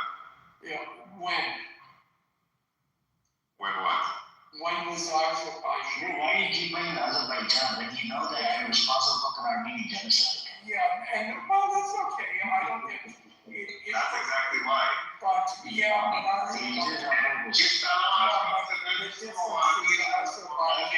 Okay, stop interrupting later. I'll be quiet. Yeah, I'm getting interrupted too much. Yeah, no, it's a dictatorship besides. So that's besides. We go back to Israel in the Middle East. There are other democracies. In the Middle East. So I don't know. I'm not bringing something to the table about Iran. Yeah, but in any event, what did you say, Amir? I want to bring something to the table. So, the Black Rabbi made a comment about LGBTQ. The largest LGBTQ rally happens inside Israel, blah, blah, blah. Do you know what happens in Iran if the two gay guys get arrested? Right? They get offered a deal. Mute up, man. They get offered a deal. One of the guys would have to become a woman from top to bottom. No, that's wrong. What do you mean that's wrong? That's wrong. I live inside Iran. What are you talking about? Well, you're outside Iran. You're fucking living in UAE. What the hell are you talking about? So you know, that's what I learned from the Iranians. They offered to pay for reassignment surgery from top to bottom. One of them, go look it up yourself. One of them becomes a woman. But shut the fuck up. Otherwise, I will definitely move you down. Shut it. You know, wants to, interrupt every 2 seconds. So, you know, okay, all right. Sit in the audience like Will's come back. Thank you. That's what you wanted. So, one of them, becomes a woman. The other one stays a man. And, you know, and they let them out and they can have that relationship. You know what I'm saying? I'm not saying it's right, but, you know, right. But, you know. Well, look, let me say one other thing. I know there are a lot of Jewish people on this app and in this room, etc. You are all good people. And I've had discussions with Jewish people, especially, related to the Armenian genocide, where they will say, yeah, I think it should be recognized, and yeah, I don't like what the Israel government doesn't recognize it, etc. Now, I bring that up not to talk about the genocide specifically, but to talk about this point specifically. Last time I checked, the idea that the individual's actions reflect greatly on the community as a whole, and vice versa, was, the last time I heard, that was very strong. And certainly, as an American, we didn't hear death to the Americans that funded Israel and are against the IRGC, but the other Americans who have nothing to do with it, they can live. No, we heard death to America. It was, we got all lumped in together. So this idea that you as an and this applies to everybody, including Armenians. I'm not saying like somehow my group is different. So this idea that if you're Jewish, you can excuse the bad behavior of Israel by saying, well, geez, yeah, I don't agree with what Netanyahu did, but we shouldn't condemn it, or don't condemn me. And same to Persians, same to Iranians, same to Arabs, same to everybody. The idea that you're off the hook because, oh, that's my government, that's not me. Well, look, I talk to you, I agree, you're a good person, but I also acknowledge this cultural reference that unless somebody disagrees and says no, things have changed in the Middle East, we don't believe that anymore, I'm going to hold to that principle. Now, Amir, since you're the brightest light bulb in this room, which I say not just because you're a mod and I want to appease you, but because it appears to be true, you can decide if that's true or not. In any event, I'm curious from your perspective, what do you think about what I said about that? You know, the individual reflects on them. It's a mere after you are it's correct. All right, Alan, I have a question for you. Yeah, so what I'll say is, the same things I agree with you, the same things I don't, but you know, at the end of the day, all we got is opinions, perspective on the side. Like, you have that background, why you couldn't shut the fuck up, right? And very respectful. So, okay, thank you. He wants to come up to thank you, send me on it, thank you. Anyways, so you know, this is what happens with these a lot of retards. They come out after 12 o'clock, California, California 12 o'clock. It's like a demon hour, you know. They're either drunk or high on drugs. They can't just shut the fuck up, you know. California, what are you trying to say? No, only you're not a retard. You're a good person, bro. Thank you. Yeah. So Alan, I'm just gonna leave it at that. Ovid wants to go, and then we have Mazri. He wants to go as well. Alan, I'm gonna change the topic. Are you pro-police? No, I prefer lawlessness, and I want everything that I've ever worked for in my life to be unprotected. Because as a white person in America, only we sued and won to be declared white in the United States. I get to say I'm white. Okay, now, as a white person in America, just assume that to be true for the moment. Okay, I understand that I am benefited by the systems of racism in this country, and therefore I need to allow myself to be, I need to allow the traditionally marginalized groups to be, to get reparations off of me and simply take everything that I've ever earned, because really I don't deserve it. Well, I'm so glad you see it that way. I have no further question. Thank you. No, my next question. Okay, yes. Yes, I am for the police. Why? I asked because do you believe police officers should have name tags, badge numbers, and body cams? Oh, yeah, absolutely. And do you think police... Do you know why? Why? Because at first the police thought, and everybody thought, well, this is going to be, the people who hate police thought, oh, this is going to be great. We're going to catch them. And we're going to catch them, doing all these underhanded things. Which, yeah, in a few instances it did. But mostly now we can go on YouTube and watch all of the police cam videos of numerous idiots doing the stupidest things and thinking they're going to get away with it. If you haven't seen police body cam videos, they are hilarious. I've seen them. No, Anyways, all right. You're going somewhere with this. No, I agree. I mean, yeah, they exist for both reasons. For people who are acting, stupidly in front of the police. It's there to. I mean, it's there to protect both the police officer and whoever is the suspect, whoever is involved in the police encounter. You would agree with that, right? Yes. However, let me just say that none of what I'm saying applies to anything in the Middle East. Thank you. No. I'm not. I know that. In case you're going to do what Black Rabbi did. No. I'm just Persian rabbi over here. Oh, okay. Good. Anyways, continue. So, why should we be okay with a bunch of new recruits who have never had any law enforcement training ever in their life, going against the rules of law enforcement, wearing masks with no badge numbers, no name tags, no accountability to be enforcements of immigration and deportation? I will answer that question.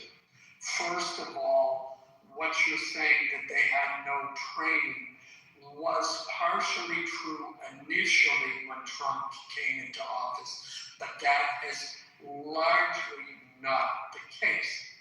So that complaint, while it may have had some truth, is no longer true. Second of all, in terms of what they are doing, the Trump administration has been sued, I think it's over 60 times, related to ICE, related to executive orders, on and on and on. They've all worked their way through our courts. They've gone up and down. It's gone to the Supreme Court, gone back down, back and forth. After all of that litigation, it has been tested time and time again. It is constitutional. Third of all, related to that, he has waited for the court's dictates. When the court said, don't do something, well, then he didn't and waited for it to be appealed or to be judged. I'm asking why should we be okay with certain officers of the law wearing masks and not having any form of identification, abuse their power, whereas we're not? Oh, very good point. Very good point. Because in this particular instance, we have a certain faction on the left who have openly declared war on them and will dox and target those police officers unduly, unjustly, and unfairly based on their belief that they are operating outside the law. And thus, it is a reasonable response to protect those people. Because the people on the left, realizing that they can't stop the institution, are trying to make it so dangerous for the individual that individuals no longer want to take part in those particular law enforcement activities. So should we have our police officers wear masks and no name tags and badge numbers too? Well, that's a very good point. And if the left gets to the point where they are targeting police officers more than they already have, then we might have to do that, and it will be the left's fault. Wait, hold on. You will be too much, bro. Wait. I'm confused on why you keep mentioning left and right. This isn't a left and right, argument. I'm confused. I feel like a lot of people can acknowledge what ICE is doing, what they've been doing is unconstitutional. Like a lot of ICE, right? So, like, President White keeps saying right and left and right, like, that's not what it's about. Because it's not unconstitutional, and because it's the left who's complaining. No, not really. I feel like a lot of people in the right are also complaining. Yeah, well, you feel it, but it's not actually true. It is. You were good. No, you were good. I mean, I'm on the right, but okay. I don't think it's a left and right issue either. I really think they're taking it too far. No, okay. They're pushing it a little bit, bro. They're pushing it too much. I have a lot of respect for law enforcement. I have respect for everybody, but what's right is right. Yeah, okay, what's right is right. I'm sorry. Here we go. Clinton, 12.3 million deportations, 0 injunctions. It's the way it's carried out, though. It's not Listen to the numbers. Listen to the numbers. I already know the numbers. I already know they deported more people. But guess what? All those people that they deported had criminal records. They were convicted of a crime. And not just that, the way that it was carried out was much different. Yeah. We didn't have a police force that had zero accountability with no things. The way it was carried out. Well, the way Trump is carrying it out was those laws were set by, let me guess, Barack Obama. It doesn't matter who it said, it's the way that it's being enforced. It doesn't matter who. Barack Obama created the expedited courts. That doesn't give him an excuse to use it doesn't give them an excuse. They don't need an excuse. That's the law. It's constitutional, and we understand. And here's the biggest thing. Is this guy crazy? I don't want to argue this. Yes. No, he's not crazy. He's just not understanding maybe the seriousness of it. That it really is affecting some people. Like, I'm not saying they're all good, bad, or good people that are being targeted. Yeah, but it's not all good or bad. But I mean, there are definitely good people who are being really pushed. Look, I will speak to you, and then look, we're not going to agree on this. Can we agree that in this particular topic we're not going to agree? I think we can agree that we're not going to agree. You're not going to change my mind. And let me use the old political anecdote story. And Carrie, I know you will understand this because the person I'm speaking about is Armenian. It doesn't matter. They want to make a difference. I'm just saying. Okay, but it illustrates the point. When this friend of ours, when his daughter was 6 and his son was, I think, I don't know, 10, he left Armenia with his son and came to America legally. He waited 10 years. He did not see his daughter or wife for 10 years because he waited to get the legal okay to come into this country. That's 10 years of his daughter's life he missed out on. Now, for every person like that who waited to do it legally, there's somebody who, because they can walk across the border or get a plane ticket and somehow fly into this country and circumvented immigration, got here, said, oh, I need asylum, which they abused that system and then got to stay and got to disappear into the country. I applaud the Armenian brother that did it the right way. It doesn't give excuse to anyone. But it does. It does not give anyone excuse to target and use excessive force. I'll tell you why. Because what the left is saying is that we need to have compassion for the people who came here our moral duty to protect them, and that we are moral if we protect them. We are moral. We do deserve that. No. Are we not a country? Are we not a country of laws? You guys are interrupting. I have only. Gotta wrap it up, Ron. Wrap it up. Thank you. I have only, I was interrupted 17 times. I have only so much moral compassion in my body, and I'm going to reserve it for the people who come here legally. The ones who walked across the border or who claimed asylum or used the Biden system of USAID to get into this country, knowing that they would be given a free pass. Fuck them and fuck the horse they rode in on, and they did break the law, and they are going to get kicked out, and I will not cry over them. That's where I stand. Okay, I do want to say, I don't think most Americans are opposed to having stricter immigration policies. One second, Nazi. I was speaking. 1 second. I've been waiting. Oh, you have the floor. Go ahead. Okay, thank you. I'm sorry, but I'll just take just a few minutes because I really have to go. Alan, I'd like to speak with you and comment on things you have just said recently. But out of what I hear from you is that you speak out of law, constitution, fair, democracy, and all these ideal words. But are you really living this word? Are you really even honest with yourself? How do you say that? As the International Court of Justice and other legal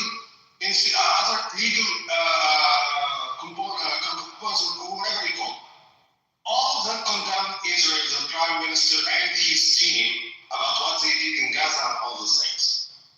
How do you say that about Israel and you praise Israel? That it is a democratic country, it has parliament, and all those things. Well, you will find parliament and democracy in so many other places, but you don't want to see it. You just close your eyes and you just repeat things, gaslighting.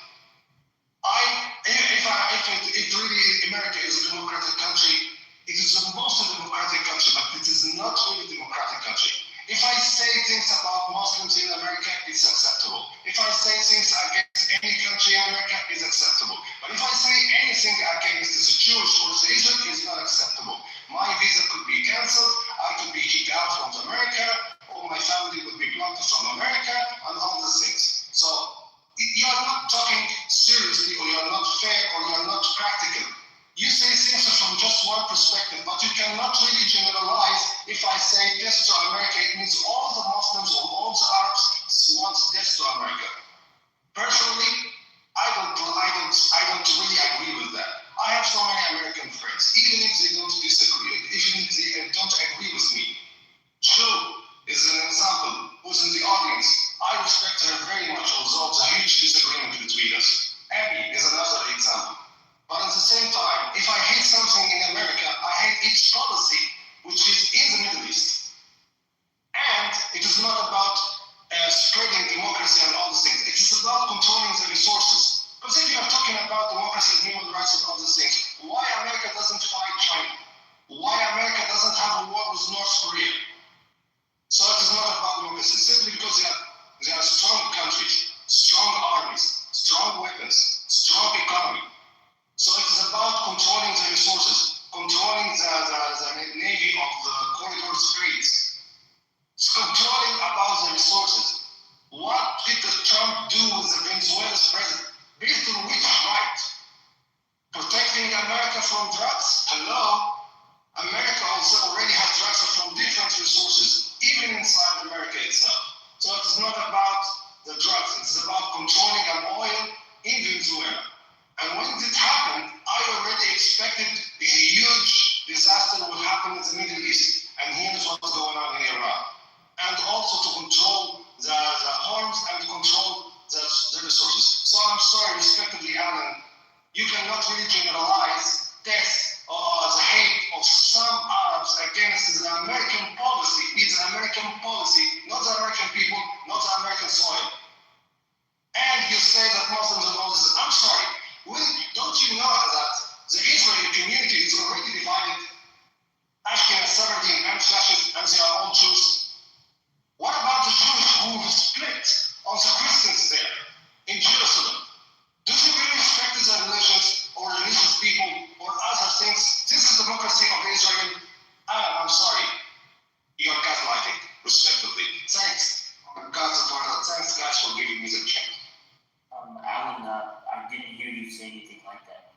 Was I late to the room, bro? No, I didn't hear anything you said. Where did that guy go last week? He's right here. I need to know Alan say it. Say, when did Alan say any of this?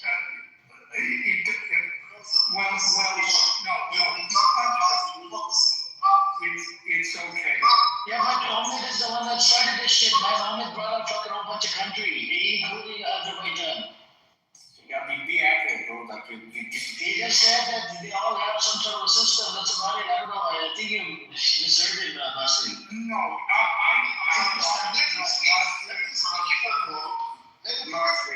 I know you're wrong. I heard it. I know you're wrong. Guys, I understood how some of what he said applied to what I said. And people's opinion, he gave it. I'm not going to get mad at him because he asked me an opinion that I asked for. And he's not wrong either.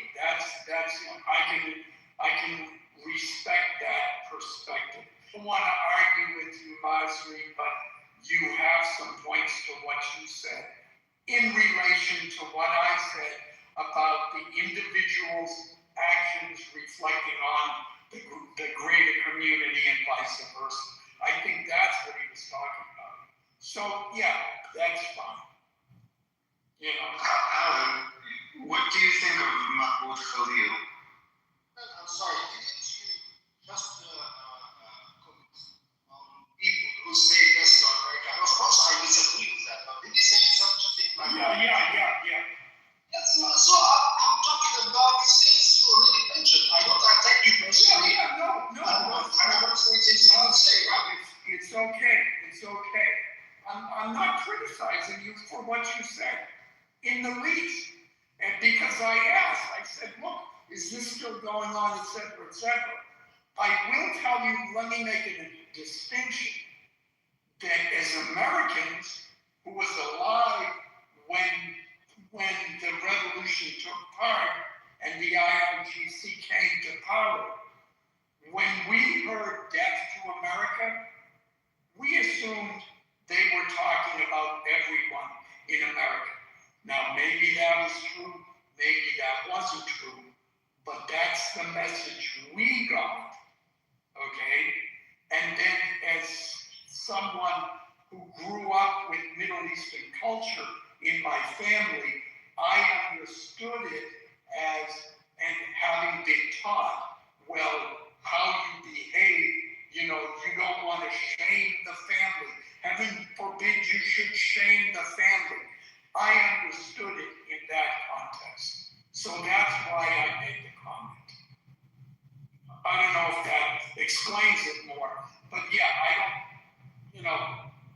I'm not fighting with you with what you said. I was looking for different reasons. Okay, thank you. All right. So it looks like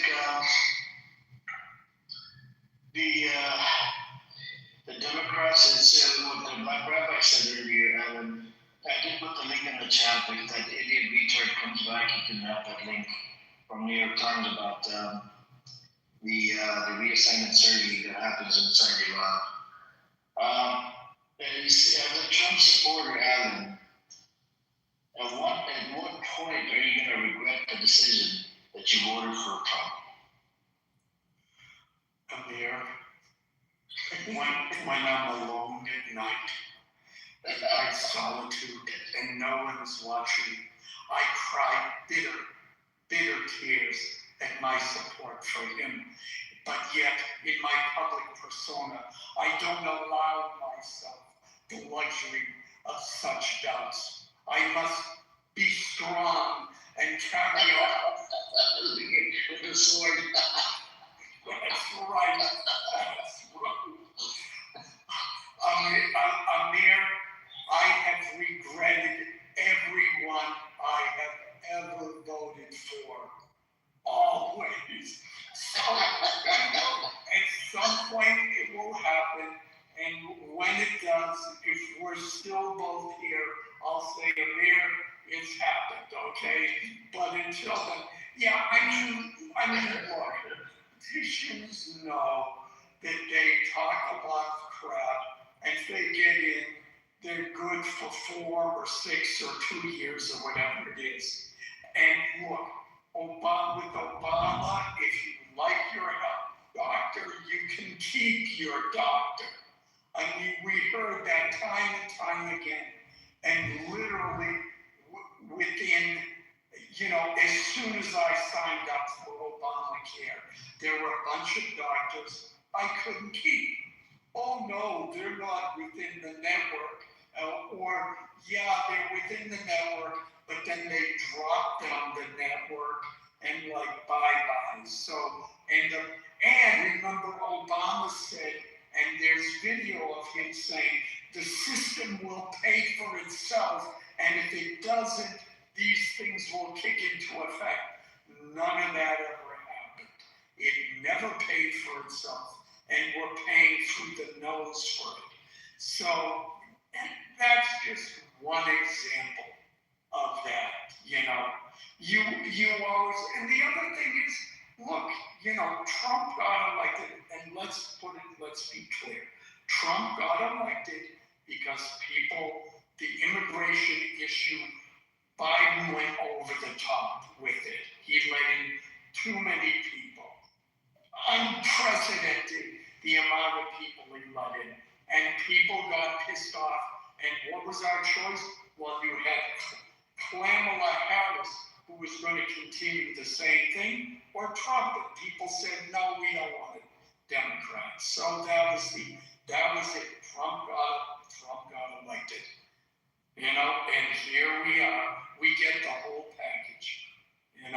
It's like you meet a woman and she's got a great ass, but her boobs hang down to the floor. Well, you're gonna have to deal with it. Sorry to the women in the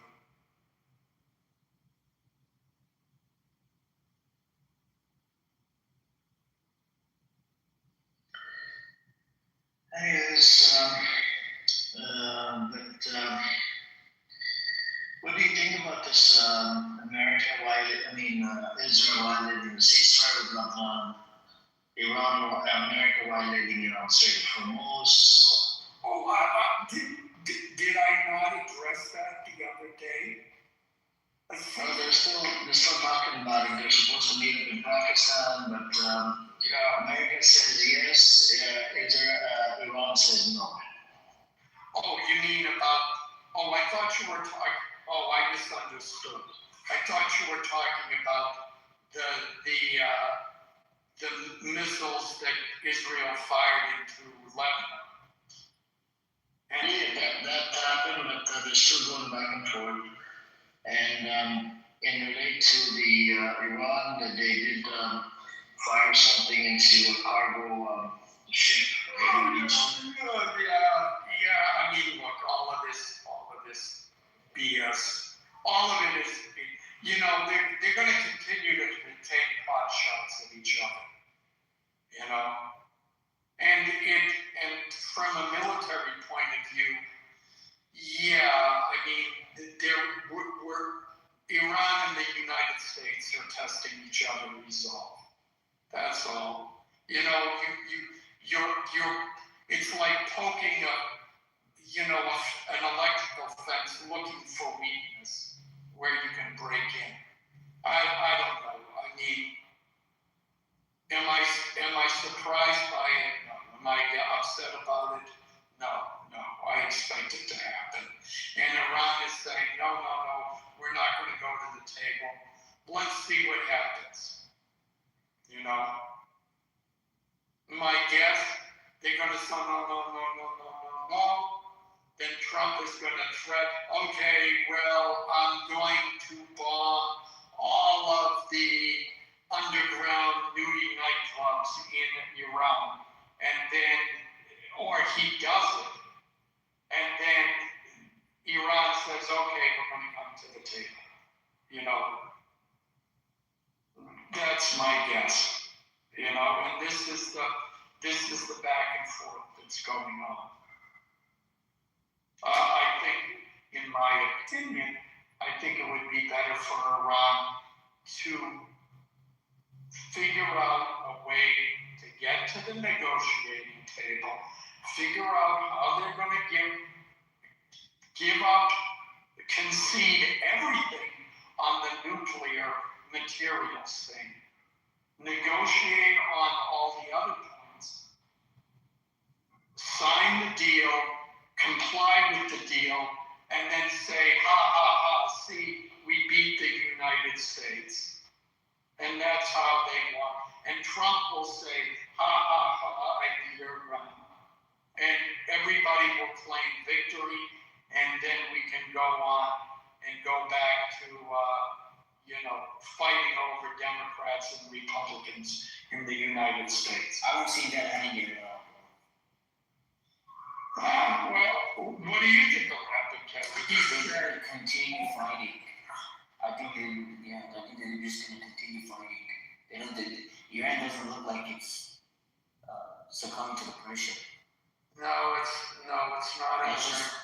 That's just what it seems and what it looks. Yeah, but Iran is bullshitting. I mean, what makes it say that? Because because if you look at what Iran does versus what the United States does, Iran attacked another country's oil tanker.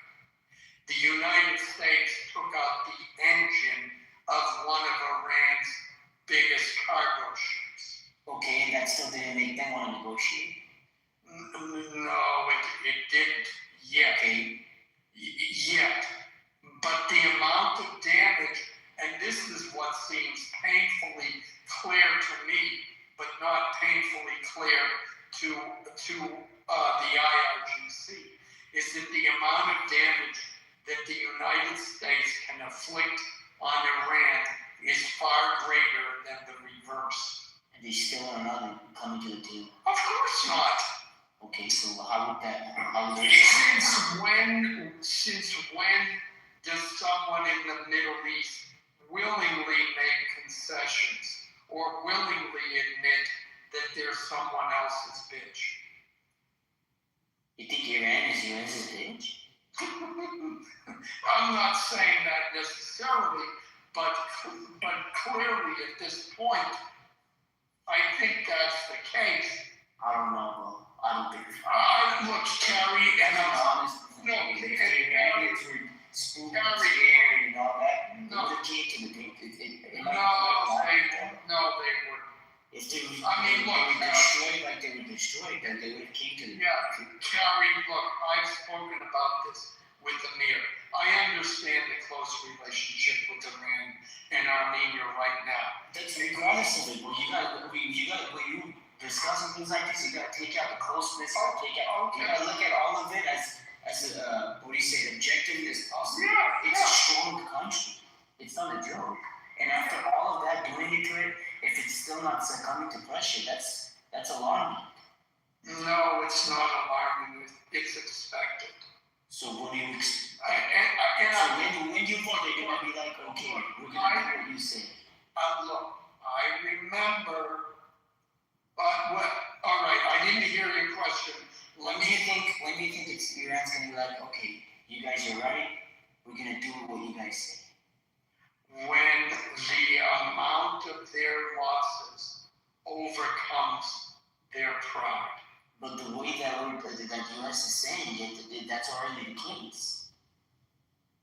The way that we're reporting is already saying that. Well, I understand that, but look, I don't know what they're reporting.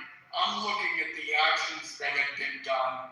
I'm saying the reporting on our side, on the U.S. side, is saying that we're winning and we're destroying and we're taking over. We own it all. And what's the reporting on Iran? I'm not 100% sure. I'm just going based on what we're saying. Yeah, Amir, would it be, or somebody else, would it be wrong of me to say that Iran is reporting that they're winning and that the United States is they're calling the regime Epstein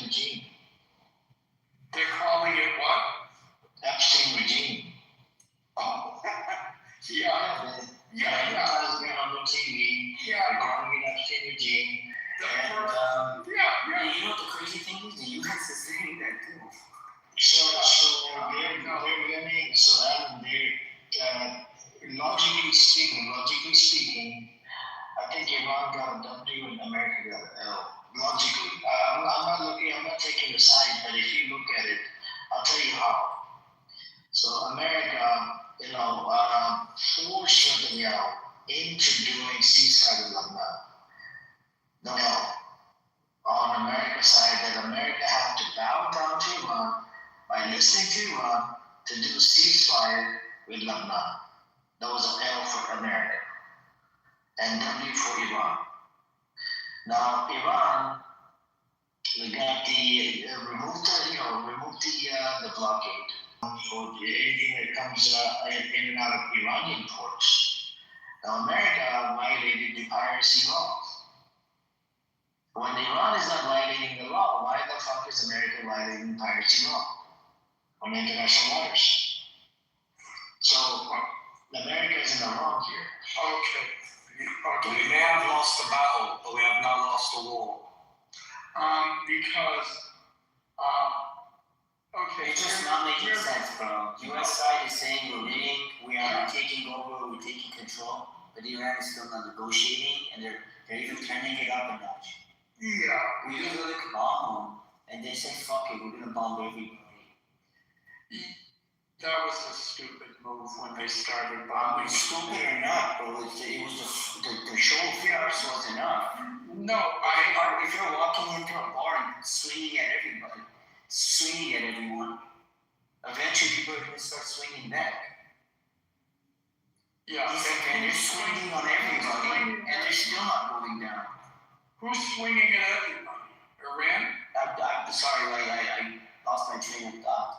No. When they started, when we bombed Iran, and we used other countries' bases to do that, we thought we had Iran dead to rights. But then Iran said, fuck everybody. And it's still not going down.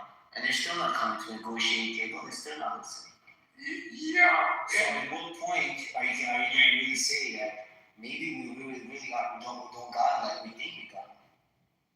No, I think my perspective is, how many countries did Iran retaliate? How many countries did Iran retaliate?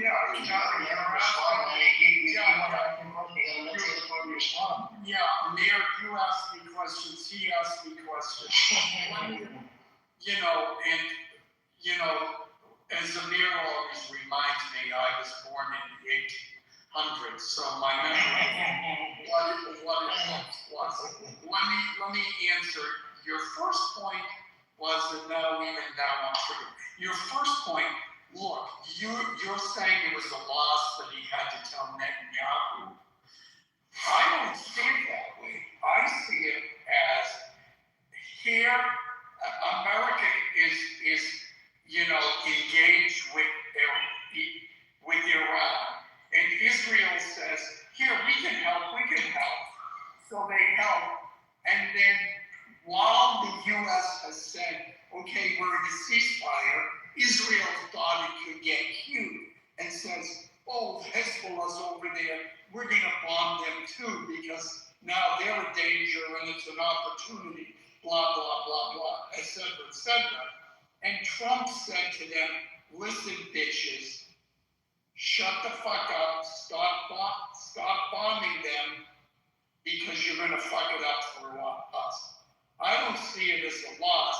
I just see it as, well, we've got a lot of loose cannons in the Middle East, and Big Daddy Trump is trying to keep control of them. That's the way I look at it. The other thing, look, I forget all of that, but look, this is the way I view it. 2 or 3 weeks ago, I was in this room, and people were saying, look, if America tries to push it, then Iran is going to shut down the Strait of Hormuz, okay, which they did. Seeing that, what Trump did is he said, oh, you think you're going to shut down the Strait of Hormuz? Bitch, we're going to shut it down. If you think you're going to operate in those waters, we're going to operate there, and you're going to know that we're in charge there. Now, Iran then, being seeing that situation, sent the drones and attacked those cargo ships, which of course makes everybody nervous. That's the next step. So now the United States, what did they do? They fired on one of Iran's cargo ships. You're going to fire on one of our French ships. We're going to fire on your one. This is the back and forth. Has Iran given up yet? No, I wouldn't expect them to. But the fact that they didn't give up doesn't necessarily mean that they're never going to give up.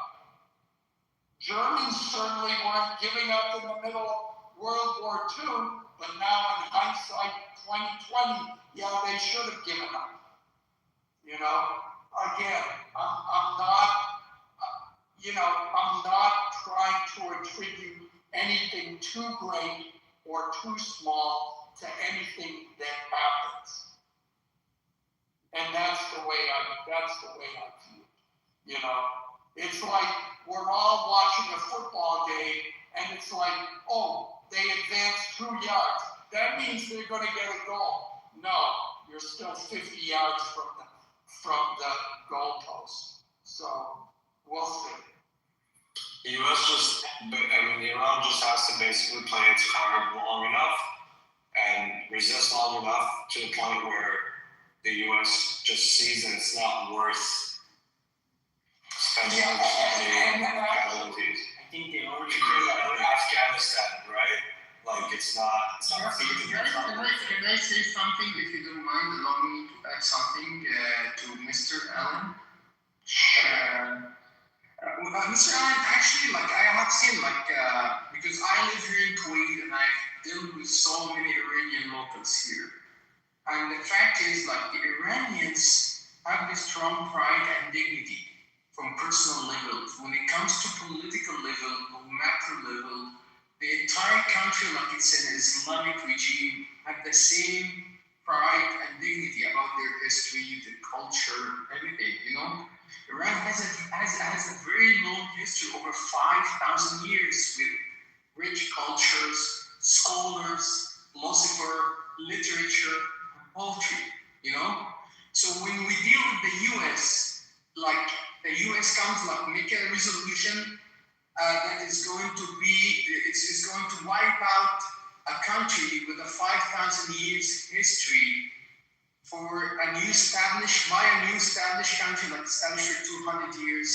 So this is a kind of belittling the history of Iran, And through the war lasted for less than 6 months, been for around 6 months in the ongoing war between Iran and the US.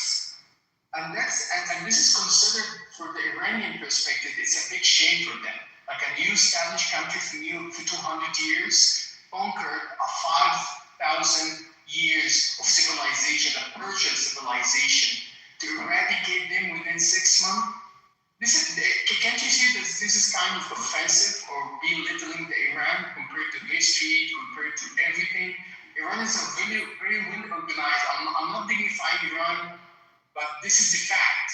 Because if you go deep, if you read the books about the Iran, the history, or if you watch a movie like Prince of Persia, you see Iran, it is not just a country, No, I know.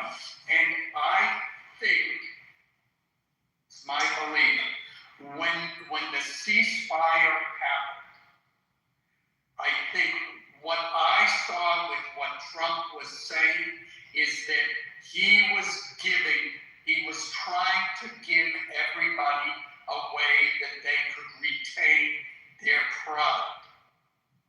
That he was saying, the people there now, they're not the old ones, they're the new ones, they're smarter and wiser, whatever he said. He actually praised them. He understood, okay, I need to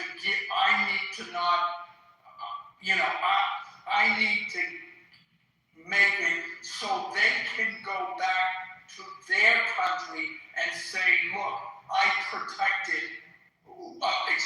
we protected, Iran's pride here. He gave them, but then what did they do? He was very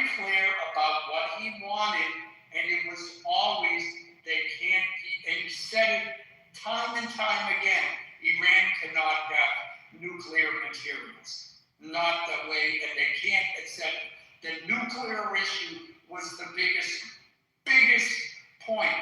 And as I said earlier, if they had conceded on that, they could have, and complied with it, they could have negotiated for anything else, and then they could have spun it, that stupid American, we don't need the nuclear weapons, we can still kick Israel's ass, whatever they wanted to say. He gave them the out, they didn't take it. In the same way, when he negotiated with Russia and Ukraine, and Zelensky was there in the office, and he's saying, look, this is a way, I'm gonna make it so that you guys, you're not, Ukrainians aren't being killed. This is your best deal.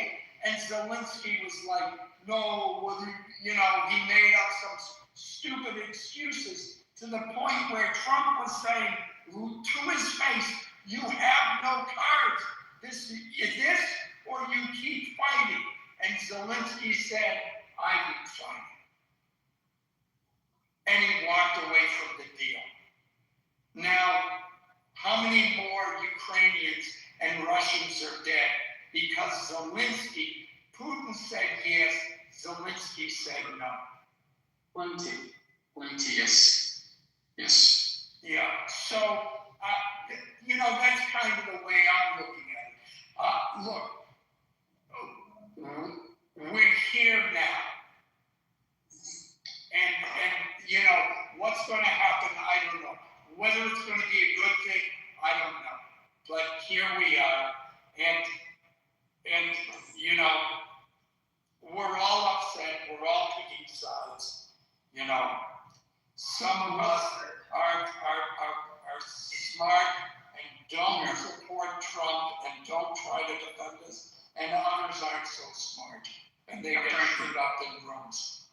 Yes, sir. I see. Mike, 99% of what you said, I totally agree. But let me ask you something, sir. Do you believe the current ongoing Iran is war? Brother, last question, and then I can end the room. Okay, sir. Don't you believe this kind of the war is part of extology, the end of the war? This is part of it because I believe that there will be another repercussion because Iran is not the main target of Trump. The main target is China. So don't you believe it's part of the end of the war? Extology? Theology? I'm not willing to go there. I think people are concerned. I think they'd be concerned. But I don't think going to lead to that. I don't know. Sorry. I think we're going to end the room. Thank you for coming, guys. Thank you, Adam. Thank you, everybody. Thank you, Mr. Amir. Sleep well. Have a good day. Thank you, Mr. Amir. I'm a big person. I will be here with you. Okay, thank you.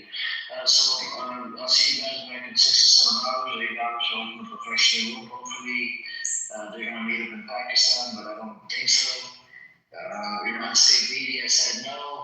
American state media says yes. And they're just bullshitting. And Trump has a habit of lying. Not fancy, but Trump is a Trumpy. It is what it is. And they must take care of us. Take care, see you dreams. See you, bye.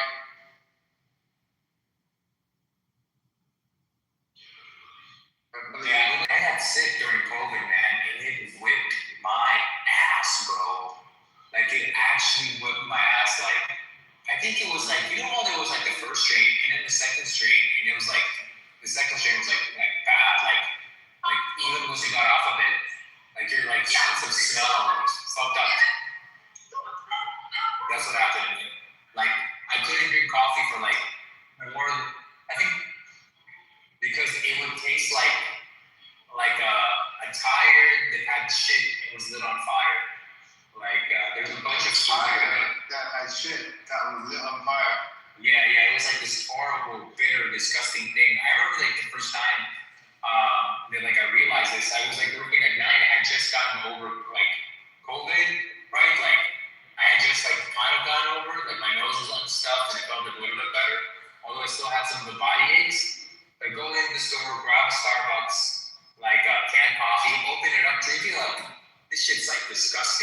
go back, like let them know, like, hey, like the can shit is like really bad, right? And I'm guessing that like she just saw me like walk out the store, so didn't think I chugged it or anything. Like, yeah, sure, it'll be right here. I look at another one, crack it open, like same shit. I'm thinking it's the batch, but then I'm like, oh, the taste was yes. Yeah, it's gonna feel it, like that COVID killed the nerves in your nose. That's the thing. I'm honest though. I bullshit. I remember telling everybody like, oh yeah, this is kicking my ass. I did the COVID test. It was positive. I was like, oh yeah, this is the worst flu. If I'm being honest, it was just a regular flu. Like, it was just a flu. It was bad. Like, you know, headache, fever, all that type of shit. Like that. Yeah. Just like the flu. Maybe it's because I'm from like maybe a type of what's it called, like the demographic that's acceptable to like pox blankets, right? Yeah, me too. I was gonna make a new kind of I couldn't think of what I was gonna say duvet. So I was like, what's the term? It's like blanket. That's what I was looking for. There you go.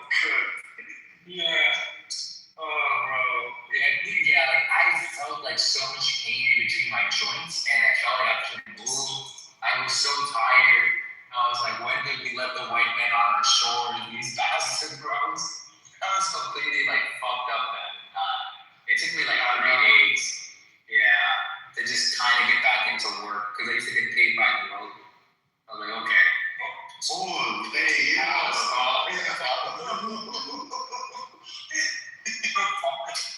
Excuse me, man.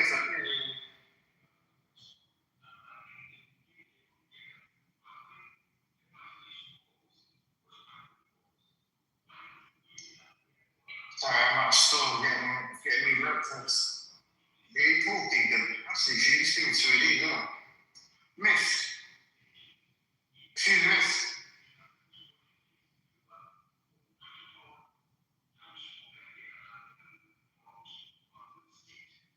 I think I might go to London later this year.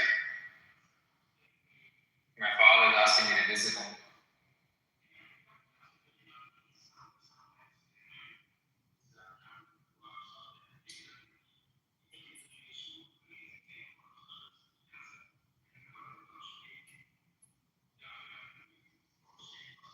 I'm never going back to London, bro.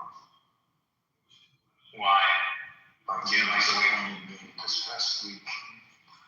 Who did? My team's from London. Arsenal? Yeah. Yeah, my brother will. You know? Sorry, I'm on the phone, sorry. Yeah. What, you've been Arsenal to what? Yeah. So I don't want this one, actually. Thank you. And then can I get back? Is that right?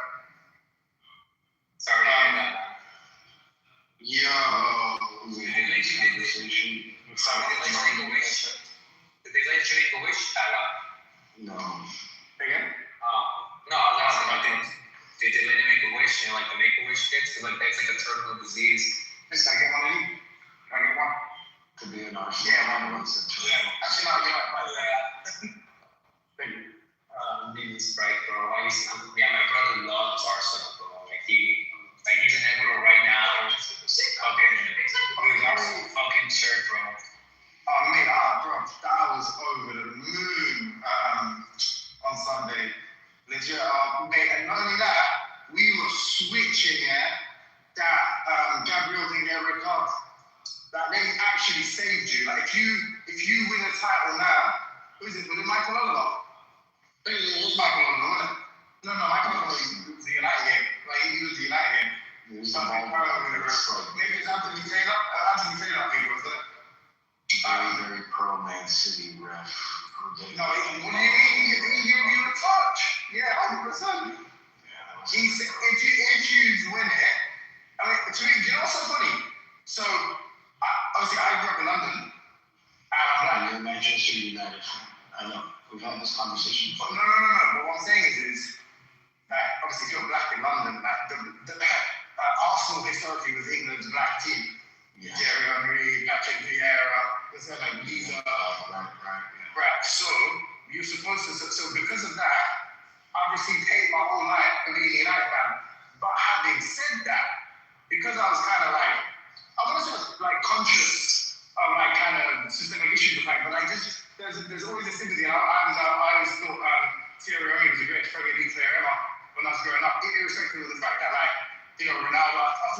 was a beast, but obviously left too early, blah, blah, blah.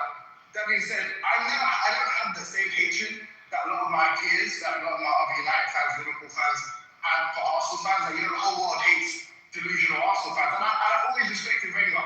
Like, I just always liked him. I think he's a classy character. I backed him in the Mourinho spat. You know what I mean? I never really used to like Mourinho.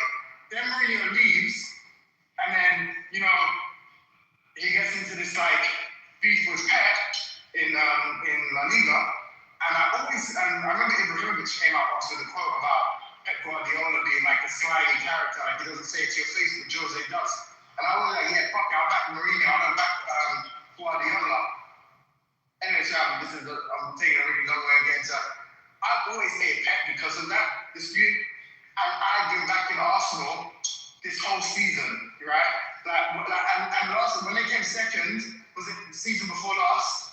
I would back Arsenal then too. I was like, yeah, I want fuck City. You know what I'm saying? I fucking hate City. They're our closest rivals. I didn't look at it fucking let's eat the misery of Arsenal fans. It's only since I realized how pro-Palestine Pep is that now I'm like, you know what? If anyone deserves it, fuck it, let Palestine. I like Arteta. I feel like they hate. Like, it's just Arsenal fans, isn't it? It's just fucking delusional Arsenal fans. Like, he's done a lot with it. They want him out already, and it's kind of ridiculous. But they're both. He's consistently challenged. Yeah, no, I mean, that's the thing. I don't hate that. Obviously, everyone loves seeing Arsenal fans crash out. Like, that's, like the delusional Arsenal fans, I mean. But, like, if Arsenal also, this is what's going on in the world, what's going on in football is nothing, it makes you feel like, you know what, bro, fuck it, you deserve it. Even though I hate him and them, it's like, you know who was a surprise when it came to the whole pro-Palestine stuff? Klopp. What's he said? I don't know. He made a passive comment about, and he called it a genocide. MashaAllah. And I was like, that's pretty interesting, because he's never talking politics. Never. Wenger is obviously pro-Palestine too. But he's in the time that that's what he can. But even back in the day, he was very pro-human rights. Has Jose said anything? Because after that, you said nothing. I don't really like Jose anymore. I don't know if you saw that whole little shit with Vinny Jr. What are they going to do to the Eurovision this year? Because they allowed Israel to go there. That was a part of Eurovision. No, I know, but there's like an artist that was nominated for the Eurovision Awards, and they decided not to go because of the drought. Oh, and then they pulled out because of, you know what I love though, yeah? And to this day, I always say I'm going to do it, and I keep forgetting to buy it. I fucking love Celtic, bro.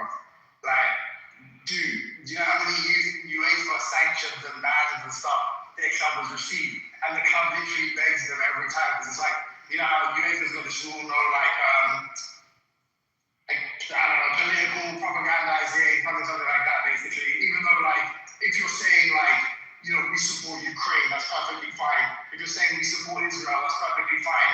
But any pro-Palestinian, that is like, no politics in football. And just consistently, the club literally begs its own fans, Celtic literally, they beg their fans, look, it's gonna harm the team. It's gonna jeopardize our progress in the competition. Please don't bring Palestine. Don't bring any Palestine to the stadium. And they fucking do it, and they chant I fucking love Celtic, bro. Dude, what about Gary Lineker, dude? And Gary Lineker's a G. He got fucking fired from Match of the Day. Our generation's Match of the Day. Yeah, he is. And they let him go because it wasn't Terry Logan, Terry Logan was the OG, the mustache man. Oh, way back in the day. But for my generation, I think we're... No, I'm going to say, I'm saying so we caught a little bit out of Terry Logan, and then when Gary Lineker came in, it was like we were already of age. And he fucking, because of an Instagram story that was apparently anti-Semitic. To be honest, Gary's a G, but I mean, the BBC is just a joke because, and you know what's so fascinating about, so I don't know if you guys know this, but at the start of the conflict, quote unquote, start of the genocidal campaign, there was a secret meeting held with all of the top editors of all of the top newspapers in the United Kingdom and a former Israeli general. I say former, he was incumbent at the time. So he was a serving general at the time, and he flew to the UK to meet every single one of these top editors in a secret meeting. Okay, like that is the most just like irresponsible journalistic like malpractice you could fucking imagine. Having someone presiding over a genocide essentially brief you, briefs the head of all of these like media organizations. And it's true of the BBC as well, where they have these like secret relationships. They have a secret relationship with the Israeli government. And what's fascinating about it is you still to this day get Israel criticizing every single one of those institutions that they themselves have like bribed and have like manipulated and influenced. So it just goes to show you that like it's literally always brimming or like teetering on the edge of like, dude, we can't fucking hide this for you. Like if you're just doing so much, we're fucking trying, and even still, it looks like we have to pull you out because of how fucking insane and maniacal your fucking military is. And it's like some investigative journalists found out, I think there's a really cool independent news organization called Declassified, and it's run, like it was founded by this journalist called Mark Curtis, who does like amazing work on like British imperialism and stuff. And they like found all the flight logs and all this kind of stuff, the general flying to the UK, and they found where they met and all this kind of stuff, and they went and asked all of these different editors and stuff, and obviously all of them refused to comment.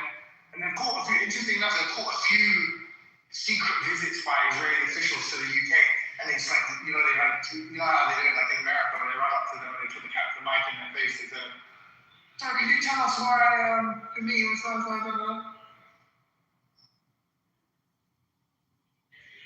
Jesus Christ, bro.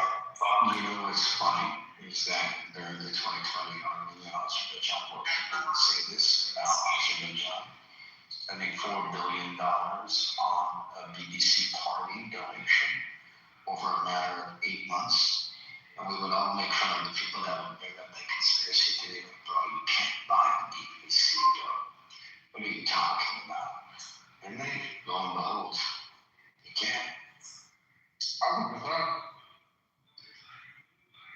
It's disgusting, like how these organizations, and then it's all, the thing is, you have to remember, obviously it's a national broadcasting service, right? So obviously the government has a lot of involvement in how it's like run and maintained. And then we're just like you, where there is this bipartisan, or bribery across the halls, where instead of like APAC and Super PAC, we have these like, it's called like Labour and Conservative Friends for Israel. And so basically, like, you'll find that all of the top politicians have received donations from these two organizations. It's fucking crazy, man. So like they dictate our foreign policy. They're basically responsible for. I mean, just the other day, some woman lost her job, and the way she lost her job was. So you know that woman? You may have seen her. She's this like ginger-haired, mousy-looking character. Her name is Natasha Housdorf. She debates on behalf of Israel. She's like a lawyer from the United Kingdom. Mm-hmm. She's like basically a lawyer for Israel. Anyway, she's part of an organization called Lawyers for Israel. Something like that. And basically, a woman was arrested. She was arrested. She lost her job because she went to a pro-Palestine rally. She's a pediatrician. She went to a pro-Palestine rally, and she held up a flag. So she held up this like a placard with an Israeli flag, and it had some kind of like phrase, some saying where it's like lie, cheat, steal, rape, kill, mate. I don't know. It rhymed anyway, right? arrested for hate speech or for inciting violence. And then she lost her job. And the reason she lost her job, or she went to some kind of like disciplinary hearing where they suspended her without pay. And the reason she lost her job is because 1,500 people signed a petition or wrote to the organization, the regulatory board, and said they wouldn't feel comfortable with her treating their children. These are 1,500 Jewish people who have been like, corralled, if you like, by this organization, Lawyers for Israel, and presumably they're also the people who have like called the police and basically said they feel threatened or they feel like she's been inciting violence. So she was obviously arrested on that. The criminal charges are obviously going to be that serious, like she most likely will get cautioned, but she like lost her job because 1,500 people have said they don't feel safe. Like the kind of level, the way they kind of like mobilize and like lobby and like do this like kind of concerted pressure, apply this concerted pressure in on different institutions and stuff is fucking like criminal. Because regardless, like the regulatory board can't really do much because that's a significant amount of potential patients. But the question is, are there even 1,500 families with children, Jewish families with children in the area like in which she's gonna do? I guess it's because it's the NHS, she could technically have to administer care anywhere in the UK. So, so long as they're British citizens, I guess it does actually matter. But it's just like obviously insane. Her competency shouldn't really be judged by her saying like, Israel's killing children, and yet she's lost her job for pointing that fact out because 1,500 Jewish people got together to write fucking, discrediting letters. So she can no longer practice medicine anymore. She can no longer work for the NHS, and then obviously the thing is that that's her medical license as well, so it would probably be private. And the reality is I think it was like a 9-month suspension. I doubt you're going to get suspended for 9 months and like, unless there's some real political sea change, it's not like these Jewish people are going to go away. Like, it's like everything. Like, it's really disgusting. Like, the Lancet report wrote that paper. It's a medical fucking journal in which they wrote that paper where they're offering kind of like alternative estimates for how many people had died and been buried under the rubble and died indirectly in Gaza. And then you get the like Medical Association for Israel writing some like excoriating, I don't know what you call it, like a missive or some shit. Like basically saying that we shouldn't take from the Lancet journal anymore. It's like they just like destroy, like all they do is destroy. Like it was things that are like super valuable and integral to like our institutions and society. It's like, it speaks ill against Israel. It's like completely destroyed. Like irrespective of how it affects other people in terms of like, okay, think about this though. We're already struggling for doctors with the NHS, especially British-born doctors, which I don't think makes it any more valuable. But it's just like, that's one of the things that people seem to be complaining about in the country. So it's clearly something important to some people here. And like, you've taken one out of rotation because she has a political opinion that isn't insane. So it's like, hey, stop killing children. And now there's one less doctor to literally treat children. Like, she's a pediatrician. And she's in her like 50s or 60s. So she must be pretty decent at it because she's been doing that for a long time. And it's like, okay, just because she's got different political opinions, you're prepared to like destroy her career, and then you're prepared to attack the credibility of a medical journal, which presumably like is also very valuable to people because it helps us advance fucking science and medicine. But like, you just don't care when it comes to Israel. You just have to destroy it all. So also the UK now, Who's that? So I said also in the UK, and like it's a growing problem. And like, I don't know, I don't get to what point are people gonna, at what point the problem is going to be like, yo, voted in for this? Well, no, have you seen like the whole thing of Like they were talking about how if you put something anti-Semitic, how like for John they know. Which I'll pass the whole thing. Put me up to actually make fun to point that out to the people that said that. And it's a scary world, man. Like that even holding these thoughts, like there's gonna be like some algorithm there that knows how offensive you are. But it's like the state of Israel. Like that has to be fucking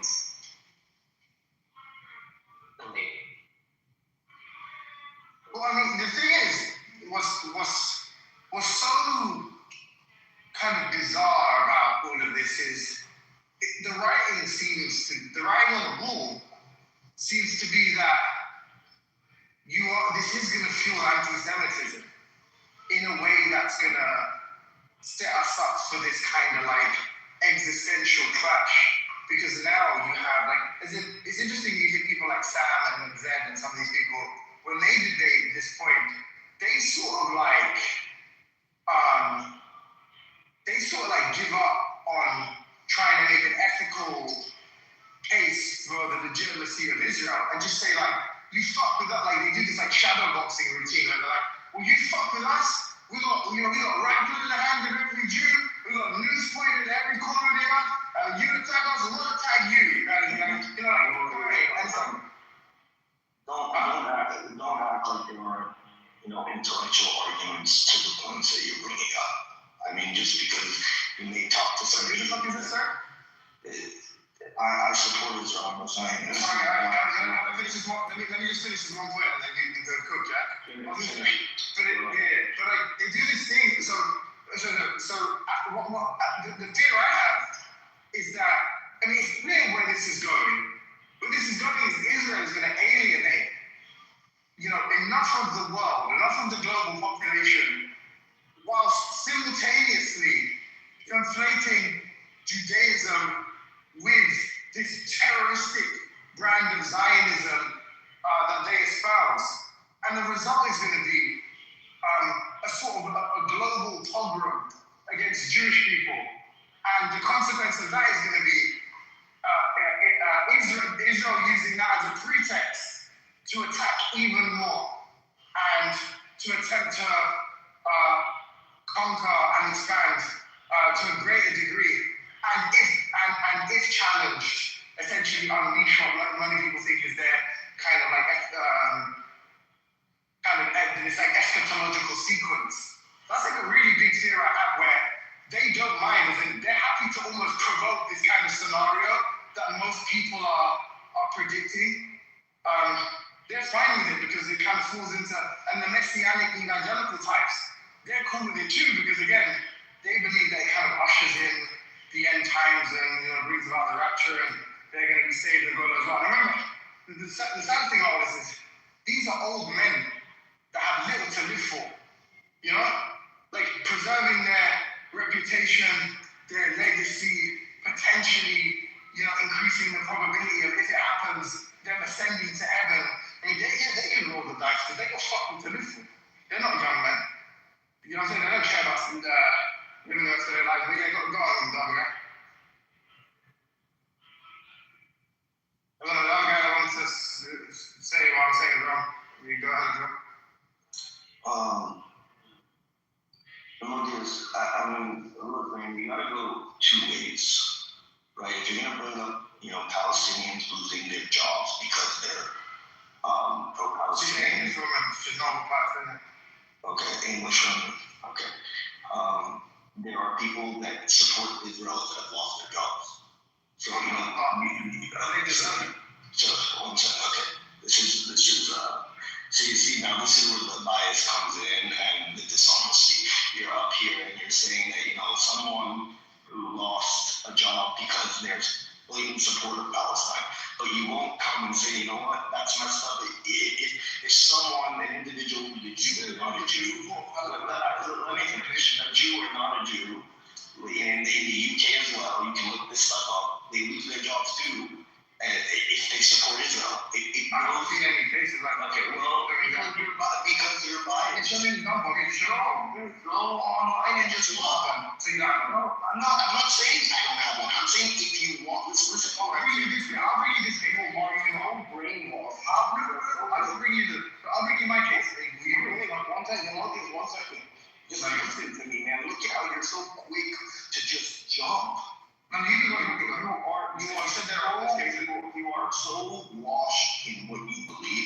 that you never even bothered to say, you know what, let me see if Jews are not.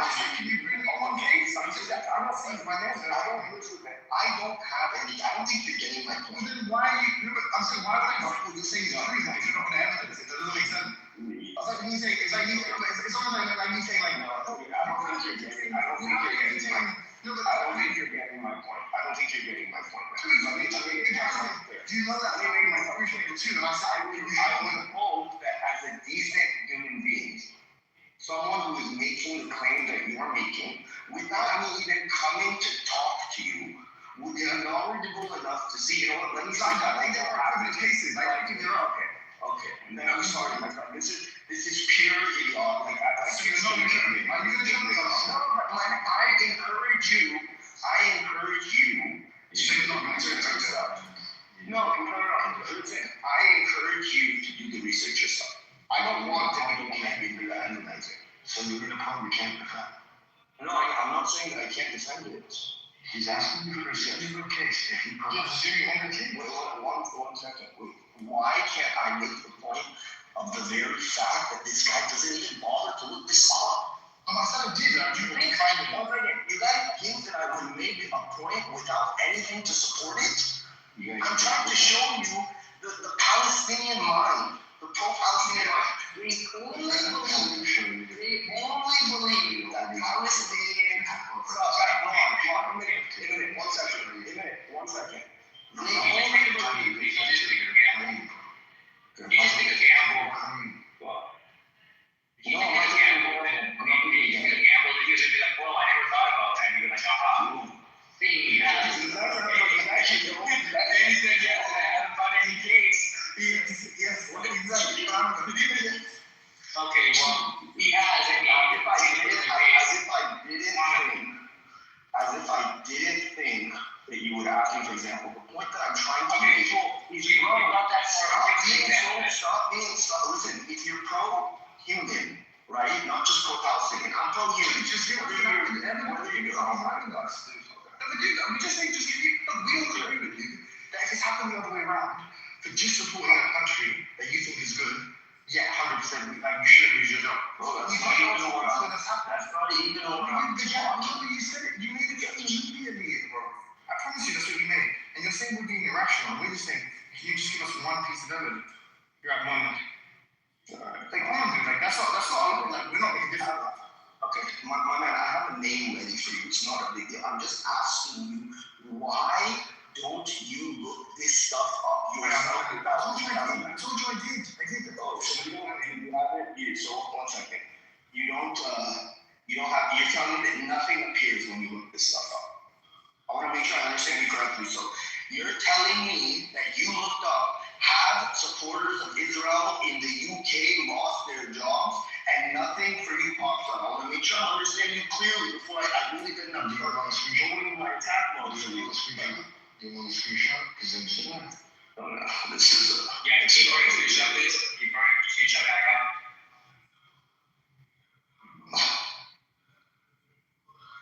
Let's see. This is bringing the evidence. I'm going to go into the matrix of my services. That's what I'm PTRs there.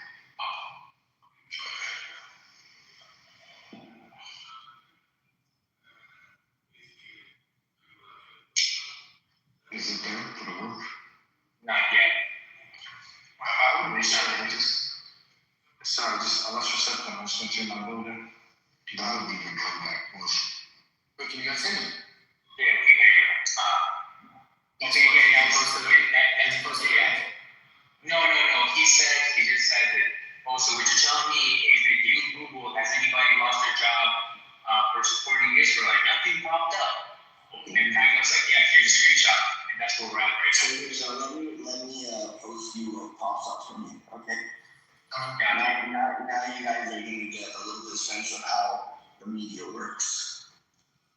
You know, coming from a Jewish Christian person, that's right. Hold on, wait.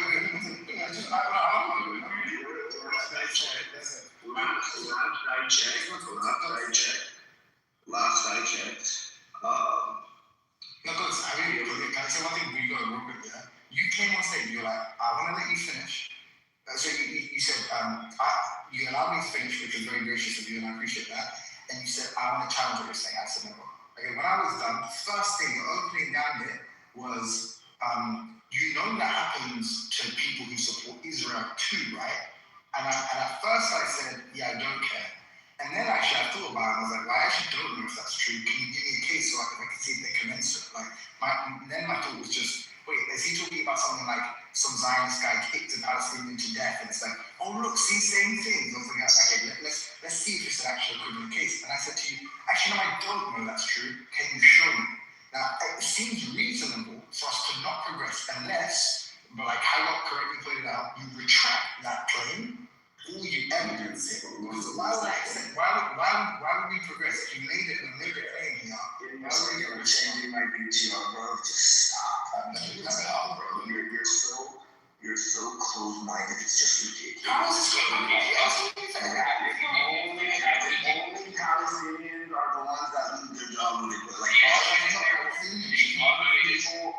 other people in the world don't lose their jobs for other political ideas. It's just the Palestinians. You guys, not only did you not understand the claim and position that was taken by I'm speaking. I'm going to finish speaking. Not only did you not understand the claim and position and story that was shared by Timothy, you then made a reverse, weak, I would even say random claim, because it wasn't something that he said that Israelis aren't getting fired or Zionists aren't getting fired. And then you retracted that and changed it and asked for. I never changed anything. I never changed anything. Stop with the nonsense and the bullshit. I never changed anything I said. In my PTR, you're just anti-Jew, you're anti-Israel, and that's why you're on this side. Stop with the nonsense. Here, guys, look at my PTR. Look at my PTR. That's a crazy quote. You don't have any position. There have been widespread reports of high hostile workplace climate for British Jews who support Israel. Documented cases of individuals specifically losing their jobs for pro-Israel views are currently rare compared to those dismissed for anti-Zionist or pro-Palestinian. Now, let me finish. Can I finish? Yes, I mean, I understand. One in three Jewish nonprofit staff have considered leaving their jobs due to anti-Semitism, which perceived lack of support for their own.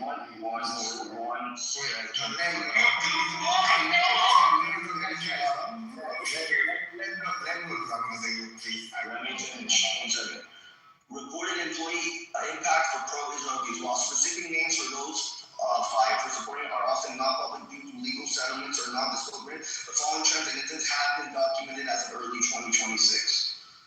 Okay, so keep pausing. That's why I think you're done. Sorry, it's because you keep pausing. Go ahead, say what you want to say. Go ahead. This is the deep fucking irony in these kinds of situations where the way he led was just like, this is my evidence that you guys are closed-minded. Okay, first, that's Google AI that you've just Googled. Are we to believe that you've Googled this in the past and read the same summary, and that's what's informed you that like actually it's true on both sides, where in the Palestinian case, there's countless names, there's in the UK, there's hundreds of Palestine people who have supported Palestine Action being arrested for essentially just holding up placards saying that they support Palestine Action. There's countless people who have lost their jobs. There's MPs that have lost elections based on the fact that so there's lots of evidence with actual names that I would be able to kind of like adduce for the purposes of this kind of discussion. You presented Google AI, but what's even more telling about this, and what's evidence that you have never done the fucking research, and what you attempted to do is just what about is on your way to challenge me, is that you literally said, maybe 3 minutes ago, I've got a name for you. You were like, my guy, I've got a name for you. I've got a name waiting. Just want to see if you're being honest. So where's your name, buddy? Because what's written there is, it doesn't have any specific names. Which, you know what that makes me believe? That makes me believe that you've never even done this Google AI search before. This is the first time you've ever done it. You offered me a promissory note, a wish and a prayer, you Hail Mary Google search thinking that you'd find your name, and you found absolutely fucking nothing. right? So that means all of your indignation, all of your incredulity, or don't you think this happens to Jews? And the fact that you didn't present a name thus far is evidence of you fucking attempting whataboutism and just trying to stall and Hail Mary yourself out of the corner you painted yourself into. Okay. You're finally, you're done? Yeah, but I'm pretty sure. I'm gonna make sure you're actually done. put together. That the meeting credit for put together.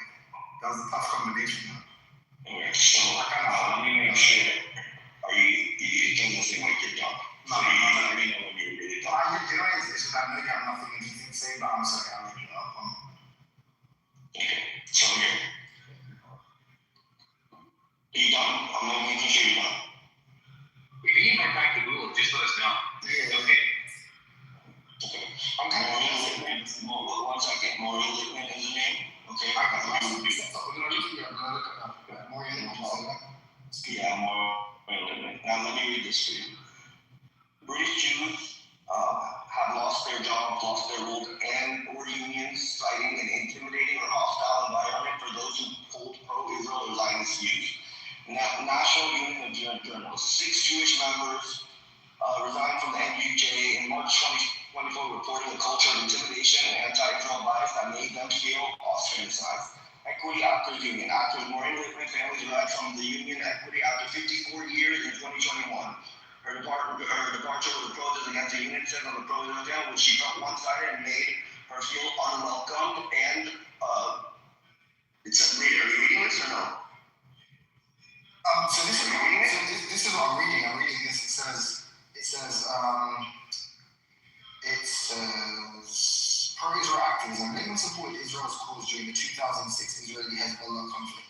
On the 13th of July 2006, in a debate on the BBC's This Week, she argued that human life is not cheap for the Israelis, and human life on the other side is quite cheap actually, because they strap bombs to people and send them to blow themselves up. These critics were condemned by columnist Yasmin Alibai Brown, who said brutally she sees no equivalence between the lives of the two tribes. Littman responded to okay, so now I'm just going to scroll through. I'm reading this for the first time, right? So I'm just going to see what sort of punitive measures she fall prey to.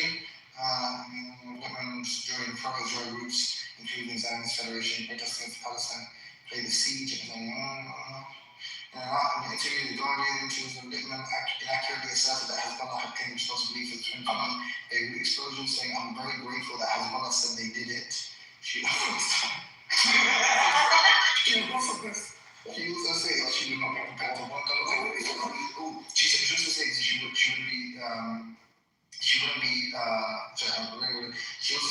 be prepared to work alongside pro-Palestinian actors, citing Maxine Peake and Miriam Malgos as examples. In 2024, during the Gaza war, Littman said that protests against Israel are close to fascism. She stated, "These bleeding, heartless liberals care so deeply for the Palestinians that they espouse their cause at the expense of every other oppressed people of the world." Shame on everyone. You're getting into some, the Palestinians do the same thing. They say the IDF are terrorists. She said, Palestinians are terrorists. So one second, there's no difference here. Yeah, what did she do? The reason I'm reading this is because I'm trying, presumably in her wiki, would be contained with what kind of social and moral and political and professional sanctions she faced. Okay, what were they? Because as I'm reading, it doesn't say she lost her job. In the case that I presented, if you were listening, there was a woman who, was arrested. Okay, she was arrested for hate speech and inciting violence. What did she say? What did she say? Listen, lost her job as a pediatrician. Tell me what you said. She held up some placard saying, okay, I want to look at your own life. If that is true, I will denounce that she got arrested just for supporting Palestine. I mean, like that. Give me her name so I can look it up. Just listen to what I'm saying. Firstly, it wasn't just supporting Palestine. She was obviously criticizing Israel, calling them rapists, murderers, and whatever. Okay. Yeah, no, shut up for a second, you monkey. Listen, I'm asking you. The question, what happened to this person? You just said, I've got a name for you. And presumably what you're saying is, I've got an equivalent name for you. As in, what happened to this person is what happened to the person that you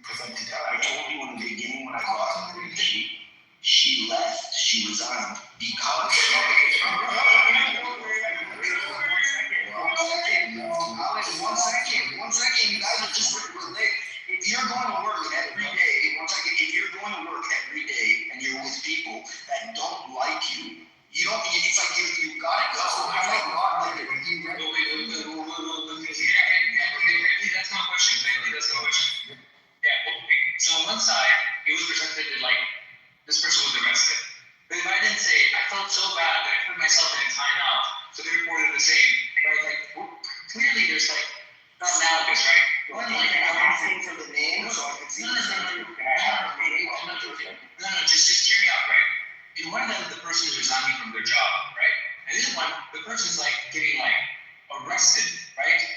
Like, you could say, look, this person felt so bad about their job that they, like, decided to put themselves under house arrest, right? But it doesn't mean they're the same, even if you think that they're functionally, they're away from the public, right? For like a certain amount of time, right? Because of like some other influences. They're not the same, right? We can totally agree that like one of them is done by the state and the other one's like self-imposed. Like resigning is going to be self-imposed, being arrested, not optional, right? But they're not equivalent. Can you at least agree that these aren't equivalent?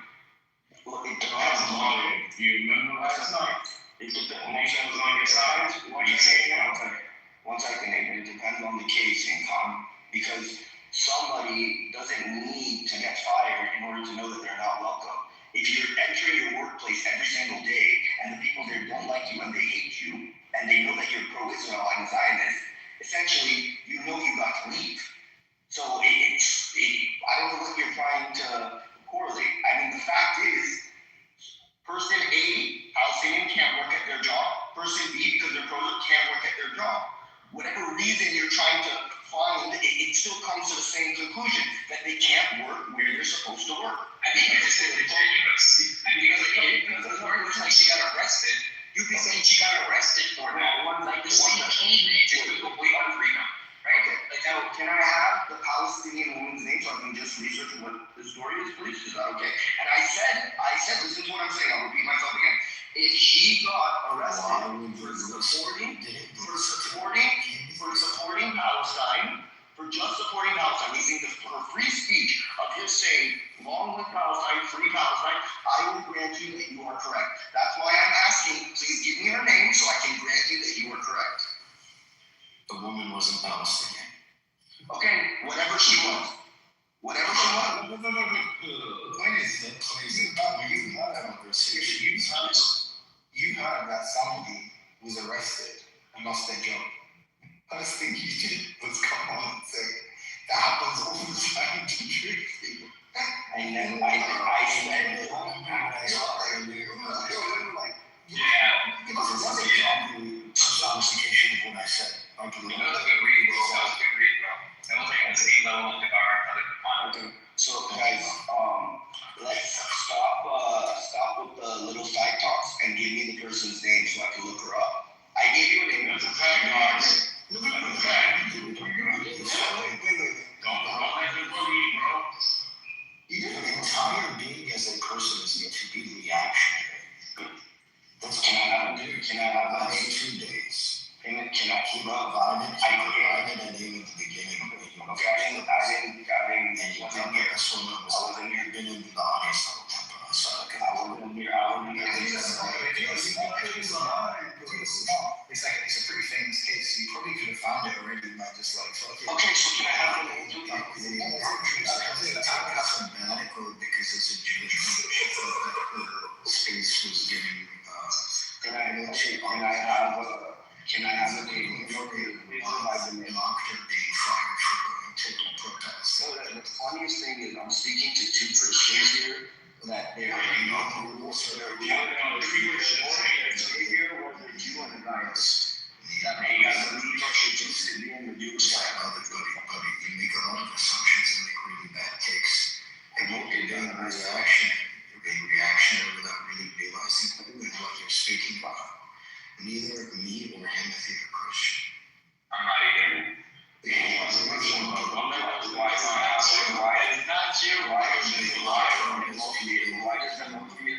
Why did the Mothians have a cross and the jobbers, people like you who I'm not sure. Whoa, 1 second. You were begging for a debate this group. You're calling me you're like you were sucking on the teeth. Okay. You needed it for sustenance from you know I so religious are the same person. You know why so? Yeah, last night. Yo, Timothy, he threatened to fight me and said location, bro. Why so religious? He blatantly started a GoFundMe for people to pay for him to come to London and beat me up. Yeah? Like, when I came on Clubhouse from Google Hangouts, I know why so religious from Google Hangouts. Why so religious wanted to fuck me up. Like, he used to beg people like me on some Google Hangouts. I don't know why the hell.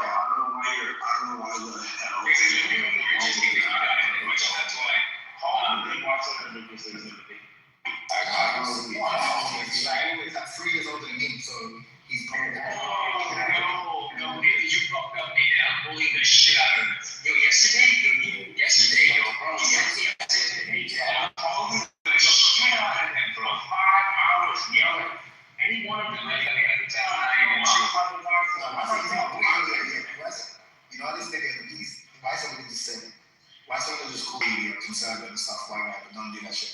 He was like, nah, fuck that. Like, he's got he's anti-authoritarian. He's like, fuck you, bitch. I was like, No, can you give me the name real quick? So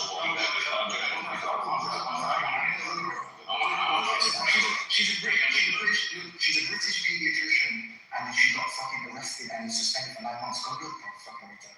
You don't know her name to make it easier? I know, let's go find them, spastic, so shut up. Oh my god. British what? Just tell me real quick. No, I'm doing it. But mate, so this actually savage, yeah? You see how Sasha has her Patreon in her, she has a Patreon in her fucking shit. This nigga donate $50 to her. He comes back on the stage the next day and he's like, yo, what's up, Sasha, you fucking tea bitch, and then we're like, nah, man, you can't say that. He's like, oh, Sasha, if I can say that. Sasha's like, yeah, you can say that. And he's like, yeah. He's like, I can't have money, so I could abuse others.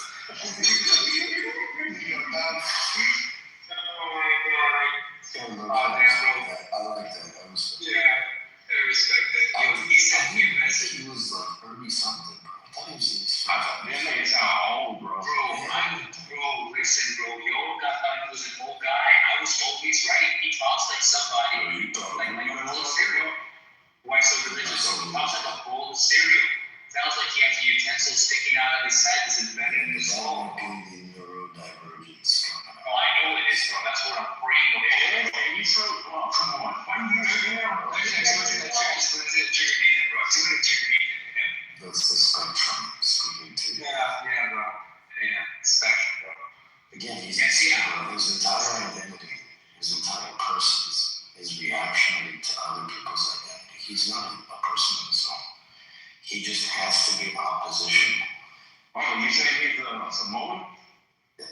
Hey.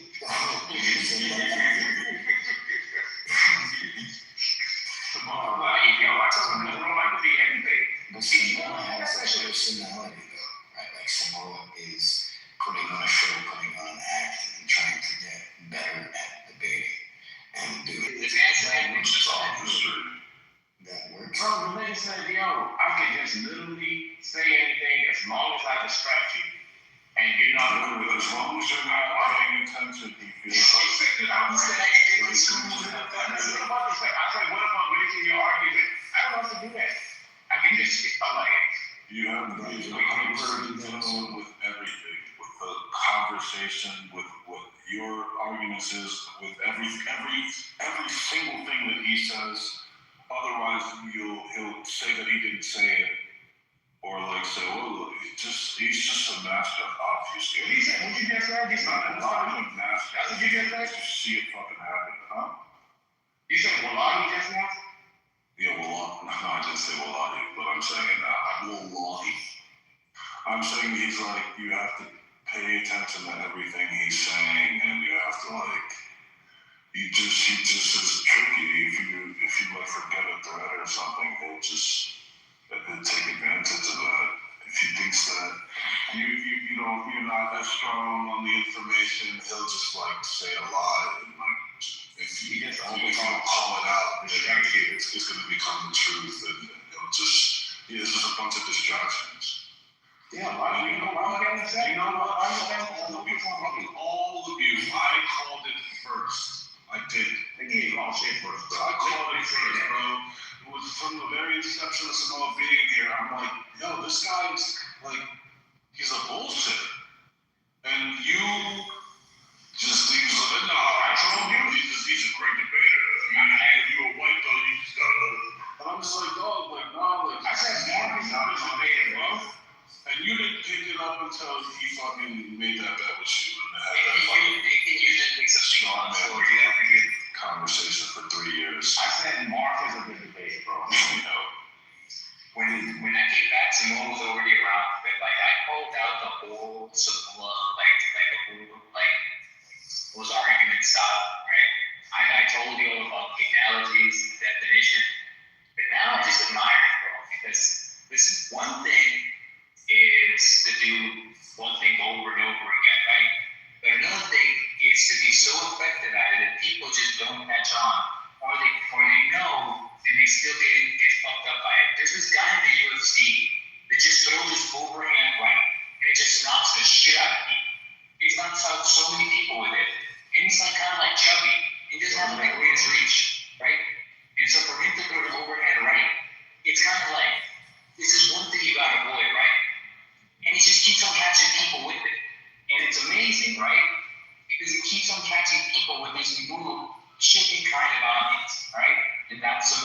some like Kitover. I got a question for you.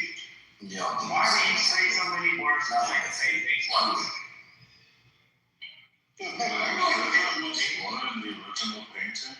I mean, Nathan Casey is recently brought on that to the I slapped him up with the collab that he had to explain for. He's had a major problem he never let her go for. Dude, were you here when Jacobus was trying to explain the Quran without using the word Quran? The Quran cosmological argument, right? And like it comes from the Quran school of Islamic rationale and philosophy. And he was bringing it up and he called it something else. He tried to do it in an Arab accent. And he tried to bring up the Kamamini, yeah. It was fucking amazing. I was driving. I know the word, right? Like I know the word. And I don't want to say it. I'm driving. I'm laughing my ass off. I'm just waiting for him to get close. He was fucking. Hey, how did you beat Nate on the Quran? Nate, what, you defend the Quran? Yeah, it was the way that it's When you're talking about the whole time and all this other stuff, that thing. Yeah. So listen, basically, I told Nathan, like, listen, this is the reason I don't find it reasonable. It's like time is going to be like a conflict. This is like a temporal thing, right? It's going to happen after the temporal thing, and that's going to depend on time, right? And so for A to go to B, that you're describing something that's temporal, and cause and effect existed that it's like exclusively was my claim, right? Therefore, like the claim would need to substantiate why time acts in the same way outside of the universe than it is in the universe, right? And then instead of saying like, look, there's like a causal like causation, I say like atemporal causation, or like there's even like reverse like causation, whatever. It's like rebuttal was like, dude, time is just a measurement that's in between, like it's like not real. Time is the measurement of change. That's what I said. Yeah. And then I said, okay, well, I'm talking about like the fabric of sleep. You already see the problem here, right? No. I love the way you said, okay. So like, yes, that's the measurement of it. The changing, right? But like everything that like exists is created, right? It's like a cause and effect thing, right? And so that's still going to happen on like a temporal field, like in space-time, right? Like we can manipulate time, like if there's more gravity, time will go like slower, right? If you go faster, time goes slower, right? And I'm saying, look, those are properties of the universe, right? Like speed and gravity, those are properties that we know inside our universe. And we already know that if we mess with those, time acts differently, right? So we already have good reason to believe that time acts differently, given like different variables. And so for your statement to be correct, I have to imagine you have to take the jump that time exists exactly outside of the universe and does inside, yet the laws of the universe are contingent in the way the universe is set up in here, right? At least as far as we can tell. How does that address everything begins to exist has a cause? The universe begins to exist, therefore has a cause. How does that Because you have conceded that it was a cause and effect relationship. That's the issue. Like you have conceded it was a cause and effect description that I was saying, right? And once you do that, and I say, look, what cause and effect happened in a temporal field, and no, you were saying that. No, you don't agree there was a cause and effect.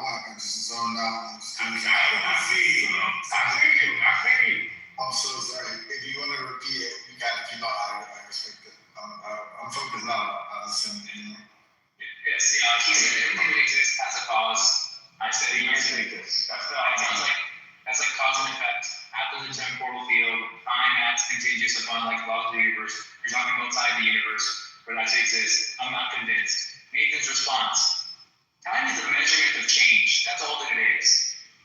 Like at that point, I think I provided reasonable, opposition. Yeah, reasonable opposition before I go take it along, right? He hasn't mentioned any atemporal cause and effect, right?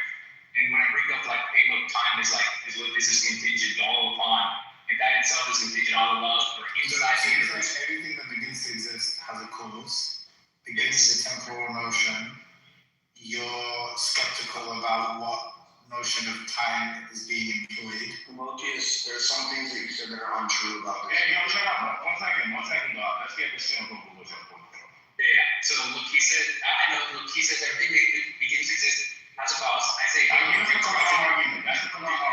You get something. No, if you were to go to this, you're skeptical on time.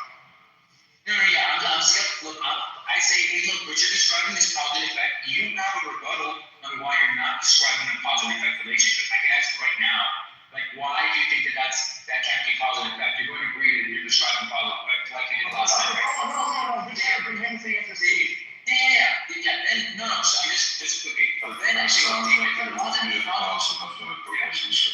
Yes. I then tell them, look, cause and effect happens on the temporal field, right? Exclusively. It's kind of like my thing, right?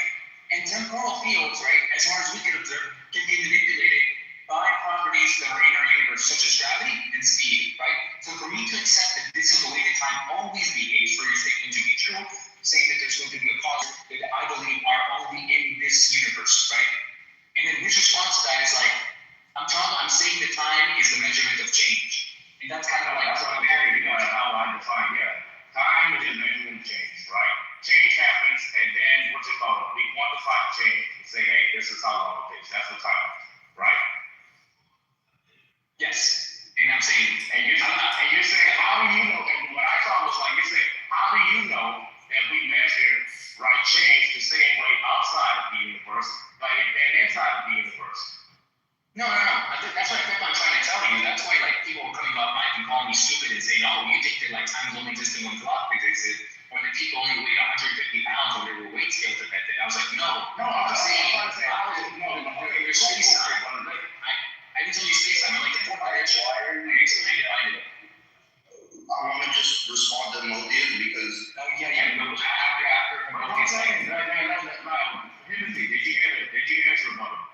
Let me respond. I haven't said anything. Wait. So you mentioned. That's kind of.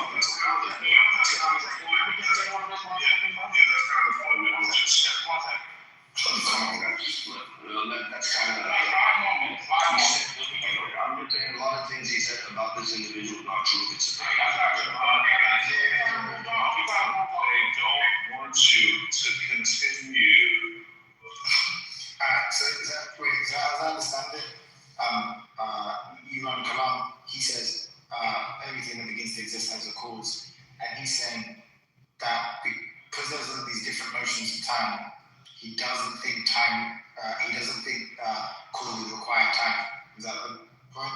He never said that cause doesn't necessitate time. He's asking you your argument, bro. He's saying what he's saying. There you go. I'm saying that like what he's describing is a cause and effect relationship, right? And I'm saying, look, as far as I'm aware, cause and effect only happens in like temporal, in like a temporal field, right? In space-time, right? I get asked about this, like as the notion. I said, look, here's something we can tell about space-time. It's contingent upon like different things that are in our universe. For this statement to be true, it would mean that time acts the same way in the universe and it acts outside the universe. And I'm not convinced by that, given the fact that now all of the things become contingent, like speed, the speed of light being the same, gravity having the same interaction with time, right? In other words, this thing doesn't exist without the temporal field that we know, and there's no way of proving that that's how it acts outside the universe. Okay, so here's a simple point. So your point is just that cause and effect is a phenomenon that, by your life, only exists in space-time. And to create the universe would be a causal process that's outside of space-time. and saying, hey, I have no confidence in the fact that we could even assign some kind of like causal property to anything that exists outside of space and time.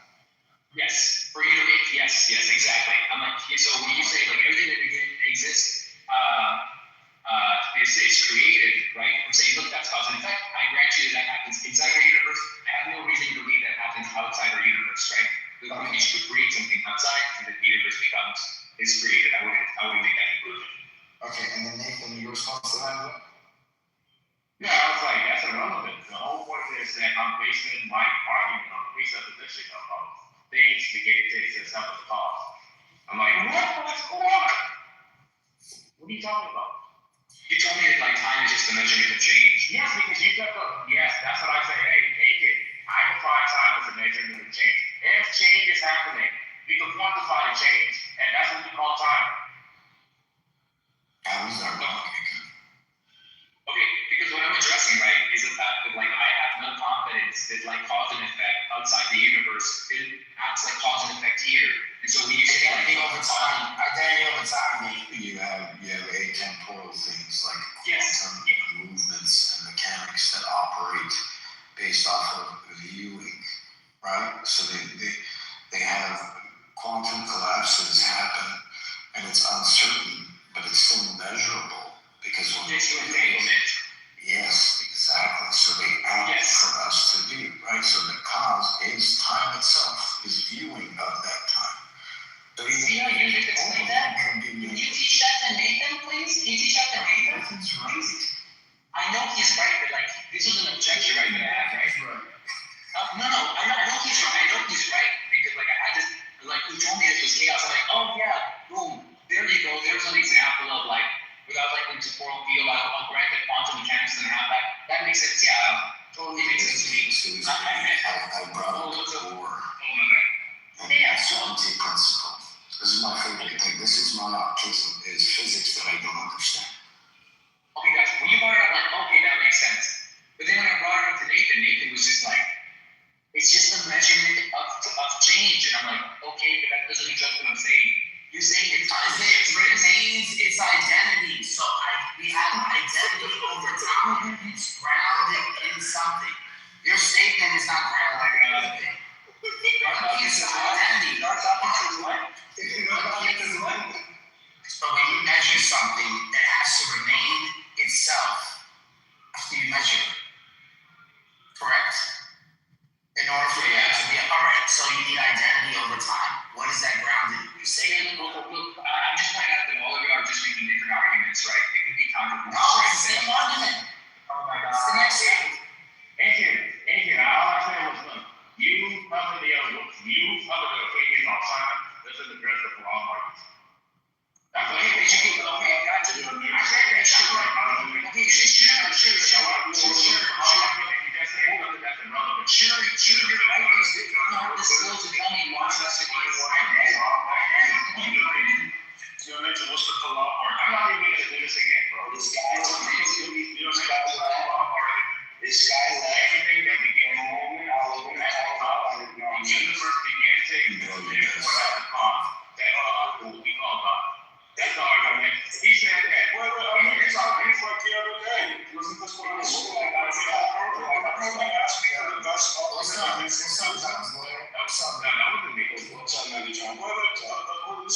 Gustavo the other day, we were like, oh, what would you try? What would you say your best? It was you. You said, what would you say your best argument against atheism? The Quran? Yeah, so look, I said that Aiken's response was this. Hey, you're talking about cause and effect. I don't know if cause and effect works outside of the universe. And I'm like, yo, regardless of what you're talking about, I'm saying that anything that begins to exist, here's the argument, anything that begins to exist. I said, hey, can you point out anything that begins to exist, not having a cause? He's like, no, I can't. I was like, okay, so we accept premise one, right? Do you accept the universe beginning to exist? Yes. Okay, so then it follows that the universe has a cause, the cause of what we call God. He said, oh,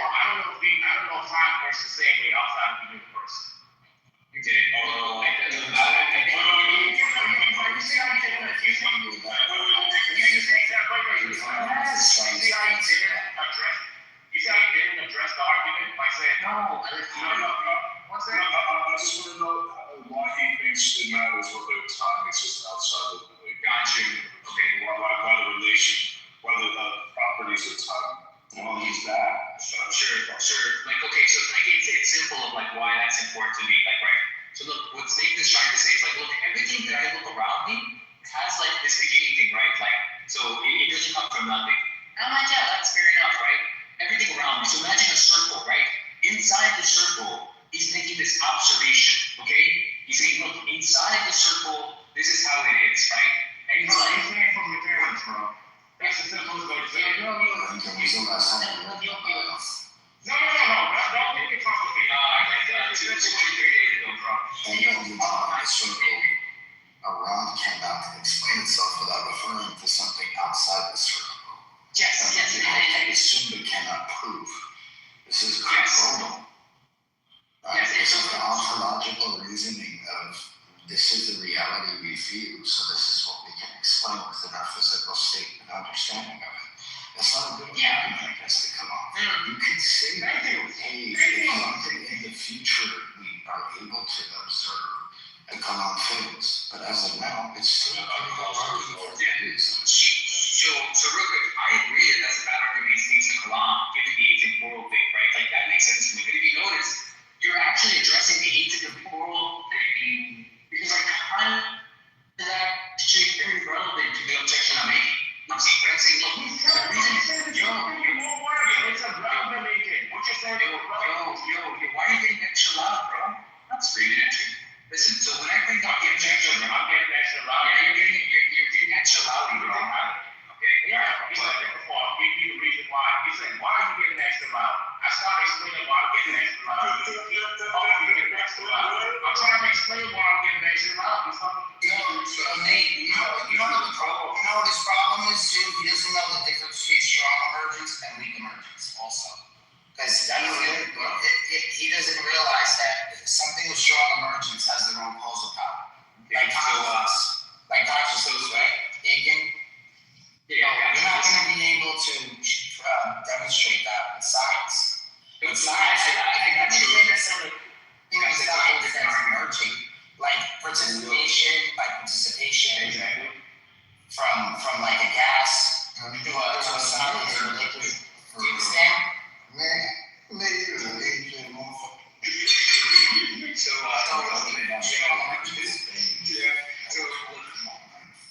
The reason why, right? So look, I don't think now, given like what you explained to me afterwards, it's like where Hagop is literally addressing what I'm saying. And he's like, yeah, well, that's not a good reason because of this, right?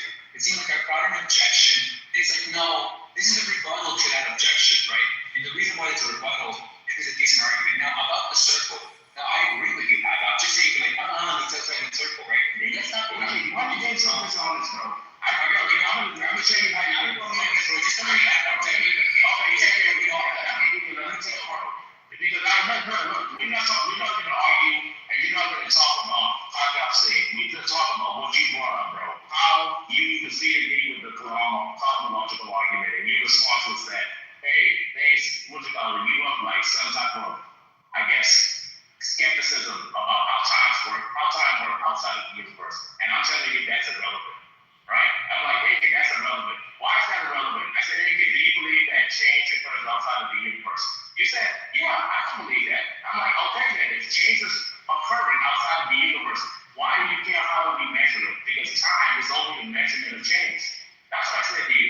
And instead of you addressing that, you kept on saying, oh, yeah, you saying things are cause and effect. And if things are cause and effect, it works. What you call cause and effect only works. The only way how I know cause and effect is within our universe. Yeah, it's within our universe. I don't know how it works outside of our universe. I'm like, EJ, that doesn't matter. That's what I said to you. Now let's get back to it. How did you defeat me, bro? Okay, so because remember I was asking why it's important of how time behaves outside of our universe, right? It seems like for the purposes of what Nathan's describing, like it doesn't really matter, right? Almost, right? Like when Hagop brings up like atemporal notions, like the reason why he's bringing up atemporal notions is because it's kind of like a rebuttal to what I'm saying. He's saying like, look, cause and effect can exist without this temporal field. That's extremely important, right? And now, so like Nathan is kind of like just putting my argument as if I was saying like, you took it so inside the circle, right? Because like, listen, that's not what if you listen to what I'm saying, that's not what I'm saying, right? I'm giving you reasonable objections of why I don't believe I'm also describing something outside the circle. I'm saying, look, for you to say that, right, it's also like it's going to say that the speed of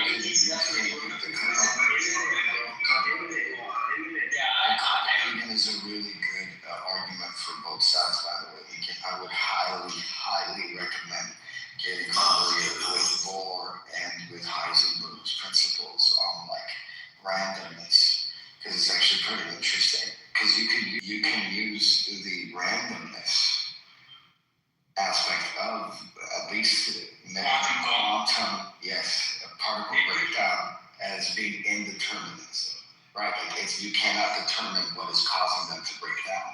They're just doing it because we're looking at them.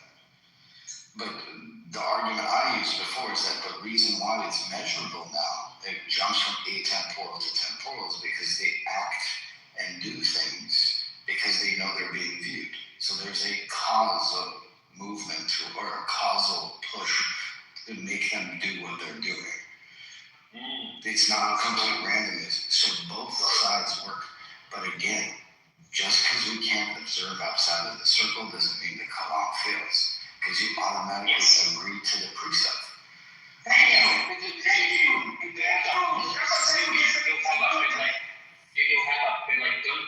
agree about the circle, right? We're discussing about the outside. We're just saying that like we can't know it's going to be like dumb, right? But if I say, look, the reason why I don't think like your theory of the outside works is because it's contingent on some other things. So the likelihood of another thing that you're making is actually like heavier, right? Because now, and I agree with what you're saying, right? But I'm saying at the time of the argument making, it doesn't have to be any of this stuff, right? Any of this stuff, right? And so when my objections are like, look, for this to work outside the circle, these are the things that are contingent upon it. And it's like speed of light, gravity, right? So the kalam would have to have that built into it, right? As far as I know, right? Okay, listen to this. They make it look. I'm just gonna actually not trolling you right now. I'm just gonna be really honest with you. When I'm having the argument with you, I'm not aware of the examples of atemporal cause and effect, right? The relationship you're describing is cause and effect.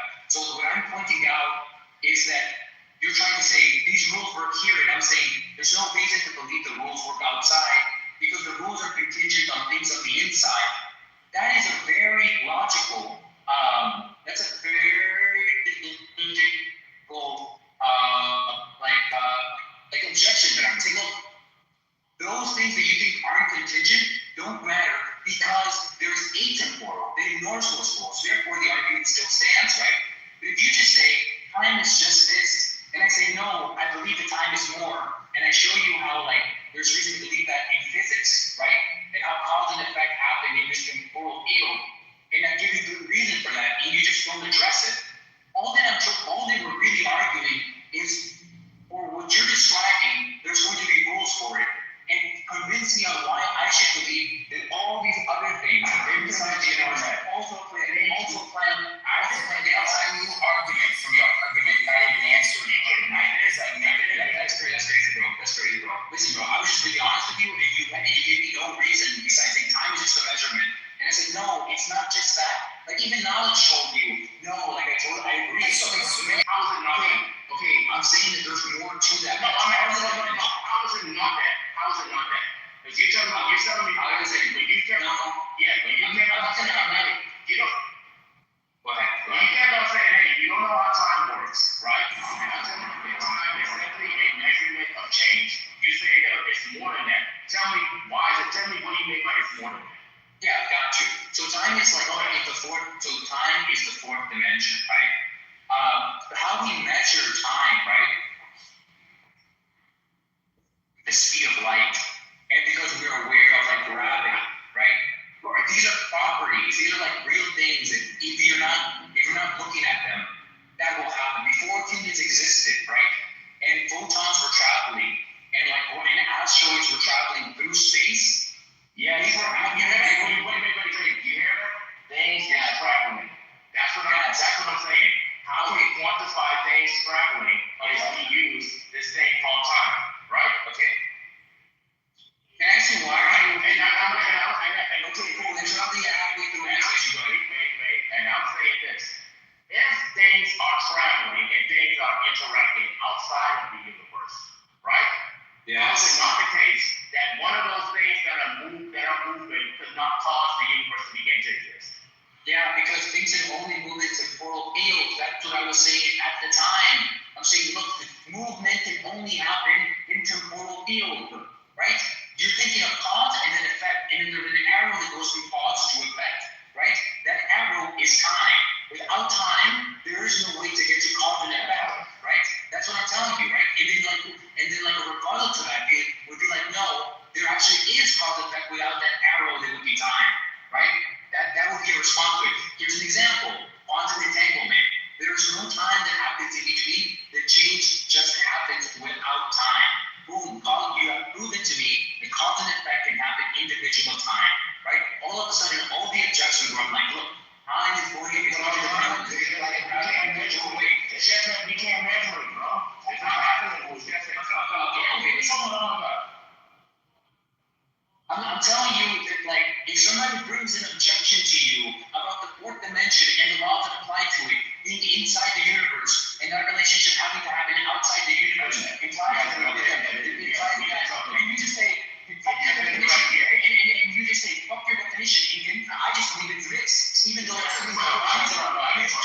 shitty, and you just don't know what the fuck you're talking about. No. Other people are thinking along. If you explain the No. You bro. I gave you a fucking argument, bro. You're not talking about the Talam right now. You're talking about what's outside. Anybody can give me an argument. If they're not You just anybody can understand the argument. What do you mean? It's conclusion. It's conclusion, bro. What the fuck are you talking about? Wait. So are you fighting on yourself that you repeated? I just raised objections. Yeah, cool. I just raised objections. Whoa.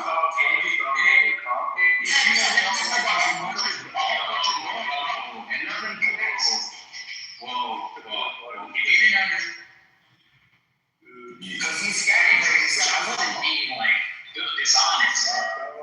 You sound like you do like your sides on us. That's on us. Use your sides on us and get. What do you mean to your sides? Well, like you sound kind of, on the same. No. I think that the Quran is a great argument. What are you talking about? Yes. Listen. I never believed in the Bible. I want to read it. Can we? Oh my God, bro. I learned a lot from being an ontological guy. Like, I thought Gödel's ontological proof of God's existence was the greatest thing ever. Because I loved his incompleteness theorem, the contributions to math. I thought he was the smartest man to ever live. And then me and Oleg had a debate. And Oleg's cosmological argument, which was the Quran, right? But it had me fooled. And it kind of forced me to like, okay, I gotta get familiar with the Quran. And the autism took over. And the OCD took over. And I went into this fucking rabbit hole about different interpretations of measurement when it comes to atemporal things like quantum decay and quantum mechanics. And it got fucking crazy. I posted 2 links in the chat. If you're ever bored and you want to read this shit or find a YouTube essay on it, it's pretty fucking awesome.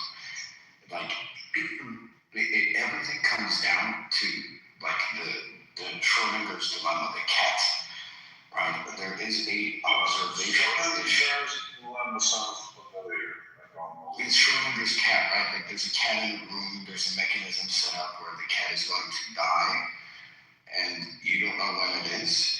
So you can only posit using quantum theory and quantum measurement that the cat is both dead and alive at the same exact time.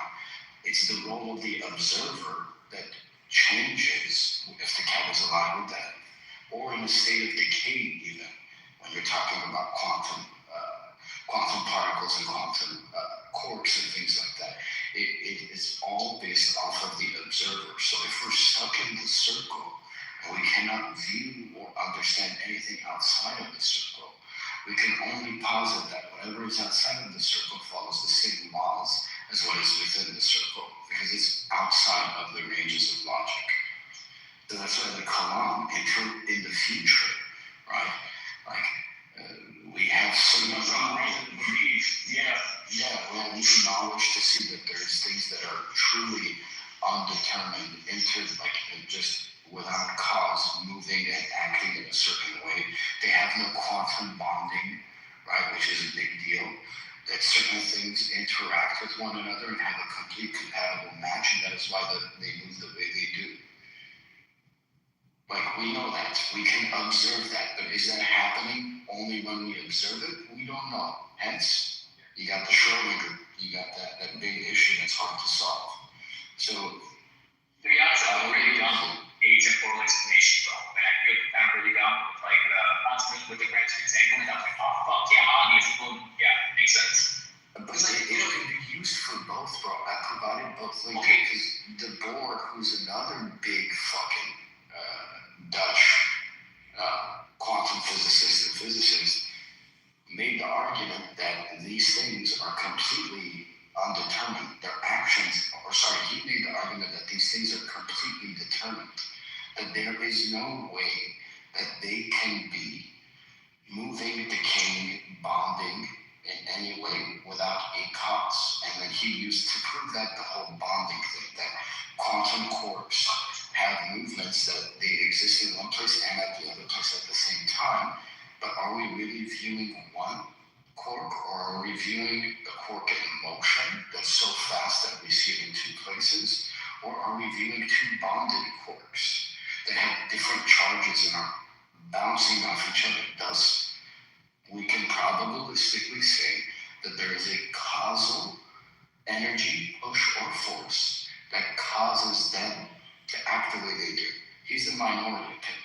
The Copenhagen is the majority opinion. But even in the Copenhagen, it leaves it up for uncertainty. And it always cites Schrödinger. Because it's all on the observer. That's the problem with all of this. And that's the problem with theism. Or like a belief in God or not belief in God. You have to agree to one premise, which is how far your logic and brain goes. So these conversations always end up falling on their face. Because I can outright deny your first premise. Like in the ontological, Gödel's ontological argument, premise number one, the presupposition is that the universe is yeah. And he cites the Quran and continues. It's the Canterbury argument. I can deny that. Now have an argument with me. I don't need actual proof because you don't have actual proof to set up your first premise. It's the incompleteness theorem. I'm presupposing. Naked fight that. Yeah, yes. Yes, and that's why I love Gödel. And I thought that's why Gödel's argument was the best. There are physics axioms. Yes, G-O-D-E-L-S, Kurt Gödel. You're not insane, You're somewhere in the middle of nowhere, bro. You're on a movie somewhere, bro. As long as I'm not fucking Puerto Rico with that ball, I mean, I should be fine. And I think so was the problem. I just want you to come on home and sit at home. But his incompleteness theorem is pretty cool because we live off, all of our math operates off of those incompleteness theorems. All of our understanding. It has to be presupped. It has to be presupposed. Or was we had this argument before. I hate axioms. I hate that we cannot challenge. I can stop hating on the Trinity. The Trinity shows that God. What are you talking about? I defend the Trinity against I defend the Trinity time around. What does it mean? What do you mean by this thing that we just explained that just exists? It's a fact. They don't need any explanation. It's just facts. It's like facts because that's what we can observe. Yes. Yeah, and if something comes forth from this explosion, whatever you call it, that time is being passed. It is in no time is being passed. It is being it's the same cause. The first and second cause is the same cause. And Yeah, so like for me, like the part that where like I was skeptical about like time. Don't you understand? That's your whole argument, right? There's no time. Yes. And it can be multiple points like this. They don't also be better from the other. That's a good point. That's a good point that you draw. So then, what are you really complaining about? What is it that you're No, he's complaining that I didn't explain that to him. So when like I got explained that to me, like, okay, that makes a lot of sense. Okay, cool. Yeah, you explain that to me, Nathan. It's because I'm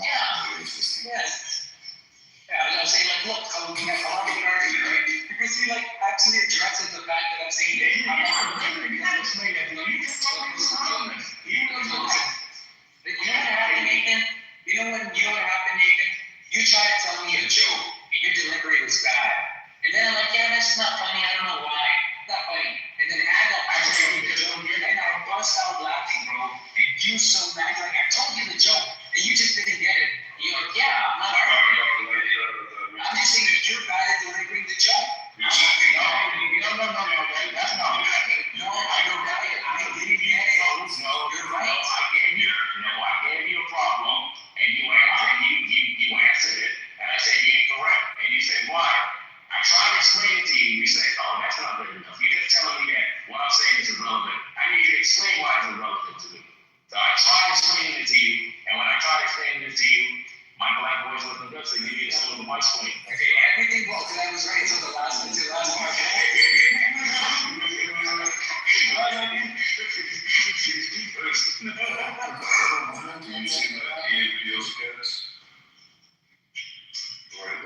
all these steals his joke in the class and everyone like bust up. Yeah, bro, that's what happened when Agua told me that, bro.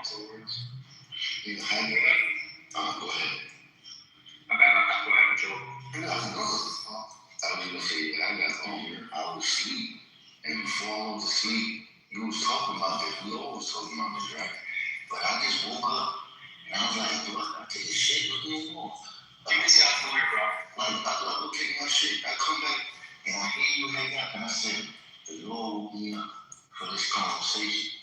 I wasn't afraid. You wanted me to defend God. You wanted me to defend God. You got me defending the existence of the God right now. That's crazy. I think I woke up at 4 o'clock for some spirit treason. You know I baptized Mike, right? Let me baptize you too. Yeah, no, I don't feel that. Thank you. I'm okay. Thank you. You just missed that Persian guy. We did that. Yes, God's law. Yeah. We jumped into COVID for a long time. He jumped himself, dude. Oh, is he really looking for me? No, he was challenging Timothy to. And he lost. And he lost the debate with his counter immediately. Like, Timothy didn't even need to rebuttal. He lost the debate immediately. Steps in the ring, starts bouncing to start loosening up while the bell rings. He immediately snaps an ACL. Yeah, he did. My guy got no take over. Yes, dude. We got you out here, yeah. I got you here. That shit, you fucked that nigga up. I need to stop jumping. That shit was hilarious. And he was begging for you, Timothy. He kept leaving.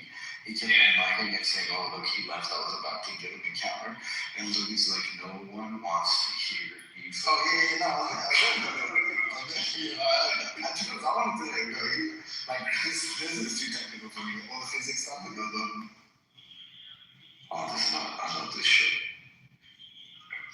Wait, I don't know Hamza, was it? No, dude, that's the Jewish Hamza.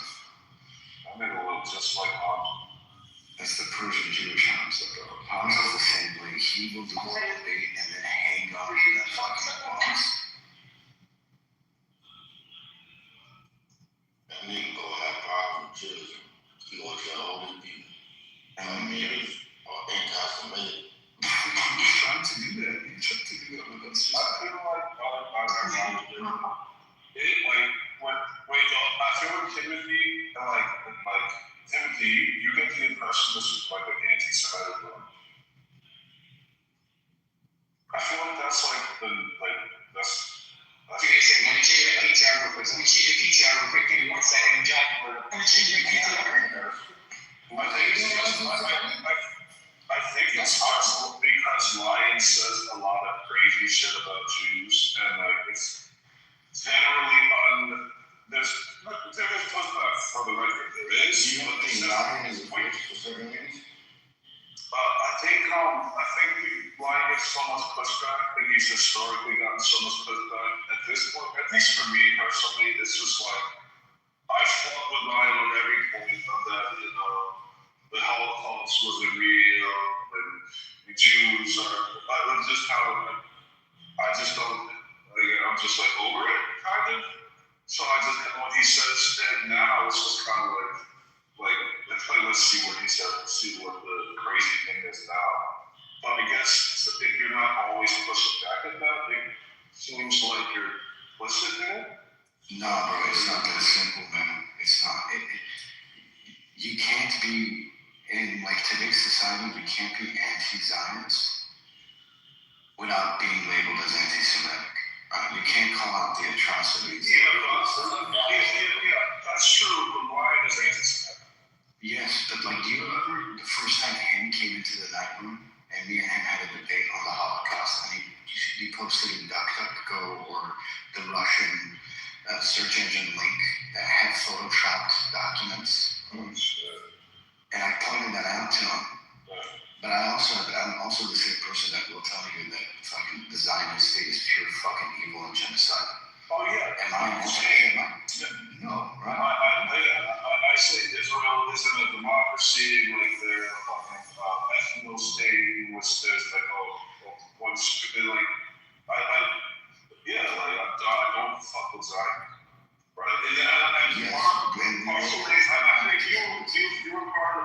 used to kind of tolerate it, but then I think it was you. We had a conversation about like Zionism, like being like a kind of like a race superiority like movement, and like why it's not cool. Yeah, Herzl was a fucking race realist. He was a pseudo-intellectual who had great connections in the German government and other things. You can't say these things anymore because you're automatically going to be labeled as an anti-Semite, even though you constantly fight against. Actual anti-Semitism. Yeah. Yeah, I mean, it's a. We were talking about axioms, right? For me, it's an actual axiom that a genocide denied will become a genocide repeated. History shows us that when we turn a blind eye to genocides continue to fucking happen because the atrocities committed to man. It actually happened in Ukraine. Ukraine was the first one, remember? No, Ukraine was not the first one. Holodomor was not the first one. See, this is the point. No one talks about the fucking Armenian genocide because they spend so much fucking time discrediting and trying and talking about the Jews bullshit history, right? No, it's not just the Jews, though, right? It's all peoples. So when anybody attacks the Jews who were actually fucking also genocided, as a fucking descendant of a survivor, it's my job to defend that because if I don't, I know it's going to happen again. But at the same time, if I give any pushback and say that there's a genocide, I had a debate with Huey in here because I thought it was ethnic cleansing. He was pro-genocide or not pro? That's apartheid.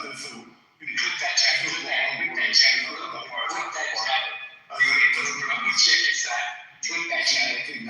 He recognized that what was happening in Gaza was a genocide. I was saying that it was ethnic cleansing. We went back and forth. I lost that debate because 2 months later, I changed my opinion completely. I am now part of the camp that thinks there's a genocide going on in Gaza. So, right, let me answer this, right? That's anti-Semitic, though. It's anti-Semitic to say that they were saying like if you just say hey look they're doing this thing, that's anti-Semitic. Like and they're doing the thing that like they fucking the fucking right to rape shit. Like that shit is real. Like there's newscasters like kind of like the guy who I think it was a gang of IDF soldiers. Yes. Like, never changed my sign. I'm not sure about the prisoner of war. They sodomized him with a broomstick or a baton or something, and like the whole country. It just seems like there's no moral, there's no acid in the media. They kind of just like, I mean, maybe it's just me. I was really terrible, but still, it was just like, how is this receiving such widespread support? Really like this, really. What if many of you just have a problem with secularism? What if the whole issue is that you're looking at people who have separated religion from the state, and now you're looking at the state through critiques of Israel are critiques of Judaism. No, secularism. How do you criticize your state and your flag is the Star of fucking David? That's the issue. You're mad at this. No, but it's also the game. It's not only that. It's also like by their law, by common law, which is pretty much like our constitution. Like only Jewish people have the right to self-determination. No, you just don't got it.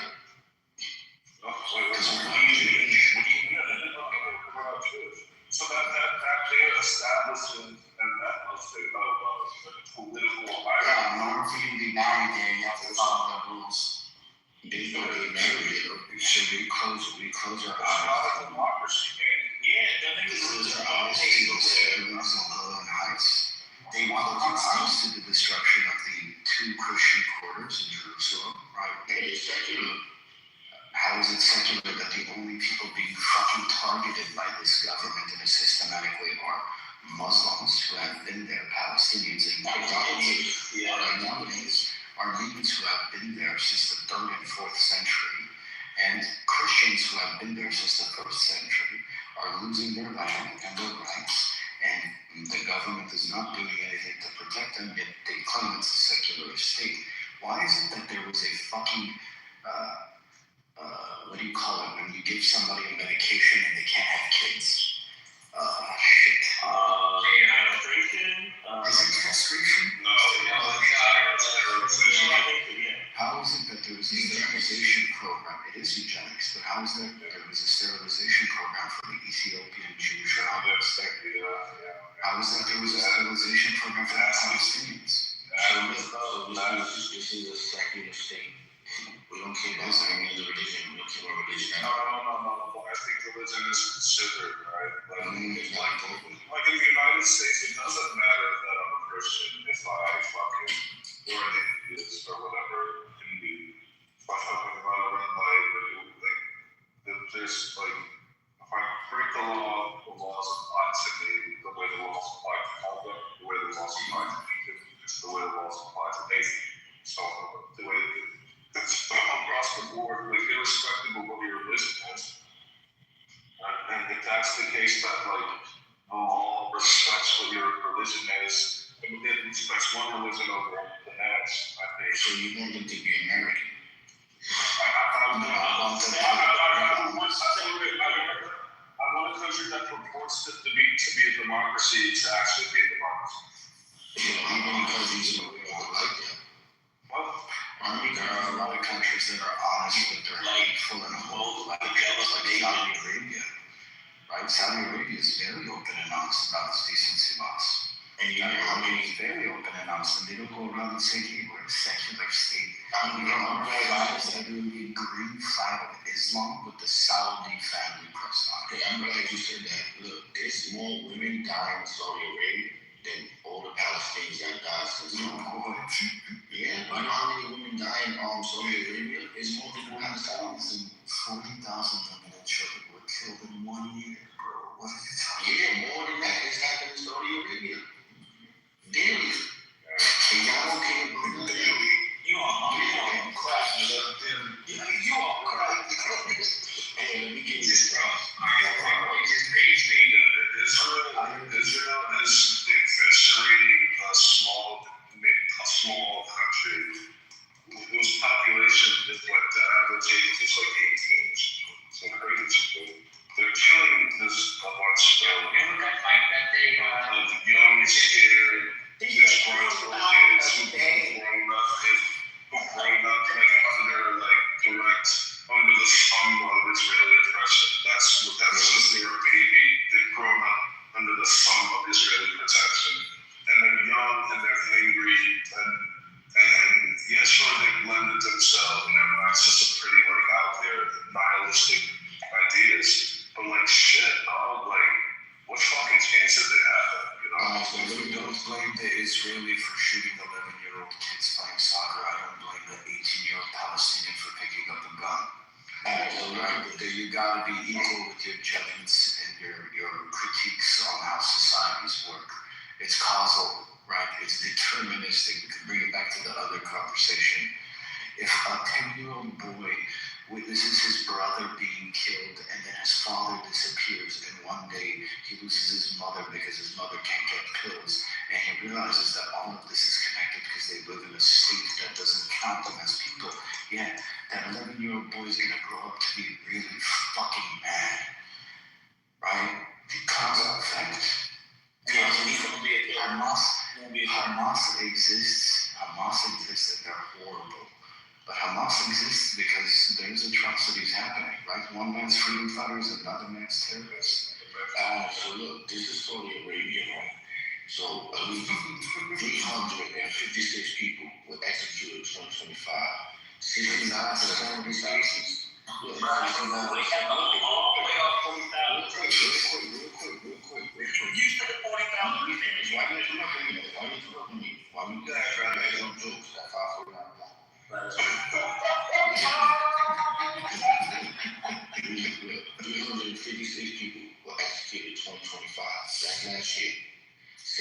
of those cases is drug-related.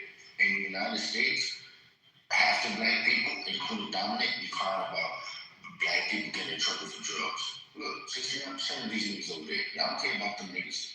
Now, the number of executions doubled from 172 in 2023 and at least 345 in 2024. So you got niggas being executed daily, and y'all niggas like this. So watch this. The amount of the funny counter to what you're saying. Watch this. A high percentage of these executions are foreign nationals. 50% of those killed in 2025 was non-Saudi. So in Saudi Arabia, they're executing foreign niggas daily. Niggas who are not Saudi Arabia. Now, I'm not calling for these non-Saudi niggas, but they're real.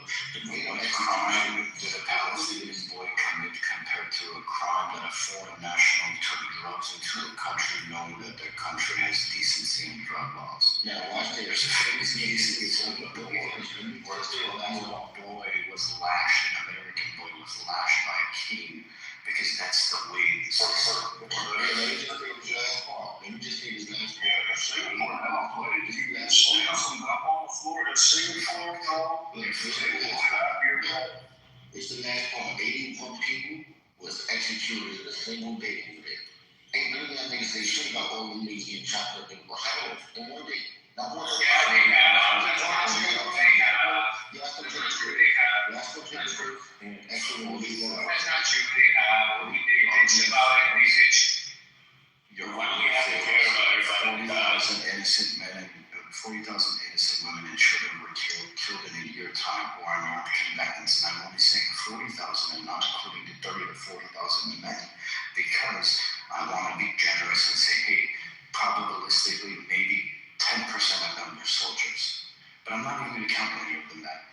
40,000 women and children were killed during a quote-unquote, doing air quotes, war in a year's time. Women and children. For what reason? Did they have drugs on them?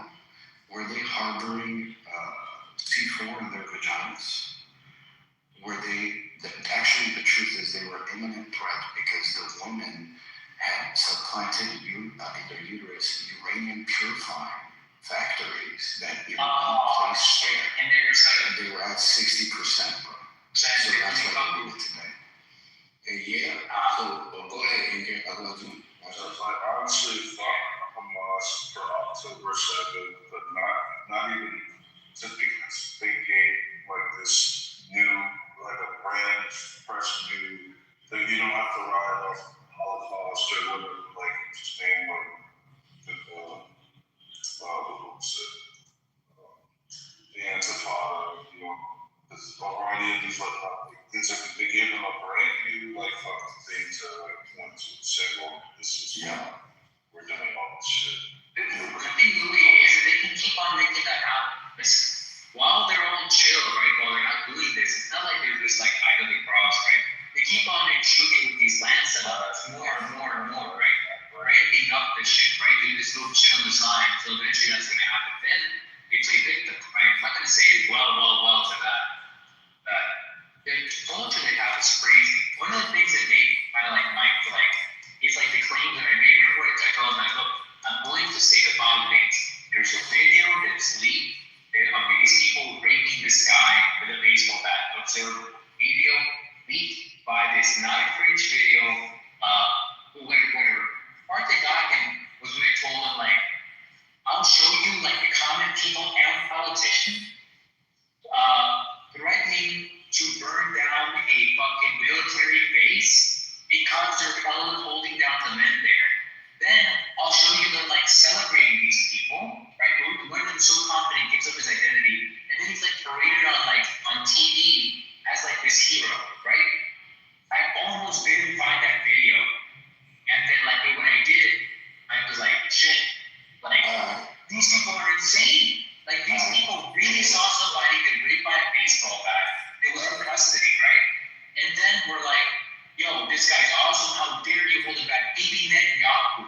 Like, first it says, we can't concentrate. We have to concentrate on heroes, not our mistakes. In the fucking, like, in the middle of the fucking, whatever the government war is, bro. They're fucking like, we're all together, make decisions about the state. Like our Congress, they're like saying,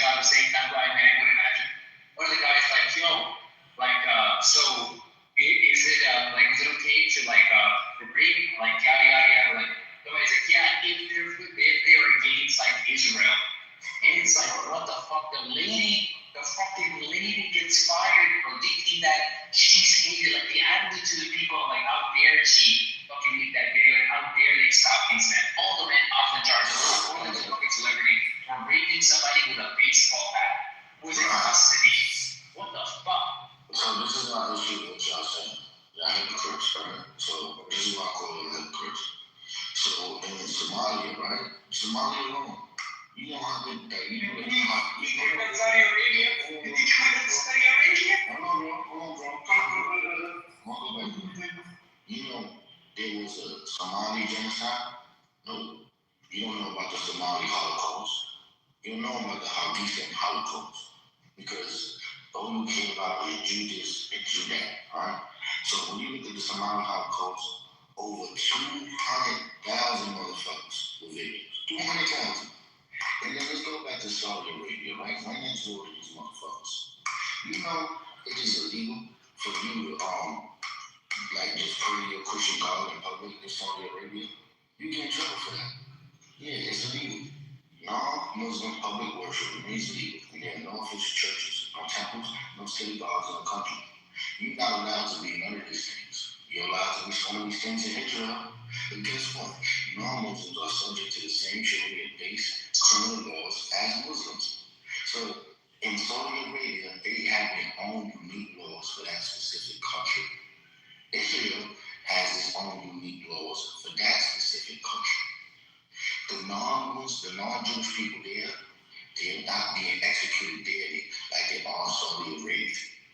They're allowed to be Muslims and Christians inside Israel. You're not allowed to be that inside Saudi Arabia. You get kicked out for being that in Saudi Arabia. You don't get kicked out of Israel for being a Christian or Muslim. So what we have here is you have these so-called religious people who are hiding their religiosity behind their secularism, and they're pointing their religious finger at a secular state saying, how dare you be less evil than Saudi Arabia? The reason why your argument falls on its face because it's just typical fallacious whataboutism, right? I, for one, have multiple times called out the Mormons for their extremism. I continue to do it in this room. And the Hargeisa genocide, right, that you're talking about was a systematic massacre of their own people. We talk about this shit here. Second point, the Saudi Arabian government, right, doesn't claim and lie to be a secular state. They're very open about their religious laws that apply to everybody, including tourists. Major countries, first world countries like Russia, also do the same, even being a secular state. You take drugs to Russia, you go to jail. We had a high-profile case of that. Israel, like you said, claims to be a secular state with a flag of Star of David, with a consistent and constant.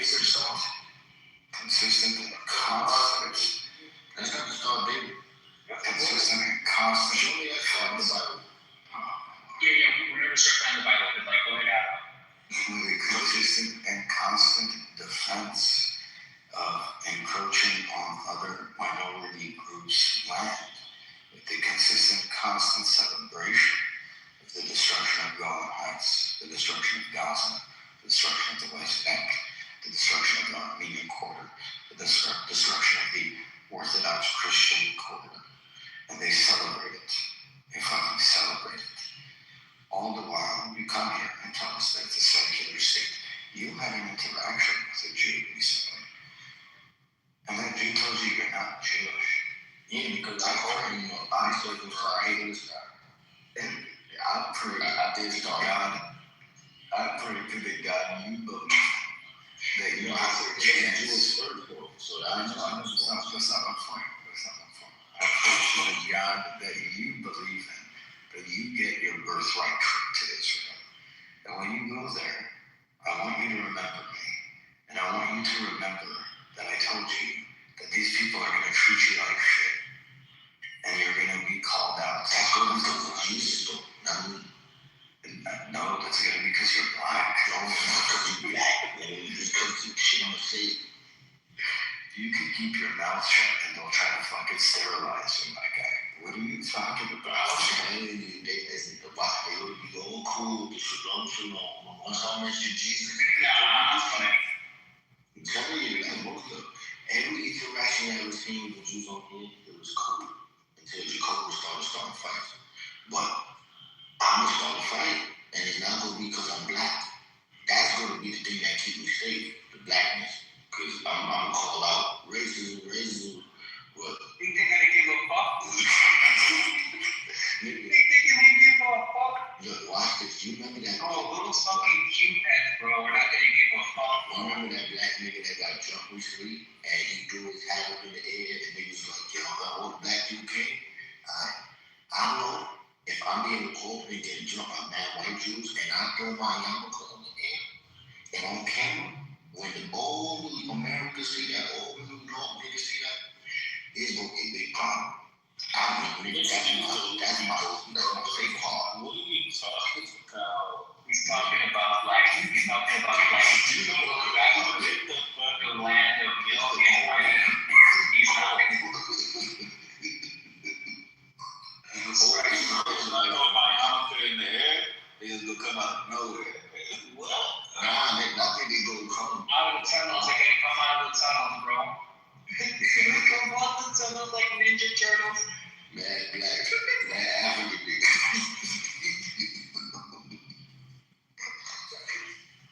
Bro, listen, I would eat something bad, bro, but I can't because I think of blood stuff. Some food. You can't eat something. What would make you not be able to take your blood test? You probably won't see something that's gonna fuck up his So it's gotta be noticed at least 8 to 10 hours. Be honest with you, from 1 to 10, right? It's gonna be like tomorrow. From 1 to 5.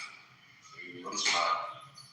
Are you putting Israel as the top 5 evil countries in the world? That's what you're doing? Well, yes. Countries now are less important and less impactful than I'm sure have like really terrible regimes. Right? I'm not saying the world is full of it. I'm not. But from 1 to 5, what are you labeling? Of the impactful country in the world? No, in the most evil. Israel. In no particular order. You know, I think Israel must be in the top 5. America, Israel. Maybe top 5. So who would you name above Israel?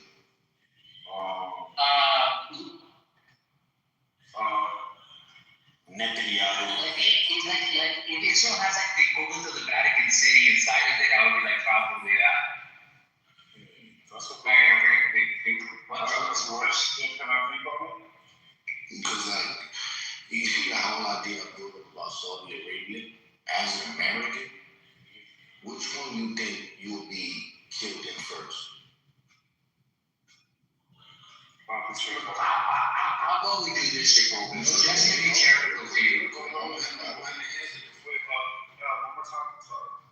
Like, if, as an American, me and you, we go to Israel and we go to Saudi Arabia. Which one do you think will be executed first then?